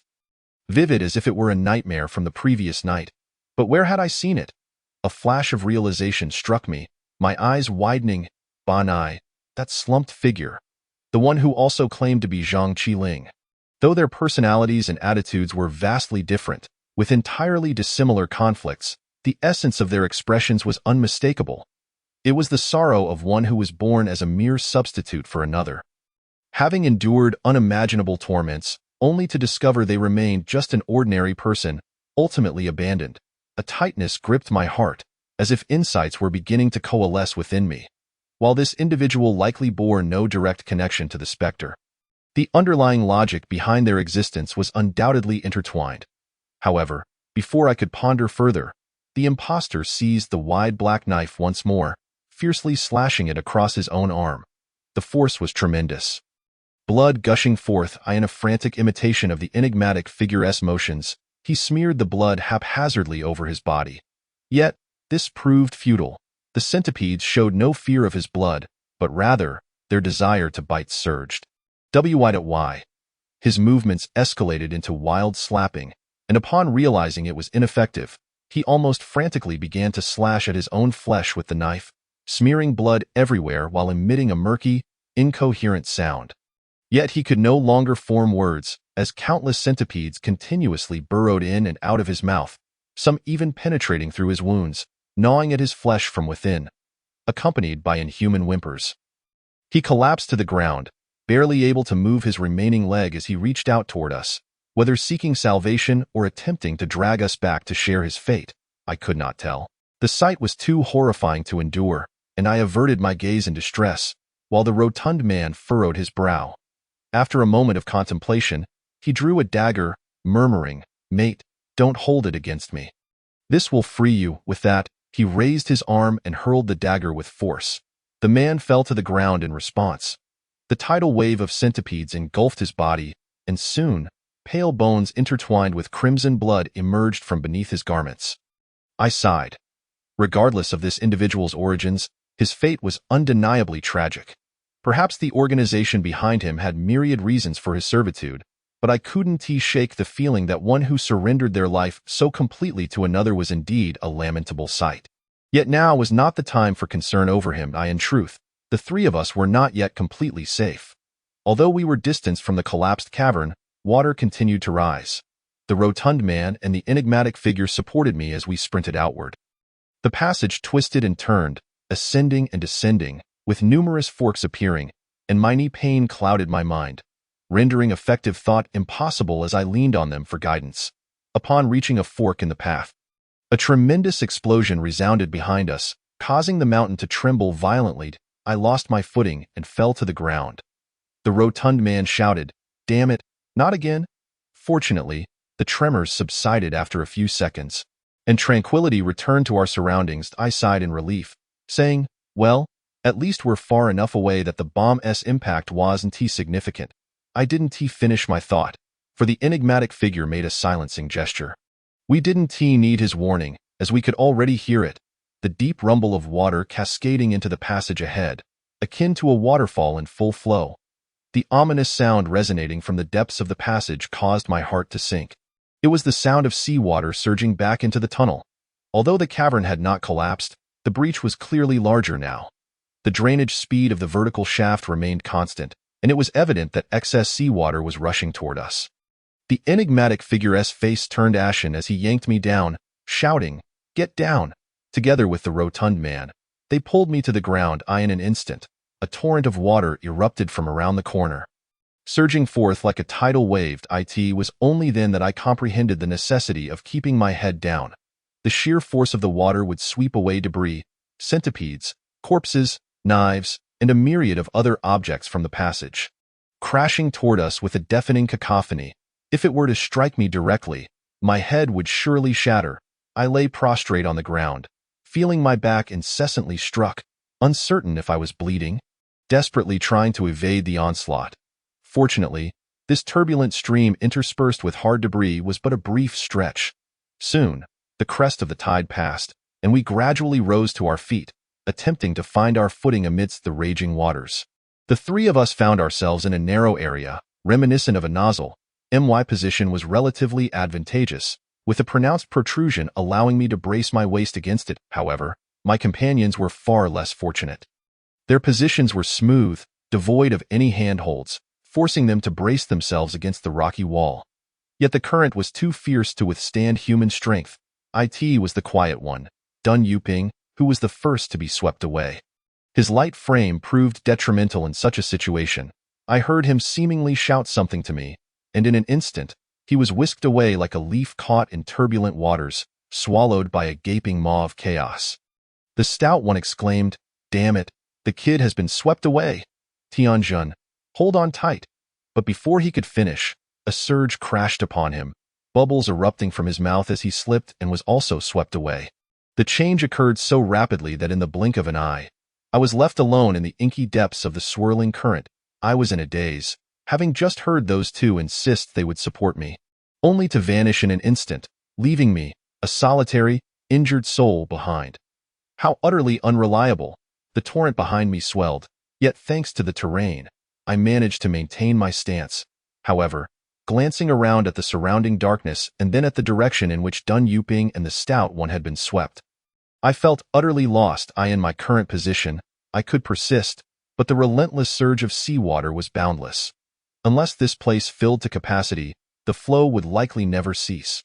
Conversely, if I were to leap into the abyss, I might drown, but the vast influx of seawater suggested that there was no dead end ahead. In other words, it was probable that Dun Yuping and the stout one had been swept to another exit. After a moment's contemplation, I steeled myself, took a few deep breaths, and propped myself up with my arms, slowly inching forward. I initially intended to adjust my position before drifting with the current. However, the overwhelming force of the water far exceeded my expectations. In an instant, I was violently thrust into the channel, losing my balance, spinning wildly as I was propelled rapidly through the passage by the fierce tide. I was a decent swimmer, but in such a torrent, swimming was rendered futile, as there was nowhere to gain purchase. I was merely carried along by the water. Moreover, with my knee still injured, I repeatedly collided with the rocky walls. Choking on several mouthfuls of water, I desperately shielded my head, reminding myself to remain calm at such a time.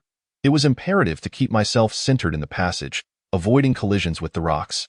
I attempted to arch my body, keeping my face and head above the surface of the raging waters.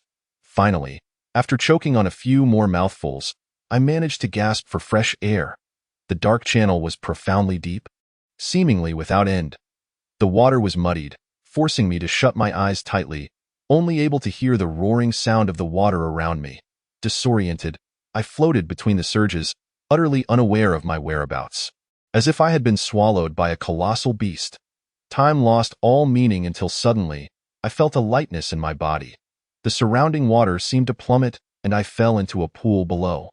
Given that the water was surging from the sea, following the principle of communicating vessels, the exit could not possibly be above sea level. Thus, when I finally emerged from the water, I braced myself to find myself in another underground river or cavern. Yet, to my surprise, I beheld sunlight.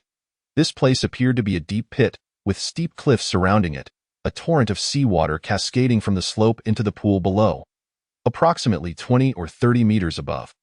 I could clearly see the azure sky. Light streamed into the opening, casting a slanting glow upon the pool's surface, illuminating a vast expanse of water. This time, I was certain it was not a crystalline dome but rather a clear light, even allowing me to see the circling seabirds and drifting white clouds. It seemed to be an abandoned small volcanic crater. As I surveyed the terrain around me, I paddled towards the sunlight. In the midst of the dark pit, finding a place to bask in sunlight was a comforting reprieve. Floating on the water's surface, I took a moment to recuperate, when a troubling thought struck me. Where were the stout one and Dun Yuping? This pool was quite small, perhaps no more than 100 square meters. With the feeble sunlight, I could see no sign of them. I called out several times, but received no response. Could it be they had not been swept here? A shiver ran through me as I recalled my experience beneath the Benai Demon Lake. Could there be a similar waterway here, with an iron gate at the exit? If so, would the stout one in Dun Yuping be drowning? The thought terrified me, yet upon further reflection, such occurrences were rare. This area was riddled with volcanic craters, and the countless depressions left by these dormant volcanoes might simply mean they had been swept into another opening like I had. Considering the time elapsed and their capabilities, it was even possible they had already reached the surface. With this thought, I hastily paddled towards the shore, attempting to climb up. However, the cliff near the water was particularly steep. Only the section 8 or 9 meters above began to slope gently. I tried several times, but kept slipping back just as I neared the incline, choking on water in the process. Treading water, I mused that this was no solution. Such a steep slope was daunting even on a good day, let alone now with an injured leg. It was akin to that riddle about the snail climbing out of a well. Even if I were to climb for a year, I would not escape. Nonetheless, the rising seawater around me provided a glimmer of hope. The water level should be below sea level, thus the seawater continued to flow in.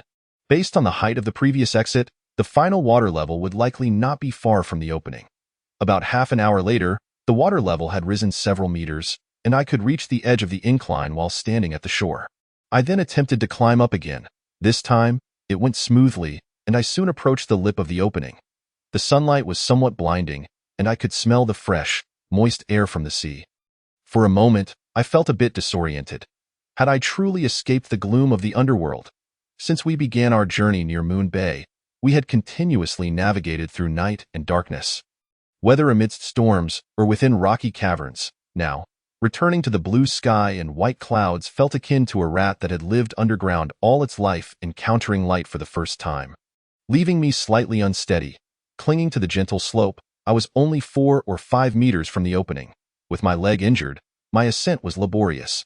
Seeing the goal so near, I decided to pause and rest before mustering the strength to make one final push. Gazing at the sunlight above, I contemplated my next steps. The group that had detonated the cavern was likely still nearby. Armed with deep-water bombs and modern weaponry, a direct confrontation would surely be futile. We needed a plan, and I scratched my head, feeling devoid of ideas. Yet, there was no urgency.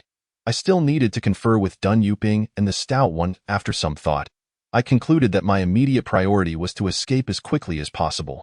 Dun Yuping and the Stout One might be searching for me near another exit. I had to reunite with them as soon as possible. Thus, I turned around and continued to ascend. Just then, 2 indistinct figures suddenly appeared at the edge of the opening above me.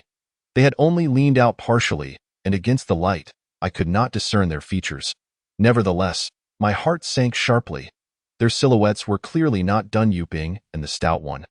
One of them bore a striking resemblance to Uncle 3, Chapter 73. Inadvertently entering the enemy camp, I froze momentarily, then lost my grip, sliding downward. This was evidently not Uncle 3, but rather the imposter from that group. I had unwittingly wandered into a den of thieves. I immediately turned to flee, but my movements dislodged gravel, sending it cascading into the water and creating a splash, alerting those above. Before long, several individuals suspended by ropes descended towards me, forcibly hauling me up. The sunlight outside was blinding, momentarily preventing me from opening my eyes. Once my vision adjusted, I realized that standing before me was indeed the imposter of Uncle 3. Gazing at his face, a rush of emotions surged within me. I thought, surely these people do not intend to play the familial card on me. They likely had no inkling of how many years Uncle 3 had deceived me. Upon our reunion, it would be filial piety enough not to slap him across the face. Expecting to ensnare me with this ruse, I doubted it would bear fruit. He regarded me with an amused expression, as if finding the situation remarkably fortuitous. With his hands in his pockets, he smiled and said, "Wu Xie, you've come right to us." I was flanked by 2 individuals, staring directly at him. "Who exactly are you?" I inquired as he hesitated for a moment, seemingly taken aback by my directness. Then, adopting a serious demeanor, he replied, "I am your uncle." "Then I am your father." I was disinclined to engage in banter. These individuals were as lunatic as they come. Those I had previously encountered who donned disguises, while fond of theatrics, would at least revert to their true identities once exposed. Yet these characters seemed so entrenched in their roles that no matter how I questioned them, they remained steadfast in believing they were the characters they were pretending to be. Such dedicated performers, I wondered where they had been sourced from. He, however, did not become angry. Turning to speak with a few people beside him, he instructed them to take me away. It was then that I noticed our location. We were on a solitary island in the sea. This island is quite diminutive, resembling a conical hill, standing approximately 20 to 30 meters tall, with the opening from which I just emerged perched atop it. Surrounding this island, the sea is adorned with a myriad of similar towering islets, varying in height but uniformly conical in shape. Separated by merely a few hundred meters, from a higher vantage point, they appear akin to a series of mounded graves protruding from the ocean's surface. One individual supporting me on my left, clad in glasses and possessing a robust physique, noticed my attention to the terrain and smiled, stating, "This is a small volcanic cluster. The presence of such topography on the sea surface indicates a history of abundant lava activity beneath. Much like the blemishes of the earth." As he spoke, he gestured towards a direction beside me. Following his gaze, I beheld a colossal mountain, rising steeply about 4 to 5 kilometers to the west. "That is the island where you and we previously docked. The subterranean connections here are extensive. When we arrived at Crescent Bay, it was during a tumultuous night shrouded in dark clouds, and our vessel approached from another side, rendering the full scope of this place obscured. Now, surveying the area, the distant mountain reveals a semi-arc shape, with cliffs that are both vast and menacing, the exposed surface glistening with layered blackness, characteristic of volcanic rock. The sight before me evoked a profound sense of awe. This is no mere island, but rather a massive volcanic crater, seemingly blasted apart. Judging by the size of this island, it must have been astonishingly grand before its explosive destruction. The sea in the vicinity of the island's edge appears dark, dense with mutated sargassum. At the crescent's tip, one can observe lava cascading down the steep cliffs, forming a gentle slope. Clearly, this is the singular landing point mentioned in Hendry's notes. The lava that flows into the sea extends into two long rocky formations, resembling walls that create a passage, effectively barricading the sargassum outside. This is one of the only two shores devoid of sargassum. The other lies at the cave behind the mountain. The Japanese have constructed a submarine passage using concrete in the sea, similar to this lava crust, also inhibiting the spread of sargassum. He glanced at me and remarked, "I assume you made your landing there." I turned to look at him, noticing he bore a southern appearance that was unfamiliar to me. He carried a firearm on his back, yet his grip on my arm was surprisingly gentle, in stark contrast to the individual on my right. "What are you talking to him for?" The person on my right retorted coldly, "Don't say what you shouldn't. Just focus on your work." "Oh, I was just making conversation. After all, he can't escape," he said with a forced smile, continuing to assist me down the slope. At the foot of the hill, a throng of people was gathered along the shoreline. A cursory glance suggested there were around 20 individuals, all armed. Makeshift tents dotted the coast, with still smoldering stoves outside, where food was being prepared in iron pots. A man, whom I recognized as the fake third uncle, followed me down, and several individuals ushered me to a tent. He lifted the flap and entered, whispering to someone inside before emerging and helping me into the tent. Inside, a few rudimentary cots were set up, and an elderly foreigner was busy cleaning some instruments. He moved swiftly, soon ready, and approached me. After crouching to examine my leg, he suddenly began to chatter excitedly in a rapid manner. I was utterly bewildered. The language he spoke was not English, but judging by his gestures and tone, he seemed to be indicating that my injury was severe. The fake third uncle began conversing with him, and I shook my head in disbelief. It was all too obvious. They weren't even pretending anymore. That old man, with his limited education, had he truly risen to this level of understanding? After a moment, he turned to me and said, "He says if you had arrived half a day later, your leg would have had to be amputated below the knee." He chuckled lightly, adding, "Your health is of little concern to us. We only require a living wuxia. However, our boss is quite merciful and has specifically instructed us to treat you well." He paused before continuing, "Of course, you may not yet trust us. However, the path ahead may be perilous. I personally recommend that you accept the surgery." I glanced around the tent, which resembled a makeshift restroom. And despite my overwhelming reluctance, I knew he was right. Under these circumstances, any option was preferable to prolonging my suffering. If I wished to walk like a normal person again, undergoing surgery promptly was indeed the best choice. Yet, the thought of his mention of a boss rekindled my doubts. Surely, there was a puppet master behind all of this. From the context of his words, it seemed that this individual might even be someone I knew. As I pondered this, the elderly foreigner grew impatient and urged me on. Reluctantly, I allowed myself to be assisted onto the cot. Soon, the surgical lights flickered on, and a scent of disinfectant permeated the air. The foreigner donned a mask, leaned closer, and in a very halting Chinese, instructed me.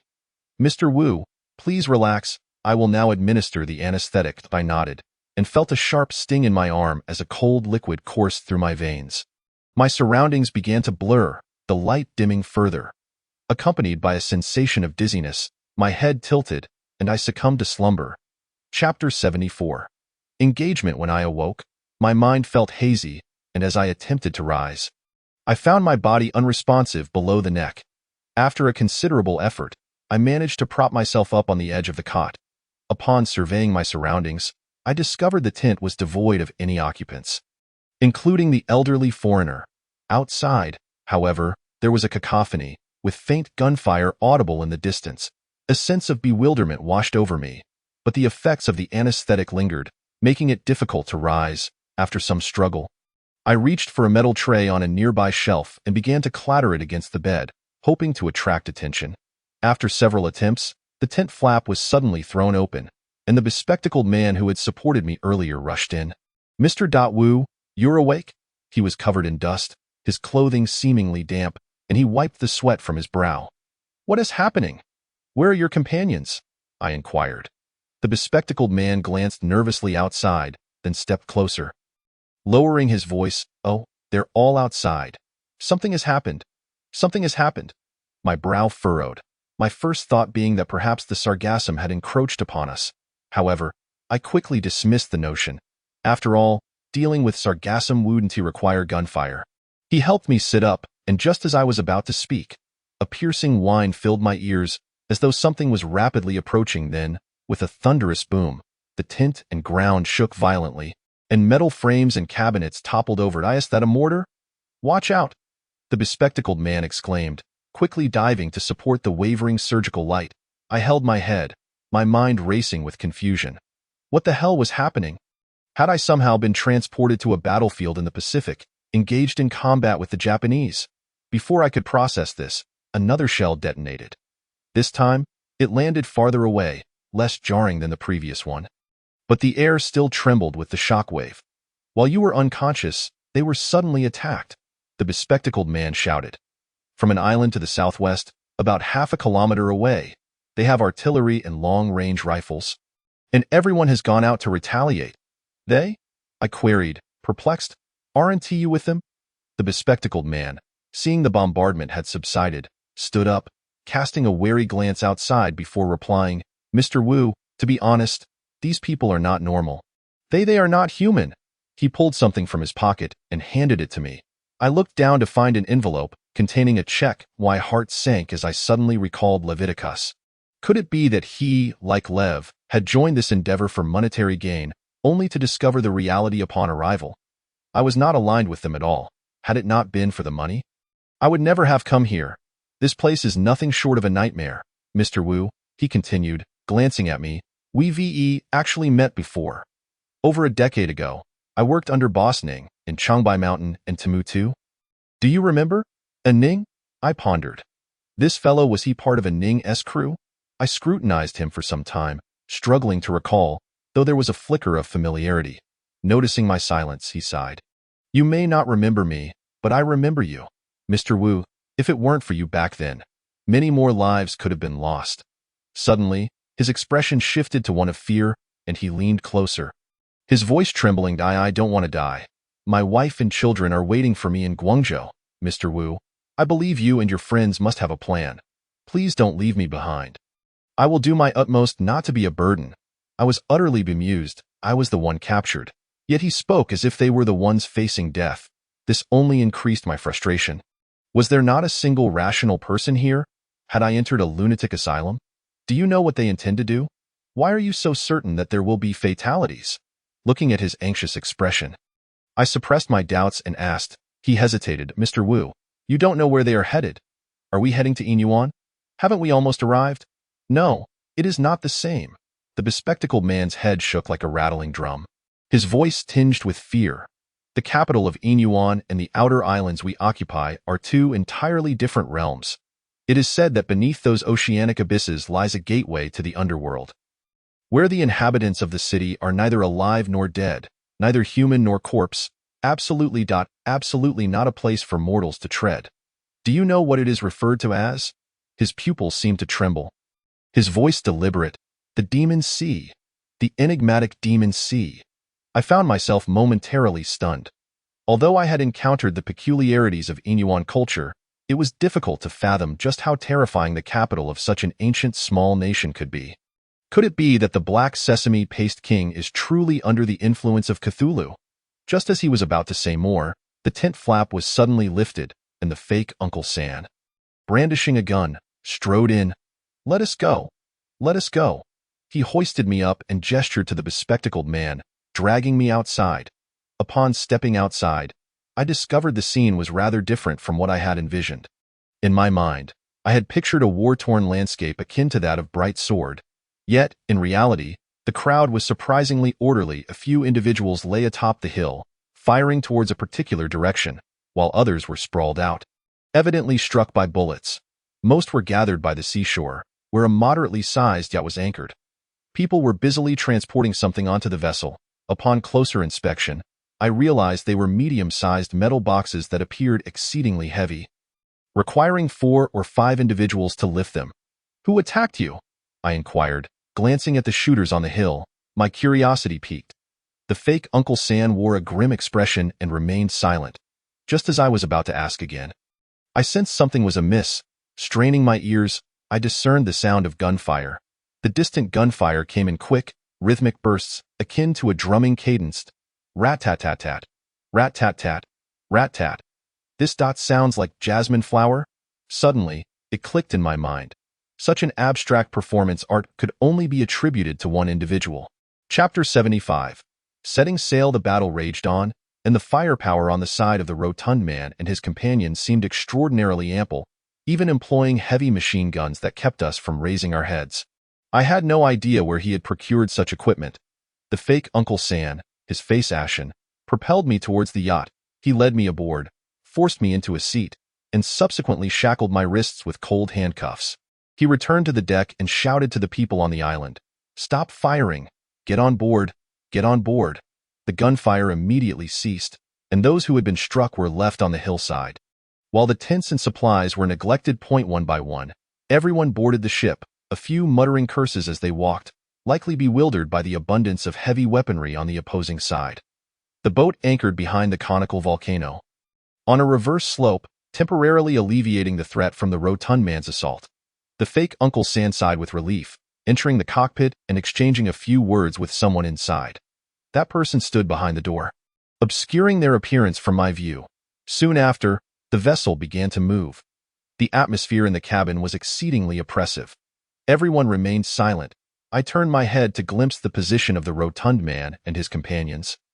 But the yacht, in its attempt to evade fire, navigated under the volcanic rim, obscuring my line of sight towards the direction from which the bullets had come. This maritime terrain was peculiarly unique, resembling a seafaring version of Guilin Yangshua.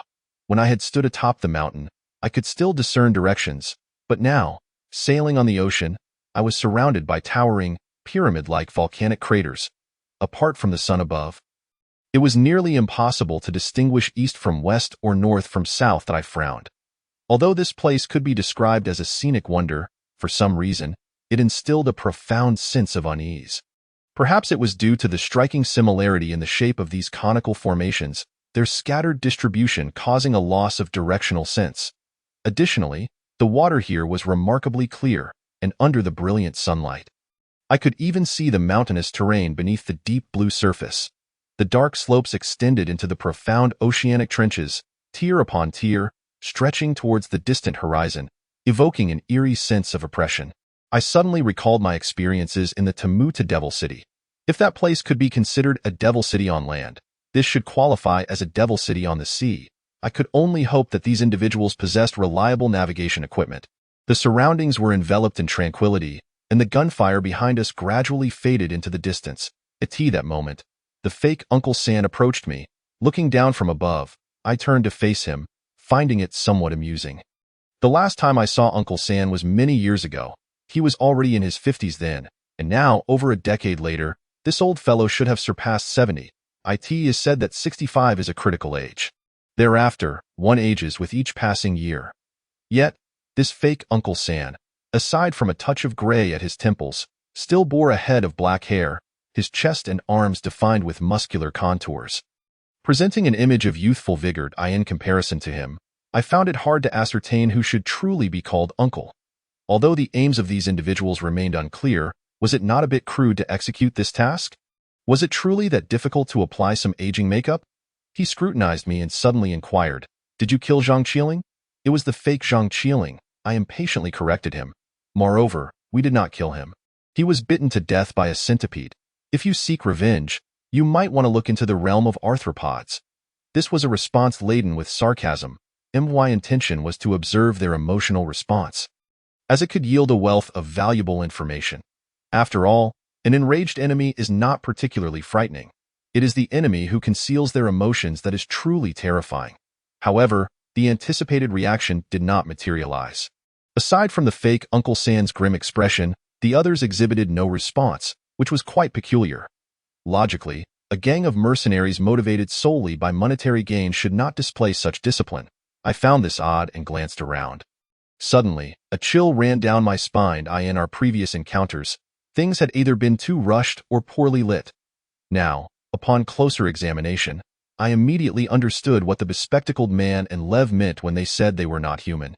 The eyes of these individuals were unsettling.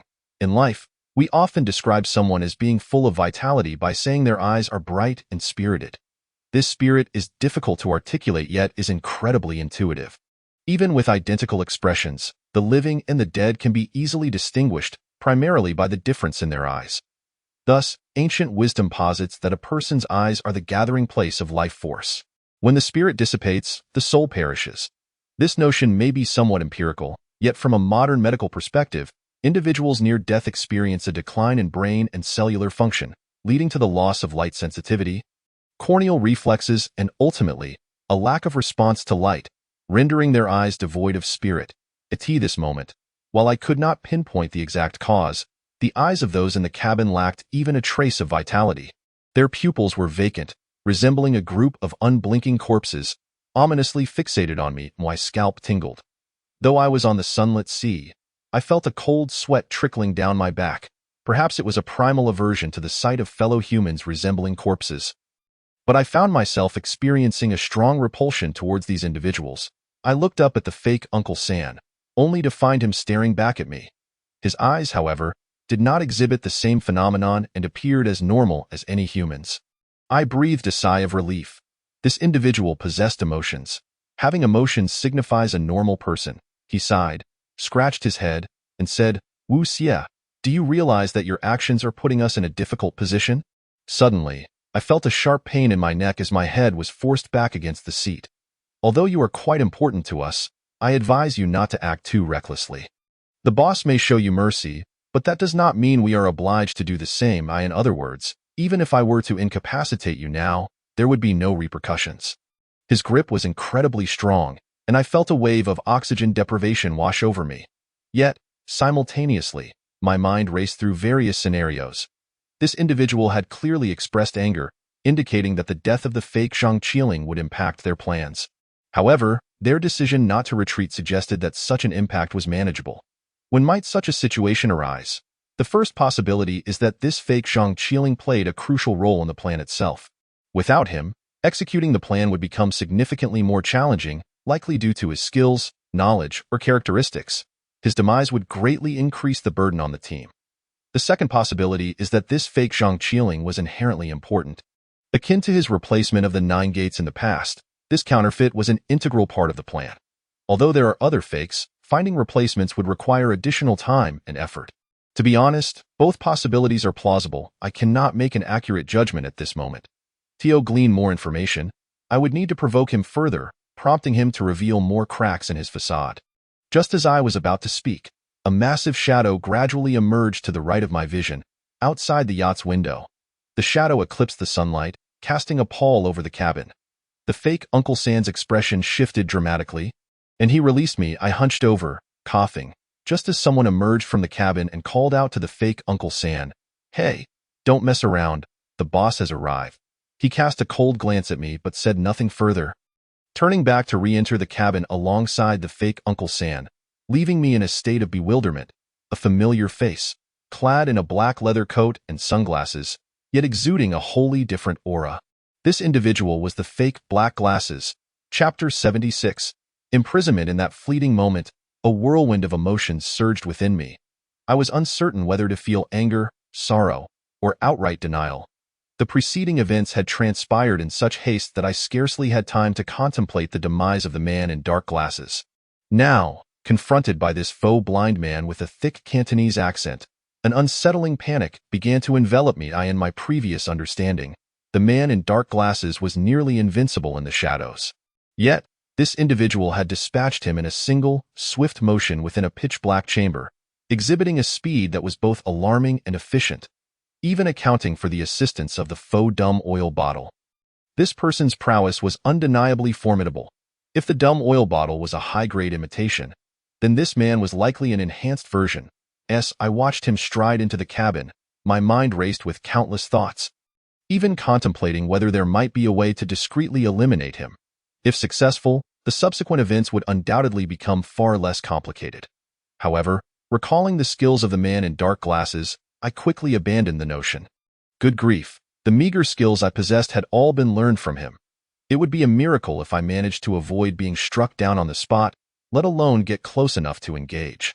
The others in the cabin, upon hearing the faux blind man's words, began to gather their belongings. I glanced out the window and realized that the vessel had navigated beyond the small volcanic archipelago, arriving in an expansive maritime expanse. Outside my window, there appeared to be an enormous object pressing closely against the side of the ship. At first, I was bewildered, mistaking it for a towering wall of red and black. Yet, upon closer inspection, I froze in astonishment. It was a ship, a very large ship, to be precise, a cruise liner. After a span of 40 years, this maritime region was once again witnessing a familiar scene. I immediately felt a surge of alertness as the bizarre occurrences aboard the Eastern Goddess replayed in my mind. Who would arrive here with another cruise liner? First and foremost, it was evident that this cruise liner was not intended for transporting passengers. A vessel of this magnitude could accommodate thousands, which represented a significant military force. Unless their plan was to mount a direct armed assault on Manila, such an absurd venture was inconceivable. Perhaps it was meant for cargo? Were they to retrieve something from Inyuan and then transport it back? I examined the waterline at the bow of the ship, furrowing my brow, for I had stumbled upon something exceedingly strange. This ship was not empty. At that moment, it was already laden with goods. This was quite perplexing. I had only heard of treasure hunters extracting items from a site. This was the first time I had heard of goods being sent into one. What could this possibly entail? A cross-temporal aid effort? As thoughts of a ship's hold filled with rice, flour, and cooking oil flitted through my mind, a few individuals approached, ushering me onto the deck. The faux third uncle stood at the bow, directing others to transfer items onto the cruise liner. I was brought before him and the faux blind man, who gestured towards the liner and stated, "Next, we shall board this." With that, he led me to a makeshift lift. As the ropes tightened, the three of us gradually ascended into the air, arriving on the deck of the cruise liner. The deck was remarkably high. I estimated that this vessel's tonnage likely surpassed that of the Eastern Goddess. The expansive bow was equipped with a crane, and some individuals were organizing equipment while others were transporting metallic boxes, the scene appearing relatively orderly. Your boss certainly possesses considerable means, chartering such a large ship for a maritime venture, I remarked. The faux third uncle and the faux blind man cast a glance back at me but offered no response. They exchanged a few brief instructions with their subordinates before leading me deeper into the ship. Maintaining a disconcerting silence throughout the journey, I followed behind, somewhat disgruntled, attempting to scrutinize the ship's layout in hopes of uncovering some clue. However, despite straining my eyes, I could not discern anything of value. This ship was far too normal. Unlike the Eastern Goddess, which had been so thoroughly altered, the area I traversed exhibited none of the anomalies one would expect. It was merely the commonplace interior decor of a large cruise liner. The corridors even featured aesthetically pleasing trim and baseboards, with modern art adorning the walls. Were it not for the imposing figures surrounding me, armed with rifles, I might have thought I was merely on a leisurely vacation cruise. This state of affairs persisted until I reached the end of the corridor, where my gaze suddenly fixed upon a peculiar sight: a lift. Positioned to my left, it was situated beside the staircase. Frankly, the presence of a lift on a cruise liner was unremarkable. However, the size of this particular lift was exceedingly unusual. Generally speaking, space on ships is at a premium, and even the most massive cruise liners would prefer to increase the number of cabins rather than their size. As typically, very few individuals utilize the lift at any given time. A bank of 10 lifts accommodating one person each is far more effective at alleviating congestion than a single lift designed for 10. Yet, the lift before me was astonishingly spacious. Its shaft was constructed externally, devoid of doors or a cabin, featuring only a platform for ascent and descent, allowing me to clearly perceive its dimensions. This contraption was at least the size of a bedroom. If it were to transport people, it could likely accommodate 40 to 50 individuals at once. I furrowed my brow, pondering if this might genuinely be a troop transport vessel. Upon further inspection of the lift shaft's trajectory, my suspicions only deepened. The lift shaft visibly traversed 7 or 8 decks, plunging deep into the hull while the upper end remained obscured by the angle of my view. It was evident that this lift shaft connected the entirety of the ship vertically. Such a design was decidedly unconventional. Large vessels typically compartmentalize for safety, with airtight doors separating each compartment. This way, if one section becomes compromised, the entire ship is not at risk of flooding. The actions of these individuals were akin to demolishing the load-bearing walls of a skyscraper, representing a catastrophic structural compromise for the vessel. This was no ordinary loss. This was a colossal cruise liner. As I regarded this bizarre apparatus, my apprehension intensified. Noticing my wavering gaze, the faux third uncle clapped a hand on my shoulder, saying, "Let us move on. Don't look at what you shouldn't." I smiled, replying, "Your boss certainly seems to be quite significant." Upon uttering this phrase, his body visibly stiffened, and his expression shifted. I was taken aback, thinking, heavens, have I inadvertently struck a nerve? "Are you lot perhaps working for the Hulk?" The faux blind man, seeing him about to speak, quickly intervened, exchanging a few words in Cantonese. After a hushed conversation, they opened a cabin door and unceremoniously kicked me inside. The door promptly closed behind me, and the others hurried away, leaving the corridor gradually shrouded in silence. I rose, muttering a few choice words about the two imposters, and began to survey my surroundings. The room was modest in size, with robust steel walls, floors, and a solid door. I knocked against them, noting their formidable thickness. If I were to attempt an escape by tunneling, I would require a cutting tool, something utterly unattainable. Aside from the door through which I had entered, the only other means of egress comprised 2 narrow portholes facing the open sea. However, these windows were exceedingly constricted, scarcely wider than a leg, rendering it impossible for an adult to even fit their head through. Moreover, situated several meters above the water's surface, even if I managed to tumble out, survival in the depths below would be improbable. In other words, I was indeed imprisoned. To be candid, over the years, I have encountered numerous perilous situations, yet this was my first experience of being confined as if I were a mere monkey. It was an exceedingly passive predicament. I paced within the room, desperately searching for an avenue of escape, but to no avail. It is worth noting that modern technological constructs differ vastly from ancient tombs. There are no feng shui theories, no hidden passageways or mechanisms, and certainly no intentional gaps. In theory, if the designer so wished, not a single drop of water could be allowed entry. I stood unarmed. I was unequivocally trapped. While it appeared they had no immediate intention of taking my life, who could fathom their ulterior motives for sparing me? Recalling the gruesome fate of the bloodied individual in the Jade Palace, I felt certain that whatever plans these people harbored were far from benevolent. Remaining alive in their custody might prove even more excruciating than death.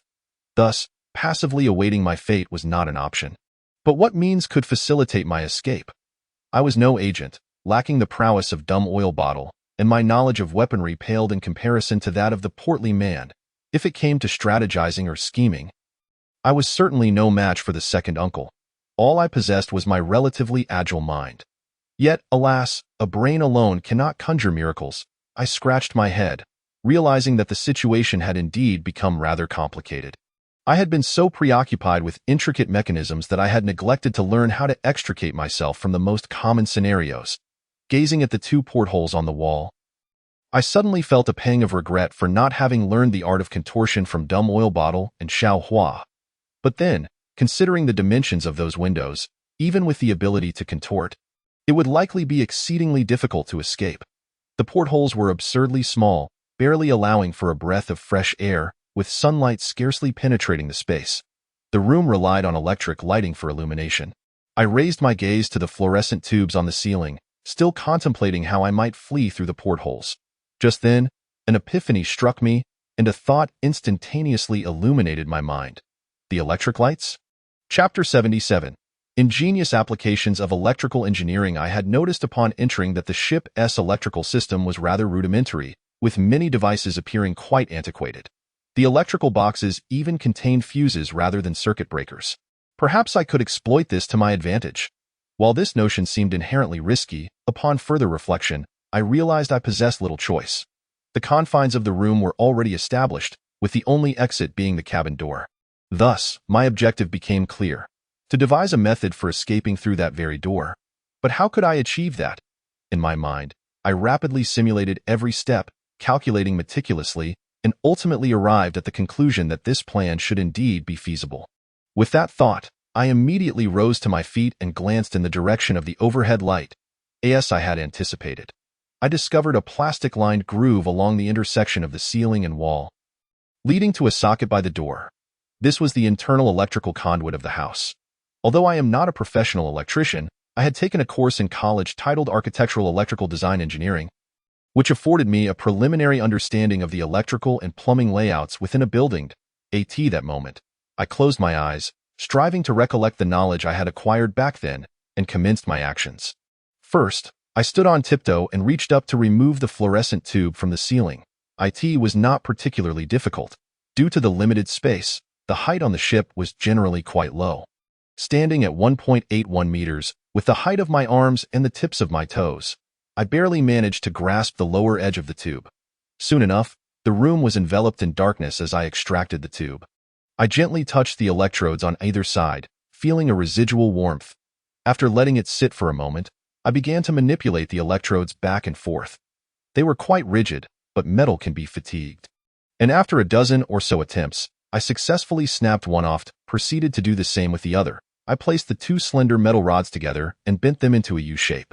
Then, I tore a strip of cloth from my clothing and swiftly wrapped the U-shaped metal rods together, ensuring that my fingers could not possibly come into contact with the metal parts. With this makeshift conductor in hand, I approached the socket by the door, took a deep breath, and aligned the U-shaped metal ends with the neutral and live slots of the socket in an instant. I felt a tingling sensation in my fingers as a tremendous spark of electricity jolted me back 2 or 3 steps. The acrid scent of burnt material filled the room as I shook my scorched hand. Cursing under my breath about the inadequacy of not having insulated gloves, however, the good news was that, as I had surmised, commotion erupted outside the door. Ignoring the pain in my fingers, I quickly dashed to the door and forcefully pried at the plastic groove. It wasn't merely impatience to escape. Although not as convenient as an air I yearned to scrutinize further, yet the sound of footsteps echoed through the corridor, indicating that those individuals had seemingly arrived at the door. A voice inquired, "Shall we enter?" I felt a surge of apprehension. If this warehouse contained significant equipment, they would likely come to inspect it. Hiding in the corner, I realized that once the bright lights were turned on, I would have nowhere to conceal myself. Casting my gaze upon the boxes before me, I thought, well, there's no choice. I can only gamble recklessly. With a determined resolve, I bit my lip, pushed open the lid, and swiftly climbed inside. At that moment, 3 doors were simultaneously kicked open. Crouching within the box, I heard the ominous sound of firearms being loaded, my anxiety rendering me breathless. The footsteps drew nearer, and I could even hear the rustling of their clothing brushing against the box I occupied. Soon, I overheard a mercenary remark just a meter behind me. "Deske. Damn it, he's not here. Could he be in the box? Impossible, it's nailed shut. How about I go grab a cup of tea while you search here?" The two bantered, and the first one chuckled. "Hey, if you want to go ahead. I can't be bothered. That thing? Ugh, bad luck with that." They exited, closing the door behind them. The footsteps gradually faded away, and soon, silence enveloped the room. However, I was left frozen in fear, my body rigid with dread. For just a moment ago, I had discovered that I was not alone in this box. It measured over 2 meters in length and more than a meter in height, shrouded in darkness. Initially, aside from a peculiar odor, I had noticed nothing amiss. But as those individuals retreated, I instinctively reached out to adjust my position and realized something was awry on either side and in front of me. Earlier, I had assumed the items were some sort of machinery, but upon touching, I encountered a cold, soft object. With a forceful push, it toppled over, pressing against me. A furry sensation brushed against my neck, akin to an object the size of a basketball, which had fallen onto my shoulder. Reflexively, I recoiled to the other side, only to collide with another furry, round object. The size and texture of this sensation caused my heart to nearly cease its beating. As a terrifying thought invaded my mind, this was a human head. The dim light filtering through the gap in the lid revealed a sight that froze my blood. Next to me crouched 3 individuals. I was on the verge of, and previously, my conjecture was that these individuals had employed some novel material to create human skin masks, rendering them impossible to remove by familiar means. However, the current scene evidently refutes this conclusion. After all, regardless of how poorly a human skin mask fits, it should not result in death. This situation somewhat resembles a story I once heard, claiming that in ancient Roman tragedies, there were no actors. If a character was to die, a condemned prisoner would truly be brought forth for execution, and neither the organizers nor the audience would bat an eye at this moment. These individuals evoke a similar sensation within me. Could it be that their method of disguise involves sourcing individuals who bear a resemblance to us, subsequently sending them for cosmetic surgery in Korea? I am somewhat content with my own visage, and thus I seldom concern myself with news related to plastic surgery. I am unaware of the current advancements in facial alterations. Yet, if this were the case, it might provide a plausible explanation. Clearly, prior to the completion of cosmetic procedures, it would be impossible to ascertain whether a person truly resembles another, and upon discovering any discrepancies, the only option would indeed be to eliminate that individual. Otherwise, the sudden emergence of multiple individuals resembling Wu Xia would certainly raise suspicions, even among the dim-witted. But why then are there so many impersonators of me? I touched my face, musing, could it be that my countenance is particularly challenging to replicate? Chapter 80. The metal box. I leaned against the box, sitting back-to-back with Wu Xia No. 1, feeling utterly speechless. The entirety of this affair exudes an aura of malevolence. Had this occurred in the past, I would likely have crumbled. However, after over a decade of encountering bizarre occurrences, my psychological resilience has strengthened considerably. Therefore, after a brief moment of panic, I swiftly composed myself and began to analyze my current predicament. Firstly, the presence of these corpses reveals a crucial piece of information. I had previously speculated that the existence of these impersonators could stem from one of 2 reasons. Either they play a significant role in the orchestration of the plan, possessing formidable skills and extensive connections, or the identities they are meant to impersonate hold great importance, with little relevance to the impersonators themselves. Now, judging by these discarded corpses, it seems the latter is the case. Take me, for instance. What they require is merely a Wu Xia. Whether this Wu Xia possesses any additional abilities likely does not concern them. Consequently, these Wu Xias are continually adjusted due to facial dissonance, ultimately leading to the decision to bring me personally to the scene. Furrowing my brow, my mind raced. Under what circumstances would my presence be necessary? Could it be that they intend to replace us? It is certainly a possibility. The failure of their original plan was largely due to impersonators not being sufficiently close to the originals, i.e. the old 9 gates. Everyone is astute. For example, the Fo Hua Ling was detected by Hua Lao Tai within mere months, serving as clear evidence. Yet, is such a grandiose effort truly warranted solely for the purpose of replacement? To put it bluntly, The individuals they seek to impersonate are either engaged in illegal medical practices, trafficking cultural relics, or are elderly people suffering from amnesia and small-time debt-ridden business owners. The cumulative criminal records of this group would likely overflow this room. What, then, do they seek to gain from us? In other words, what is it that we possess that cannot be obtained from others?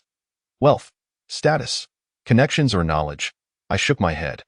While we indeed possess these attributes, to be candid, there are many who possess them in greater abundance. It would seem rather trivial to orchestrate such an elaborate scheme for these reasons. Moreover, one point stands out. The peculiar behavior of these individuals is evident, yet what is most baffling is their choice to come to Inyuan. I concede that Inyuan is indeed an extraordinarily strange place, but from what I can gather, this desolate location appears unrelated to their plans. If their intention was to replace us, they could have commenced this endeavor in Beijing or Hangzhou. Bringing me here, apart from facilitating disposal of the corpses, I troll because I observed a ghostly glow emanating from that minute crevice. Within the chest lies the jade from the Inyuan mountain range. Chapter 81. Ancient shadows. I pressed the lid of the chest tightly, my heart racing. This was partly due to my acute awareness of the peril these items posed. On the other hand, as the truth of the metallic box unfolded, certain elusive clues began to intertwine and overlap in my mind. Could it be that the purpose of these individuals coming here was to excavate this jade? My mind was rife with suspicions as I withdrew my notebook and settled back by the porthole. While attempting to organize the connections between the three enigmas earlier, the relationship between the imposter and Inyuan remained unclear. However, now, after this investigation, new leads had emerged. I picked up my pen and pondered, adding a link between the two: the bronze box containing the jade. Thus, my chart transformed into the following: Hendry and Inyuan, Jade Palace. Bronze path, armor, notes Hendry and the imposter. Jude Cao, backpack containing notes and metal rods. Cruise ship, fake Zhangqi Ling. Bronze box containing jade imposter and Inyuan. Bronze box containing jade eye toyed with the pencil tip. Contemplating the inscriptions on the paper, these terms were scattered into three segments, each possessing its own distinct yet intersecting narratives. I in the center of these circles, within a curved triangle, two words stood out prominently: jade and bronze. Gazing at these words, a sigh of relief welled up within me. Finally, I had grasped the lead.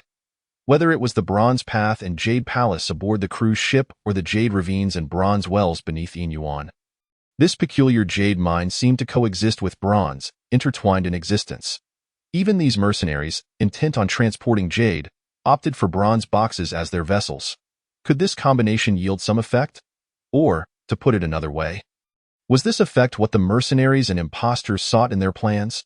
I scratched my head, reflecting on all the instances where these two substances had appeared throughout my journey on the cruise ship. The seal of the Jade Palace kept a bloodied figure suspended in a state between life and death, while the walls of the vessel had been transformed into bronze. Within the mountainous terrain of Moon Bay, the jade ravines and caves caused us three to experience aging, while the entrances and exits were deep wells made of bronze. Clearly, it was not difficult to draw a conclusion. Due to some unknown principle, the bizarre jade beneath Inyuan could distort time, while the special bronze material could, to some extent, insulate against this influence. Therefore, when a substantial quantity of jade was amassed, the resulting temporal distortion would likely be severe. Just as one would use a lead box to store radioactive materials, these individuals had to employ bronze material to transport this jade mine. However, the question arose: regardless of how fantastical or horrifying this matter was, what relevance did it hold for us?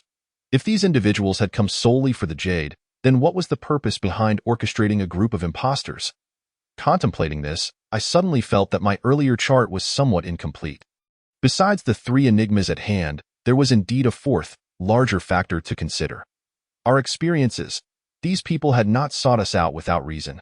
Given their willingness to expend human and material resources, it could only signify one thing: we were connected to what they sought. In other words, I needed to sift through my memories for some peculiar bronze and jade artifacts, then determine whether they were related to these individuals. I scratched my head, feeling a slight headache. Bronze and jade are inextricable elements within the realm of antiques, and I had dealt with countless such items. The fatty, at his shop in Panjiayuan, was likely no less experienced. As for my three old companions, my uncle, the blind man, and the oil bottle. They were undoubtedly lawless rogues, far beyond the reach of my law-abiding existence. This made the situation rather complicated. It was akin to me telling you that I had consumed something toxic last year. And when you asked what it was, I replied it was rice and water. It was an exercise in futility, utterly directionless. To speak frankly, while I sometimes mockingly consider my life to be shackled, the truth is that the people and events I have encountered could be described as vast as the ocean. Such a broad definition holds no significance in my mind.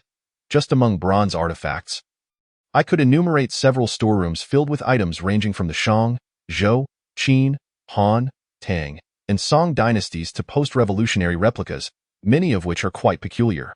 Just a single bronze bell is extraordinarily bizarre, and to this day, I remain unaware of the source of its hallucinatory power. I sighed, bitterly self-deprecating. In my lifetime, I have possessed little, yet I am inexplicably inundated with antiques and strange occurrences. Now, to search for an unusual bronze artifact, it felt as though they were deliberately making things difficult for me. Lost in such thoughts, I stood up, preparing to scour the storeroom for anything else of interest. However, the moment I closed my notebook, my smile abruptly froze. Wait, a peculiar bronze artifact? I furrowed my brow, a sense of profound unease beginning to swell within my mind. I had indeed handled many bronze items, including numerous unique treasures. Yet, when it came to the truly bizarre, nothing could compare to one particular object. This item was not something I had personally dealt with, nor could it even be classified as a bronze artifact. But if we were to discuss the strange and uncanny, this object was undoubtedly inescapable. My scalp prickled as I felt an overwhelming shadow gradually returning, as if that dark behemoth had re-emerged before me, rendering my very breath labored. The tale of the bronze door has haunted me as a nightmare throughout the first half of my life. Even in dreams, I occasionally recall that ancient relic standing imposingly in the pitch-black depths in my heart. It has become more than just an object. It symbolizes an inescapable vortex. Each encounter with that massive door has been accompanied by exceedingly unpleasant memories, leading me to harbor a certain resistance towards it. Even in my personal memoirs, my accounts of that period remain largely vague. This is not out of a desire to tantalize, but rather because I have yet to comprehend the ultimate secret that the Zhang family and the Old Nine Doors have guarded for generations. And what the Wang family has schemed to obtain lies shrouded in truth. Even with all my cunning and the vast web of humanity I have navigated to bring down this colossal family that has loomed over Chinese history for centuries, I remain unable to touch upon this taboo. Even the oil bottle forever keeps silent on the matter. Yet now, I seem to have gained some clarity.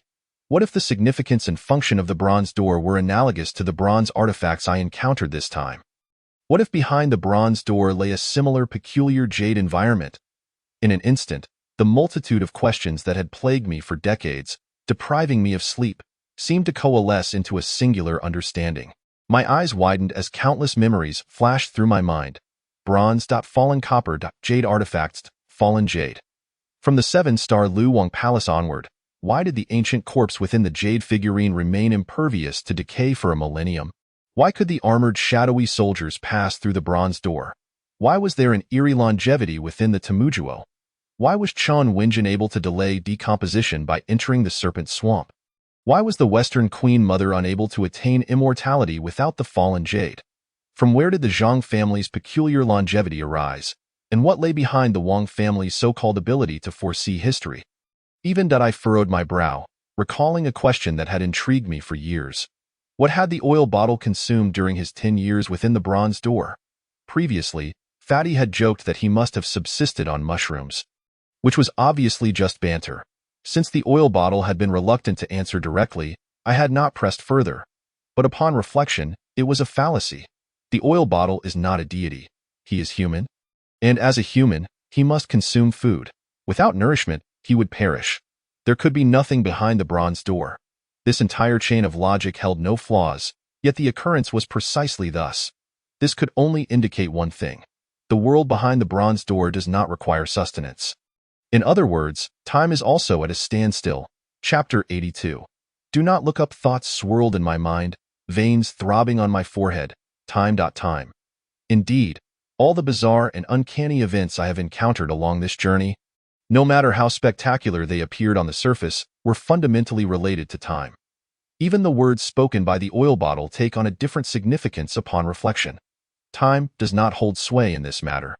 I had always believed this phrase required artistic interpretation, it, might refer to a grand conspiracy, a long-term scheme, or a commonality inherent in human society. In essence, it described a spiritual force, one that rendered time incapable of altering human hearts. Yet perhaps this phrase retains its original meaning. Perhaps it need not be so convoluted, nor adorned with rhetoric. The meaning of time not being effective is simply that time does not exert influence. The so-called ultimate is merely a form of extreme temporal anomaly, and the oil bottle is intimately familiar with such temporal distortions. Thus, when he heard our recounting aboard the cruise ship, he likely discerned the issue immediately. As for the seal he mentioned in the Basha region, it was probably just a fabricated excuse. Within the mountainous terrain of Moon Bay, he promptly issued a command to both me and the hefty fellow not to move, before donning his bronze armor and commencing his search. Yet, why did he not speak plainly? If this is indeed the so-called ultimate truth, what could possibly be beyond my comprehension? To be frank, I no longer resemble the desperate Wu Xie of my youth, who would relentlessly pursue inquiries with my Uncle San. Over the years of stagnation, I have come to understand that sometimes, withholding certain information is genuinely for my benefit. Moreover, both emotionally and logically, I place unwavering trust in the enigmatic man Yu Ping. If he chooses to keep this secret, it must be for a profoundly serious reason. Nevertheless, I cannot shake a sense of frustration. It feels akin to when I was a child taking an exam, fully aware that someone had previously solved the questions yet feigning ignorance before others. When the test papers were distributed, while the hefty fellow and I barely passed, Zhang Qiling achieved a perfect score. I gritted my teeth, thinking that this fellow truly possesses remarkable acting skills.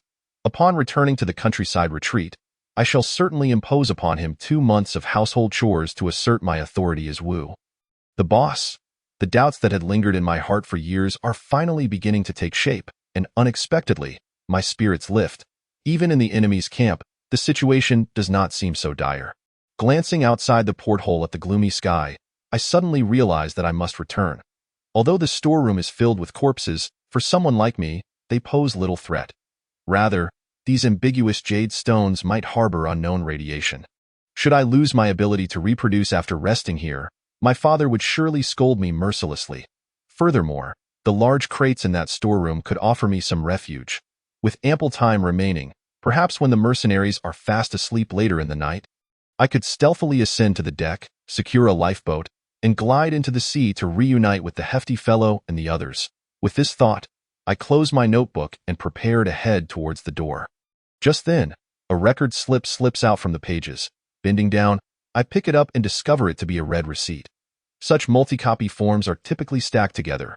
When one writes forcefully on the top sheet, the subsequent layers imprint the corresponding text. By now, the original is likely taken, leaving only this copy. Upon examination, it appears to be a cargo list, detailing all items stored within the 2 warehouses, besides the corpses I had just counted. There are also 82 metal boxes in this room. This information is already known to me, and seems of little use. I fold it, intending to tuck it into my pocket. However, halfway through folding, my gaze suddenly lands on one item. Wu Xie. 12. What does this mean? I furrow my brow and glance at the subsequent entries. Zhang Qiling, 4 Qi Heixia, 6 Wu Sanqing, 3. This cannot be right. The statistics for the others match mine. Could I be mistaken? Rubbing my eyes, I look back at Wu Xie's entry, and this time, I am certain of what I see at Wu Xie. 12. This is truly perplexing. According to this record, there should have been 12 corpses of the false Wu Xie in the storeroom. Yet, when I entered, there were only 10. Could the individual have been careless in counting? Frowning, I recall the scene when I first entered the storeroom. At that moment, the boxes containing the other corpses were all nailed shut, and I had to pry them open one by one with a crowbar. Furthermore, each box contained 4 bodies. However, 2 boxes housing the false Wu Xie's corpses were already open when I arrived, and both contained only 3 bodies. It is precisely for this reason that I had a vacant space to hide. This means that the corpses of the false Wu Xie inexplicably diminished by 2? A cold sweat trickles down my spine as the atmosphere around me grows increasingly eerie. Surveying the scattered boxes and the empty storeroom, I begin to feel a sense of unease. For reasons unknown, I find myself inexplicably repulsed by the sight of corpses resembling my own, as if a pale visage of Wu Xie might suddenly emerge from the shadows of the corner. The dimly lit cabin is shrouded in gloom, with only the mechanical sounds from the hold echoing through the corridor. The porthole faces the moon, its silvery light rendering the storeroom even more sinister. I cautiously retreat along the wall to the doorway, preparing to push it open and slip away. Just then, I feel an unsettling sensation. It was previously mentioned that this level lacks any decor. The ceiling has no drop, and many pipes and wires are exposed. At this moment, directly above me, something seems amiss amidst the dense network of pipes. A chill runs down my spine, and an ominous premonition overwhelms me. I stiffly twist my neck to look upwards. The sea lies smooth as a mirror, with the pale moonlight reflecting off the ceiling. By the cold, white glow, I clearly see two false Wu Xies crouching on the beams of the pipe overhead. Their heads lowered as they fixate on me.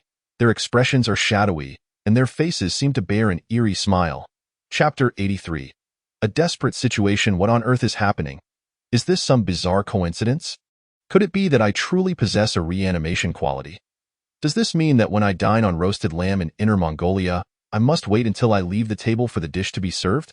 My scalp prickles as I hastily attempt to open the door. However, to my astonishment, the door refuses to budge from the inside. I pull at it twice, but my efforts yield no result. Cold sweat cascades down my spine, and in an instant, I cease to ponder further and leap back to the porthole, scrambling to escape. Meanwhile, a creaking sound emanates from within. The door itself swings open after my departure, bathed in the cold moonlight. The boundless sea churns with waves, the surging swells resembling the heaving chest of a colossal beast. As I glance down, a sense of dread combines with disorientation, prompting me to tighten my grip. Yet, before I can steady myself, an even more outrageous event unfolds. From the porthole emerges the head of a false Wu Xie, peering out in an exceedingly peculiar manner. Our eyes meet, and a flurry of thoughts rush through my mind, causing me to freeze mid-motion, scarcely daring to breathe. The movements of this false Wu Xie are utterly awkward, evoking discomfort. A normal person would typically lean forward with their face down, turning their neck to observe the desired direction. Yet this figure thrusts its head straight out, neck entirely motionless, as if it were a puppet being pushed from the side. Sweat beads roll down my forehead as I think, goodness, though you've been reduced to this state. Harboring resentment is understandable. However, grievances should be addressed with your superiors, not with a mere civilian like me. The two of us remain locked in this tense standoff until, suddenly, the false Wu Xie propels itself outward, akin to a torpedo shooting straight into the night sky, before plummeting into the inky depths of the sea. Following this, as if bullets were being chambered, a second false Wu Xie appears in its previous position and likewise leaps into the void. I am momentarily taken aback, struggling to comprehend the scenario. Could it be that my visage is so unappealing that even the undead cannot bear to inhabit it, leading them to leap into the sea in despair? The situation shifts from eerie to absurd. What I initially feared as a violent attack from the corpses has suddenly retreated in this peculiar manner. I swallow hard. Truly, this ship is teeming with bizarre entities. Every conceivable aberration seems to have come to take part. Yet, perhaps this is a stroke of good fortune.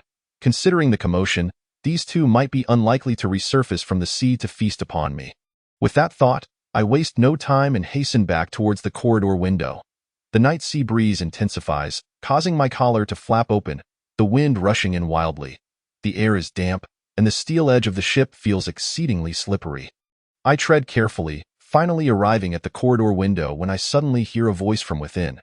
"You lot, go inside and take a look." I freeze momentarily, then crouch down, bracing myself against the window ledge.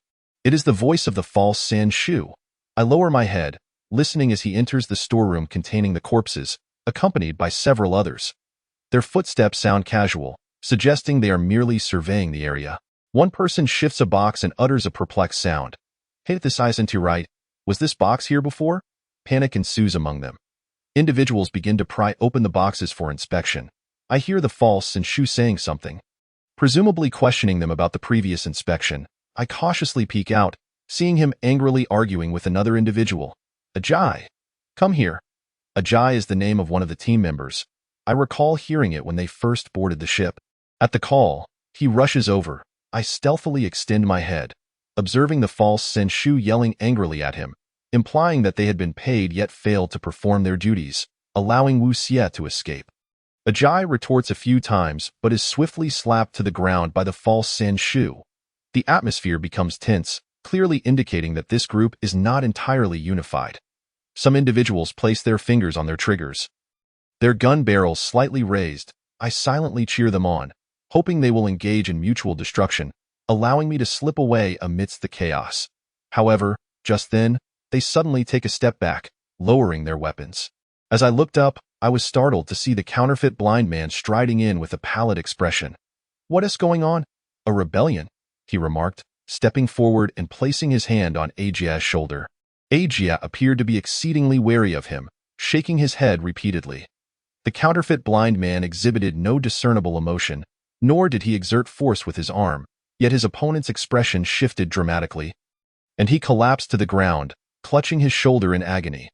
The others dared not utter a word, silently assisting Ajia as they continued their surveillance of the storeroom. My heart raced at the sight. Realizing that this impostor was indeed a formidable character, the group stood at the doorway, and though I was not far from them, I held my breath, striving to remain silent. However, misfortune struck. Just as I endeavored to conceal myself, a seabird suddenly approached, perhaps weary from its prolonged flight over the ocean, and landed clumsily atop my head, with a sharp claw grazing my skin. I instinctively recoiled. In that instant, the counterfeit third uncle reacted immediately. "Who?" he bellowed, drawing his pistol and advancing cautiously toward my direction. My heart raced with trepidation as I dared not retreat blindly, fearing I might create an even greater commotion. Instead, I crouched low outside the window. The steps of the counterfeit third uncle drew nearer, and I heard the ominous sound of him racking the gun's slide, hardly daring to breathe. Just then, a gust of wind swept by, and in a flash, a pair of strong hands hoisted me up from the window. Before I could comprehend what was happening, I was unceremoniously thrown to the ground. The counterfeit blind man stood by the window, expressionless, and clapped his hands. "This unfortunate fellow is hiding outside." He gestured toward me, then waved his hand to the others. "Take him down." I was seized by a few individuals, my hands bound behind me as they escorted me back. As we passed the counterfeit third uncle, he cursed and reached out to block my path. I looked up to see the fury boiling in his eyes, and my heart sank, indeed, before I could react. He raised his pistol and struck me on the head. The wave of dizziness washed over me, followed by a warmth trickling down my forehead, a viscous liquid coursing down my brow. Blood streamed into my eyes, blurring my vision. The counterfeit third uncle seized my hair, enunciating each word with chilling clarity. "Wu Xie, do you think yourself clever?" He jabbed the gun into my shoulder, pressing it into the joint, causing me to instinctively retract my neck in pain. "I am not jesting.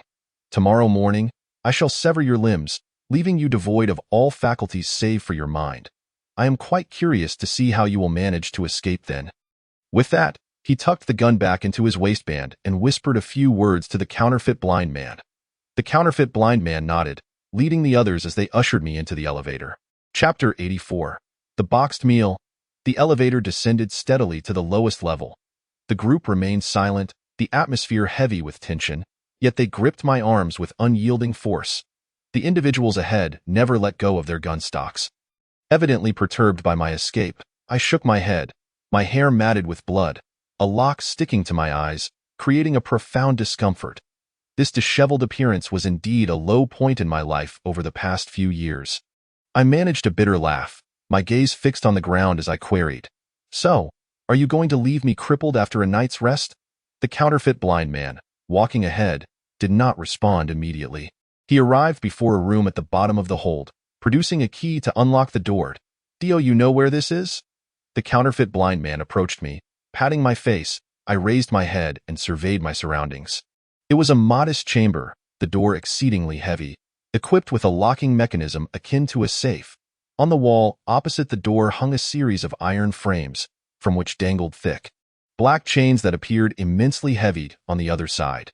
An iron table bore an array of classic torture implements and handcuffs. I scoffed, "Damn, I didn't expect your tastes to be so depraved." The counterfeit blind man paid no heed to my mockery. He approached the iron frame, taking a pair of handcuffs and fastening them around my wrists.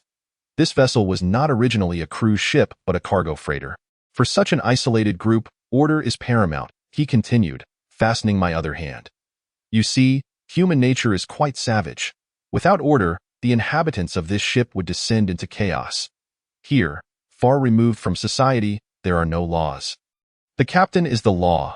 Thus, those who disrupt the order will receive no mercy from the ship's leadership. He tugged at my arm, ensuring the handcuffs were secure, causing sharp pain to throb in my wrists. This room was once a prison. There are no windows, and to reach the deck, one must pass through 5 locked doors that a fully armed squad will guard you. If you possess the audacity, feel free to attempt an escape. However, I do not recommend it. He regarded me with a hint of pity, sighing. You are quite capable, having learned well from your master. However, regrettably, both you and your mentor share a flaw, an excess of self-assuredness. Do you know the expression on his face before he met his end? When he mentioned black sunglasses, a rush of heat surged to my head, and I felt a fiery rage ignite within me, my mouth opening instinctively to unleash a storm of curses. Yet the counterfeit blind man seemed to anticipate my reaction, impatiently stuffing a rag into my mouth, stifling the profanities I had meant to utter. Wu Sanqing is not jesting. He will come to render you a cripple by tomorrow morning. The reason for the delay is merely procedural, but fret not, you shall soon become exceedingly agreeable with that. He disregarded my desperate struggles and exited the room. The heavy door closed behind him, leaving me facing several armed mercenaries. Point one approached and struck me in the abdomen with the butt of his rifle, causing me to double over in pain, nearly spewing blood, utterly devoid of strength to move. The eyes of these men gleamed with ferocity, their tactical attire revealing well-defined muscles, indicative of a highly professional mercenary organization. In their eyes, human life was merely a commodity. My current state resembled a diamond-encrusted duck, ready to take flight. Undoubtedly, they would afford me no opportunities for clever escapes, with my eyes narrowed and head bowed. I struggled to maintain my thoughts amidst the haze of pain. However, the throbbing wound made concentration nearly impossible, with my mind frequently interrupted by waves of agony. Ultimately, after countless calculations, I sighed. This time, it seemed there was truly no hope for salvation. My grandfather was right. More terrifying than ghosts and deities is the human heart. Reflecting on the perils I have faced in life, the most despairing situations were not the esoteric traps of ancient tombs or the threats of zombies, but rather the machinations of man. Whether it be the scheming Wang family, the rebellious factions under the third uncle, or the mercenaries before me who regarded human life as mere fodder, they were far more daunting than any ancient relic. My gaze fell upon the alarms at their waists, and a heavy sense of despair settled in my heart. Although the number on the ship was not large, it was significant in the context of such vast space. If they gathered, their numbers would approach 100, enough to constitute several combat squads. Moreover, in the face of modern firepower, martial prowess held little value, and no matter how skilled one might be, a single bullet could end it all. These individuals were armed and ready, and in such confined quarters, should I attempt to stir trouble, I would be riddled with bullets before I even reached the first door. It can be said that even if the mute bottle were shackled here, I would have no idea how he might extricate himself. I lowered my head with a bitter smile, lamenting how, despite a lifetime of wisdom, I found myself ensnared by this motley crew. The worst part was that these perverts did not intend to kill me. Rather, they aimed to render me a cripple. Damn, it would have been more merciful to end my life. My mind continued to churn with strategies, yet deep down, I had already surrendered. Surprisingly, I felt an unexpected calmness in this moment. Perhaps due to the passage of years, I sensed a rare sense of ease, and no longer would I have to scheme. The wheel of fate is tremendously heavy, even after spending half my life in machinations. I could not escape defeat. Yet, I no longer cared. I had devoted half my life to these enigmas, having done more than enough. The remaining matters would be left to those who come after me. I was weary. Just the thought of Fatty and the mute bottle stirred a wave of emotion within me. If they were to arrive and find Wu Xie in such a state, what would they think? Fatty would likely be devastated. while I confidently imagined that the mute bottle would unleash a torrent of vengeance on my behalf. I in despair. One loses hope. I hung my head low, feeling the accumulated fatigue and pain from the island surge within me, my body and spirit utterly spent, my eyes slowly closing as I succumbed to a deep slumber. To say I slept would be more accurate as saying I fainted. Though my mind stalled, my ears remained attuned to the sounds of the outside world. At one point, I sensed the presence of someone who seemed to bring something here. Then, an interminable silence ensued. I could not tell how long it had been when I groggily opened my eyes, my head spinning violently, my chest churning, and my wounds throbbing with sharp pain. The surroundings were pitch dark, and as I attempted to move my arms, it felt as though my limbs were on the verge of disintegration. The blood on my forehead had congealed, tangling with my hair and causing an irritating itch. I reached out to scratch my head, contemplating how I had not slept until dawn, which was truly tormenting, as I pondered. I prepared to doze off once more, however, at that moment, I suddenly sensed something was amiss. Wasn't my hand shackled to the wall? How could I scratch my head? A thought flickered through my mind, and I instantly became alert. To my astonishment, not only was my hand restrained, but my entire body was no longer in its previous position. I was now leaning against the corner, seated on the ground. What was going on? I furrowed my brow, and the first thought that crossed my mind was whether the enigmatic figure, Min Yuping, had managed to infiltrate. But that didn't make sense. Setting aside whether he could breach the defenses of so many rifles, even if he found this place, given his modus operandi, he would have come to inquire as soon as I woke up. My mind was in disarray. I stood up, catching a whiff of a familiar scent in the air, though I couldn't quite pinpoint it. The surroundings were enveloped in darkness. I stumbled forward a couple of steps, only to suddenly step on something. It was soft and heavy, and it seemed to be attached to a long, hard object. My heart raced, and I crouched down, my hand brushing against a cold assault rifle. What I had stepped on was the mercenary. Why was he lying on the ground? My thoughts raced, and my senses gradually sharpened. At that moment, I heard a peculiar sound emanating from the darkness ahead. It was faint, seemingly coming from the direction of the door. Instinctively, I knelt on one knee, retrieving a tactical flashlight from the mercenary's weapon, and shone it forward as the bright light illuminated the area. I saw a scattered group of about 10 mercenaries, each in various positions, seemingly sprawled on the ground as if asleep, with takeout boxes strewn about them. At the entrance of the room, a figure sat on the wide threshold, turned sideways, head lowered, arms moving in a peculiar manner, oblivious to my presence. As I stepped closer, I realized he was holding a takeout box, continually searching with his chopsticks, lifting shredded meat to his mouth. Dressed in a leather jacket with long hair and wearing dark sunglasses, it was that fake blind man. What was he doing here? I instinctively took a step back, but he set down his chopsticks, turned around, and smiled at me. Stir-fried shredded pork with green peppers. The chef here is quite skilled. He then produced another takeout box from behind him, placing it in front of himself with the demeanor of a street vendor. 15 for a serving. Little third master. Care for a bowl? Chapter 85. Clue. I stared at the person before me, still in disbelief, thinking to myself, do all blind people in this world have a penchant for stir-fried shredded pork with green peppers?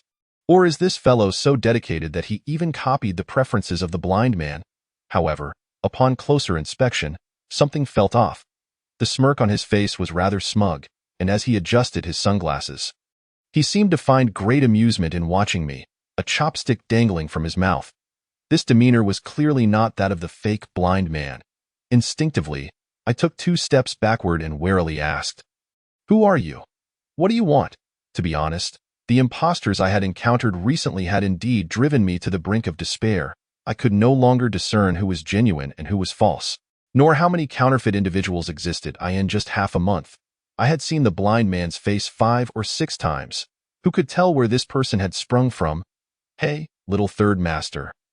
Are you trying to deny knowing me? I haven't received my 150,000 yet. The person sat up straight, placing the leftover takeout box into a plastic bag, then pulled out an alcohol wipe from his bag and began to clean his hands and mouth meticulously, occasionally looking up to smile at me. I stood there, speechless. 150,000. That was the sum I had quoted to the blind man. Even if these individuals had extraordinary connections, it seemed unnecessary for them to inquire about such trivial matters from the blind man. Moreover, at the hotel in Sha Ao, we had not discovered any signs of a struggle. The blind man must have been dispatched in a single blow, leaving no opportunity for anyone to ask about this. My mind struggled to comprehend. This was information that no one else could possibly know. Yet this person could accurately state the amount unless my eyes widened in disbelief, hardly able to trust my own judgment. The blind man noticed my change in expression and laughed. "Little third master, I know you have many questions right now. However, this is not the right time to clarify things. The anesthetic won't last long, and we must act swiftly." With that, he clapped his hands, stood up, and began dragging all the mercenaries into the room, binding them together with ropes from the table. Their alarms had been removed, and their mouths were stuffed with cloth strips. Once this was done, he picked up a rifle from one of the mercenaries and waved it at me. "Let's go." As the heavy door closed behind us, I trailed behind in a daze, my mind racing. What did this mean? Was this person the blind man? Had he not died? Where had he been hiding all this time? Who was the individual that had perished at the hotel in Sha Ao? If we encountered the fake blind man again, did the real blind man have the means to eliminate him? He moved with great agility, leading the way with the rifle, while my mind continued to churn with these questions, oblivious to the fact that I had returned to the storage room where we had previously left the bodies. He exhaled deeply, peeking outside, then turned to me and said, "Just ahead is the deck. There are 3 guards on the left, 3 on the right, and another 3 on the bridge behind us. The lifeboat is located at the ship's side, just around the corner, and the ropes have already been untied. There is a latch on the side of the boat. Once pulled, it will slide directly into the sea. The fog has begun to roll in outside, and by 4 o'clock, it will be dense enough to obscure the surface of the water. At that point, I will suppress the guards' firepower. You can head straight to the lifeboat. Don't wait for me. Once you're on the boat, just leave. The guards won't be able to aim at you." He glanced at his watch. It was 3:34. We had 26 minutes left. "You can rest here for a moment. I have some matters to attend to." With that, he turned to leave. I felt uneasy and quickly grabbed his arm, asking, "Wait, what are you planning to do?" "And you?" What I truly wanted to ask was whether he was alive or dead, but that question felt odd to articulate. After several attempts to voice my thoughts, I settled for a more cautious approach, saying, "We need to be careful. There is someone on this ship who looks just like you, and he is quite capable. If you face him alone, I worry it might lead to trouble." The blind man looked at me, and suddenly his expression changed. "Hey, are you referring to this person?" His accent shifted from a Beijing dialect to Cantonese Mandarin, and his demeanor darkened. My heart sank. Could it be? This person was still the fake blind man. Was this some sort of elaborate ruse? However, he quickly resumed his previous demeanor, and seeing my bewildered expression, he laughed. "Little third master, is the person you're describing similar to how I looked just now?" As I gazed at his ambiguous grin and recalled past encounters, realization struck me like a bolt of lightning. Good grief! This old trickster was never dead. There had never been a genuine blind man or a fake one. It had only ever been him. My head throbbed with a cacophony of emotions, confusion, surprise, fatigue, ultimately culminating in anger. How dare he feign death and nearly drive us to madness? Furthermore, regardless of his intentions, we were all in this together. If he truly had a plan, he should have informed us. Yet, from beginning to end, we had been kept in the dark. My fury surged, and I felt an overwhelming urge to slap the sunglasses off his face. Just as I was about to unleash a torrent of expletives, the blind man suddenly pulled a bottle of Nongfu spring water from his bag, twisted off the cap, and handed it to me with a broad grin. "Don't let anger harm your health, little third master. Have a sip of water to cool down." I felt as if I had punched a pillow, staring blankly at the offered bottle of water. I swallowed hard, suddenly realizing how thirsty I was. I gulped down several mouthfuls, and my mood gradually calmed. Though I still felt uneasy, I lowered my voice and said, "What on earth is going on? You should have informed us if you weren't dead. I was ready to hold a memorial service for you." The blind man shrugged, appearing nonchalant. "Who said I didn't inform you? I swear. I left you clues. It's just that you didn't notice them." I furrowed my brow, puzzled about when he had left clues. Then I noticed him adjusting his sunglasses and patting his pocket, making a peace sign. Suddenly, it dawned on me. Previously, during our time at sea, the pockets of the foreigner Lev whom we had rescued, indeed contained a pair of sunglasses. According to his account, the blind man had placed those sunglasses on him before he jumped ship. Anger surged within me. What kind of ridiculous clue was that? Did real blind men and fake blind men not both wear sunglasses? Presenting such an item was as absurd as tossing a pair of underpants and asking someone to guess who was the real Wu Xie. The blind man wore an innocent expression, even appearing somewhat heartbroken. Oh, that was the real deal. I could never afford something so extravagant, he chuckled, unfastened his leather jacket, and made a gesture of display towards me. As I leaned in, I noticed that this fellow had 7 or 8 pairs of sunglasses hanging on the inner side of his coat. Are you a fly? Do you have compound eyes? He grinned. Hey, this high-quality merchandise originally costs around 40 to 50,000, but I'll just take off a zero. He laughed as he closed his jacket, adding, all the lenses I have are personally polished by me. As for the frames, they're just whatever works. Oh, by the way, little third master, if you need reading glasses in the future, just come over to me, and I'll give you an 85% discount. He leaned towards me, his fingers mimicking the action of counting bills. Chapter 86. Dense fog. Though over the years, the sunglasses had always been the first-rate lunatic in my presence. At this moment, I felt he was becoming rather excessively eccentric. The man's hands were still rubbing together in front of me. I swiftly swatted his hand away and said, all right, you've got that right. But all this time, haven't you done anything else? He stood up, sighed with a smile. That's not quite accurate. In fact, I've also given away some other things. Like that boat. Boat? I recalled that indeed. They had left behind a yacht. After inspection, the chubby fellow discovered a wrench had fallen from the transmission mechanism. Was that wrench thrown by you? I suddenly understood. It seemed this guy had indeed done some legitimate work. Had he not orchestrated this, relying solely on that dilapidated fishing boat, it would have been even more challenging for us to catch up with those people. Correct, the blind man said, rising to walk toward the wooden crates. That's enough, little third master. We can save other questions for later on the lifeboat. For now, you should rest here while I attend to some tasks. He reached out, yanked open a wooden crate, and hoisted Wu Xie number 3 and Wu Xie number 4 under his arms, as if carrying 2 sacks of rice, and made his way outside. I noticed his silence and felt a sudden tension. What was peculiar about these corpses, or was something hidden within them? After a moment's contemplation, I followed him. The blind man approached the window of the corridor, leaned the 2 corpses against the wall, and then stretched out his arms, performing a warm-up exercise with utmost seriousness, as if addressing 2 living individuals. The sight of those corpses leaning against the wall appeared exceedingly eerie in the night. My scalp prickled with unease. Similar to the mute and the oil bottle, the blind man possessed extensive knowledge of ancient and mysterious tales. Despite my efforts to educate myself over the years, they always managed to perform actions that left me bewildered. Seeing his solemn expression, I clenched my fists, beads of sweat forming in my palms. After completing his warm-up, the blind man carefully positioned Wu Xie No. 3 upright at the window, steadying it with great caution. The corpse faced the bow of the ship, as if lying sideways along the windowsill. Observing this scene, my heart trembled. Suddenly, I felt as if this scenario seemed oddly familiar. A sense of foreboding crept into my mind. Just as I was about to inquire, I witnessed an almost blood-curdling spectacle. The blind man pushed the corpse forward, then stepped back 2 paces. Suddenly, he sprinted forward and kicked the corpse squarely in the rear. Wu Xie number 3 shot into the night sky like a torpedo.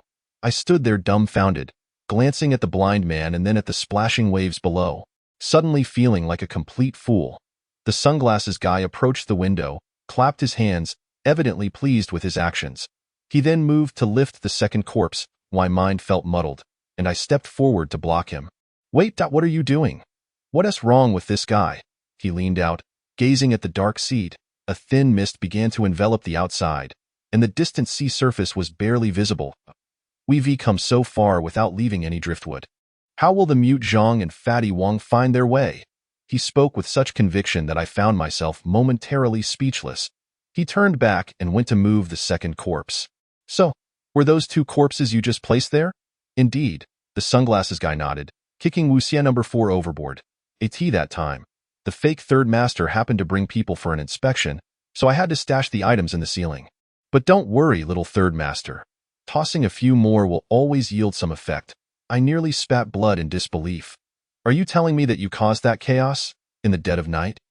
Within a cargo hold of a cruise ship that reeked of the uncanny, to suddenly glance up and see two indistinguishable figures resembling myself. Who wouldn't he be driven mad?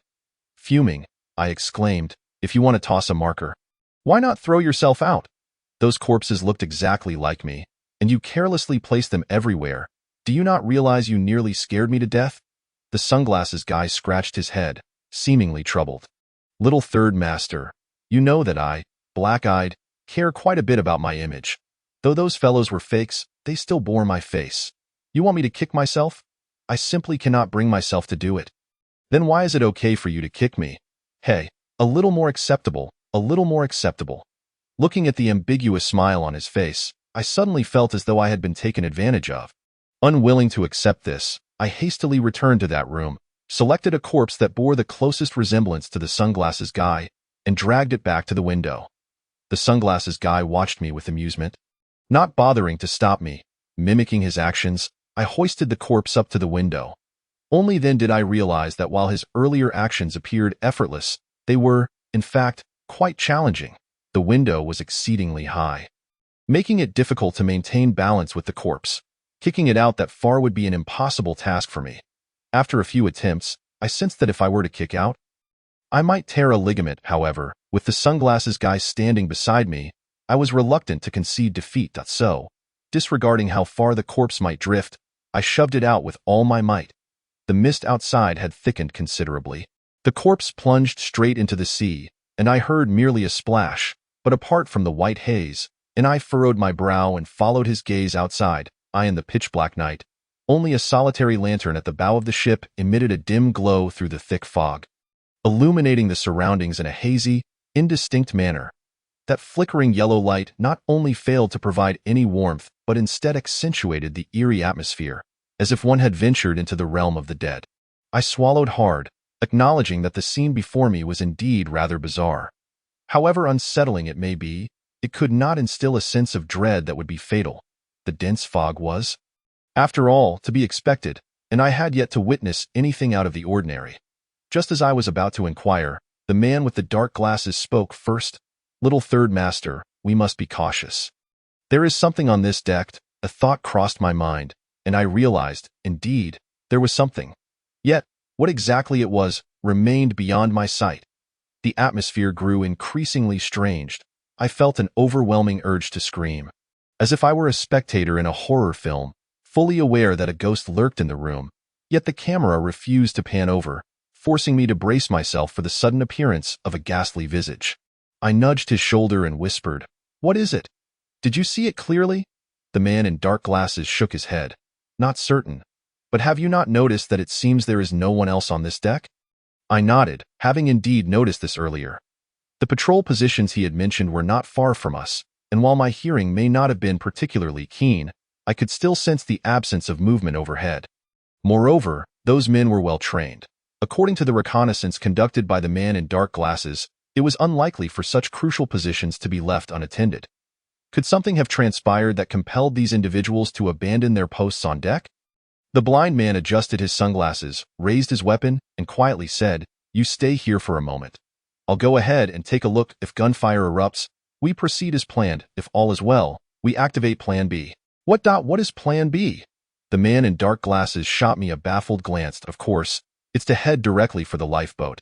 I grew anxious, exclaiming, "What difference does that make from the original plan?" The blind man shook his head, insisting that the distinction was significant. The content of the plan is not what matters. What is important is that it appears orderly. We are professionals, and standardized operational procedures are essential. I chose to disregard his words and stood firm, preparing myself. The man in dark glasses smiled, lifted his weapon, and stepped into the fog. I was astonished that he could still smile at such a moment, thinking to myself that he truly had a carefree spirit. Nevertheless, he moved quickly, taking 2 or 3 steps before vanishing into the mist, his silhouette gradually fading. I fixated on his back, anxious about any sudden occurrences. Yet after taking 2 more steps, the blind man suddenly halted, standing still. He was about 7 or 8 meters away from me, turning his head to glance at the upper corridor, his expression inscrutable. As if he had seen something, my unease deepened. and I opened my mouth to inquire about his findings. Just then, the man in dark glasses abruptly pressed his left fist down and raised a finger to his lips. I was taken aback. This was a tactical gesture, indicating to remain silent and stay put. Was it possible that someone was indeed upstairs? Why had they not discovered us? My heart raced, sensing that this ship felt particularly sinister tonight. Suddenly, strange sounds emanated from the thick fog ahead. At first, the sounds were faint, reminiscent of an old kettle boiling at home, barely audible beneath the waves and the sea breeze, as if they were coming from a great distance. However, the peculiar noise soon grew louder, transforming into a sharp wailing sound, akin to the grinding of hard metal or rock. Were we not on a ship, I might have thought a train was screeching to a halt up ahead. The wailing intensified, becoming increasingly piercing and mournful, while the bow's spotlight began to shake violently, and the steel hull resonated at high frequencies.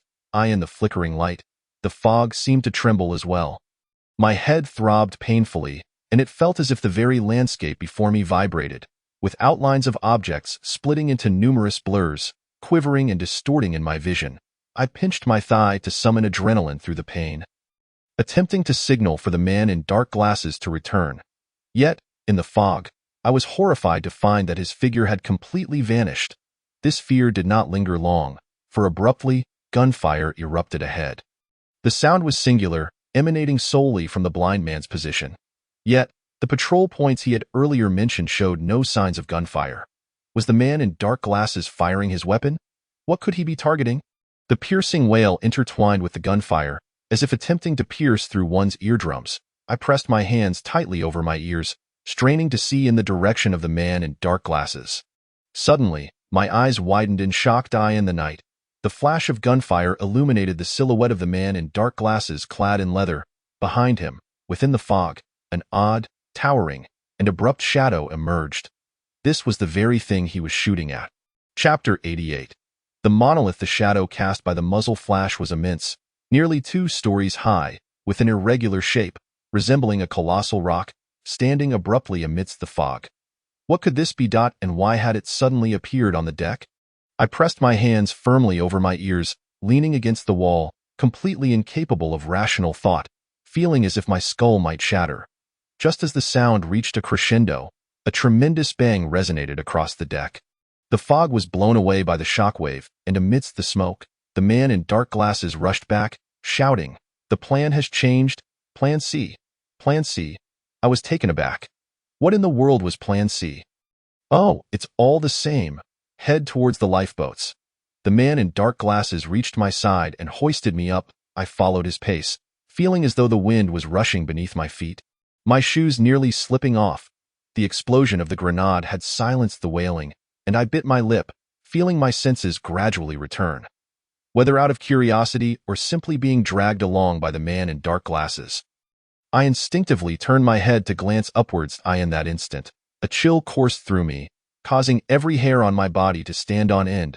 I realized what the man in dark glasses had seen when he turned back. On the second, third, and higher floors of the cruise ship, mercenaries stood scattered about. Their expressions were blank, their faces strange, exuding an inexplicable gloom. None of them held weapons. Instead, they coldly gazed down at us. My heart tightened. The scene before me was too eerie, akin to the deities depicted in religious murals hovering in the clouds. Yet, these figures were not benevolent, but rather heartless fiends, sending chills down my spine. However, before I could scrutinize further, the fog gradually obscured the upper levels. The man in dark glasses turned to remind me, "Watch your step. Don't look at the scenery while walking, or you might trip." I snapped back to reality. But his warning came too late. Just ahead, a section of fire hose protruded. I had no time to evade it and had to leap over. This caused my knee to throb painfully. Fortunately, by this point, we had reached the edge of the ship. Ahead lay a massive opening.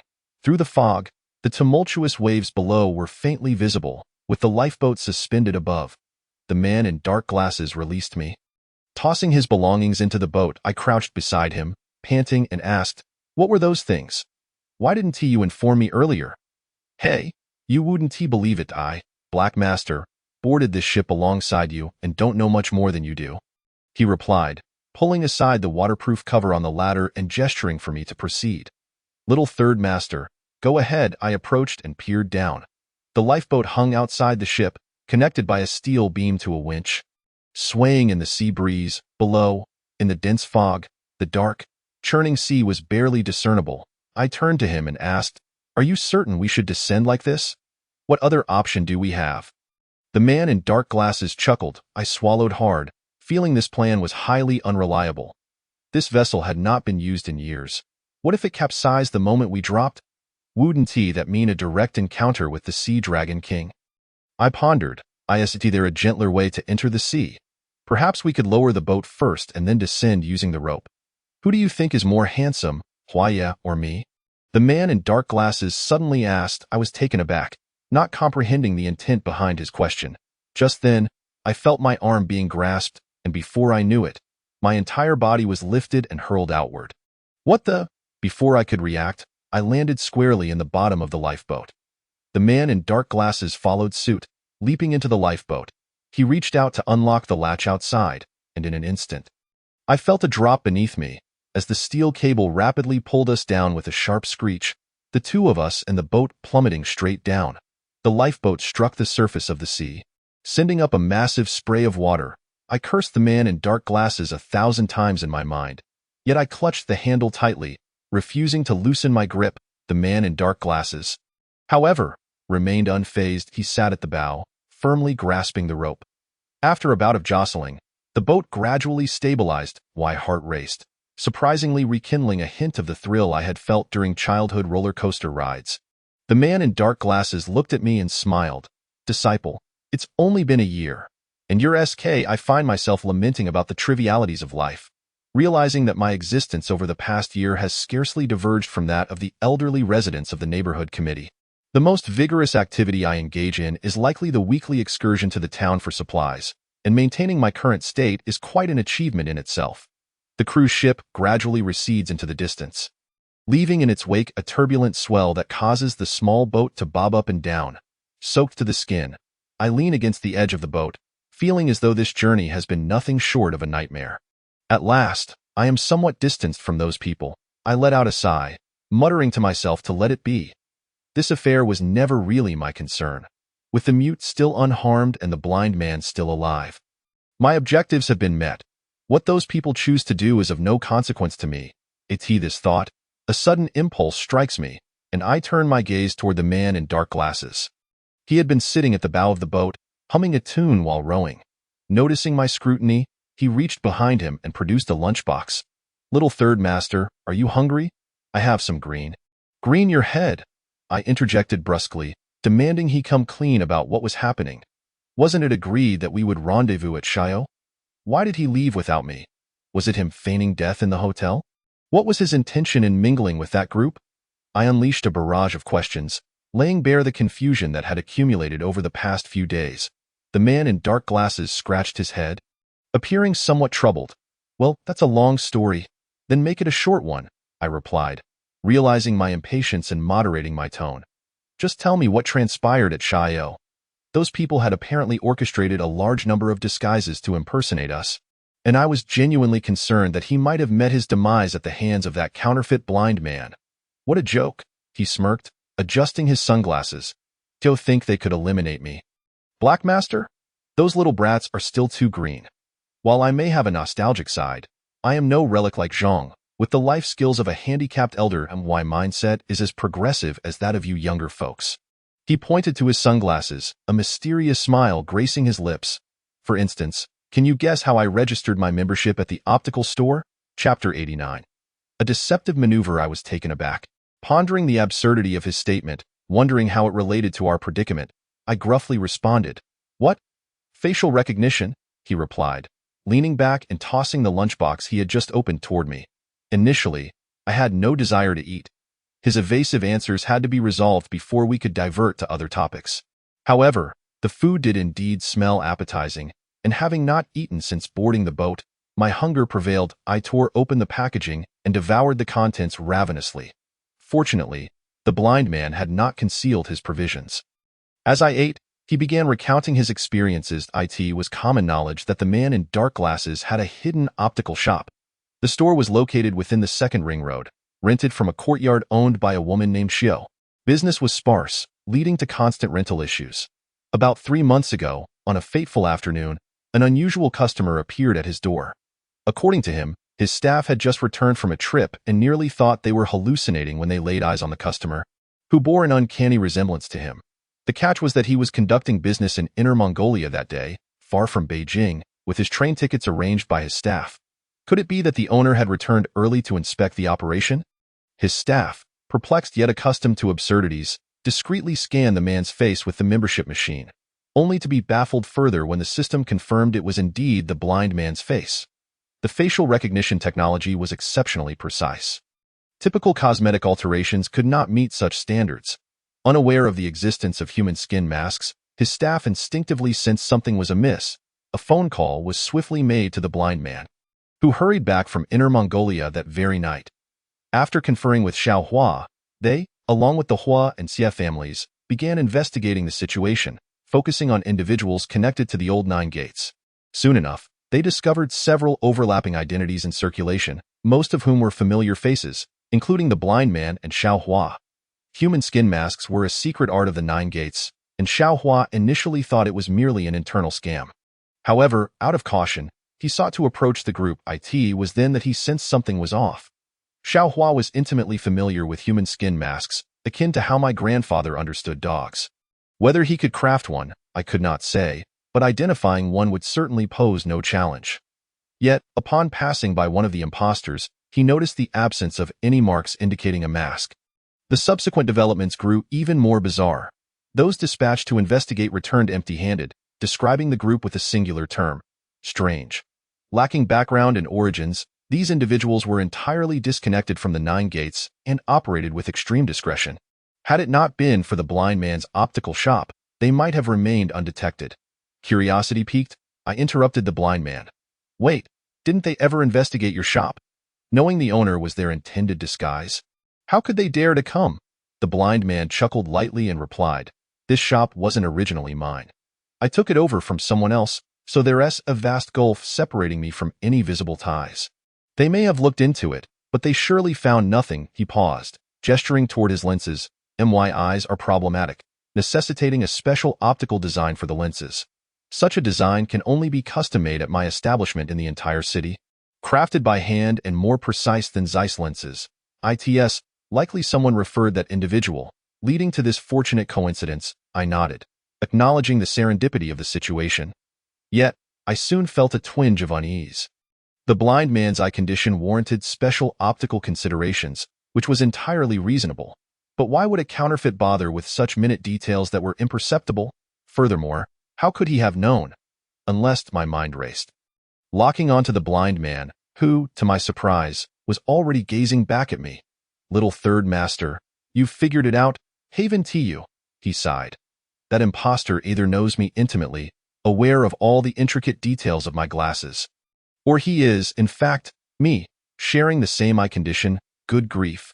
I nearly cursed aloud. While I had long suspected that these impostors bore an excessive resemblance to their originals, this was the first time I felt so certain. But how could this be? How could two identical individuals exist in this world? A torrent of questions flooded my mind, leaving me in a state of agitation. The man in dark glasses offered me a bottle of water, which I gulped down, urging him to continue with his tale. The subsequent events unfolded with relative simplicity. When I called, the man in dark glasses had already followed those impostors to Xiao. Since they had not identified anyone impersonating me in Beijing, they presumed the affair was unrelated to me. The blind man speculated that had I known others were at Xiao, I would have come early, and not wanting to involve me, he pretended to still be in Beijing. In truth, he had been covertly trailing those individuals for quite some time. I let out a bitter laugh, realizing the gravity of the misunderstanding. It turned out that my not being impersonated was the very crux of the situation. The man in dark glasses had spent a week in Xiao, observing the behaviors of these individuals. Soon enough, he discovered that they were consistently transporting peculiar boxes onto their vessel. Of course, we already knew that these boxes contained those strange jades. But at that time, he was unaware. One night, he stealthily boarded their ship to investigate the storage of the boxes. After a brief encounter with the Jade, he returned to his lodgings, believing he had executed his plan flawlessly. However, the following day, he realized he was being followed. The pursuer was none other than the counterfeit blind man. The man in dark glasses, having navigated life-threatening situations for years, was highly attuned to the ominous presence of danger. Mere encounters from a distance confirmed his suspicion that the impostor intended to kill him. Uncertain of his adversary's true nature, he remained vigilant. He scoured nearby hotels and ultimately found a low-rated, poorly reviewed hostel that was criticized for its lack of natura. However, what I can ascertain is that they did not engage in direct confrontation at the outset, primarily because the blind man refrained from confronting them. He roamed throughout the building, elusive in the darkness. Perhaps due to inexperience, or perhaps due to the absence of a distinctive optical structure in the faux glasses, the counterfeit blind man struggled to keep pace with him. Ultimately, 20 minutes after the counterfeit Zhang Qiling and the faux black glasses entered through the door, it was the true Zhang Qiling who emerged alongside the genuine black glasses. Chapter 90. The Adventures of Wu Binxuan upon their exit. The counterfeit Meng Yubing boarded another vessel and departed. The black blind man, on the other hand, feigned injury to his throat during the scuffle, speaking very little as he kept his silence. We are well aware of the events that followed. As the black glasses infiltrated the opposing team until our arrival, I felt my throat tighten and took a sip of water. I hadn't anticipated that the experiences on the side of the black glasses would be equally thrilling. It was fortunate that he possessed both skill and audacity, managing to maneuver discreetly in such a precarious situation. Otherwise, the outcome might have been quite unpredictable. After pondering for a moment, I continued to inquire. So? Have you uncovered any news? Who are they? What do they ultimately seek? Where does such eerie camouflage technology originate? The black glasses shook his head. These individuals are quite peculiar, aside from a few outsiders they had recruited. The rest seemed devoid of emotion. Whenever I displayed curiosity about the situation, I felt distinctly out of place. Thus, despite the lengthy journey, I had no opportunity to gather information. As for what transpired afterward. He glanced at me and smiled. After I managed to board this vessel, I had intended to thoroughly investigate the items aboard. Only for you, third young master, to make your appearance. I was taken aback, feeling somewhat vexed, as if this were somehow my fault. However, the black glasses said little more and found an eye mask, placing it over his face to begin dozing off. I was perplexed and asked him what he was doing. Shouldn't we row away quickly? The black glasses replied, the fog is too thick. If we row aimlessly now, we may easily lose our direction. Besides, I've thrown out a bunch of navigation markers. Meng Yubing and the fatty will undoubtedly catch up with us along the way. We just need to be mindful, and we should certainly encounter them. With that, he turned over and fell back asleep. I considered his words and agreed. With nothing pressing to do, it would be wise to take a good nap to replenish my strength. Although I had no intention of returning to that so-called Inyuan capital, the journey back would also be fraught with uncertainty. Who knows what demons and monsters we might encounter? If I did not rest well, I would likely lack the energy to cope. Thus, I succumbed to sleep. Perhaps it was due to the exhausting journey, or perhaps the relief of having resolved the situation. But in any case, I fell into a deep slumber. I woke several times, noting that the black glasses remained reclined nearby. With some provisions scattered on the floor, I snacked on a little before drifting back to sleep. This cycle repeated several times, and eventually, I groggily opened my eyes to see the clear blue sky, with the black glasses sitting beside me, rummaging through something. Having slept for too long, my body felt somewhat weak that I attempted to rise several times before finally managing to get up. I glanced at the black glasses. Noticing that he had pulled out a piece of orange cloth from beneath the seat of the lifeboat, I yawned and asked what it was for. The black glasses explained that it was now daytime.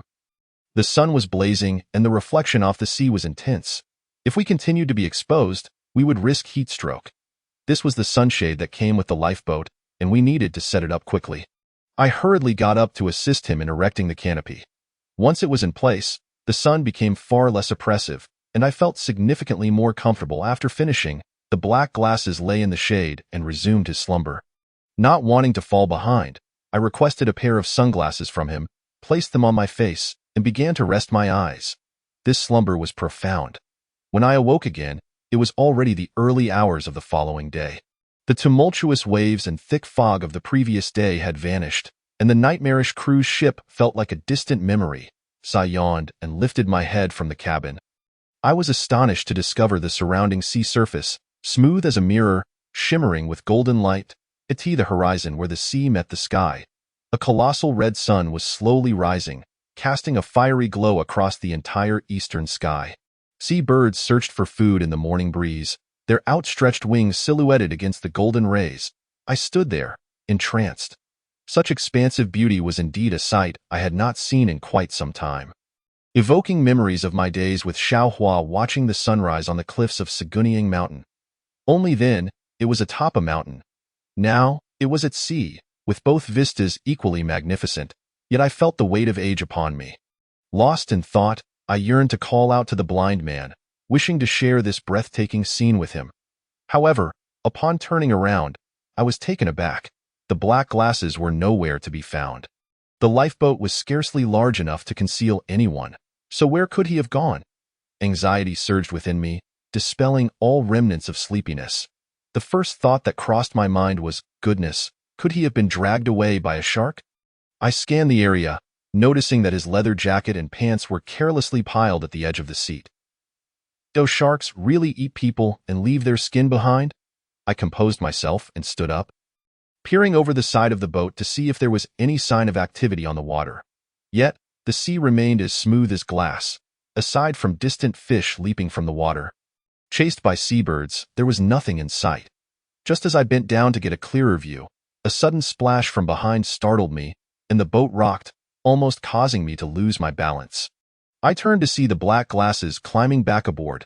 He was clad only in his underwear, the glasses still perched on his face, with his right hand hidden behind his back, as if clutching something.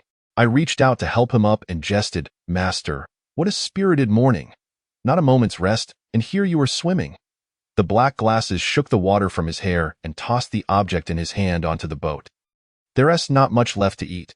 Your two foolish friends are utterly unreliable.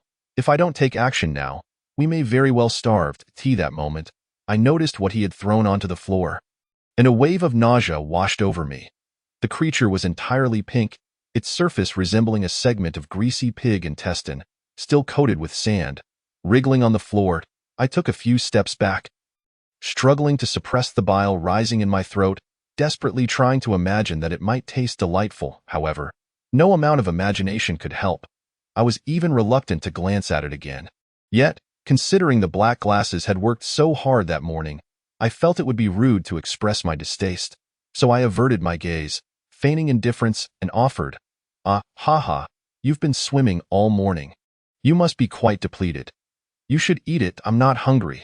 The black glasses paused, looking up at me as if I were a fool. "If you wish to eat it, by all means. You may, however. I believe it would be better to feed this to the fish." With that, he pulled out something resembling a baton from the inner side of his leather jacket, unwound a coil of dark line, at the end of which glimmered a metallic object in the sunlight. A fishing hook. With deft movements, he severed the sea creature, threaded a piece onto the hook, and hastily fashioned a float from a random object before casting the bait into the sea. I stood there, dumbfounded, thinking, so he really is an avid fisherman. It seems one must bait the waters even before crossing the bridge of fate. However, it appeared that he was quite confident in his skills. And thus, I need not eat that revolting worm. Trying to appear knowledgeable, I approached him, peering at the direction of the fishing line, and asked, "What kind of fish are you hoping to catch?" The black glasses did not turn to look at me, merely smiling as he fixed his gaze on the bobber, grouper. Chapter 91. Lost at sea. I must admit that fishing indeed requires a certain level of skill. While Fatty and I struggled endlessly to catch grouper, the black glasses effortlessly pulled several from the depths. The underwater terrain, formed by volcanic rocks, attracts grouper to congregate. As he spoke, he tossed the last fish into the cabin. I was astonished at how he could achieve such a bountiful catch with such rudimentary equipment, and I couldn't help but admire him. However, looking at the 4 or 5 wriggling fish on the deck, I found myself in a quandary. While grouper is a delicacy, we lacked any means to cook them. Surely we could not simply gnaw on them raw. The black glasses chuckled, drew a knife from behind him, and rinsed it in the sea. His motions were swift and efficient. In no time, he had skinned and boned the fish, producing several pieces of tender, white fillets. He left the fish heads for future bait, tossing the remaining scraps back into the ocean. Given our current circumstances, we cannot afford to be overly picky, he remarked. As he began slicing the fish into sashimi, the blind man's hands were remarkably steady, and the fish slices were as thin as gossamer, allowing sunlight to filter through, revealing the blue sky and white clouds beyond. Watching his dexterous movements, I suddenly wondered if he had once worked in a sushi restaurant. Your skills are impressive. Have you practiced? Just a hobby, he replied with a smile, wiping the knife before placing the fish slices onto a container. He then retrieved a jar from inside his leather jacket and twisted it over the fish, grouper sashimi. It's hard to come by in our homeland. Third young master, please indulge. I was left speechless, pondering if this man had somehow concealed a veritable treasure trove of items within his leather jacket. Regardless, having food was undoubtedly a blessing, as the blind man had stated. We could not afford to be too discerning at this juncture. And besides, in regions like Guangdong, raw fish is quite popular. It likely wouldn't differ much. Taking a deep breath, I pinched a piece and placed it in my mouth. The fish was remarkably tender and juicy, reminiscent of the texture of fatty meat. At first, there was a hint of the briny taste of seafood, but the more I chewed, the sweeter and more fragrant it became in no time. The entire plate of fish was devoured by the two of us. After our meal, the blind man and I began to deliberate on our next course of action. On one hand, our prior plan was predicated on the assumption that Min Yuping and the fatty would surely catch up to us. However, it now appeared that they were unable to reach us swiftly, thus raising the question of whether we should continue to remain here. On the other hand, the blind man had cast numerous beacons into the sea. If Min Yuping and the fatty truly followed, they would undoubtedly navigate along those markers, meaning if we strayed beyond this range, we might miss them forever. After much discussion, we reached no clear conclusion. Ultimately, we decided to paddle back slowly, resuming our journey upon encountering each beacon. This way, we could expedite our reunion without veering too far off course. Once the plan was settled, we set to work. Since both of us remaining awake would exhaust our strength, the blind man would paddle during the day while I took the night shift. For several consecutive days, my existence revolved around fishing, rowing, and sleeping. During this time, the blind man even managed to catch a seabird that attempted to pilfer our fish fillets. However, considering that poultry is ill-suited for raw consumption, we ultimately released it, thanks to the blind man's exceptional fishing skills. We were never short of food. Thus, the lack of water became our most pressing concern. Although fish meat contains moisture, it was inadequate for our needs. Eventually, our strength waned, our paddling slowed, and we both reached a point of utter fatigue. Leaning against the boat, I asked the blind man, "Are the beacons you cast reliable? How is it that after several days, we haven't seen a single one?" I paused. "Wait, where did you get those beacons?" The blind man, reclining against the edge of the boat, lethargically replied, "Oh, didn't you see? It was those four. Of course, I tossed some others as well. We should definitely be able to see them." I was momentarily taken aback, then berated him for his unreliability. After all this time, was his so-called beacons merely a pile of fake wuxia corpses? Could those even float? The blind man urged me not to panic, insisting that these corpses had undergone special treatment, remaining buoyant and unspoiled. With no fish daring to con, I would like to inquire, "Dear Zayasani, is this not a conjecture that you proposed?" He glanced at me and smiled. "Surely, you haven't failed to consider it yourself, have you?" For a moment, I was at a loss for words, feeling as though a boomerang had struck me on the head. Yet the blind man spoke truthfully. In regard to the problem I had uncovered, I was indeed at a complete loss. After a prolonged silence, we finally proposed a plan.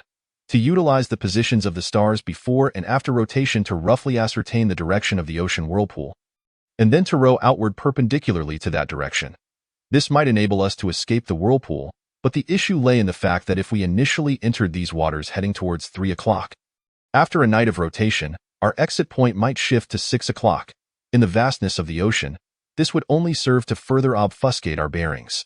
Nevertheless, it was certainly preferable to remaining here. Akin to that dish of West Lake vinegar fish, which could change direction yet never escape, at this moment, dawn had broken.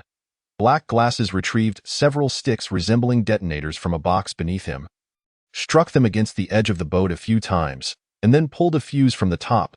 I was taken aback. Was this fellow in despair? Did he wish to take his own life? However, I soon realized that I had misinterpreted his actions. The head of the stick emitted a dense orange smoke, enveloping the air above the lifeboat. This was a smoke signal. Black Glasses handed me the stick and began to row the boat. While we were still not far from the course, he urged us to use it all. I hoped that your two friends would see us. Chapter 93. Reunion. The notion was indeed splendid. However, until the smoke from the signal dissipated, no vessels appeared on the ocean's surface. Dejected, I discarded the stick, still harboring a glimmer of hope as I gazed into the distance, yet under the glaring sun. There was nothing but the azure sea. The blind man shook his head at it. Seemed your two friends had also been disoriented by the whirlpool. In truth, it was understandable that the oil bottle and the chubby one had not followed. This area of the sea was inherently strange, and they had to return to that cave to retrieve the boat, which would undoubtedly take a considerable amount of time. Regardless, the predicament we faced was starkly evident. Rowing was certainly futile, yet we had to ensure that at least one person remained awake. Otherwise, even if a boat approached, we would be oblivious. My stamina was inferior to that of the blind man. So I took the night watch. I curled up in the shadows, finding some items to shield my face, and closed my eyes to rest. Perhaps due to exhaustion and a sleepless night spent observing the celestial phenomena, I quickly fell asleep. This slumber was anything but peaceful. I dreamt of being on the boat, scorched by the blazing sun, reduced to a parched, paper-like state. Yet my consciousness drifted away from my body. Black Glasses rolled me up like a sheepskin, and in a bag, he discovered the dried oil bottle and the dried chubby one, the chubby one. In a rather grandiose manner, incessantly shouted about being hungry and demanded that I cook noodles for him. In my dream, I struggled to turn over, intent on finding him some noodles. However, the chubby one continued his incessant chatter, vexing me to the point where I shouted, "Enough already!" At that moment, I jolted awake, my head colliding with something. Confused, I turned around and saw a massive object leaning against the left side of the lifeboat, resembling a wall. Upon closer inspection, it appeared to be a ship. A sudden thrill coursed through me, and I sprang up, my mind still in a haze.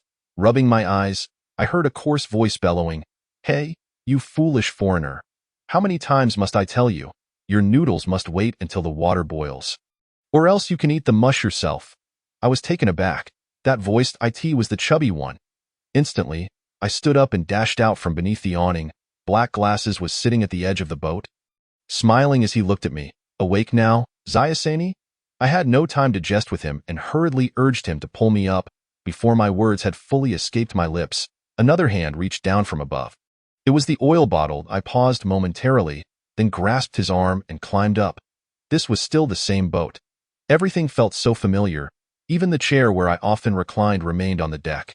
Inside the cabin, the chubby one was instructing Lev in cooking, steam swirling on the window panes. Upon seeing me, he rushed out. "Oh dear, Sleeping Beauty, you certainly had a sound slumber. We couldn't bear to wake you, so we let you rest on the lifeboat." I felt somewhat embarrassed, glancing at the sunset on the horizon, only to realize it was already afternoon. Although it had only been a few days since we had parted from the underground cave at Crescent Bay, it felt as though centuries had passed. I had anticipated numerous twists and turns, yet they appeared before me so simply, as if in a dream. Now, we were finally reunited. This was indeed a most relieving matter. However, I still harbored some questions. After pondering, I asked the chubby one, after being scattered, "Where did you two run off to? And what about that cannonball? It nearly blasted me in the face." The chubby one chuckled, explaining that he and the oil bottle had been swept into another cave. This cave happened to connect to an old munitions depot of the Japanese army, where the equipment was preserved remarkably well. Had those individuals not fired upon them first, he would not have been compelled to retrieve those items for retaliation. After I was taken away, they immediately returned to the previous fortress, set sail, and followed behind. Due to a delay, they could only pursue from a distance. Upon entering the ocean whirlpool, they too noticed the change in orientation. However, this modern yacht was equipped with satellite navigation, rendering that bizarre phenomenon largely ineffective for them. They searched the waters for several days without results. Just when they believed I had sunk into the depths of the sea, the oil bottle suddenly discovered something peculiar. The chubby one clapped the railing excitedly, his entire being animated. You have no idea. I and the little brother spent those 2 days leaning over the bow, praying fervently for the heavens to return you to us. However, I don't know if the heavens here were lost in translation, but they sent us 4 wuxies, and they were all bare-bottomed. Damn it. I've seen a lot in my life, but I've never encountered such a horrifying spectacle in the Pacific. If I hadn't squeezed them for a long time to confirm they were real people, I would have thought they were some inflatable dolls custom-made by the Japanese. I retorted, "You go to hell. You're the one who be an inflatable doll." Yet, upon glancing at the chubby one and the oil bottle, I noticed that although he spoke lightly, both of their faces bore signs of fatigue. It seemed they had expended considerable energy in their search for us. The chubby one patted my shoulder, saying, "You ought to thank the little brother. Since we set sail, he has been standing atop the mast, evidently for an entire day."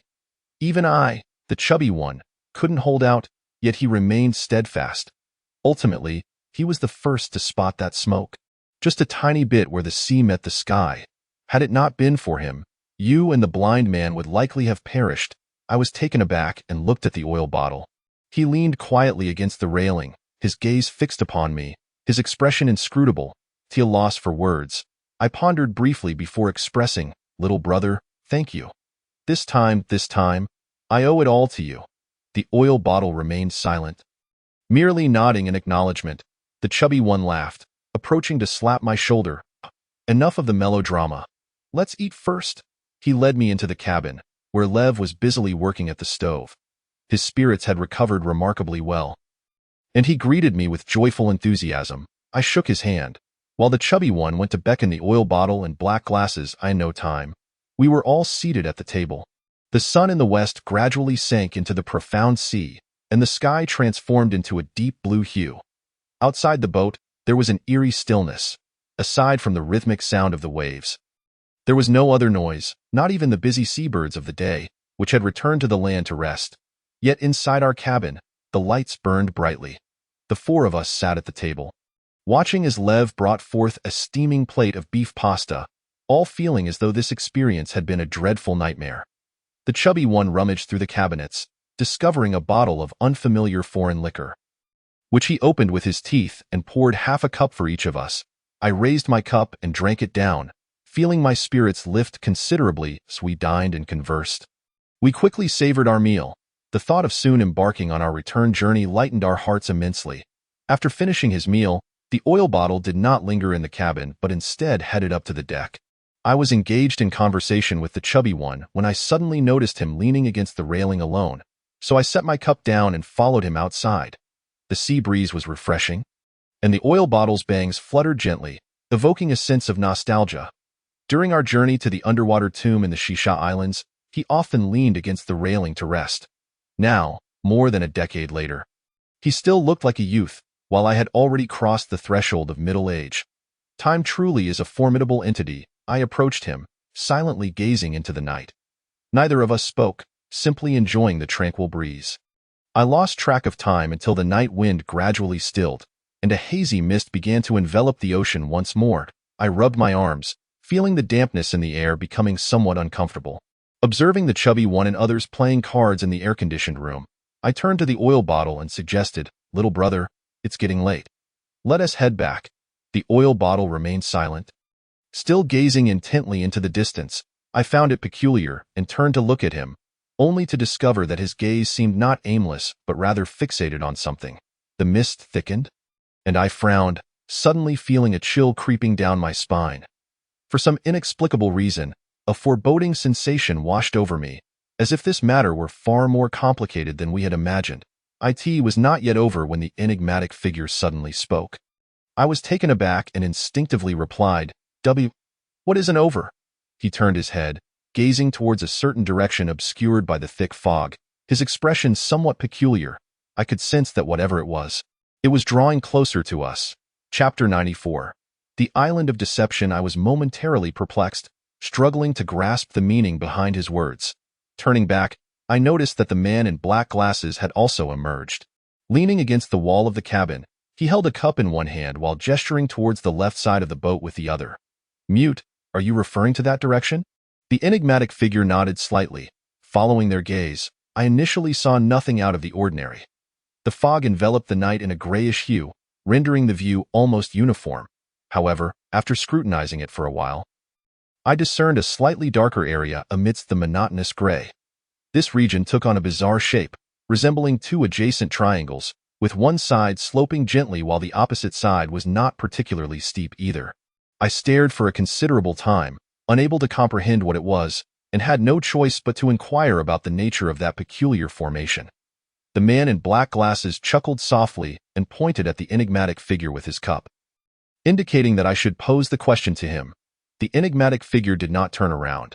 His gaze remained fixed on that direction as he uttered a single word, "Island? Island?" My mind jolted as I suddenly recalled the drawing the enigmatic figure had shown before our departure. A long waterway leading to a lagoon at its end, bordered by a cliff formed by a volcanic crater. Could it be that these two opposing triangles marked the entrance to the waterway? A wave of anxiety washed over me as I felt that something was amiss. Glancing back at the cabin, I noticed that the portly man, who had been chatting and drinking at the table moments ago, was now standing at the helm, seemingly engaged in some unknown activity. "Stop looking," the man in black glasses chuckled. "The navigation equipment has malfunctioned." Mute was right. There's something wrong with this place. He took another sip, flipping his empty cup upside down on the windowsill. "There's plenty more fun to come." But we had clearly set a course before sailing into the fog. I was utterly baffled. This yacht was not lacking in power, even if the navigation failed. The direction we had charted before the fog rolled in was indeed correct, as evidenced by the stars above. Why then were we now heading directly towards the heart of the whirlpool? As I pondered this, I couldn't tell if the fog was dissipating or if we had merely sailed beyond its range. In any case, the scene before us gradually came into focus. The inky sky began to reveal itself, and beneath the inverted starry expanse, an enormous, pitch-black mountain loomed in the distance, starkly rising from the Seas, the capital of Inuan. I found myself momentarily entranced by the sight ahead. For reasons unknown, this mountain island evoked feelings entirely different from those I had experienced at Moon Biawait seemed to possess a certain. I furrowed my brow, contemplating my choice of words. Previously, while in Hangzhou, I had attended a photography exhibition featuring a particularly intriguing photographer from Osaka who had captured nothing but night scenes of Mount Fuji. Someone had asked him if he ever grew weary of the subject. His response had been that he did not, for beneath the night sky, Mount Fuji exuded a tranquil beauty reminiscent of death. At that time, I had not fully grasped the essence of his words, dismissing them as mere artistic pretension. Yet, in this moment, as I gazed upon the uniquely shaped mountain island amidst the Pacific, I suddenly comprehended the photographer's sentiment. The beauty of tranquil death was astoundingly fitting. The mountainous terrain of Moon Bay was jagged and sharp, accompanied by menacing cliffs and revolting seaweed, with the surrounding waters tumultuous and shrouded in dark clouds. Hence, in my imagination, as the capital of Inuan, this island would surely embody a more terrifying visage, perhaps akin to the hellish Lion-Camel Ridge from Journey to the West. However, at this very moment, it utterly defied my expectations. The gentle slopes, the serene sea, the vast starry river, and the faint mist enveloping everything. It undoubtedly merited the term beauty. Yet this beauty carried an eerie undercurrent that sent chills down my spine. At that moment, the portly man also stepped onto the deck, and everyone stood at the railing, gazing at the approaching mountain island. He rubbed his hands together, a hint of unease creeping into his voice. This place is actually quite beautiful. But why do I feel so unnerved? Isn't it a bit too peaceful? I echoed his sentiment, articulating what he could not express. Indeed. Exactly. The portly man nodded. This damned place feels like a corpse submerged in a glass cabinet. No matter how beautiful or animated it appears, it leaves one feeling profoundly uncomfortable. I suggested, "Shall we? Perhaps we should leave?" The portly man's instincts kicked in. He sensed that this place was likely not welcoming. His analogy was somewhat chilling, yet undeniably accurate. However, for reasons unknown, despite our collective reluctance to venture there, none of us made an effort to change the boat's course. Perhaps it was a gut feeling honed over years of experience. I was certain that even if we turned the boat around now, it would be futile. This entity had already lured us into its domain once, and it could easily do so again. Trapping us indefinitely, turning us into mere specimens preserved upon this everlasting flower. Contemplating this, I turned to the enigmatic figure and asked, "Are you certain you have been here before?" A flicker of uncertainty crossed his face. After a moment, he nodded and I spun around, my mind racing. If the enigmatic figure had indeed been here, it signified that there must be a way out. Otherwise, I would never have encountered him. But how the devil had he escaped? After some thought, I proposed that regardless of the odds, we should at least attempt to turn the boat around, and no matter if it led us nowhere, we should give it a try. The portly man wholeheartedly agreed with my suggestion. He returned to the helm, determined the direction based on the stars, and then pushed the boat's power to the maximum. The yacht cleaved through the mirror-like surface of the sea, plunging headlong into the fog once more. My heart was laden with trepidation, and I nearly prayed to see the sky again, hoping that below it lay the boundless ocean. However, soon enough, our last flicker of hope was extinguished. The boat had not traveled far when the fog began to dissipate once more. Yet, no one felt the slightest joy. This time, the duration had been far too brief. Even taking the shortest route, it was impossible for us to traverse the fog zone, as expected, when the mist finally lifted. That ghostly mountain island reappeared before us, watching us from afar like a specter. Damn, it truly wants to keep us here. The portly man gritted his teeth. Little brother, since you've been here before, point us in the right direction. How should we proceed? The enigmatic figure did not respond immediately. He stared at the island for a prolonged moment, his expression seemingly lost in the depths of distant memories. After a while, he shook his head. I don't know. He turned back to face us, but I remember that the boat entered the waterway. Chapter 95. The waterway, a heavy silence enveloped us, and I felt a twinge of anxiety. After all we had experienced, I harbored a certain trepidation towards this ancient and untamed archipelago. Now, as we contemplated venturing to the heart of this demonic realm, I could scarcely imagine what further horrors awaited us. Everyone's gaze turned towards the enigmatic figure, for he was the only one among us who had traversed this place. Yet he merely gazed towards the island, offering no answers to our questions. The atmosphere grew increasingly oppressive. The portly man leaned against the railing, adopting a posture of contemplation, and spoke up. Come now, there's no need to be so tense. We've already overcome the 81 trials. We're just one last tremor away. Now that we're at their doorstep, shouldn't we at least pay a visit?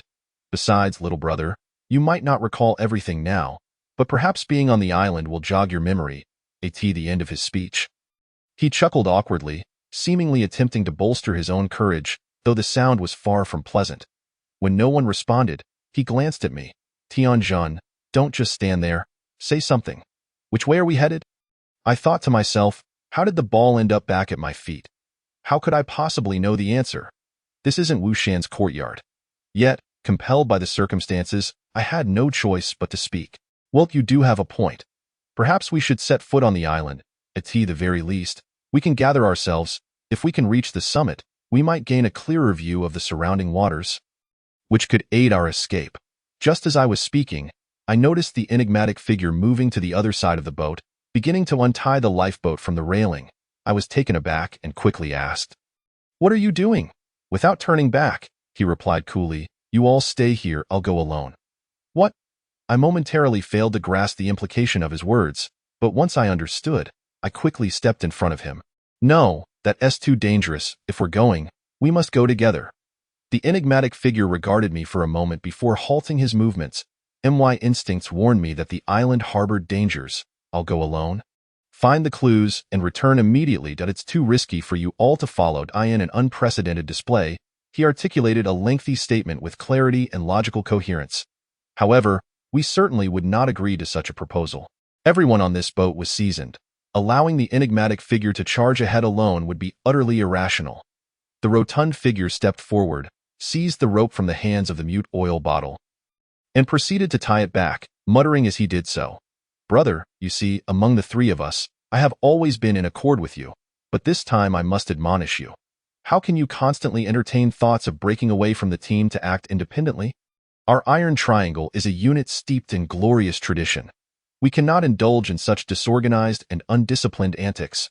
Moreover, even if we remain here, should you fail to return after a few days, we would inevitably panic and venture to the island. At that time, With you absent, we would be utterly ignorant of the situation on the island, which would only heighten our peril.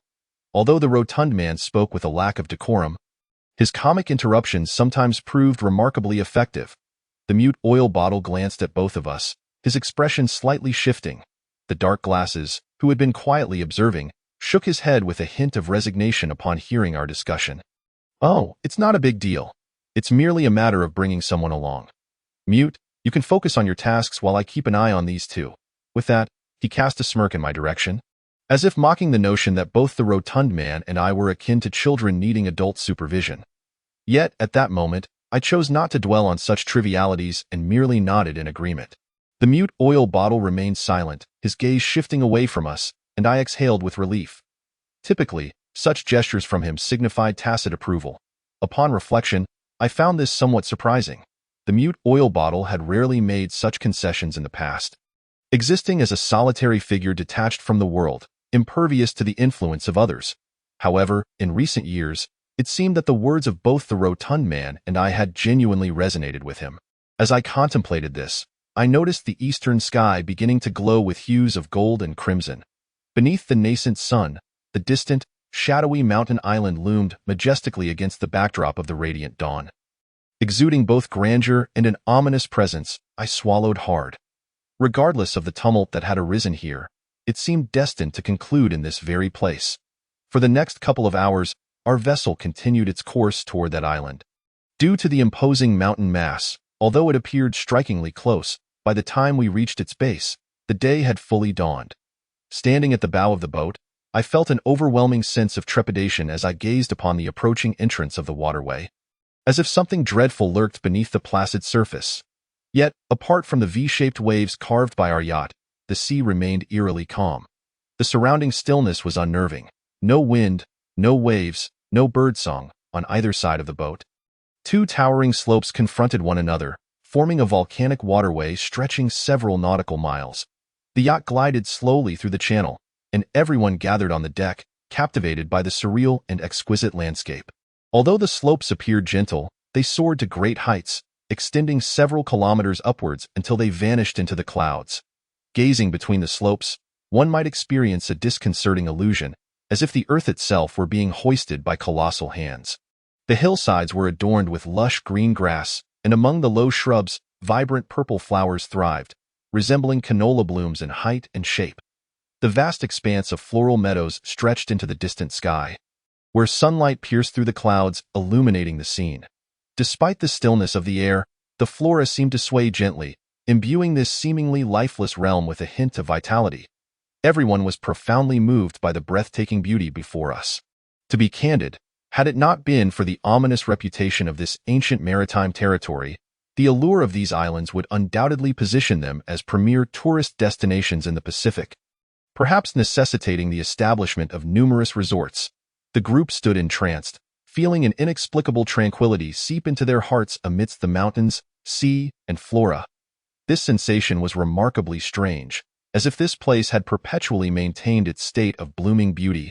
Unchanged for millennia, the vessel continued its journey.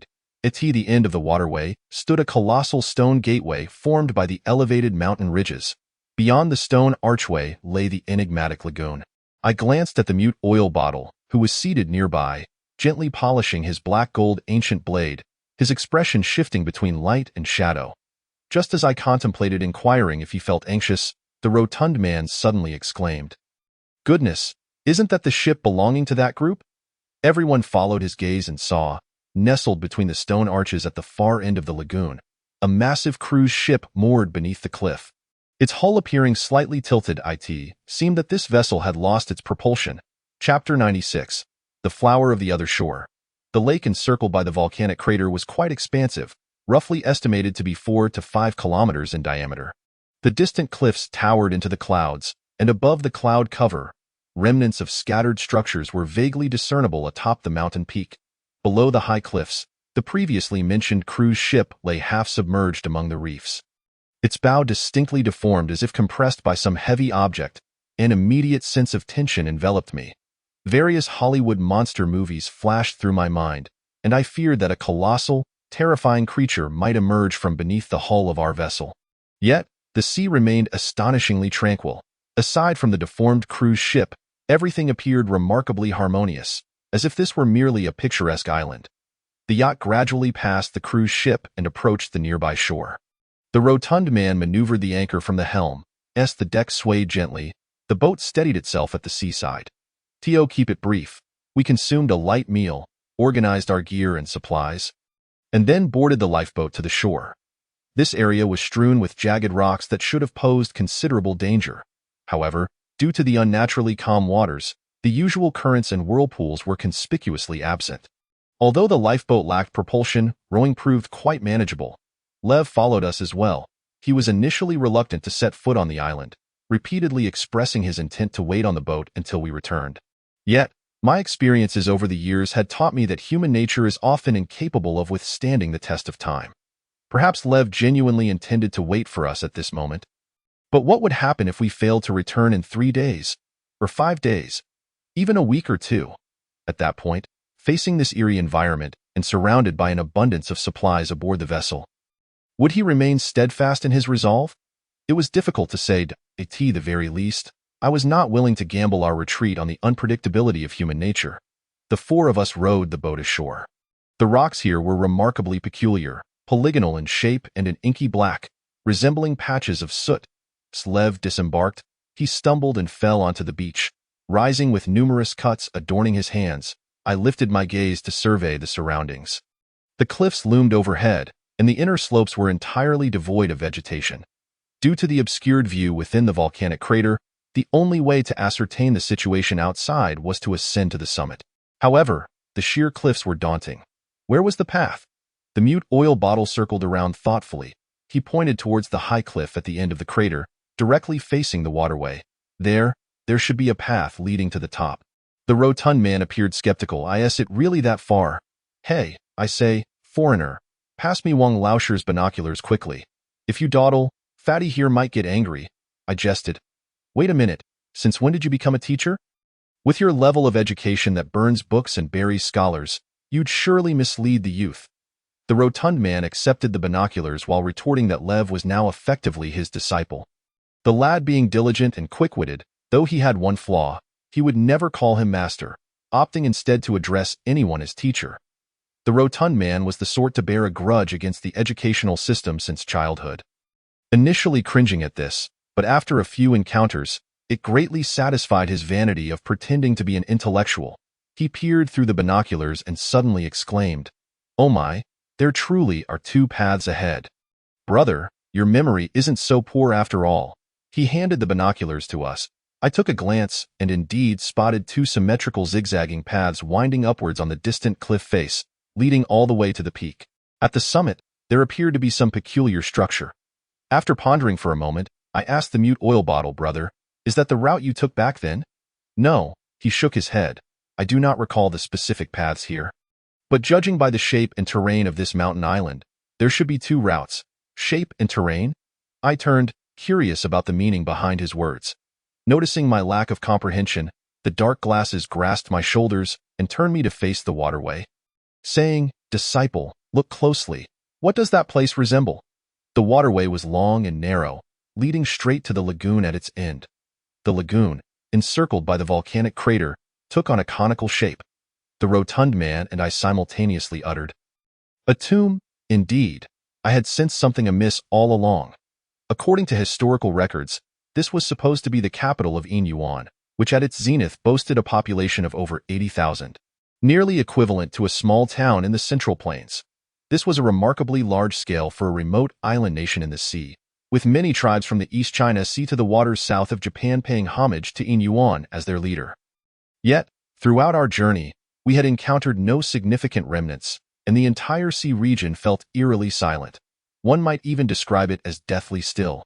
Aside from a few bizarre architectural ruins on the island, there was no trace of any prior civilization. Not even a fish or bird could be seen. In retrospect, this was far from a capital. It was unmistakably a grand tomb, a superlative burial site with mountains as its mound, the sea as its seal, and the island as its threshold. My eyes trembled slightly, as a former Earth scholar. Finding myself in such a place left me uncertain whether to feel exhilarated or terrified. Just as I was about to call everyone to move forward, I noticed that the mute oil bottle was standing a few meters away from us, turning back to gaze at the slopes flanking the waterway from which we had come. A sense of perplexity washed over me, prompting me to grasp my binoculars and direct my gaze towards the direction he was observing. It was now noon, and the sun hung high in the sky, with mist rising from the sea, gradually enveloping the mountaintops. The objects that had been obscured by the clouds earlier began to reveal themselves. My hand, holding the binoculars, started to tremble in an instant. I realized that the truth of this eerie domain might be far more terrifying than I had previously imagined. On the slope, amid the meadows and seas of flowers that stretched towards the clouds, there were evenly distributed stone platforms and simple wooden structures, resembling the traditional Japanese torii gates. The wooden houses appeared somewhat collapsed and askew, with numerous tattered, banner-like strips of cloth hanging from the crimson and black beams. Those strips, much like the purple flowers on the slope, maintained a fluttering motion under the sunlight, despite the absence of wind. Even more chilling was the sight of many figures clad in bizarre attire seemingly standing amidst the ruins.